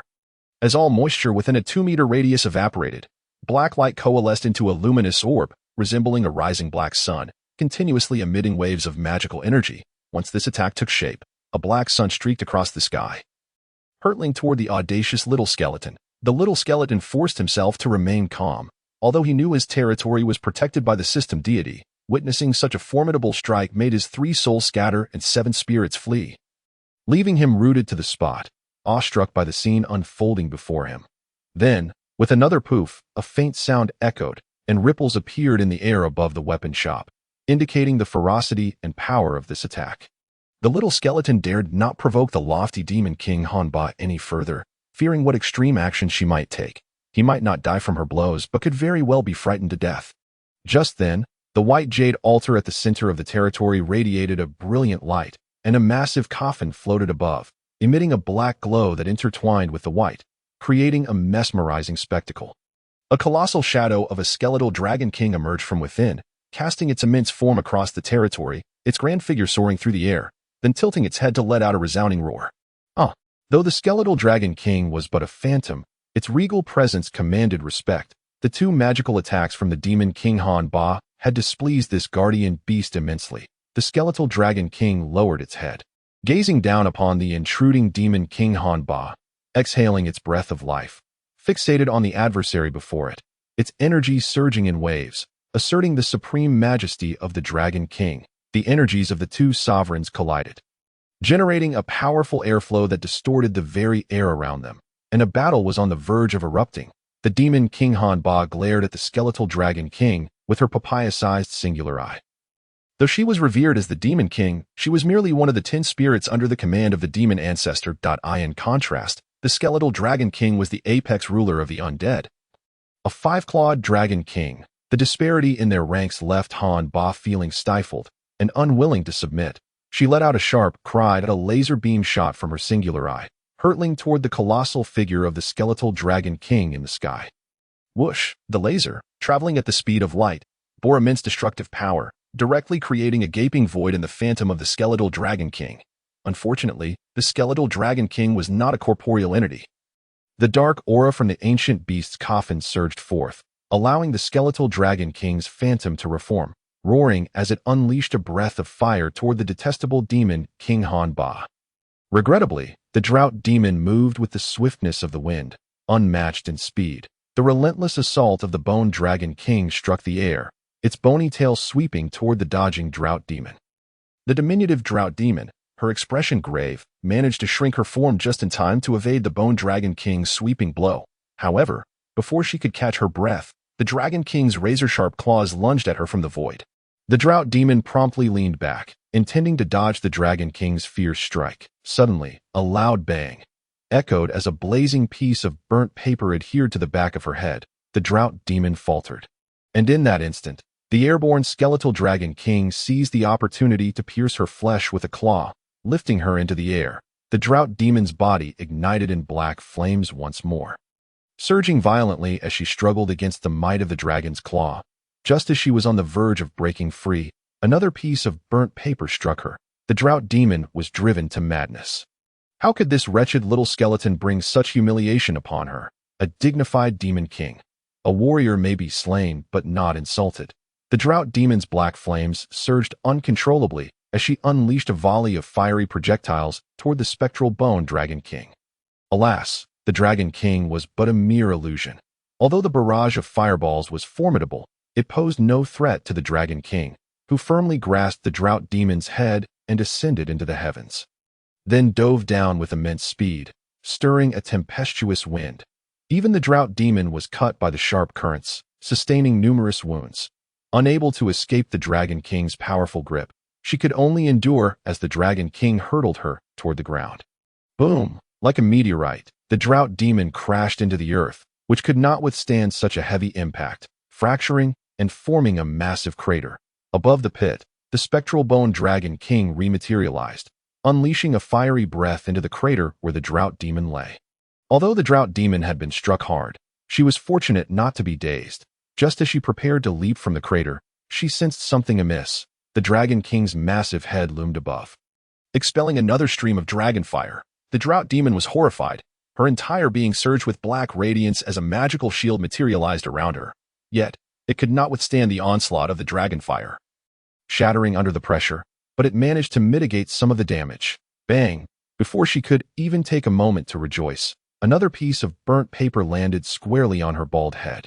The drought demon was on the brink of insanity, nearly driven mad by this infernal little skeleton. She remained trapped in the pit, her magical energies rapidly coalescing into a colossal sphere of power. Ascending into the air, even the Bone Dragon King dared not confront its might directly, sidestepping this unpredictable attack. As the magical sphere rose, thousands of lasers erupted from it, piercing the entire form of the Bone Dragon King, rendering it akin to a hedgehog. Nevertheless, the Dragon King soon regained its original form. In the moment the Dragon King reverted to its spectral state, the drought demon seized the opportunity to leap from the pit. Yet, in that very instant, another piece of burnt paper struck her at the bottom of the pit. The drought demon was on the verge of a breakdown. If that little skeleton appeared before her now, She would not hesitate to reduce it to mere bone dust to assuage her humiliation. The drought demon unleashed a torrent of magical energy, instantly manifesting a gigantic magical sword that soared upwards, piercing through the unsuspecting Bone Dragon King. Unfortunately, the Dragon King remained unfazed, as dark mists surged from the ancient Beast King's coffin, solidifying the illusion of the skeletal Dragon King, whose 5 claws lunged once again at the Drought Demon. However, the Drought Demon's focus was not on the Dragon King. At the moment the magical sword surged, she leaped from the pit, charging toward the despicable little skeleton. Sue ran, aware of the Drought Demon's intense hatred for him. Had already taken refuge in the weapon shop, grinning widely at the infuriated Drought Demon. Ha ha ha. The Drought Demon, in a fit of rage, transformed her magical energy into fiery projectiles, unleashing a torrent towards Sue Ran's hiding place within the weapon shop. Each fiery projectile was formidable, hurtling towards Sue Ran under the Drought Demon's command. Unfortunately, the system was invincible. Even the arrival of a Demon Lord would be ineffective, let alone a mere Demon King. All the fiery projectiles vanished without a trace, leaving not even a ripple in their wake. In her despair, the Drought Demon crouched down, gasping for breath. The Drought Demon's magical energy was depleted that moment. The skeletal Dragon King dove once more, reaching for the Drought Demon. The Demon King, seeing the approaching Dragon King, reluctantly closed her singular eye. Ding! The Drought Demon sought to pledge allegiance to the skeletal lord. Would she consent? Sue Ran was taken aback. He then threw his head back and laughed heartily. I agree. I agree. At the instant Sue Ran consented, the skeletal Dragon King transformed into a plume of black smoke, flying into its resting place, the ancient Beast King's coffin. Ding! Congratulations to the skeletal lord for subjugating the Drought Demon, earning 20,000 experience points. Ding! Congratulations to player Skeleton for leveling up, increasing by 1 level. Ding! Congratulations to player Skeleton's avatar for leveling up, increasing by 1 level. Haha! This is fantastic. Sue Ran scampered over to the Drought Demon, who stood a mere 3 or 4 feet tall, offering her a multitude of incense sticks, hoping to curry favor with this harbinger of doom. The Drought Demon cast a glance at the skeletal lord, disregarding the incense entirely, before turning away to find an empty room to settle into. Hey, where are you going? These incense sticks are not what you think. They are of the finest quality and can even restore magic. Sue Ran hurriedly called out to the new member of his territory. But his warm reception met with cold indifference, leaving him to sigh in frustration. Lord, at that moment, Butler Lou rushed over. You old rascal, where were you when the battle was fierce? Sue Ran was irate. For Butler Lou seemed to have emerged from nowhere, just as the fight concluded. Do not be angry, my lord. I have urgent matters to report. Butler Lou caught his breath, first flattering Sue Ran, congratulating him on gaining a formidable ally, the Drought Demon. Get to the point. Sue Ran was not swayed by his flattery. My lord, what I am about to say should not be taken lightly. Butler Lou's expression became serious, his tone grave. The Drought Demon's loyalty is only at 65. If it falls below 50, there is a risk of rebellion. Please, my lord, consider this carefully. Oh dear, there's even a loyalty factor at play. Indeed, having an elder in the household is akin to possessing a treasure. Sue Ran nearly made a grave mistake. If the Drought Demon were to rebel, it would be too late for regrets. Butler Lou, what should we do? We need to construct a ceiling platform. Butler Lou hesitated to elaborate. Continue. Sue Ran had never heard of such a structure as a ceiling platform. To build a ceiling platform. Our territory must reach level 5. However, Butler Lou sighed, continuing, reaching level 5 will attract the Demon Lord's army to assault our territory, which poses a significant risk. What shall we do? I see. Sue Ran pondered. He could not afford to abandon the Drought Demon, yet he could not upgrade the territory at this time, leaving him in a quandary. Forget it. We'll take it one step at a time. Perhaps there are rare treasures that could enhance the loyalty of the territory's leaders, making it simple. Besides, with the Drought Demon's loyalty at 65, treating her well for the time being should not be an issue. Sue Ran rummaged through the treasures he had on hand, uncertain which might please the Drought Demon's singular, as he searched incessantly, only to find items suitable for visiting graves. Would someone who had just crawled out of a grave appreciate such offerings? Sue Ran felt a headache coming on. The dream flower I stored in the storage box. Don't women love flowers? Sue Ran pulled out the dream flower and hurried to the house where the Drought Demon had just settled. Knocking on the door, suddenly, a gust of wind swept through, a powerful blast that left Su Ran bewildered as the dream flower vanished from his grasp. Wow, she's incredibly fast. The little skeleton was undeterred. At the door, he pulled out burnt paper, grave weeds, burial paper, incense sticks, offerings, coffins, and more, hoping to find something to her liking. Sure enough, the moment he presented a golden coffin, the door swung open, and the drought demon appeared before Su Ran. Fixating on the golden coffin, could it truly be a treasure? Su Ran had yet to examine the attributes of the coffin. He quickly looked at the long-forgotten golden coffin. Golden coffin durability, 30,000 has a certain probability of granting evolution. Note, the coffin of creation relies entirely on luck. Wow, such an exquisite coffin, and I only just noticed it. I must have been oblivious before. Fortunately, he only retrieved one coffin. The other lay undisturbed within his bladder. With a stroke of luck at 1:00 p.m., could his fortune diminish? The path to the evolution of his doppelganger was finally set to commence. The Ghost King, Hanhua, cast another lingering gaze at Su Ran before carefully relocating the coffin into the room he had just claimed, subsequently tossing an object and closing the door behind him. Ding! Congratulations, player Su Ran. You have gained the friendship of Hanhua. Loyalty increased by 10. Few. With a loyalty of 75, betrayal was unlikely for the time being. Su Ran discerned that the hatred in Hanhua's eyes had significantly diminished. He picked up the object that Hanhua had just thrown. It was a round, glistening pill, its interior alive with swirling crimson threads, pulsating with vitality and resilience. Blood Demon Pill. A low-tier demon world creation pill.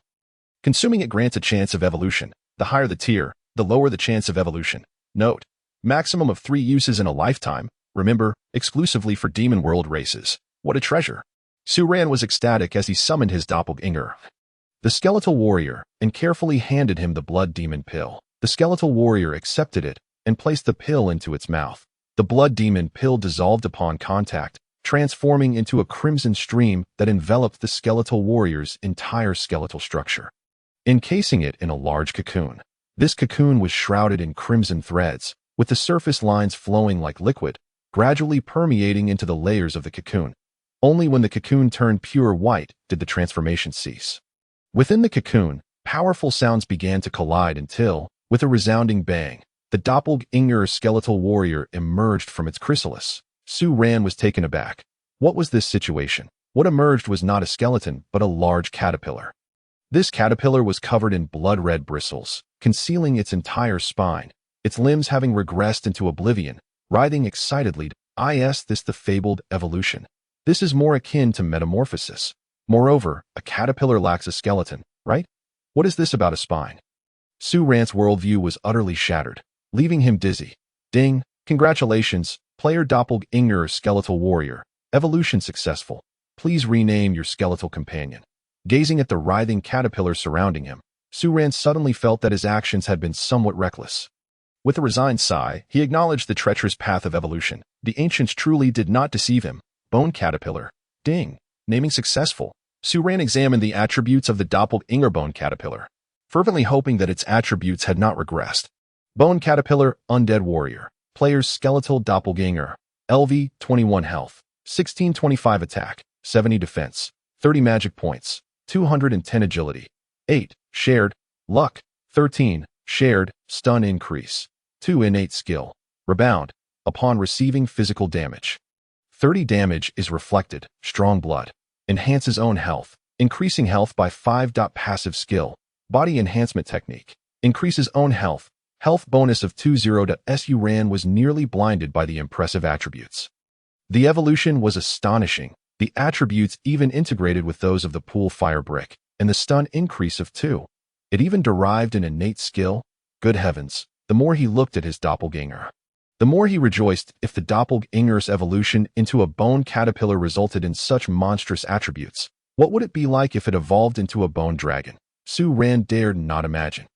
If one day, the little skeleton rode upon its doppelganger bone dragon, could it look down upon the world, reveling in its supremacy? But that was contingent upon surviving until that day. Enjoy the present and drink today. Worry about tomorrow when it comes. Why ponder so much? Su Ran chuckled, shaking his head, as he led his exceptional doppelganger, the bone caterpillar, towards the grave of the unscrupulous merchant a grave marked by countless footprints. Su Ran wielded his novice shovel with vigor. Ding! Congratulations! Player skeleton has obtained a large iron plate. Large iron plate. Material. Goodness, such a massive iron plate encasing the grave. What was Ince thinking? Was it merely to deter him from digging up his ancestral tomb? Bah! Does he not fear suffocation while lying inside? Su Ran quickly excavated Ince's ancestral grave, leaving only a dark coffin lying there. Feeling no inclination to open the coffin and engage in further dialogue with Ince, he simply hoisted the coffin and entered the weapon shop. Clang! Su Ran casually dropped the coffin to the ground. The loud noise startling the blacksmith. Li Tai in a flurry. Li Tai stepped forward, gazing at the dark coffin with confusion. My lord, what is the meaning of this? Fear not. Did you not request me to locate the black market skeleton merchant? Ince? Well, I have brought him to you, Su Ran proclaimed grandly. Hiss, my lord. You have even learned to see through walls. Li Tai clearly did not believe him. The legendary figure of Ince could not possibly be carried in such a manner. Cough, whether you believe it or not. I certainly do. Su Ran stepped back and gestured for the bone caterpillar to wriggle to the coffin's side, springing up to whip its tail, effortlessly dislodging the coffin lid. The figure of the black-robed merchant, Ince, rose from the dark coffin. Exuding an aura of shadowy darkness, he surveyed his surroundings and fixed a fierce glare upon the instigator, the little skeleton, just as he was about to speak. He was startled by Li Tai's booming voice. Lord Ince, I am Li Tai. Honored to meet you. Li Tai half knelt, showing utmost respect. Su Ran felt a pang of jealousy, as a lord of a territory. He had never received such reverence from Li Tai, highlighting Ince's immense reputation in the demon world. Ince waved his hand, disregarding the hulking figure, and fixed his gaze upon Su Ran. His sharp voice resonating throughout the weapon shop. Little skeleton, it is indeed you again. Speak. What reason do you have for awakening me from my long slumber? Su Ran offered no explanation, instead presenting a hand with a piece of ghost money. This reasoning is pleasing. I like it. Wah! The black-robed Ince laughed heartily, thoroughly satisfied as he accepted the ghost money. Lord Ince, Li Tai anxiously called out. I have something to report. Silence. The black-robed Ince glared at Li Tai. Turning back to Su Ran, a gentle smile gracing his face, or rather, he was looking at Su Ran's bladder. Little one, you have made significant progress. Reaching level 21. Su Ran understood that Ince wished to scrutinize his lower half. So he allowed it, as he was devoid of any modesty. Lord Ince, I am but a fool, having just reached level 21 that you have had your ancestral grave excavated twice in such a short time. And despite my fortifications, you managed to unearth it. How do you intend to account for this? The flames of anger flickered in Ince's eyes. Seemingly on the verge of eruption, Su Ran once again presented 2 pieces of ghost money. This matter is settled. The flames extinguished instantaneously, and Ince donned a friendly smile, the ghost money disappearing from his grasp. By the way, return my iron plates that I need them to reinforce the grave. Lord Ince, I wish to inquire about something. Su Ran glanced at the fidgeting Li Tai and handed the iron plates back to the black-robed Ince. Little one has more to say? Speak. The black-robed Ince appeared slightly excited. Oh, you have any weapons that ignore defense? Ever since losing the bone nails, my attack has plummeted. Did I give you the bone nails? Ince countered. Yes, that poses a problem. Ince pondered for a moment, then suddenly raised his head, smiling at Su Ran. I do recall having one bone weapon that ignores defense. Su Ran stepped forward eagerly. I would be willing to exchange for it. Only. Ince formed a gesture with his 3 bony fingers, pausing. This merchant. Even words come with a price. This is the zombie sweater I just acquired. I hope Lord Ince would accept it. Su Ran stepped forward, offering the equipment. The black-robed Ince accepted it with a smile. This little skeleton is quite astute. However, this weapon can only be used at level 50. You cannot wield it. Distant water cannot quench immediate thirst. Alas, it is a wasted piece of equipment. Su Ran sighed. Continuing, Lord Ince, do you have any magical attack bone techniques? I do. However, Ince's fingers kept twirling. Forget it.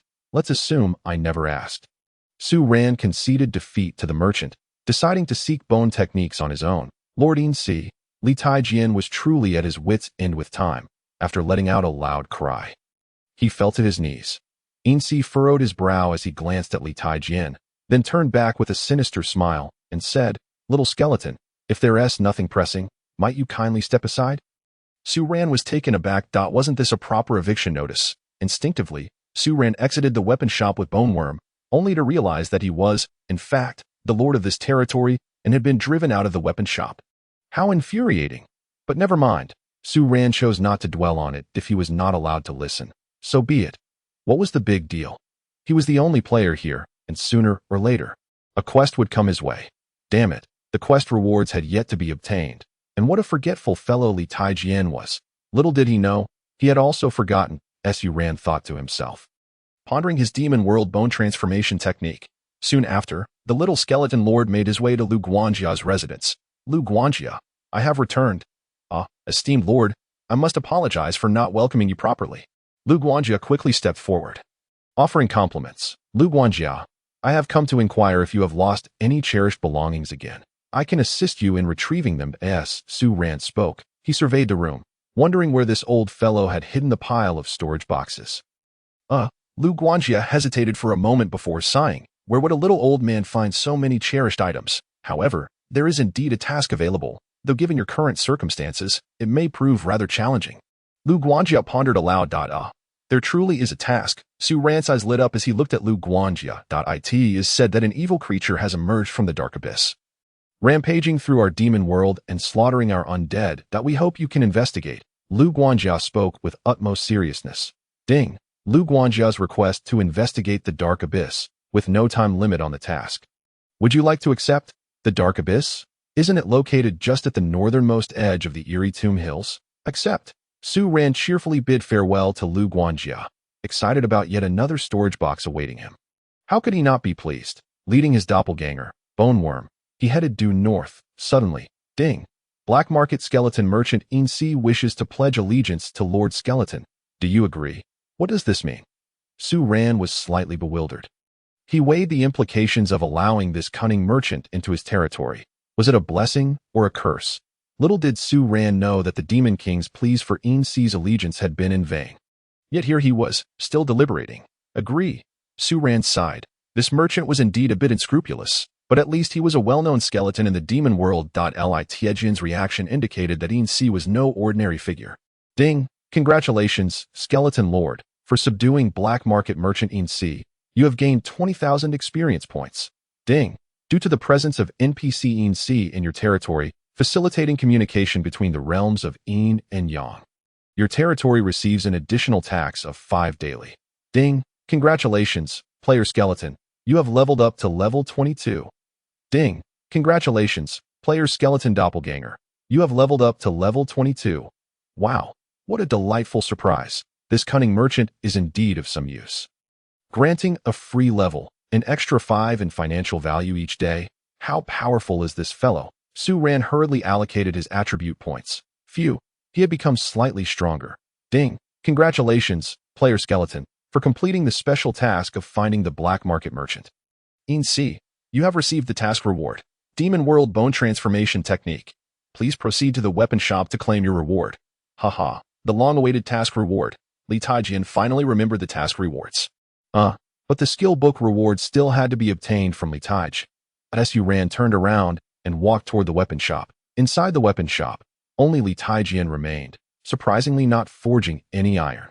Leaning against the wall, seemingly lost in thought, from the dark skull's countenance, Su Ran could almost perceive a pallor. What on earth had transpired during their conversation? What inquiries had Li Taijian made? Why had Ince suddenly chosen to ally with himself? All these questions became enigmas, each to their own. Let others fend for themselves, Su Ran mused. What is right or wrong, and how does it concern me?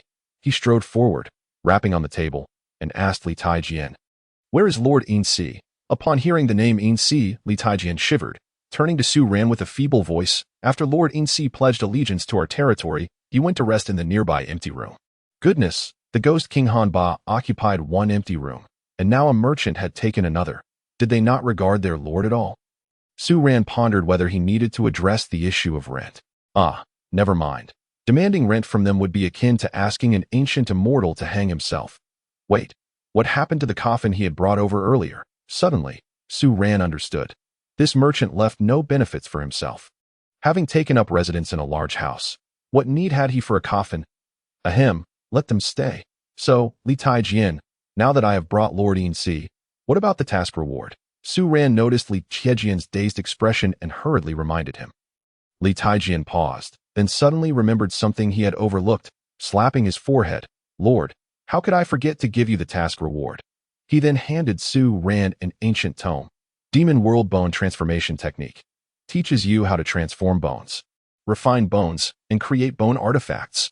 Requires a medium, bone cauldron. Note, an ancient method of crafting undead artifacts in the demon world. One of its rare tomes. At last, he had obtained the Demon World Bone Transformation Technique. Su Ran clapped the skill book, which transformed into specks of starlight, vanishing into his consciousness. By the way, Li Taijian, do you have a good bone cauldron? Yes, for 10,000 underworld coins.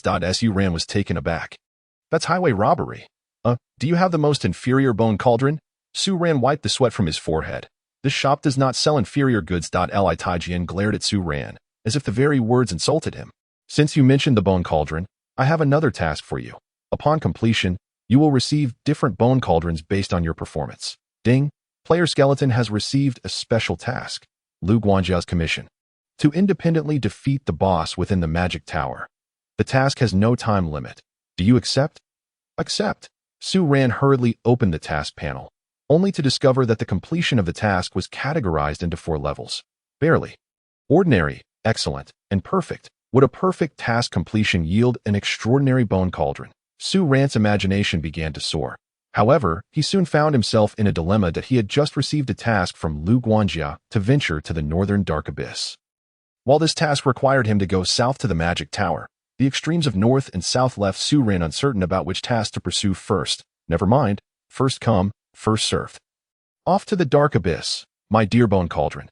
Please wait a moment. Su Ran set forth with Bone Worm, heading northward toward the dark abyss. The dark wetlands lay on the outskirts of the eerie Tomb Hills, enveloping the skeleton village within the territory, overgrown with dense weeds that a party of players was cautiously exploring the area. Xiaoyu, do you think we will encounter that dark bone lizard boss today?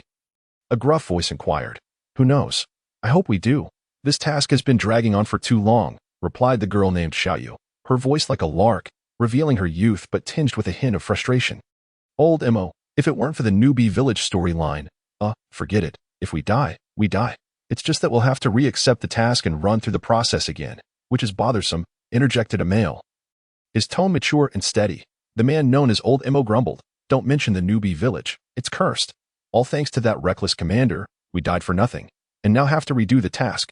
All right, it's all in the past. Shu, we're almost at the coordinates for the dark bone lizard boss. Be careful not to alert it. Xiaoyu waved her hand, and the 3 moved forward together as they parted the thick underbrush.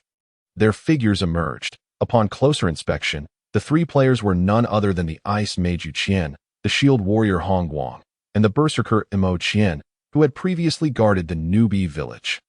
This eerie Tomb Hills is too sinister. If it weren't for this task, I wouldn't want to come here, Mo Qian muttered, rubbing his bald head. The skies remained as overcast as ever, leaving one feeling suffocated. Listen, Hong Guang suddenly halted, whispering to his companions, there's fighting up ahead. Are there players on this newbie map? Indeed, distant sounds of combat echoed, fierce and intense. Despite her youth, Yu Qian was quite inquisitive. She quickly stepped ahead, peering through the underbrush to see what lay ahead. Her mouth agape in astonishment, she exclaimed, Come quickly, come quickly. Yokian urgently beckoned her 2 companions. It appears that 2 monsters are engaged in battle. Oh, could it be a hidden storyline? Ma Qian's eyes sparkled with delight. The 3 of them stealthily observed the fierce combat, captivated by the sight of a diminutive skeleton launching fireballs at a colossal dark bone lizard boss. The fireballs were bizarre, ignited with flames that danced with 2 trails of black fire. Upon striking the dark bone lizard, sparks flew, showcasing their formidable power. This dark bone lizard, its skeletal frame ablaze with fiery red, emitted thick plumes of smoke from its enormous nostrils as it fixated on the troublesome little skeleton, charging forward with a thunderous roar, intent on crushing it into fragments. The dark bone lizard boss, Hong Guang exclaimed with excitement.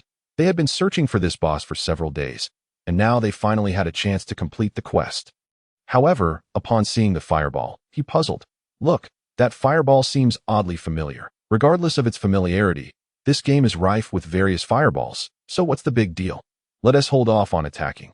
We should wait until they're low on health.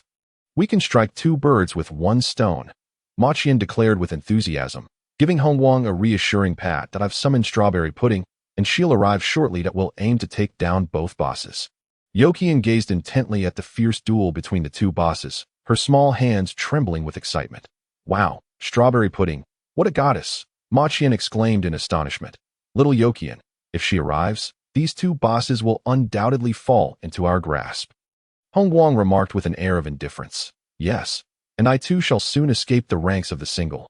Old Hong, have you no shame? Ma Qian scoffed. With such a manly presence, which girl wouldn't he be drawn to you? Is it a case of impotence? Yokian muttered softly, her face flushing as she quickly covered her mouth. Little Yokian, you. Ma Qian clutched her heart, visibly hurt. Critical hit plus 100, Hongguang stated matter-of-factly, turning his gaze back to the once-in-a-lifetime gaming scene.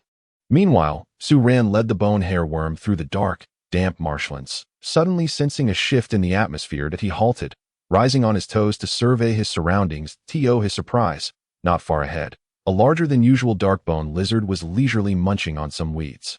This dark-bone lizard was entirely fire-red, its four sturdy skeletal hooves firmly planted on the ground, its tail rhythmically thumping the grass behind it, with fiery yellow flames flickering in its eye sockets as it viciously tore at the weeds with its sharp teeth. What a formidable dark-bone lizard boss!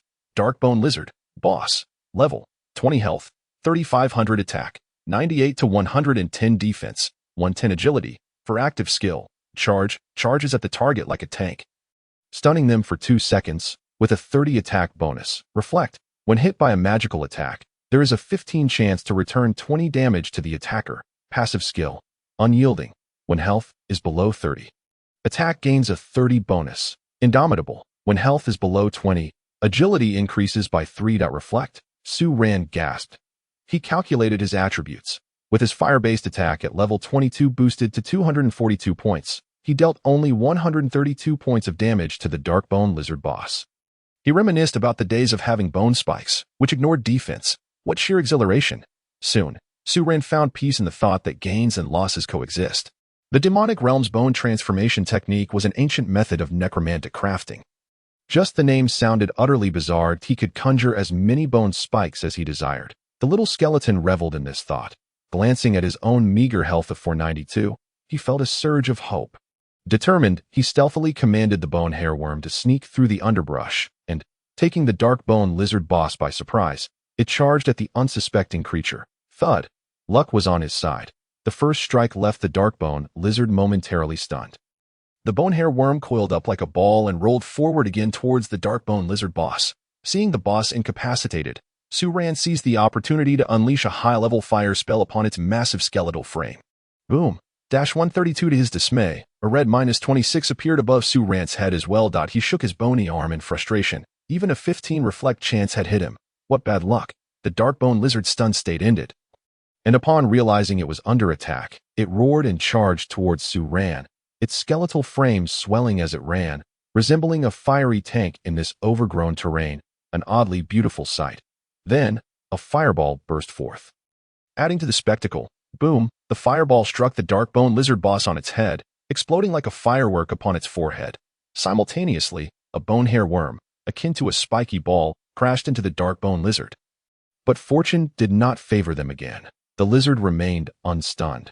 The dark-bone lizard, enraged by the continuous assault, stomped its feet, and in a moment of distraction, it crushed the bone hair worm to the ground, instantly turning it into a pitiful skeletal specimen. The bone hair worm's spine creaked, yet it stood firm, for 1,700 health points were not to be trifled with. Su Ran hurled another fire spell, which soared toward the dark-bone lizard boss, igniting the creature into a frenzy. The battle raged on for half an hour, with the dense foliage severely limiting Su Ran's agility and evasion. He relied on the bone hair worm's sturdy frame to shield him from the king of this dark marsh, the dark-bone lizard. Phew, finally down to 20 health. This boss was truly formidable. The magic reflect had cost him nearly 300 health points. If he were to perish from a reflect, that would be quite the disgrace. Su Ran grimaced at his dwindling health, a bitter smile on his lips. Suddenly, whoosh, an ice blue arrow, whistling through the air, shot towards the severely injured skeleton mage. This was none other than the signature skill of the ice mage, Ice Arrow, just as Su Ran was fervently attacking the dark-bone lizard. A foreboding feeling washed over him that a quick glance revealed the ice-blue arrow, infused with magical energy, speeding directly towards him. Oh no, a player! Su Ran's first instinct was to twist his skeletal frame in an attempt to evade the deadly strike. But at that moment, the dark-bone lizard reared up, seizing the opportunity to pounce on the distracted Su Ran. He was now caught in a vice, panic swelling within him. His only thought was, I'm doomed. Thud. 68 The dark-bone lizard boss struck true, relishing the sight of the skeletal mage, now reduced to mere scraps of health, just as it prepared to deliver a finishing blow. An ice arrow grazed Su Ran's head and impaled the dark-bone lizard's spine, blossoming into a crystalline blue flower before erupting. Boom! The dark-bone lizard was engulfed in pain, its hatred redirected. With health below 20, its agility surged, and it roared as it abandoned the little skeleton to charge at the ice mage. Yokian, Su Ran barely escaped with his life, too stunned to celebrate. He rolled aside, hiding among the dense underbrush. However, just as he vanished, the berserker Machian appeared. Wielding his large blade, he scratched his shiny forehead in confusion, wondering where the skeleton boss had gone. As he prepared to follow the trail, a bone hair worm sprang forth, leaping high to strike Machian's face with its tail, knocking him to the ground and leaving a red mark on his face. Fuming with rage, Machian sprang to his feet. Swinging his blade at the bone hair worm, the diminutive creature dodged easily, evading Machian's sweeping strike, and charged directly at his leg joint. Crack! Machian knelt on the ground. What on earth is this? How can a level 21 monster be so formidable? Machian, undeterred, swung his blade again to strike the rapidly approaching bone hair worm. The bone hair worm, anticipating the change in Machian's attack, leapt into the air, its tail once more aimed at Machian. Upon realizing that the bone caterpillar had fallen for his ruse, Imochian swiftly altered his feigned attack, thrusting upward towards the airborne creature. The bone caterpillar, having no leverage in midair, could only evade the incoming cold blade by twisting its body aside. Imochian chuckled, deftly flicking his wrist to change tactics once more. His large blade transformed from a thrust to a swat, and its broad back struck the bone caterpillar with the force of a fly swatter, sending it tumbling through the air as if it were an insect. Just as the bone caterpillar crashed to the ground, Imochian executed a leaping slash that struck the unsuspecting creature. Boom! The sound echoed as the bone caterpillar's already dwindling health was instantly depleted, reducing it to a pile of skeletal remains scattered amidst the weeds. Ugh, how stingy. Not only did nothing drop, but that skeletal boss managed to escape. Imochian glanced around, failing to catch sight of the skeletal boss, and could only curse under his breath as he sprinted back towards his team, eager to assist in vanquishing the elusive dark-bone lizard boss they had sought for so long. In the distance, Su Ran, concealed from view, raised her hand, and a fully revived bone caterpillar emerged, brimming with vitality. As she replenished her magic reserves, she marveled at the efficacy of the clone technique. Meanwhile, the dark-bone lizard, in a fit of rage, charged towards the ice mage Yuqian, trampling through the dense underbrush as it barreled towards its human foe. Unperturbed, Yuqian raised her wand high, the ice-blue brilliance shimmering at its tip as she gathered her magical energy into a sparkling ice projectile. Launching it at the dark-bone lizard boss, beside her stood another young girl, clad in pristine white, her wand gleaming with transparency. She raised her wand in succession with Yuqian, yet her wand coalesced with a radiant white light, shining like the sun and radiating brilliance. Almost simultaneously, a snow-white light orb materialized at the tip of her wand, shooting forth alongside Yuqian's ice projectile towards the dark-bone lizard boss. This girl was none other than the renowned player, Strawberry Pudding, whom Yuqian had just summoned. The dark-bone lizard, writhing in pain from the attacks, howled as it lunged towards the foolish human in its sights.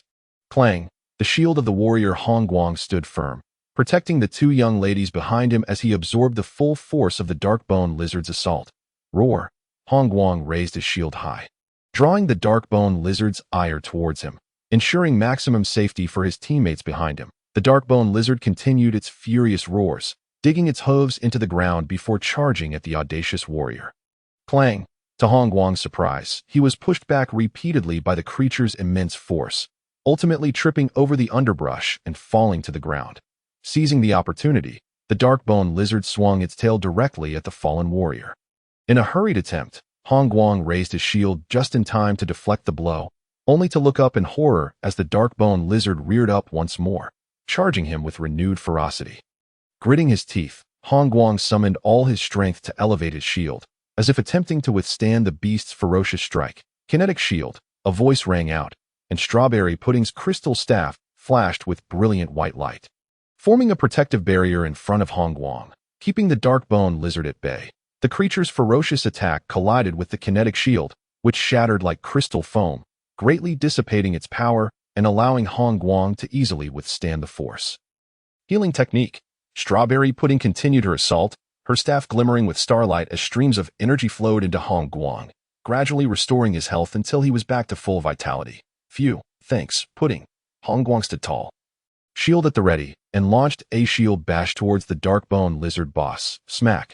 The blow landed squarely on the shield, rendering the creature momentarily dazed. Just then, Emo Qian returned with a mighty shout, executing a leap slash aimed at the fiery red boss, the Darkbone Lizard.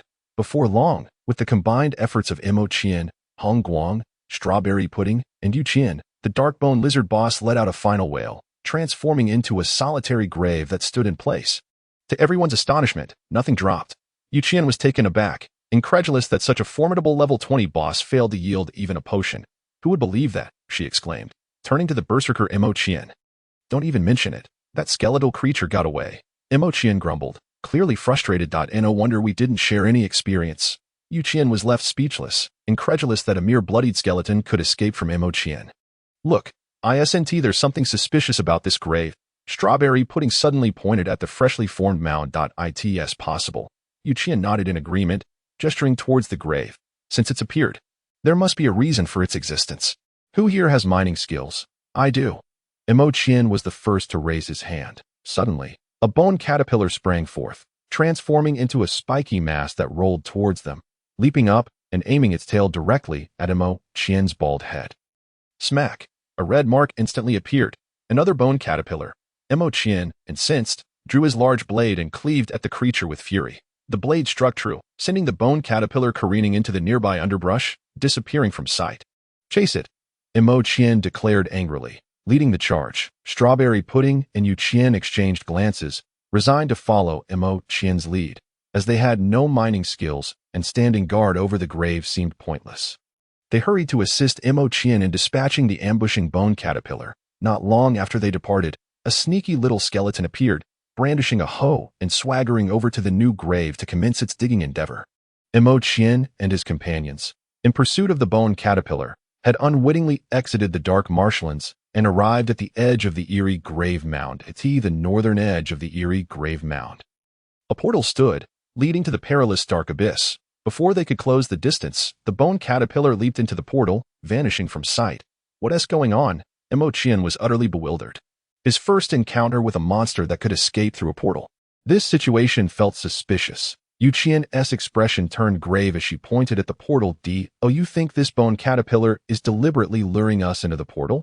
This is the territory of the undead clan, where the Guild of Chaos reigns. Strawberry Pudding, clearly aware of the dangers, shook her head. This guild has a notorious reputation. Random players should keep their distance. If we go in, we might not make it out.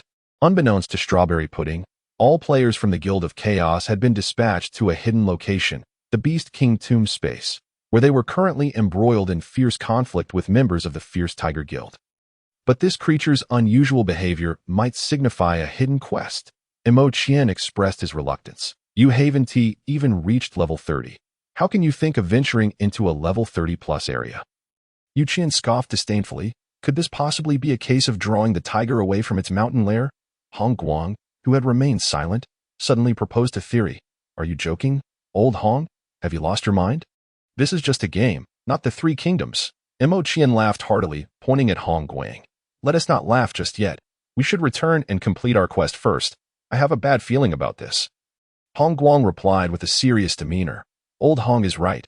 Let us head back to complete the quest and see what mysteries lie within that grave, Yu Qian agreed, pulling Strawberry Pudding along as they turned back. Upon returning to the spot where the dark bone lizard boss had fallen, they found the grave had already been completely excavated, and the quest item they sought had vanished. Emo Qian, look what you've done. Yu Qian glared at him, her frustration palpable. If it weren't for you, we would have completed this quest ages ago. Don't blame me. I went after that bone caterpillar and didn't force you to follow.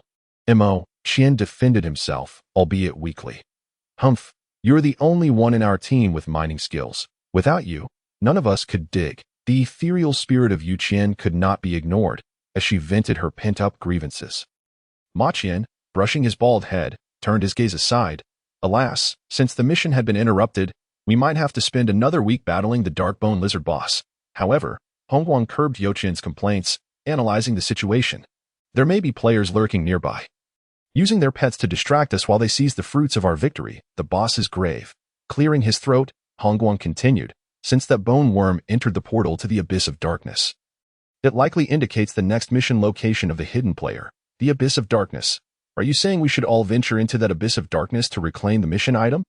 Ma Qian's eyes suddenly sparkled with excitement. I refuse to join your madness. My guild plans to farm the boss soon, and I simply do not have the time. Strawberry Pudding, the healer beside them, replied with a resigned expression. Unwilling to wade into murky waters, not to mention the potential for demise. Big Sister Pudding, I want to see what this scoundrel player looks like. Yu Qian pouted in frustration, shaking her staff vehemently. Very well. You may go, but be cautious. Try to avoid any conflicts with the Dancing Demons Guild. If anything fun happens later, do call me, Strawberry Pudding said with a sweet smile before departing with the teleportation scroll. Once Strawberry Pudding left, the three of Ma Qian proceeded towards the portal located in the northern region of the eerie Grave Ridge. Upon entering the teleportation array, the bone worm found itself transported to the depths of the abyss. A place shrouded in darkness and enveloped in mist, where even the blazing sun seemed unable to penetrate. As the bone worm looked up, it beheld a vast chasm overhead, surrounded by towering mountains. Resembling a green screen cast over the abyss, the treacherous landscape featured a stone-lock wooden bridge connecting the two cliffs, akin to a heavenly staircase bridging perilous heights. At the end of the stone-lock wooden bridge lay a dark cave, from which an incessant torrent of pitch-black water gushed forth. The turbulent waters cascaded down the steep cliff, crashing and surging like a stampede of horses charging into battle, an awe-inspiring spectacle. The black waterfall roared as it plunged into a dark pool, sending splashes everywhere. Enveloped in a mysterious mist, a truly magnificent sight, the black water pool mirrored the darkness around it, where numerous skeletal undead aimlessly wandered, adding a palpable aura of death to the abyss, enhancing its danger. Su Ran, viewing this scene through the bone worm's perspective, was utterly astonished. Such a splendid visual existed within the game, a testament to exquisite artistry. After lingering for a moment, he climbed the mountain, heading straight for the mission target, the cave at the end of the stone-lock wooden bridge. The towering peaks had formed a canyon of fissures due to geological faulting, resembling a divine staircase that twisted and turned. The bone worm ascended along the perilous crevices. Wow, what a beautiful waterfall! What a magnificent abyss! Yu Qian exclaimed, captivated by the breathtaking view upon stepping into the teleportation array. Stop being foolish and quickly find that bone worm. Ma Qian, an unrefined brute, disregarded the scenery and focused on the task at hand. If that's why you're single. The atmosphere instantly deflated as Yu Qian shot him a glare before exclaiming, "Ah, so many skeletons. Well, of course, this is the paradise of the undead. Naturally, there would be a plethora of skeletons. If you continue along the abyss, you'll encounter various types of undead." Ma Qian replied dismissively. "Hey, old Mo, when did you become so knowledgeable?" Hongguang, who had been silent until now, interjected. "Do you all remember when Strawberry Pudding mentioned that this place was dominated by the Dancing Demons Guild? Why is there not a soul in sight? Come on, have you all not been paying attention to the World Channel?" Yu Qian appeared defeated. "Indeed, I hadn't noticed," Ma Qian said, glancing around and chuckling. "Oh look, two guilds are currently bickering on the World Channel. So that's it. The Dancing Demons Guild is clashing with the Fierce Tigers Guild over a boss." Indeed, they've mobilized in droves for a single boss, neglecting even this map's defense. Hongguang took out a shield from his inventory, preparing for any unforeseen circumstances. "Little Yu, where shall we search for that player?" Ma Qian asked, a hint of excitement in his voice. Yu Qian carefully observed the terrain of the Abyss of Darkness and declared, "There are 3 perilous locations: the cave, the black water pool, and the abyss's end. The player cannot be at the abyss's end or the black water pool. They would not have been able to avoid a battle amidst so many monsters, and there are no signs of conflict here. Of course, hiding doesn't count, but the odds of that are minuscule. Clearly, we must ascend." She snapped her fingers, pointing towards the stone-lock wooden bridge that exuded an air of mystery. Su Ran crouched among the overgrown grass in the dark, damp area, concealing himself, and retrieved the treasures he had excavated from the dark bone lizard boss's grave. The first item he unearthed was a small, orange-yellow flame emitting a gentle warmth. Su Ran was elated. This item was truly invaluable. Bone Soul Flame, Yellow Tier, Enhancement Material, Experience for the Soul, 100. Note: all things possess a soul. This item has the efficacy to enhance one's soul. The Bone Soul Flame is a treasure that boosts magical attack. Su Ran crushed it, and the yellow flames instantly enveloped the skeleton's entire frame, creating a beautiful sight. Soon, the flames were fully refined, converging into Su Ran's eye sockets, blending with the white Bone Soul Flame, resulting in glimmers of yellow amidst the white glow, before settling into tranquility. Bone Soul Flame, White Tier, Magical Attack, 10 experience needed for evolution, 1001000. Note: the soul has taken shape and is reborn within the body. Excellent, excellent. Just 9 more injections of the soul fire, and I can level up, at which point I shall shine with golden light. Su Ran felt a flicker of anticipation at this thought. The little skeleton continued to excavate, inspecting all the materials he had unearthed. Dark bone lizard skull, high-level material. Bone lizard spine, high-level material. A bone crystal, and a mysterious air-like object, a bountiful harvest. Both the Bone Soul Flame and Bone Crystal were excellent for strengthening oneself. And Su Ran had miraculously unearthed 2 or OW. Su Ran held the glass ball-sized white crystal tightly, unable to part with it. Bone Crystal, Enhancement Material. Using it will enhance one's bone membrane. Defense, 1. Note: formed from the essence of a lifetime's bone membrane, excessive use will result in a qualitative change in the bone membrane. After consuming it, Su Ran felt his bone membrane solidify considerably. Ding! Congratulations to player skeleton for using the bone crystal. Bone membrane strength has increased. Defense, 1. Su Ran exhaled deeply, turning his attention to the peculiar object, which felt as light and smooth as a stream of air, resembling a piece of vacuum cotton candy. Truly enigmatic. Dark Essence, quest item. Go to the Human Empire and find the little beggar Zhou Qier. You shall receive your answer. This was indeed a quest item. Su Ran's eyes lit up, but upon realizing he had to venture to the Human Empire for answers, he felt a sense of despair. As a mere skeleton, he would be unable to cross into the territory of the divine human realm. Su Ran swallowed hard. This item was truly captivating. Well, that can wait for later. He stored the dark essence in his inventory and shifted his gaze back to the bone worm. Meanwhile, the bone worm was struggling to navigate the rugged cliffs. Suddenly, the rock face cracked open, and a necrotic bone flower sprouted from the crevice, its 5 petals adorned with tiny serrated edges, howling as it lunged towards the intruder. Though startled, the bone worm remained composed. Swiftly adjusting its posture as the necrotic bone flower attacked, it propelled itself to the side, evading the fierce strike. Necrotic bone flower level, 30 health, 620 attack, 125 to 140 defense, 70 agility, 0 active skill. Bone spike ejection, fires a multitude of serrated teeth. A long-range area attack, with each spike dealing 10 of its maximum attack. Su Ran glanced over and noted it was a level 30 wild monster. This wild monster has an agility of 0. The bone worm curled up and charged towards the necrotic bone flower, aiming to collide with its stalk. The necrotic bone flower was no pushover. It opened its massive maw to bite the incoming bone worm. However, the bone worm was extraordinarily swift, dodging the inevitable attack and crashing into the immobile necrotic bone flower. Boom! -2, critical lucky hit. Whoa! Upon sharing his vision, Su Ran erupted into laughter upon witnessing the glaring -2 damage. Such a feeble attack, and yet it had managed to strike a critical hit. His clone, the skeletal maggot, was adept in many aspects, yet it lacked any semblance of offensive power. He guided the skeletal maggot to bounce away from this tumultuous place, only for a necrotic bone flower to emerge from the ground mid-air, voraciously consuming the unsuspecting skeletal maggot within its massive floral form. The serrated edges tore through, incessantly gnawing at the skeletal structure of the maggot, producing a horrifying crunching sound. "Look, there are monsters on the cliff," exclaimed Yu Qian, her keen eyes pointing at the 2 colossal necrotic bone flowers, her voice brimming with excitement. "Let us swiftly eliminate these 2 creatures and loot their remains." Imo Qian eagerly rubbed his hands together, scaling the cliff with bare hands, drawing his large blade to launch an assault. "What a hasty disposition," Hong Guang muttered, shaking his head as he brandished his shield and charged forward. attempting to intercept the bone flower, threatening Imo Qian in an instant. The petals of the bone flower unfurled, revealing a myriad of jagged teeth, sharp and elongated, which promptly engulfed Imo Qian's bald head. Heavens! Hongguang watched in horror as Imo Qian struggled within, his thrashing intensifying and his health plummeting rapidly. Shield bash! Hongguang lunged forward, delivering a shield strike that momentarily stunned the bone flower, allowing him to drag the bloodied Imo Qian to safety. Meanwhile, the writhing necrotic bone flower suddenly burst wide open, launching a barrage of serrated spikes towards the two incensed humans. The unfortunate skeletal maggot bore the brunt of the attack, resembling refuse as it was bombarded.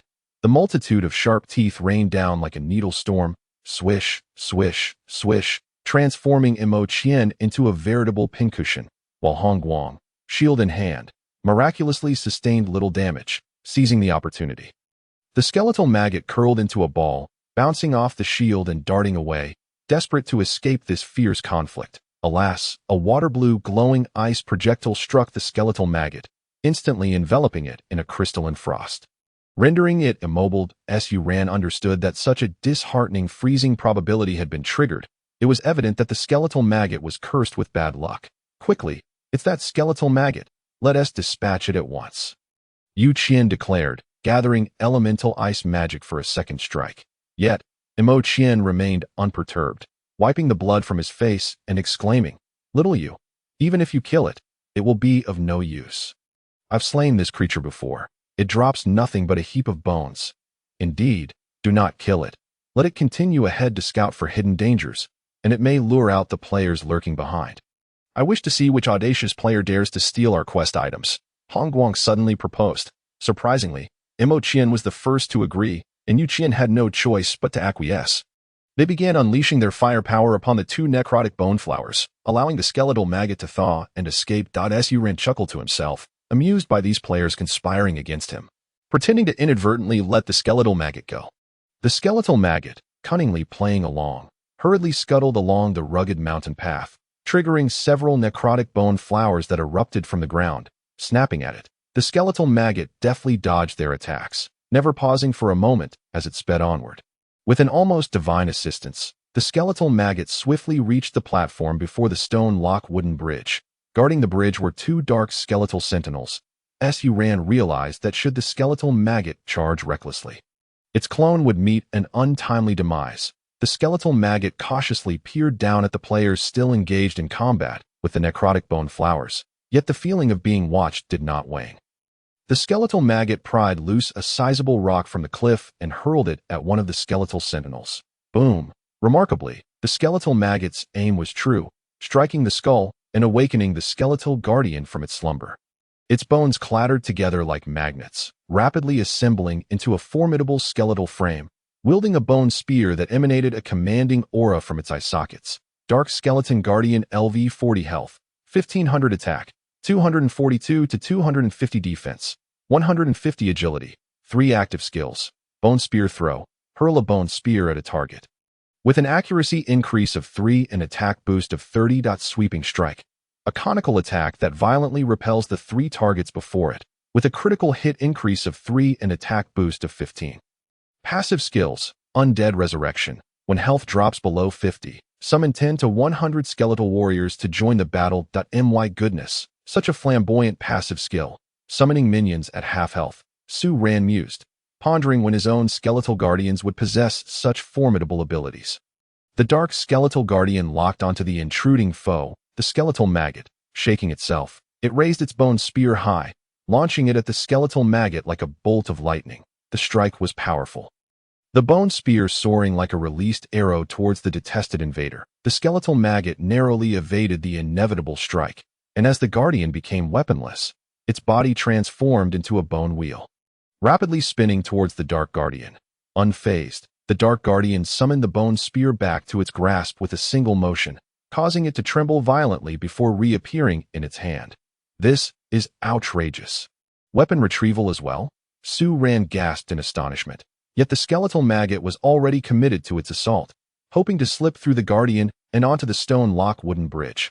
Alas, the ideal was beautiful. But alas, the skeletal maggot was pitifully struck against the rock wall by the Dark Guardian's spear, fragments of stone flying. This is dire. Su Ran watched as the skeletal maggot's health rapidly diminished. Relieved that it wasn't his true self, for that blow would surely have caused the little skeleton's frame to disintegrate into a cloud of bone shards. Despairing, the skeletal maggot soon discovered that another pile of bones was also beginning to stir. And shortly thereafter, another dark skeletal guardian rose to dutifully defend the stone lock wooden bridge. The skeletal maggot squirmed in place, glancing left and right, contemplating a strategy to confront the enemies. Meanwhile, Mo Qian and his companions were engaged in battle with the necrotic bone flowers on the mountainside. Swiftly vanquishing another flower, which withered instantly, crumbling into a heap of bones that yielded a silver coin and 2 healing potions. Mo Qian struck at another necrotic bone flower. He called out to Yu Qian. "Little you, stop holding back. Use your area spells to clear these pesky monsters. The skeletal maggot has vanished." Yu Qian glanced towards the platform, and indeed, the skeletal maggot was nowhere in sight. The 2 dark skeletal guardians remained, standing resolutely to guard the stone lock wooden bridge. "No worries. That skeletal maggot won't have gone far," Yu Qian assured, as a surge of ice-blue magical elements enveloped her, merging into her staff, and she unleashed an ice flame spell at the swaying necrotic bone flowers. Clang, clang, the ice-blue flames erupted brilliantly, sparkling and resplendent. Subsequently, the ice flower exploded, scattering crystalline shards with tremendous force. Upon witnessing Yu Qian's serious intent, Mo Qian seized the opportunity, abandoning defense for offense, and under the overwhelming assault, the necrotic bone flower's health plummeted. Hong Guang did not hesitate, using his shield to block the furious retaliation of the 3 necrotic bone flowers, ensuring the safety of his comrades behind him. Soon, the trio cleared the path of the 3 necrotic bone flowers and hastened towards the platform. Indeed, the platform was utterly deserted. Had the skeletal maggot been defeated by the 2 dark guardians? Yu Qian nodded, acknowledging the possibility. "Friends, these 2 monsters are not bosses, but level 40 creatures. Let us focus our energy and eliminate them so we can enter the cave." Mo Qian exclaimed, realizing their quest was now futile and that they should explore the cave to unveil the secrets guarded by the Chaotic Dance Guild. The 3 understood this was a once-in-a-lifetime opportunity. Mo Qian, as a berserker, leaped high, executing a jump slash towards one of the dark skeletal guardians, his momentum impressive. Hong Guang, in perfect sync, dashed forward as Mo Qian moved, raising his shield to unleash the signature skill of shield warriors. Roar. 2 black skeletal guardians, fueled by hatred, charged forward with great strides towards Hong Guang. Yet, at the very moment these guardians began to move, a transparent barrier materialized, clearly signifying no entry for the uninvited. Damn it. The system is cheating again. The hidden and accomplished bone hair bug fumed, rolling its eyes in frustration. At that moment, it dangled precariously at the edge of the platform, resembling a hanged spirit clinging to a cliff. The situation alarmingly perilous. Initially, it had planned to seize the opportunity to slip in once the 3 players diverted the 2 black skeletal guardians. But alas, plans changed swiftly. Curse this detestable system for rendering gameplay nearly impossible. Resigned, it decided to dangle there indefinitely. Su Ran's gaze remained fixed on the bone hair bug, oblivious to the fact that not far from him, a dark bone lizard had just spawned. This newly emerged creature soon spotted a small skeleton squatting on the ground. Seemingly lost in thought, its posture reminiscent of someone suffering from constipation, a most unflattering sight. With a fierce roar, the dark bone lizard charged ruthlessly towards the oblivious small skeleton. Bang! -8 The dark bone lizard surged forward. And as the small skeleton was sent flying, Su Ran was abruptly jolted awake.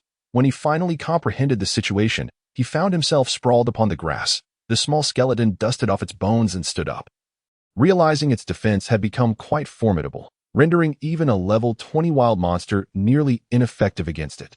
Darkbone Lizard LV 20 health, 610 attack, 41 to 50 defense, 30 agility. For active skill, charge, collides with the target like a tank. Stunning for 2 seconds. Passive skill, indomitable. When health falls below 20, attack increases by 10. Note: bone lizards, much like in life, are lone wolves. Su Ran chuckled to himself, quickly conjuring a burning paper offering and hurling it into the air, where it ignited and transformed into a fireball that struck the dark bone lizard squarely on its head. Bang!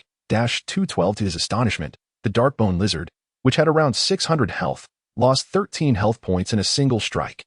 Su Ran was elated, recalling the struggle he faced the first time he encountered the Darkbone Lizard. Defeating it had never been this effortless. Now, he couldn't even be bothered to dodge.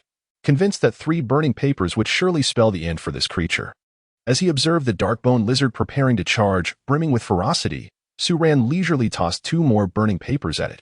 The Darkbone Lizard let out a mournful cry as it collapsed, its lifeless body crushing a patch of weeds, creating a fresh grave.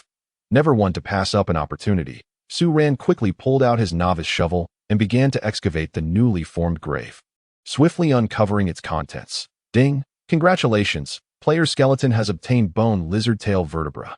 Ding! Congratulations! Player skeleton has obtained lizard rib.t. Oh, his dismay. He had only unearthed 2 materials. This Darkbone Lizard was rather stingy. Su Ran felt somewhat unsatisfied and continued to crouch low, concealing his presence, while shifting his focus back to the bone hair bug on the rugged cliffs. Imo Qian and his companions were embroiled in a fierce battle against the black skeletal guardians.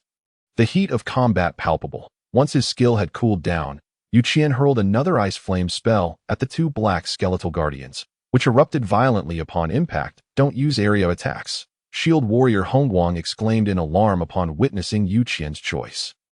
We can't reduce both their health simultaneously. If their health drops below half, they'll automatically summon minions. In the midst of her excitement, Yu Qian was suddenly reminded of the guardian's peculiar nature. Startled, she bit her lip and gestured apologetically to Hongguang, redirecting her assault towards the black skeletal guardian that was already low on health. Just as its health dipped below 50%, a sudden turn of events occurred.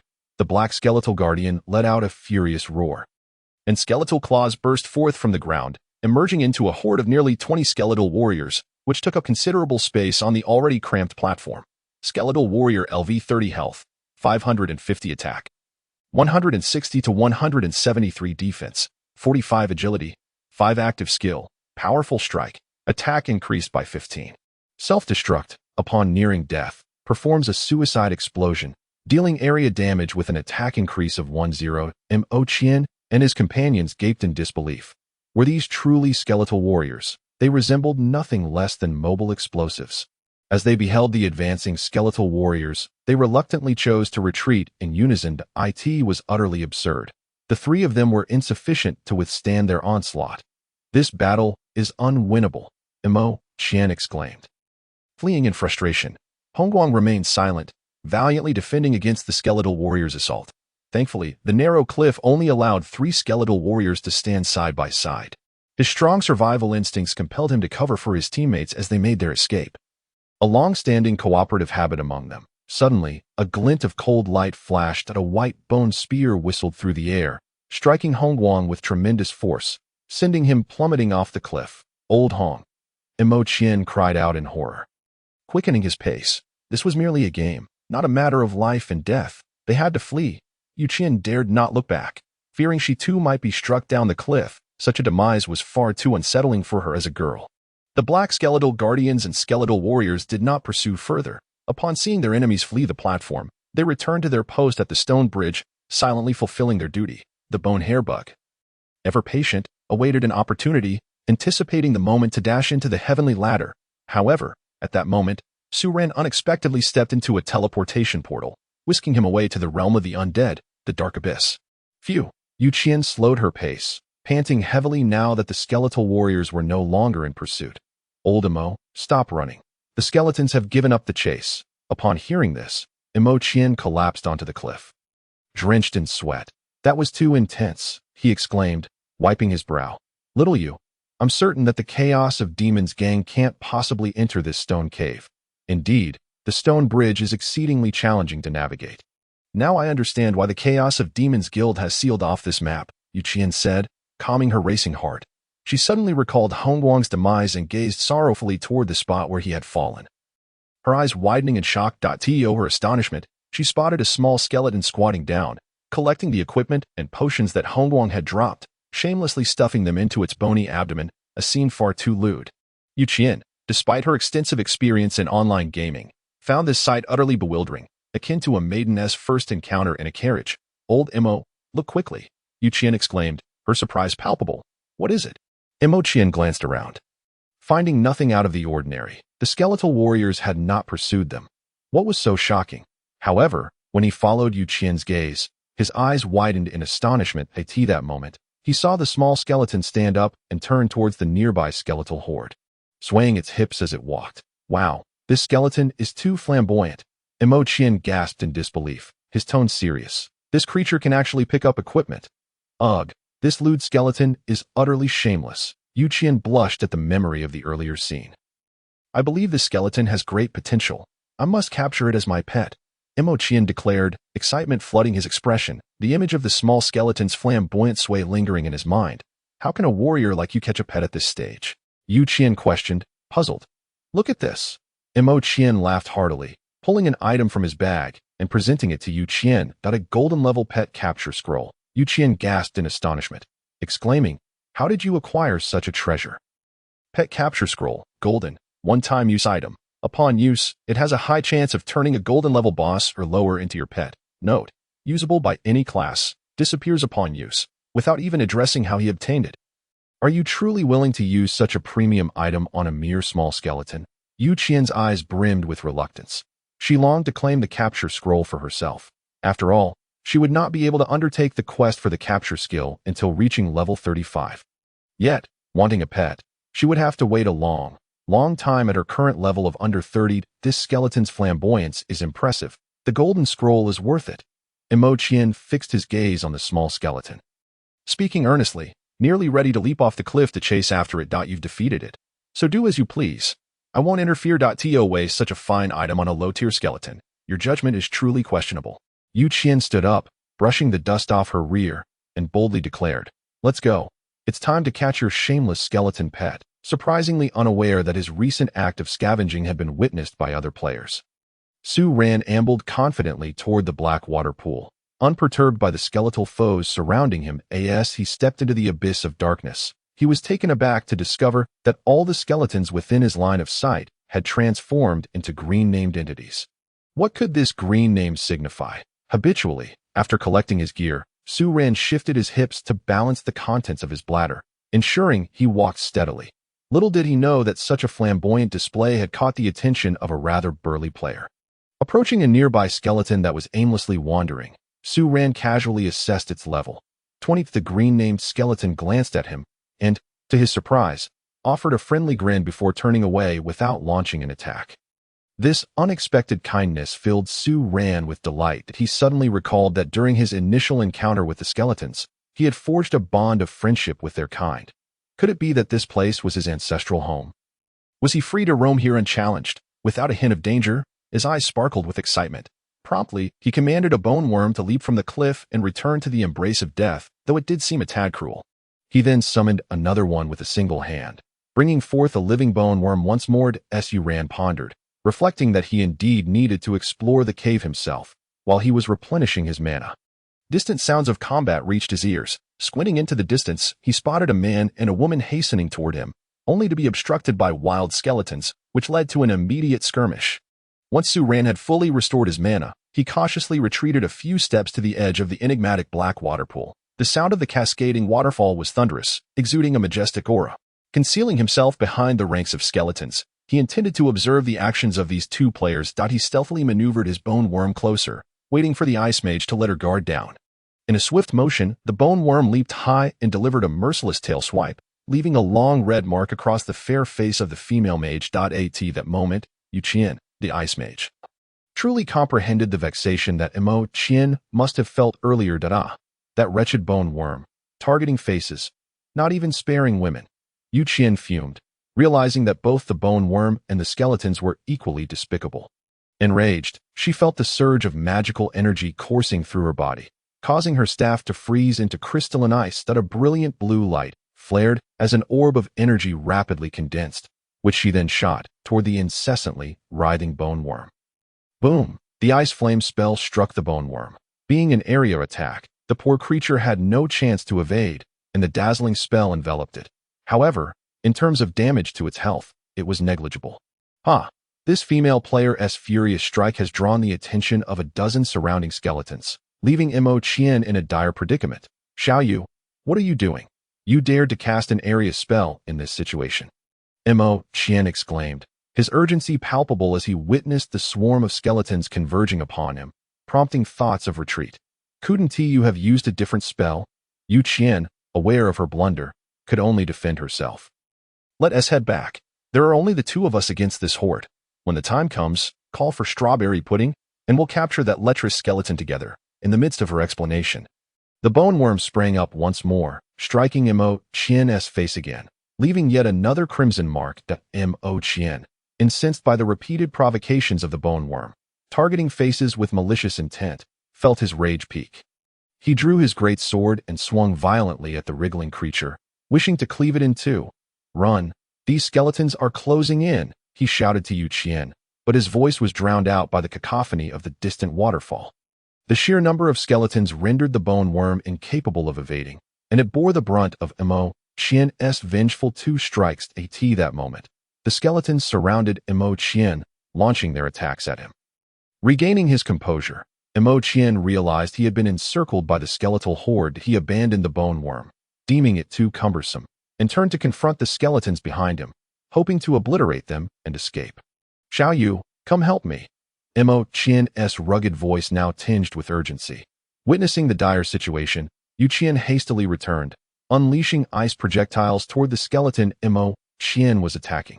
Alas, the bone worm was indifferent to their plight. Leisurely making its way behind the beleaguered skeleton, patiently waiting its turn, after a strenuous battle, Mo Qian managed to vanquish one skeleton, only to despair as he noticed a bone worm leisurely sliding into the encirclement. Oh, for heaven's sake! Mo Qian exclaimed in frustration, feeling utterly defeated. The berserker Mo Qian struggled momentarily before delivering a final blow to the bone worm, only to succumb to his wounds, collapsing to the ground as a golden scroll slipped from his grasp. Su Ren felt a bead of sweat trickle down his brow. Surely, the berserker would develop a phobia of bone worms in the future, and what had that female mage meant by wanting to capture that lecherous skeleton?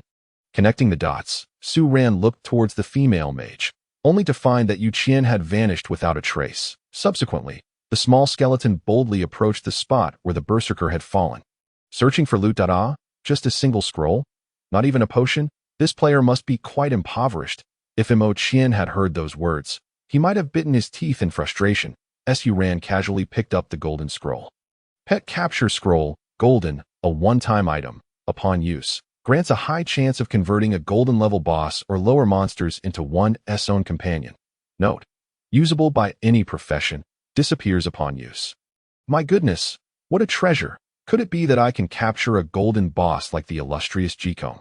Su Ran chuckled to himself, carefully placing the scroll into his storage box. He then patted the head of the bone worm. Acknowledging its contribution, the bone worm, seemingly pleased, wriggled excitedly before him. Suddenly, a notification chimed. Player skeleton, your gaming time has ended.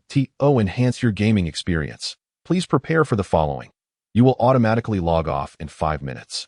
Wow, time flew by so quickly. Su Ran gazed longingly at the alluring black cave. Swallowing hard as he resolved to wait until tomorrow, he concealed himself amid the skeletons and logged off, shortly after Su Ran's departure. A multitude of players flooded into the map, each adorned with identical prefixes, dancing demons. The dawn of another day arrived, and after continuous nourishment from nutrient solutions, Su Ran felt invigorated, though his ailment persisted. He was grateful it had not worsened as usual. He engaged in cheerful conversations about the game with his mother, much to her delight. Following breakfast, while time still allowed before school, Su Ran made his way to the home of the neighbor. Old Li, or perhaps more fittingly, creamy young man. Su Ran approached this time with a suppressed chuckle, as the image of the solitary and stern Old Li had crumbled away. Now, he resembled a gaming enthusiast with myriad online girlfriends, a creamy young man. Arriving at Old Li's doorstep, Su Ran was still formulating his words when the door unexpectedly swung open. It was Old Li, carrying a birdcage and preparing to take a stroll. It's you, Su boy. Come in, come in, Old Li exclaimed, startled to see someone at his door. Thank you, Old Li, for your hospitality, Su Ran replied, lowering his head as he stepped inside. Once in the living room, Su Ran got straight to the point. Old Li, I fortuitously acquired a skill book for warriors that grants area attacks. I wonder if you would be interested. Not at all. At my age, what use do I have for a skill book? I can hardly read the words. Old Li shook his head vehemently. Understanding his predicament, Su Ran recognized that if Old Li's secret as the creamy young man were to be revealed, he would surely become the subject of ridicule. That I apologize for intruding. Old Li, I shall take my leave now. Should you wish to see the book, feel free to contact me, or you could reach out to my mother as well. After bidding farewell to Old Li, Su Ran headed to school. Shortly after his departure, a young woman in pajamas emerged, her hair casually styled, her naturally exquisite face glowing with a rosy hue, her slender figure barely concealed by her sleepwear. Had Su Ran been present, he would have undoubtedly marveled at her beauty, noting that she was on par with the school flower, Han Xing. Grandpa, who is so rude as to visit so early? The girl pouted, clearly displeased at Warner. You little rascal, you speak without regard for the facts, chuckled Grandpa Li indulgently. The person in question is none other than the lad from the Su family next door. This child possesses great determination. Is he the Su Ran that you often mention, Grandpa? He truly is quite admirable. The beautiful girl was none other than Grandpa Li's granddaughter, Li Warner. But why has he come here?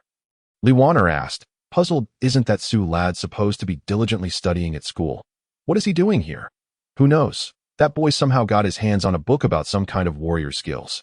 Grandpa Li replied with a wry smile. He treats that book like a treasure, oblivious to his grandfather's age. He can't even read the words clearly, yet he insists on reading. It's simply absurd. Yet, upon hearing this, Li Warner's expression changed dramatically to skill book for warrior group attacks. This Su lad is quite fortunate. She hurriedly tugged at her grandfather's sleeve, exclaiming, Grandpa, I want that book. You can't be so foolish. Oh dear, it's impossible to explain this to you. I'm in a panic. Really? Grandpa Li was somewhat taken aback. His granddaughter was usually composed, and he had never seen her so flustered. He cleared his throat and continued. Wana, I haven't finished speaking, but Su lad mentioned that if you want the book, you could contact him or his mother. He's gone to school now, so his mother should be home at this hour. Li Warner's eyes brightened. She smiled sweetly at her grandfather and said, Grandpa, could you please help me buy that book? Why can't you go yourself? Grandpa Li asked, puzzled that, your granddaughter is still a young lady. When have you ever seen me speak with other boys? All right. How much is the book? I'll take some money and go, Grandpa Li said, looking at his granddaughter with a smile. The market price is about 10,000 RMB. And in the black market, it might be around 20,000, Li Warner stated matter-of-factly. What kind of book costs so much? Is it made of gold? Grandpa Li exclaimed, eyes wide with disbelief. This book is in such demand that one can't even buy it. All right, Grandpa, Li Warner pleaded, shaking her grandfather's arm and acting charmingly. Fine. Grandpa Li chuckled. His usual stern demeanor completely vanished. However, he did add a caveat. That Su family is quite impoverished. I've always wanted to help them, but never found a reason. I understand. 3,000 for the purchase. Is that acceptable? Li Warner grinned sweetly. Once I withdraw the money from the bank, could you please take it to him? You're the best, Grandpa. Watching his granddaughter rush back inside to change clothes, Grandpa Li shook his head with a wry smile. The youth of today, they really don't understand. A luxurious black sedan glided along the road. Xiaoying, have I arranged everything for you? A mature and composed voice emanated from within the car. Everything has been done according to your instructions, Han Xing replied from the back seat, her tone devoid of warmth. Soon, he will no longer be in your sight. All right, Father. At Chong City First Experimental High School. Class 3 of the senior year. Here they come. Lin Yujing grinned at her desk mate, Su Ran. Good morning, Su Ran replied, glancing at the empty seats behind him where Zhang Meng and Han Xing were absent. Feeling a sense of relief wash over him. Don't forget to drink from the desk hole, Lin Yujing whispered, her eyes narrowing like a sly little fox. Su Ran smiled widely, retrieving the mushroom soup from the desk hole. After tearing open the package, he drank it eagerly. Why don't you drink such delicious mushroom soup? Su Ran felt a bit embarrassed for indulging in it daily. I don't like it, Lin Yujing thought to herself, wishing she could express how much she enjoyed watching Su Ran drink his soup. Hey, soda water, which university do you plan to apply to next year? Lin Yujing had a little secret in her heart. What about you? Su Ran playfully countered. As for me, I've always dreamed of entering a university in the eastern province. I won't even consider Tsinghua or the like, Lin Yujing said, a hint of melancholy creeping in as she thought about the impending separation after graduation. She knew her grades could never compare to Su Ran's, he would undoubtedly receive a superior education. Su Ran chuckled and opted for silence. Come on, tell me where you plan to apply. Lin Yujing still held on to a glimmer of hope. Let me think. Tsinghua or Peking University? Su Ran teased her deliberately. Upon hearing this, Lin Yujing's expression shifted slightly, and she forced a smile. Forget it, I'll just choose a university in the eastern province to avoid making someone upset. You rascal! Lin Yujing burst into laughter, her smile blooming like a flower. Yet, she soon wore a frown again, wondering if Su Ran going to a university in the eastern province would be wasting his talents. Women, after all, often find themselves easily swayed by insecurities they see that moment. Wang Dezhuang turned around and mysteriously said to Su Ran, Hey, Su Genius, I've heard an insider tip from Fire God through my brother. It's absolutely first-hand information. The battle between gods and demons is about to be updated. Really? Su Ran's interest was piqued. Oh, you know the update details? I really don't know. That old fire fellow never makes things clear. It's quite tantalizing. Wang Dezhuang's face was filled with eagerness. Could it be that they're going to open up pets for everyone? Wang Dezhuang said hopefully, brimming with excitement. Su Ran merely smiled in response. Before long, the final class began, and to everyone's surprise, the principal walked onto the stage. He scanned the classroom with an authoritative gaze before finally fixing his eyes on Su Ran and Su Ran. Please come forward. I have something to discuss with you, he said kindly. Su Ran followed the principal to his office, where the principal poured him a cup of warm water and said with a smile, Su, there's no need to feel constrained. Please, have a seat. Su Ran was taken aback, but suddenly felt an unsettling premonition rising within him, one that he could not shake off. Once Su Ran was seated, the principal pondered for a moment before looking at him earnestly and saying, Su Ran, have you offended anyone outside? What do you mean? Su Ran stood up in surprise that a parent has directly reported you to the Education Bureau. And their attitude is quite resolute, the principal said, frowning. What a shame for such a promising student. Ha! Even a person as sick as I am has someone going to such lengths to deal with me. How ridiculous! Su Ran laughed bitterly. The principal fell into deep thought. Su Ran, how about this? I'll secure a college entrance examination spot for you. You can study at home and await next year's examination. The principal made his final decision. Su Ran stared intently into the principal's eyes, noticing a hint of discomfort on his face. Then he smiled, a smile that held a tinge of sorrow. Principal, we are not fools. There is no need for such circumlocution. Just tell me who is behind this. I, Su Ran, can handle it. Su Ran exhaled deeply, continuing, I, Su Ran, want to take the college entrance examination. I believe many schools would be willing to secure a spot for me. You should understand that too. The principal looked at this stubborn student and shook his head with a wry smile, realizing that knowing too much might not be beneficial for him. Yet the student was quite obstinate. The principal solemnly advised Su Ran, your current task is to take good care of your health. Only with good health can you study harder. I'm granting you a 6-month sick leave for recuperation. And that is not necessarily a bad thing. Sick leave? Principal, don't try to fool me. I understand the situation. Though Su Ran was unwell, his mind was sharp, seeing Su Ran still staring intently at him. The principal contemplated deeply before finally making a decision. That he slammed his hand on the desk and sighed. You are a good seedling. How I wish to keep you. Unfortunately, the person you've offended is too powerful. Even the Education Bureau cannot suppress it, let alone the school. What is the reason? Su Ran clearly was not satisfied. No matter how capable one is, they need a convincing rationale. The medical report, the principal said sternly. It clearly states that your illness is highly contagious. Ha! Ha! Su Ran laughed uproariously, tears streaming down his face, filled with unwillingness. Soon, he composed himself and calmly addressed the principal. Principal, I sincerely appreciate your help all along. I will never forget it. Please reserve a college entrance examination spot for me. I shall take my sick leave and return home. But as Su Ran stepped out of the office, his lonely and desolate silhouette appeared so helpless and forlorn. The principal sighed deeply, feeling helpless yet regretful. Surin did not return to the classroom. He was acutely aware that Zhang Meng and Han Xing were eagerly awaiting the spectacle of his misfortune. As for his deskmate, Lin Yujing, he thought to himself, if fate permits, they would meet again in college. Upon entering the Su residence, Su Mu emerged at the sound, her surprise evident upon seeing her son return home so early. Xiaoran, why are you home from school so soon? There's still half an hour left. Mom, your son has graduated early, Su Ran replied with a cheerful laugh. taking a seat on the stool. You rascal. Explain this to me clearly. What on earth is going on? Su-mu understood that her son's education was of utmost importance, and early graduation seemed implausible. Mom, have you forgotten about the scholarship I mentioned earlier? This is part of the school's new reward policy. Your son excels academically. Unfortunately, due to a serious illness, the school has advised me to rest at home to ensure I can excel in the upcoming college entrance examination. Su-ran took a large sip of warm water and added, Mom, I have already secured my spot for the exam. Isn't that impressive? Of course. Have you forgotten who my son is? The school is indeed understanding. Remember when I didn't let you go to school and you argued with me? Now the school has taken matters into their own hands, Taha. I am so proud of you, my son. Su-mu beamed. Giving Su-ran a thumbs up, by the way. Mom, what are you doing at home at this hour? Su-ran suddenly stiffened. Was his worst fear coming true so soon? Silly child, have you forgotten? I told you that the owners of that house are traveling and haven't returned yet. I am still on paid leave. Su-mu's expression radiated joy. Huff, seeing that his mother wasn't pretending, Su-ran exhaled in relief. Han Xing hadn't stooped that low.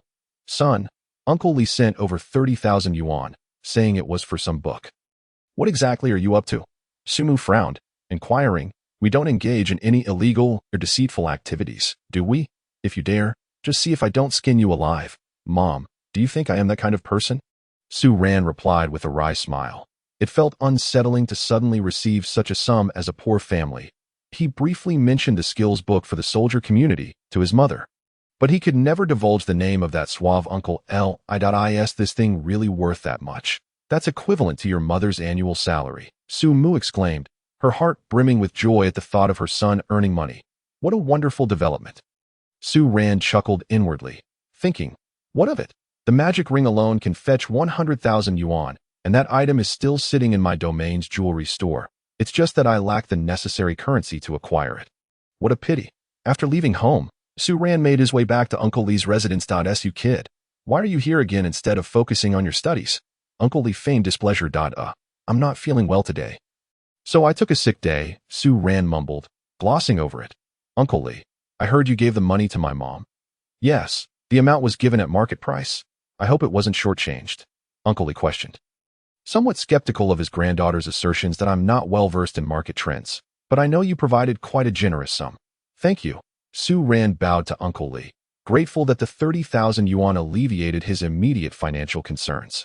Even if his mother were to lose her job, their family would not fall into dire straits. Uncle Li nodded, extending his hand towards Su-ran.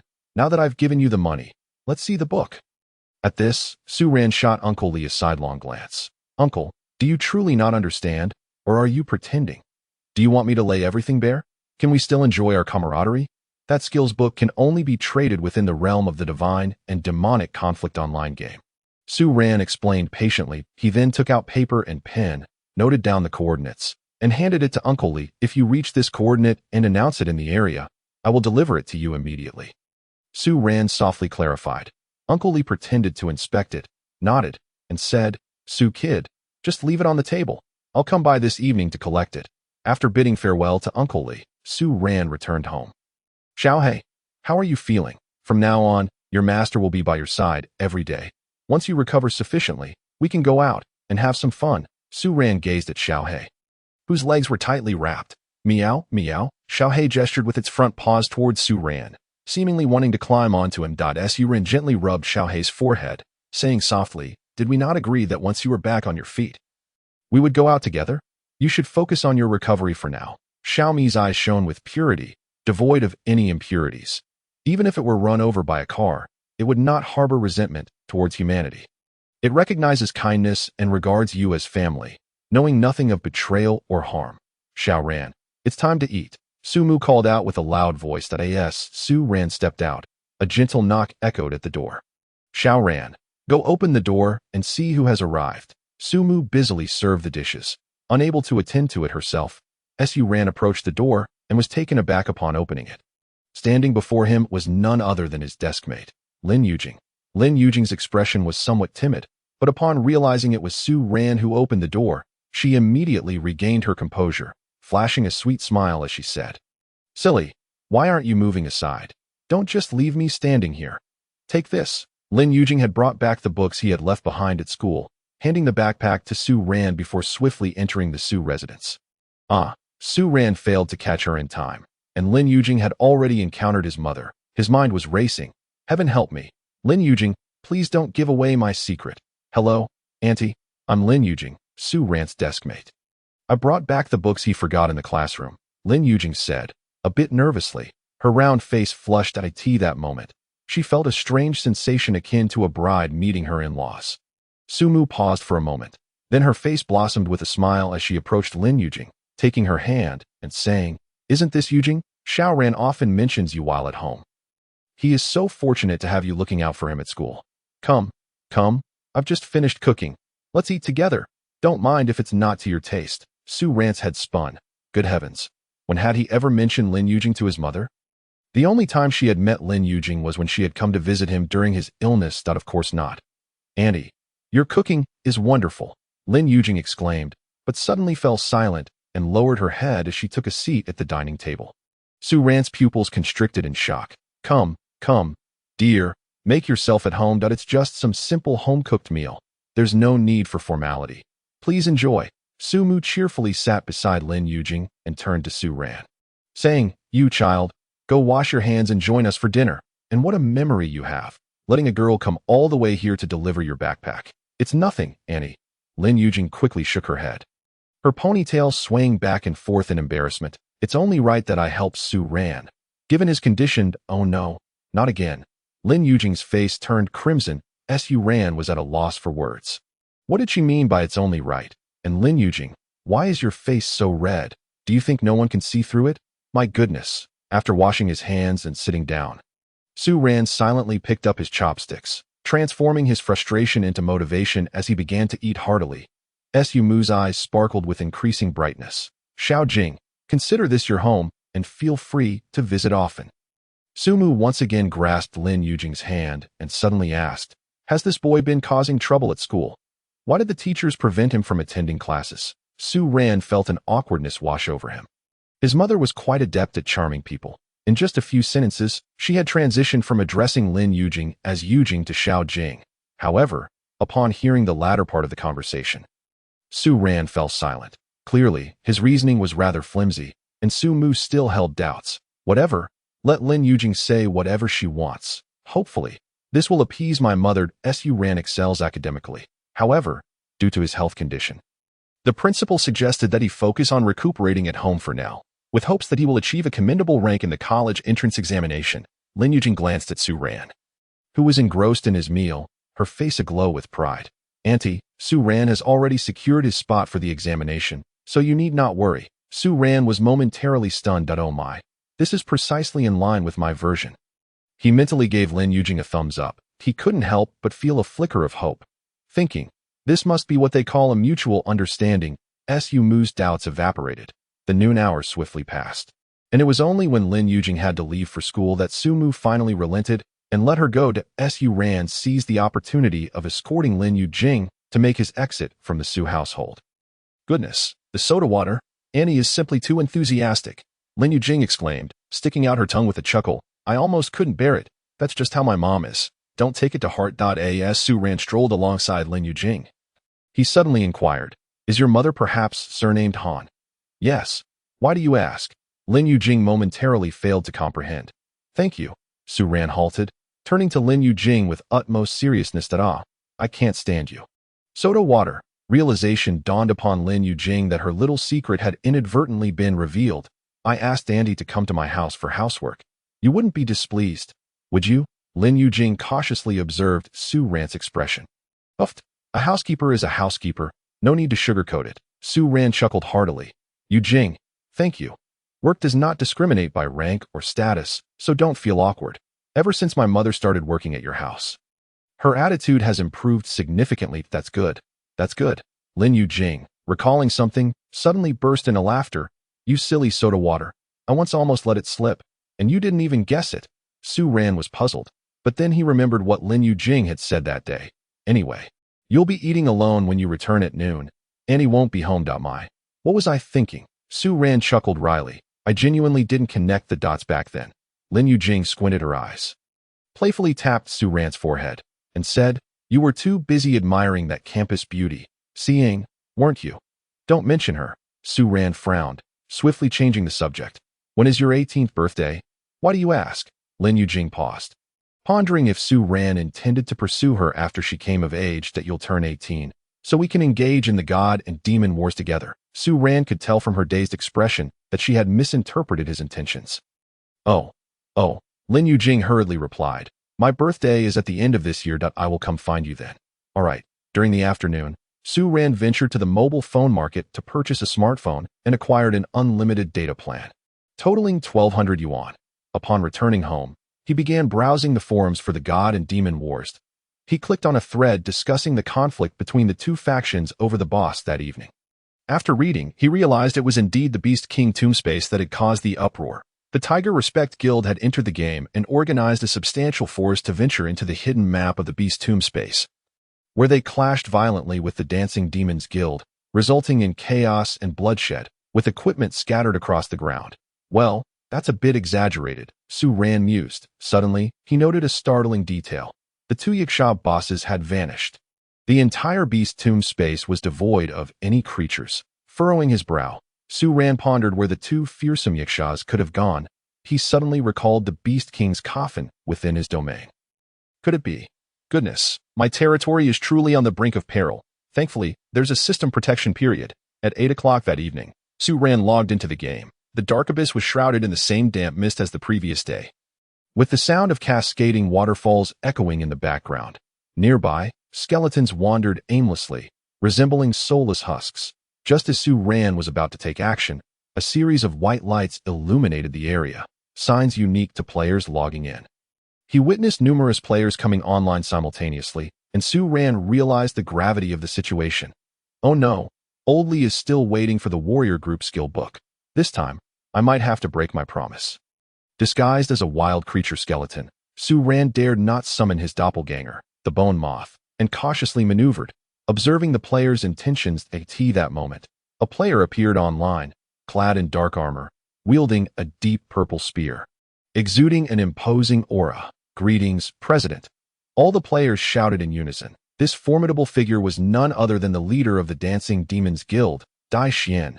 Dai Xian surveyed the surroundings, beckoning with one hand, summoning a golden-eyed tiger that appeared before the gathered crowd. Roar! As the tiger emerged, its roar reverberated through the abyss, a beast of fierce claws and teeth, a harbinger of death.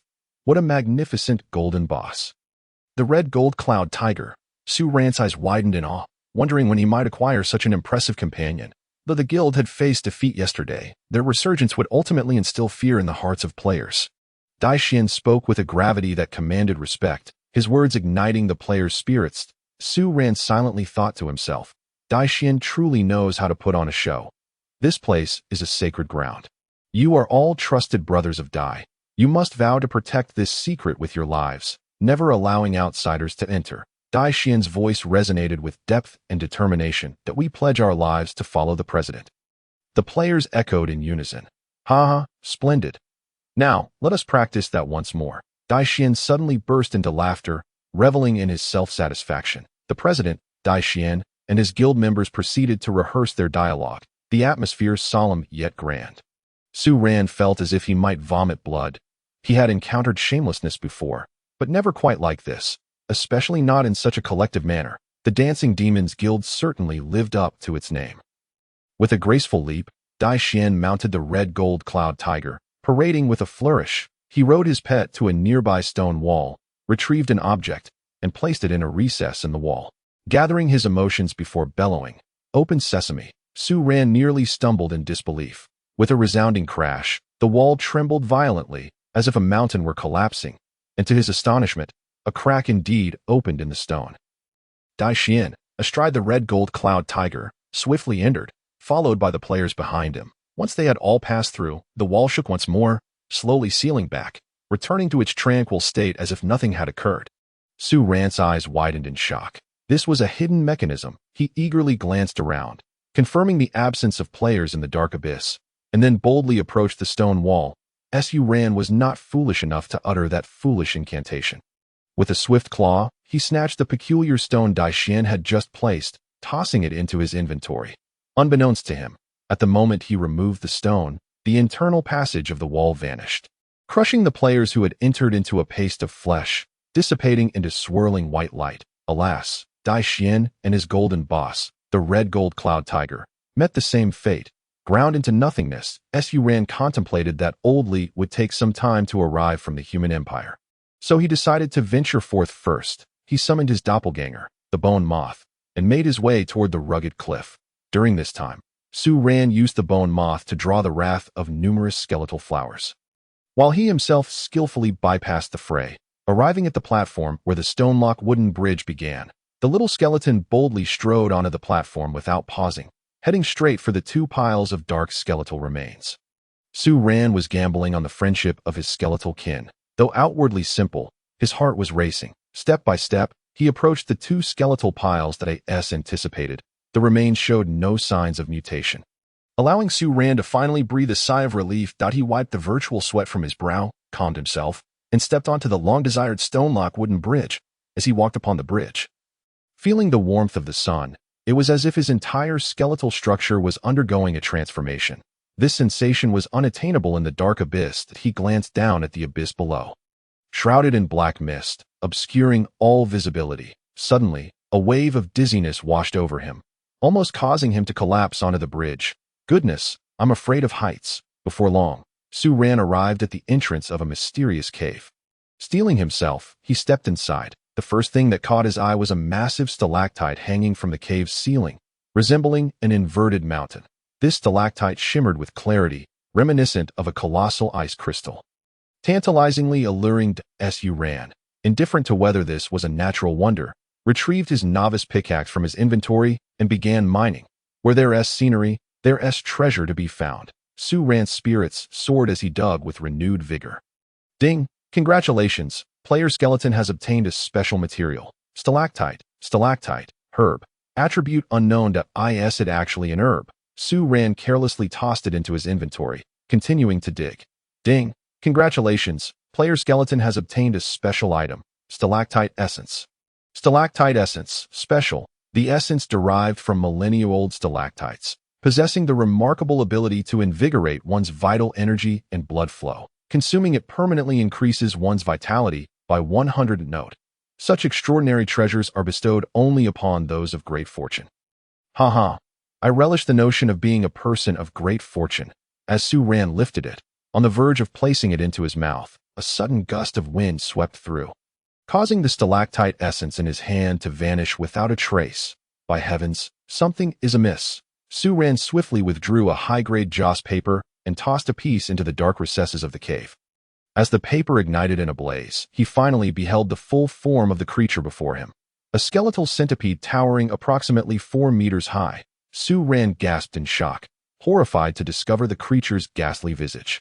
Its numerous elongated leg bones quivering ominously, while its massive spine was pierced by chains of stone, rendering it immobile. Its spine arched slightly, eyes ablaze with a deep green fire, fixated intently on the intruder before it. The little skeleton. Su Ran hastily retreated several paces, stepping out of the skeletal centipede boss's attack range, and finally exhaled in relief. He fixed his gaze, scrutinizing the attributes of this fearsome centipede. Skeletal centipede, boss, level 45 vitality, 6200 magical attack, 330 to 345 defense, 145 agility, 0 active skills. Passive skills? Upon witnessing such formidable attributes, Su Ran felt a chill run down his spine. Yet, the thought that the skeletal centipede was firmly bound by chains calmed his racing heart. With a covetous gaze, Su Ran eyed the massive stalactite, then glanced into the shadowy depths of the cave, torn with indecision. Gathering his resolve, he thought, the boss possesses 0 agility. If he kept his distance while mining, he should be safe. Clang! The little skeleton paused intermittently, checking for any disturbances in the dark, before heaving a sigh of relief and resumed his excavation with fervor. Ding! Congratulations! Player skeleton has acquired special material. Stalactite. Ding! Congratulations! Player skeleton has obtained a special item. Stalactite heart. Stalactite heart. The little skeleton suddenly felt a surge of joy. Habitually, he grasped it in his hand, but at that moment, an unexpected transformation occurred. The entire stalactite erupted, disintegrating into dust that showered onto the ground. illuminating the entire cavern with brilliant light. The murky air within began to ripple violently, followed by tremors that shook the ground. The skeletal centipede unleashed an explosive surge of energy, straining against the shackles of stone. Sinister green light surged forth, its maw opening and closing as thick, dark mist continuously billowed out, fixated on the stalactite heart in Su Ran's grasp. Hiss! This centipede boss truly possessed immense strength, shaking the very mountain with its struggles. You desire this stalactite heart? Not a chance. You've just pilfered my stalactite essence, and I have yet to settle that score with you. Su Ran sneered at the sealed skeletal centipede. Suddenly, a throng of players surged through the portal. All members of the Chaos Dance Guild. The clamor of their voices startled Su Ran, who peered down discreetly to find them captivated by the unfolding spectacle, the cave radiating with brilliance, wild beasts roaring, mountains trembling, and waterfalls halting. Alas, more players have arrived. Su Ran felt a surge of anxiety. With danger before and behind him, he realized he had forgotten to purchase a return scroll. Could it be that he was destined to perish here? The little skeleton's mind raced, and suddenly an idea struck him. Centipede, my friend, do you not covet this stalactite heart?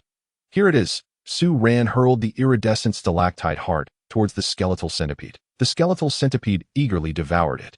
Its entire frame transformed in an instant, each bone shimmering with a translucent brilliance, a sight to behold. The fierce centipede quaked violently, straining against the chains that bound it, as the stone locks dug deeper into its bones. Yet it paid no heed, yearning only to rid itself of the burdensome shackles of years. You relish consuming stones, do you not? Su Ran steeled himself, tossing the peculiar stone he had pried from the wall directly at the centipede. Roar! The skeletal centipede became even more frenzied, swallowing the stone whole, its frame swelling, the energy coursing through it escalating in ferocity, the green flames in its eyes shooting forth, two purple ghostly flames igniting within its eye sockets. Boom! After years of confinement, the stone locks were finally shattered by the skeletal centipede's tremendous force, scattering debris against the walls and sending fragments tumbling into the cave, now free from its restraints. The skeletal centipede radiated brilliant light, ultimately transforming into a golden hue, enveloping its skeletal frame. The golden glow was dazzling, a sight to behold. By heavens, it has evolved into a golden boss. This is truly astonishing. The little skeleton suddenly felt a wave of regret. Had he used that peculiar stone on his own bone moth, would his avatar not also achieve evolution? Alas, it was too late for such thoughts. What was once free was now inconsequential. The skeletal centipede swayed its massive frame. A rush of energy surged forth, and Su Ran felt a suffocating sensation wash over him. It approached the little skeleton, regarding this low-tier undead with a nod of its colossal head, before leaping directly from the cave entrance. Roar! The golden centipede soared into the air, its spine igniting with power, unleashing a torrent of dark green venom that cascaded down upon the players below. Splash! Splash! The players, caught unawares, were drenched in the venomous deluge, writhing in agony. Run! Level 45 Special Boss. A player from the Chaos Dance Guild shouted in terror. Thus, all players fled like frightened dogs, retreating towards the portal they had entered. The massive form of the skeletal centipede crashed to the ground, creating fissures and stirring up clouds of dust that pursued the detestable intruders into the dark abyss. But these players, mostly around level 30, found themselves utterly helpless against the golden centipede boss, falling like leaves in a storm. Moments passed, and apart from a few players near the teleportation array who managed to escape, the rest lay lifeless. After venting its long-suppressed frustrations, the skeletal centipede moved towards the mysterious stone wall, which suddenly parted without wind, revealing a passage. The centipede leapt inside, and the stone wall trembled once more, slowly closing behind it. The dark abyss returned to tranquility, waterfalls thundering, waters surging, mist curling about. Had it not been for the scattered corpses, Su Ran would have felt as if he had just awoken from a dream. Ding! Congratulations! Player Skeleton has gained the friendship of the special boss, Skeletal Centipede. What use is this meager friendship? Su Ran scoffed. Seizing the opportunity with no players in sight, he dashed away, quickly departing the wooden bridge of the stone lock on the ladder. Traversing the rugged cliffs, summoning his bone moth to draw the fire of the undead bone flowers, and safely returning to the depths of the abyss, Su Ran swiftly collected the equipment and items dropped by the players. finally discovering an unobtrusive corner where he found a return scroll. Without hesitation, he activated it, and in a flash of white light, Su Ran returned to his territory, Skeleton Village, shortly after Su Ran's departure. The dark cavern collapsed with a resounding crash, burying the entrance. Nothing compares to the comfort of my own territory, where I need not remain on edge. Su Ran strolled through his domain, feeling utterly at ease. Regional announcement. Creamy youngster, are you there or not? If so, respond with a message. How can I contact you without even a name left behind? I'm at 216.510. Old Manly has arrived. Just as Su Ran was about to exit the village, he abruptly halted. After pondering for a moment, he summoned his avatar, the Bone Moth, and produced the warrior group skill book, securely tucking it into the crevice beneath the Bone Moth's head. Patting its skeletal frame. It fits snugly. He then instructed the Bone Moth to wriggle away. In the distance, a figure clad in a blue robe, the creamy youngster, poked the ground with a pink glowing magic staff. The creamy youngster's face was veiled by a white gauze, her lively eyes scanning the surroundings. This Su Ran fellow is truly reckless, leaving no contact information behind. How am I to find him? Li Wanner muttered discontentedly. I haven't been to this novice map in ages, and now there's no teleportation array. It's such a hassle to come here. Trading in the human empire would have been far more convenient.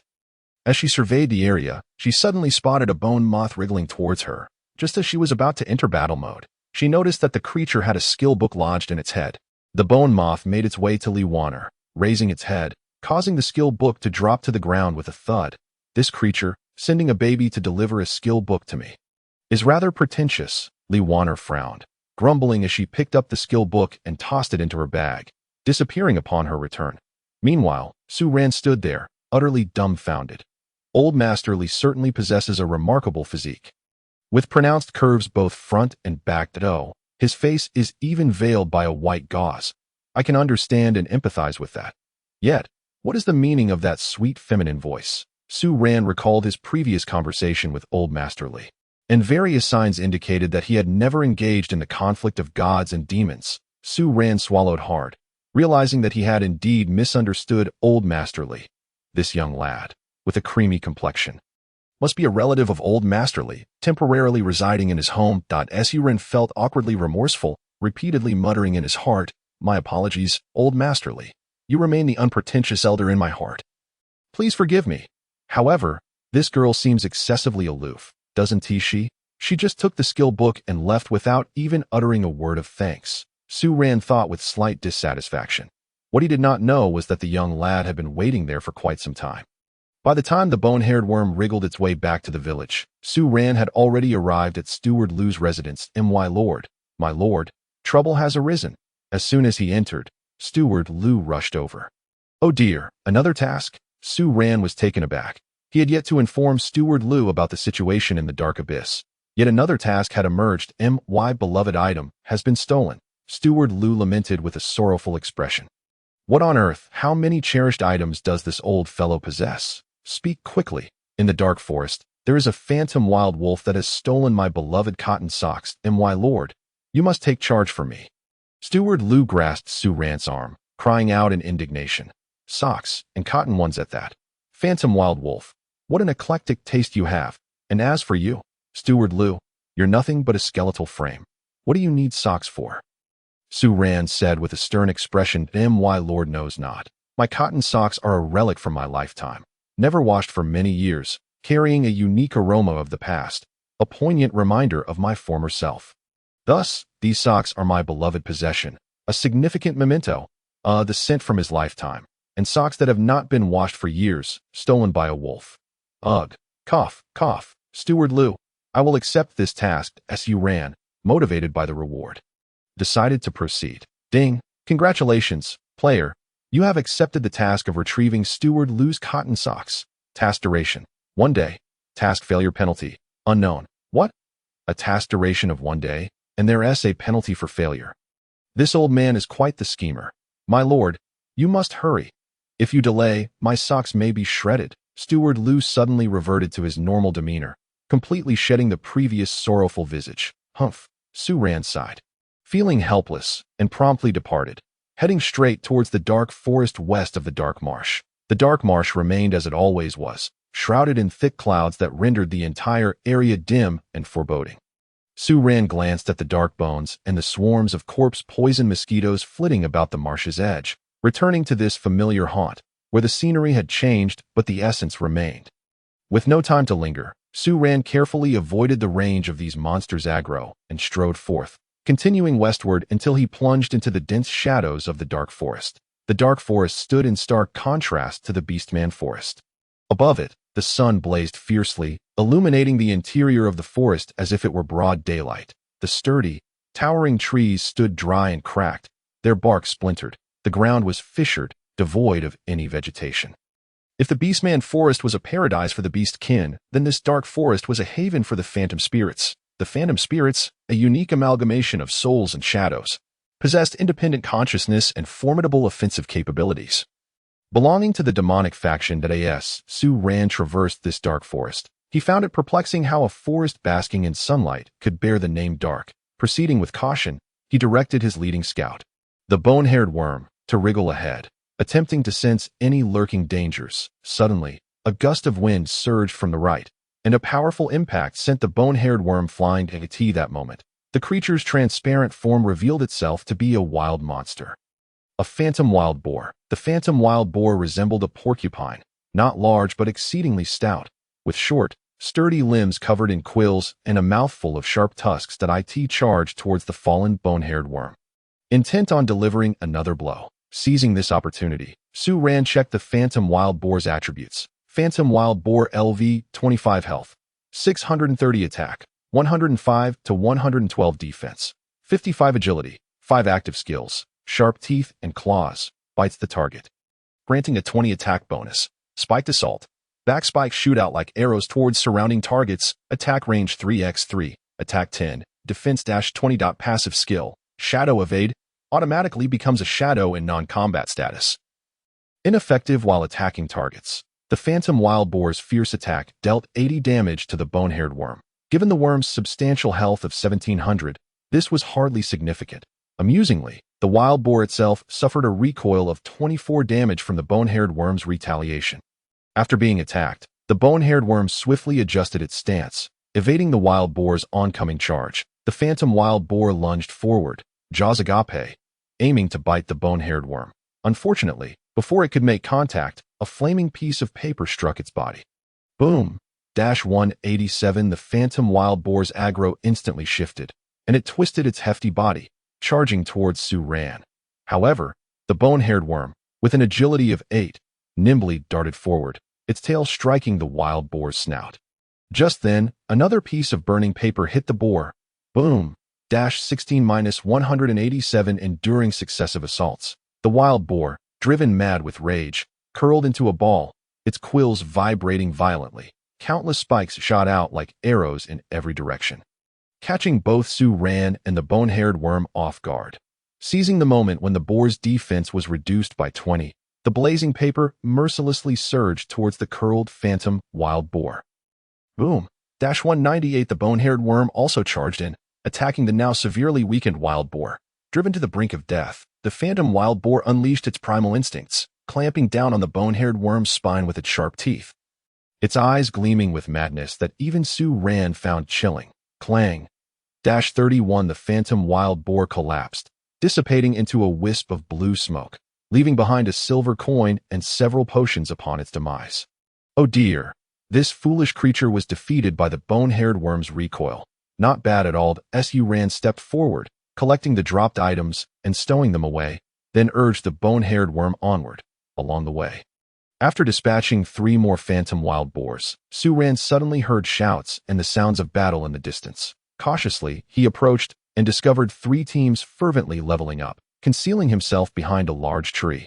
He began to observe their attributes. The players were mostly of low level, around 20. Glancing at his own paper-thin health, Su Ran sighed at this moment. He certainly should avoid any conflicts with the players. Caution was paramount. What disgusted Su Ran the most was that each player possessed a unique ultimate skill. Call friends. If they couldn't handle it, they would simply summon others. Su Ran found this utterly insufferable, especially with 3 teams present. However, the urgency of his task loomed over him. He had to complete it today. How could he eliminate them? Then he noticed his clone, the bone-haired worm that a bright idea sparked within him. All the teams were working together to farm the level 25 monsters, phantom wild wolves. These creatures had a particular trait: high attack, low defense, and low health, making them ideal for players to level up. Kugwa Hero, this monster is about to drop. Go lure another one. A handsome warrior called to the shield warrior beside him. Kugwa Hero, the shield warrior chuckled. Today is my lucky day. I've encountered only solitary phantom wild wolves. Far easier to kill than phantom wild boars. Dongwa Superman. Look, those two teams are quite unlucky. They've drawn 3 phantom wild wolves. They'll have their hands full. Of course, Dongwa Superman laughed heartily. Good luck brings good fortune. Nearby, a young girl named Aotek Sigwa was casting fireballs at the phantom wild wolves while shouting, "Stop dawdling. Kugwa Hero, hurry up and lure the monsters." Surprisingly, Su Ran observed that among the ranks of the fruit team, there was a girl who appeared exceptionally serene, quietly healing her teammates while casting restorative spells in rapid succession. However, her name was rather peculiar: Most Loved Cucumber. Before long, Su Ran noticed that Bitter Melon Hero had once again lured a phantom wolf, and they surrounded the creature, engaging in a fierce battle. Another team, seeing the enjoyment in this skirmish, decided to divert their troubles eastward, successfully leading 2 additional phantom wolves towards the fruit family. Goodness. The scoundrels from the Chaos Dance Guild. How insidious can you be? Bitter Melon Hero, in a fluster, struggled against the 3 attacking phantom wolves, his health rapidly dwindling in a perilous situation. Life restoration. A calm and gentle voice rang out just in time. It was Most Loved Cucumber that a pure white aura enveloped her, coalescing into a high-level healing spell that descended upon Bitter Melon Hero. With his health rejuvenated, he swiftly turned the tide, delivering a shield bash to one of the wolves, and seizing the opportunity to beckon his companions to flee towards the players of the Chaos Dance Guild. Oh dear, little cucumber, you've actually mastered a high-level healing skill. The elite berserker from the Chaos Dance Guild, Evil Demon, chuckled. Come join our guild, brother. We have plenty of cucumbers to spare. Coughing lightly, Evil Demon pointed out that he and his twin brother shared identical appearances, yet contrasting personalities. Get lost, Most Loved Cucumber retorted angrily. Her name had become a sore point. She had been persuaded by classmates to join the fruit family, and at the time of creating her character, she unwittingly chose the name. Since then, every time players encountered it, they would point and laugh, driving her nearly to madness upon discovering the reason behind their reactions. Unfortunately, the cost of a name change was prohibitively high, and with her meager coins, she had no choice but to endure it. Su Ran, lurking in a distant corner, watched the players squabble with a hint of schadenfreude that it was indeed a flaw among players that they lacked unity, but then again, it was just a game. The chaos of combat was what made it lively, wasn't it? Just as these 2 teams clashed, the Bone Worm led its army charging in. The Bone Worm darted among the players, suddenly halting to attack the boastful Evil Demon, who was locked in a contest of strength with Wintermelon Superman. Evil Demon, taken aback, felt a Bone Worm leap at him, delivering a slap right to his face. Infuriated, he wondered why the creature chose to assault him amidst so many players. Just as he was about to unleash his fury on Wintermelon Superman, he noticed the ground trembling ominously. A horde of phantom bears, wolves, and hyenas emerged from the depths of the dark forest. A veritable tide of spectral monsters surging toward the players. To be precise, they were charging at the Bone Worm. All the players became utterly terrified and fled in a panic. Su Ran chuckled, reveling in the sight of the players scattering like headless chickens. Without their presence, his mission could proceed unimpeded. However, as time passed, his expression grew increasingly unnatural. Oh no, you should be running in the opposite direction. Su Ran exclaimed in frustration, springing to his feet, and, like the other players, took off in a hurry. It turned out that the direction they fled was fortuitously towards him, and it was no wonder he was cursing. In the dark forest, a spectacular marathon unfolded, with a skeleton leading the pack, closely pursued by a dozen players, followed by a horde of spectral monsters thundering after the intruders. Ultimately, only the Bone Worm remained, abandoned by the monstrous horde, which had shifted its focus to a particularly odorous phantom wolf. Su Ran scolded the Bone Worm for its reckless actions, having drawn such a multitude of monsters. In a frantic dash, he turned and twisted, having already made 20 sharp turns while still being closely followed by the players. Suddenly, a towering magic tower came into view. Su Ran was taken aback. How had he stumbled upon this place? He hadn't even realized he had exited the dark forest. When he turned to look back, Fury welled up within him. The spectral monsters had returned to their territory after a brief chase. Yet the players continued their pursuit, endangering his very life. Understanding the situation, Su-Ran could only smile wryly. Since he was cornered, he might as well venture into the magic tower. Ahem, pure cotton socks, stand aside. The little skeleton marched boldly into the mysterious magic tower, disappearing from sight. What the? How can this skeleton be so bizarre? Not only does it run fast, but it can also traverse regions. Evil Demon exclaimed in astonishment. Evil Demon, this must be a special guiding monster. Surely there is some plot waiting for us to trigger inside the magic tower. The crafty diabolical reason remarked. Let's go in and see, Evil Demon declared. Full of energy, as he led the charge into the tower. What should we do? The rascals from the Chaos Dance Guild have entered. Should we follow? Bitter Melon Hero pondered, then spat in determination, his gaze turning fierce. Fortune favors the bold. Let's do it. The Fruit family's team followed closely in the footsteps of the Chaos Dance Guild as they stepped into the magic tower. Another team, composed mainly of ragtag players, exchanged glances, eyeing the ominous tower with trepidation, before disbanding and retreating. Inside the magic tower, the little skeleton had unwittingly charged in, nearly blinded by the brilliance of a crystal ball that radiated like the sun. Gradually adapting to the brightness of the first floor, Su-Ran was taken aback to find nearly 20 players staring at him. Oh, this is a bit awkward. He stood there, unsure whether to stay or go. Wishing he could say, you all carry on. I'm just passing through. If only another skeleton could spawn. How wonderful it would be if a skeleton warrior appeared. The players disregarded him, returning to their battle against the skeleton warriors. Indeed, skeleton warriors were a notch above regular skeletons, feigning the mannerisms of a wild skeleton monster. Su-Ran clumsily blended into the throng of skeletal foes. Naming oneself a skeleton was indeed a stroke of foresight. He mused, stealthily surveying his surroundings. The first floor of the magic tower was paved with large stone bricks, with a towering stone tomb at its center, overgrown with grass. Numerous skeletal monsters wandered aimlessly around this grave, accompanied by a few skeletal warriors. However, not a single skeleton warrior was to be found. Contrary to the players' expectations, Su-Ran exhaled in relief. It seemed the first floor of the magic tower was a spawn point for the undead skeletons. Making his abrupt entrance less conspicuous, suddenly, a multitude of players flooded in. The teams from the Chaos Dance Guild and the Fruit family had arrived. All the players training their skills paused momentarily, and a high-level warrior stepped forward to confront the intruders. This territory is under the protection of the Tiger's Might Guild. No outsiders are allowed. The high-level player looked down on them with disdain. Who are you to interfere in our affairs? Evil Demon, unfazed, retorted with a smirk, pointing to himself. Look here, I am from the Chaos Dance Guild. Try to make a move on me if you dare. Just call me Wooden Fish. The warrior, Wooden Fish, maintained an eerily calm demeanor. His expression grave. Wooden Fish? He's actually the younger brother of the president of the Tiger's Might Guild, with the surname Ku-Yu. Diabolical Reason was taken aback, but quickly tugged at Evil Demon's sleeve to prevent him from provoking Wooden Fish further. Long time no see. I didn't expect to find you stationed here. I am an elite of the Chaos Dance Guild. Evil Demon. As Evil Demon spoke, he raised his chin, seemingly proud, stating that he had just fought with Wooden Fish's elder brother in the Beast Tomb space the day before. I've never heard of you, Wooden Fish replied flatly. You?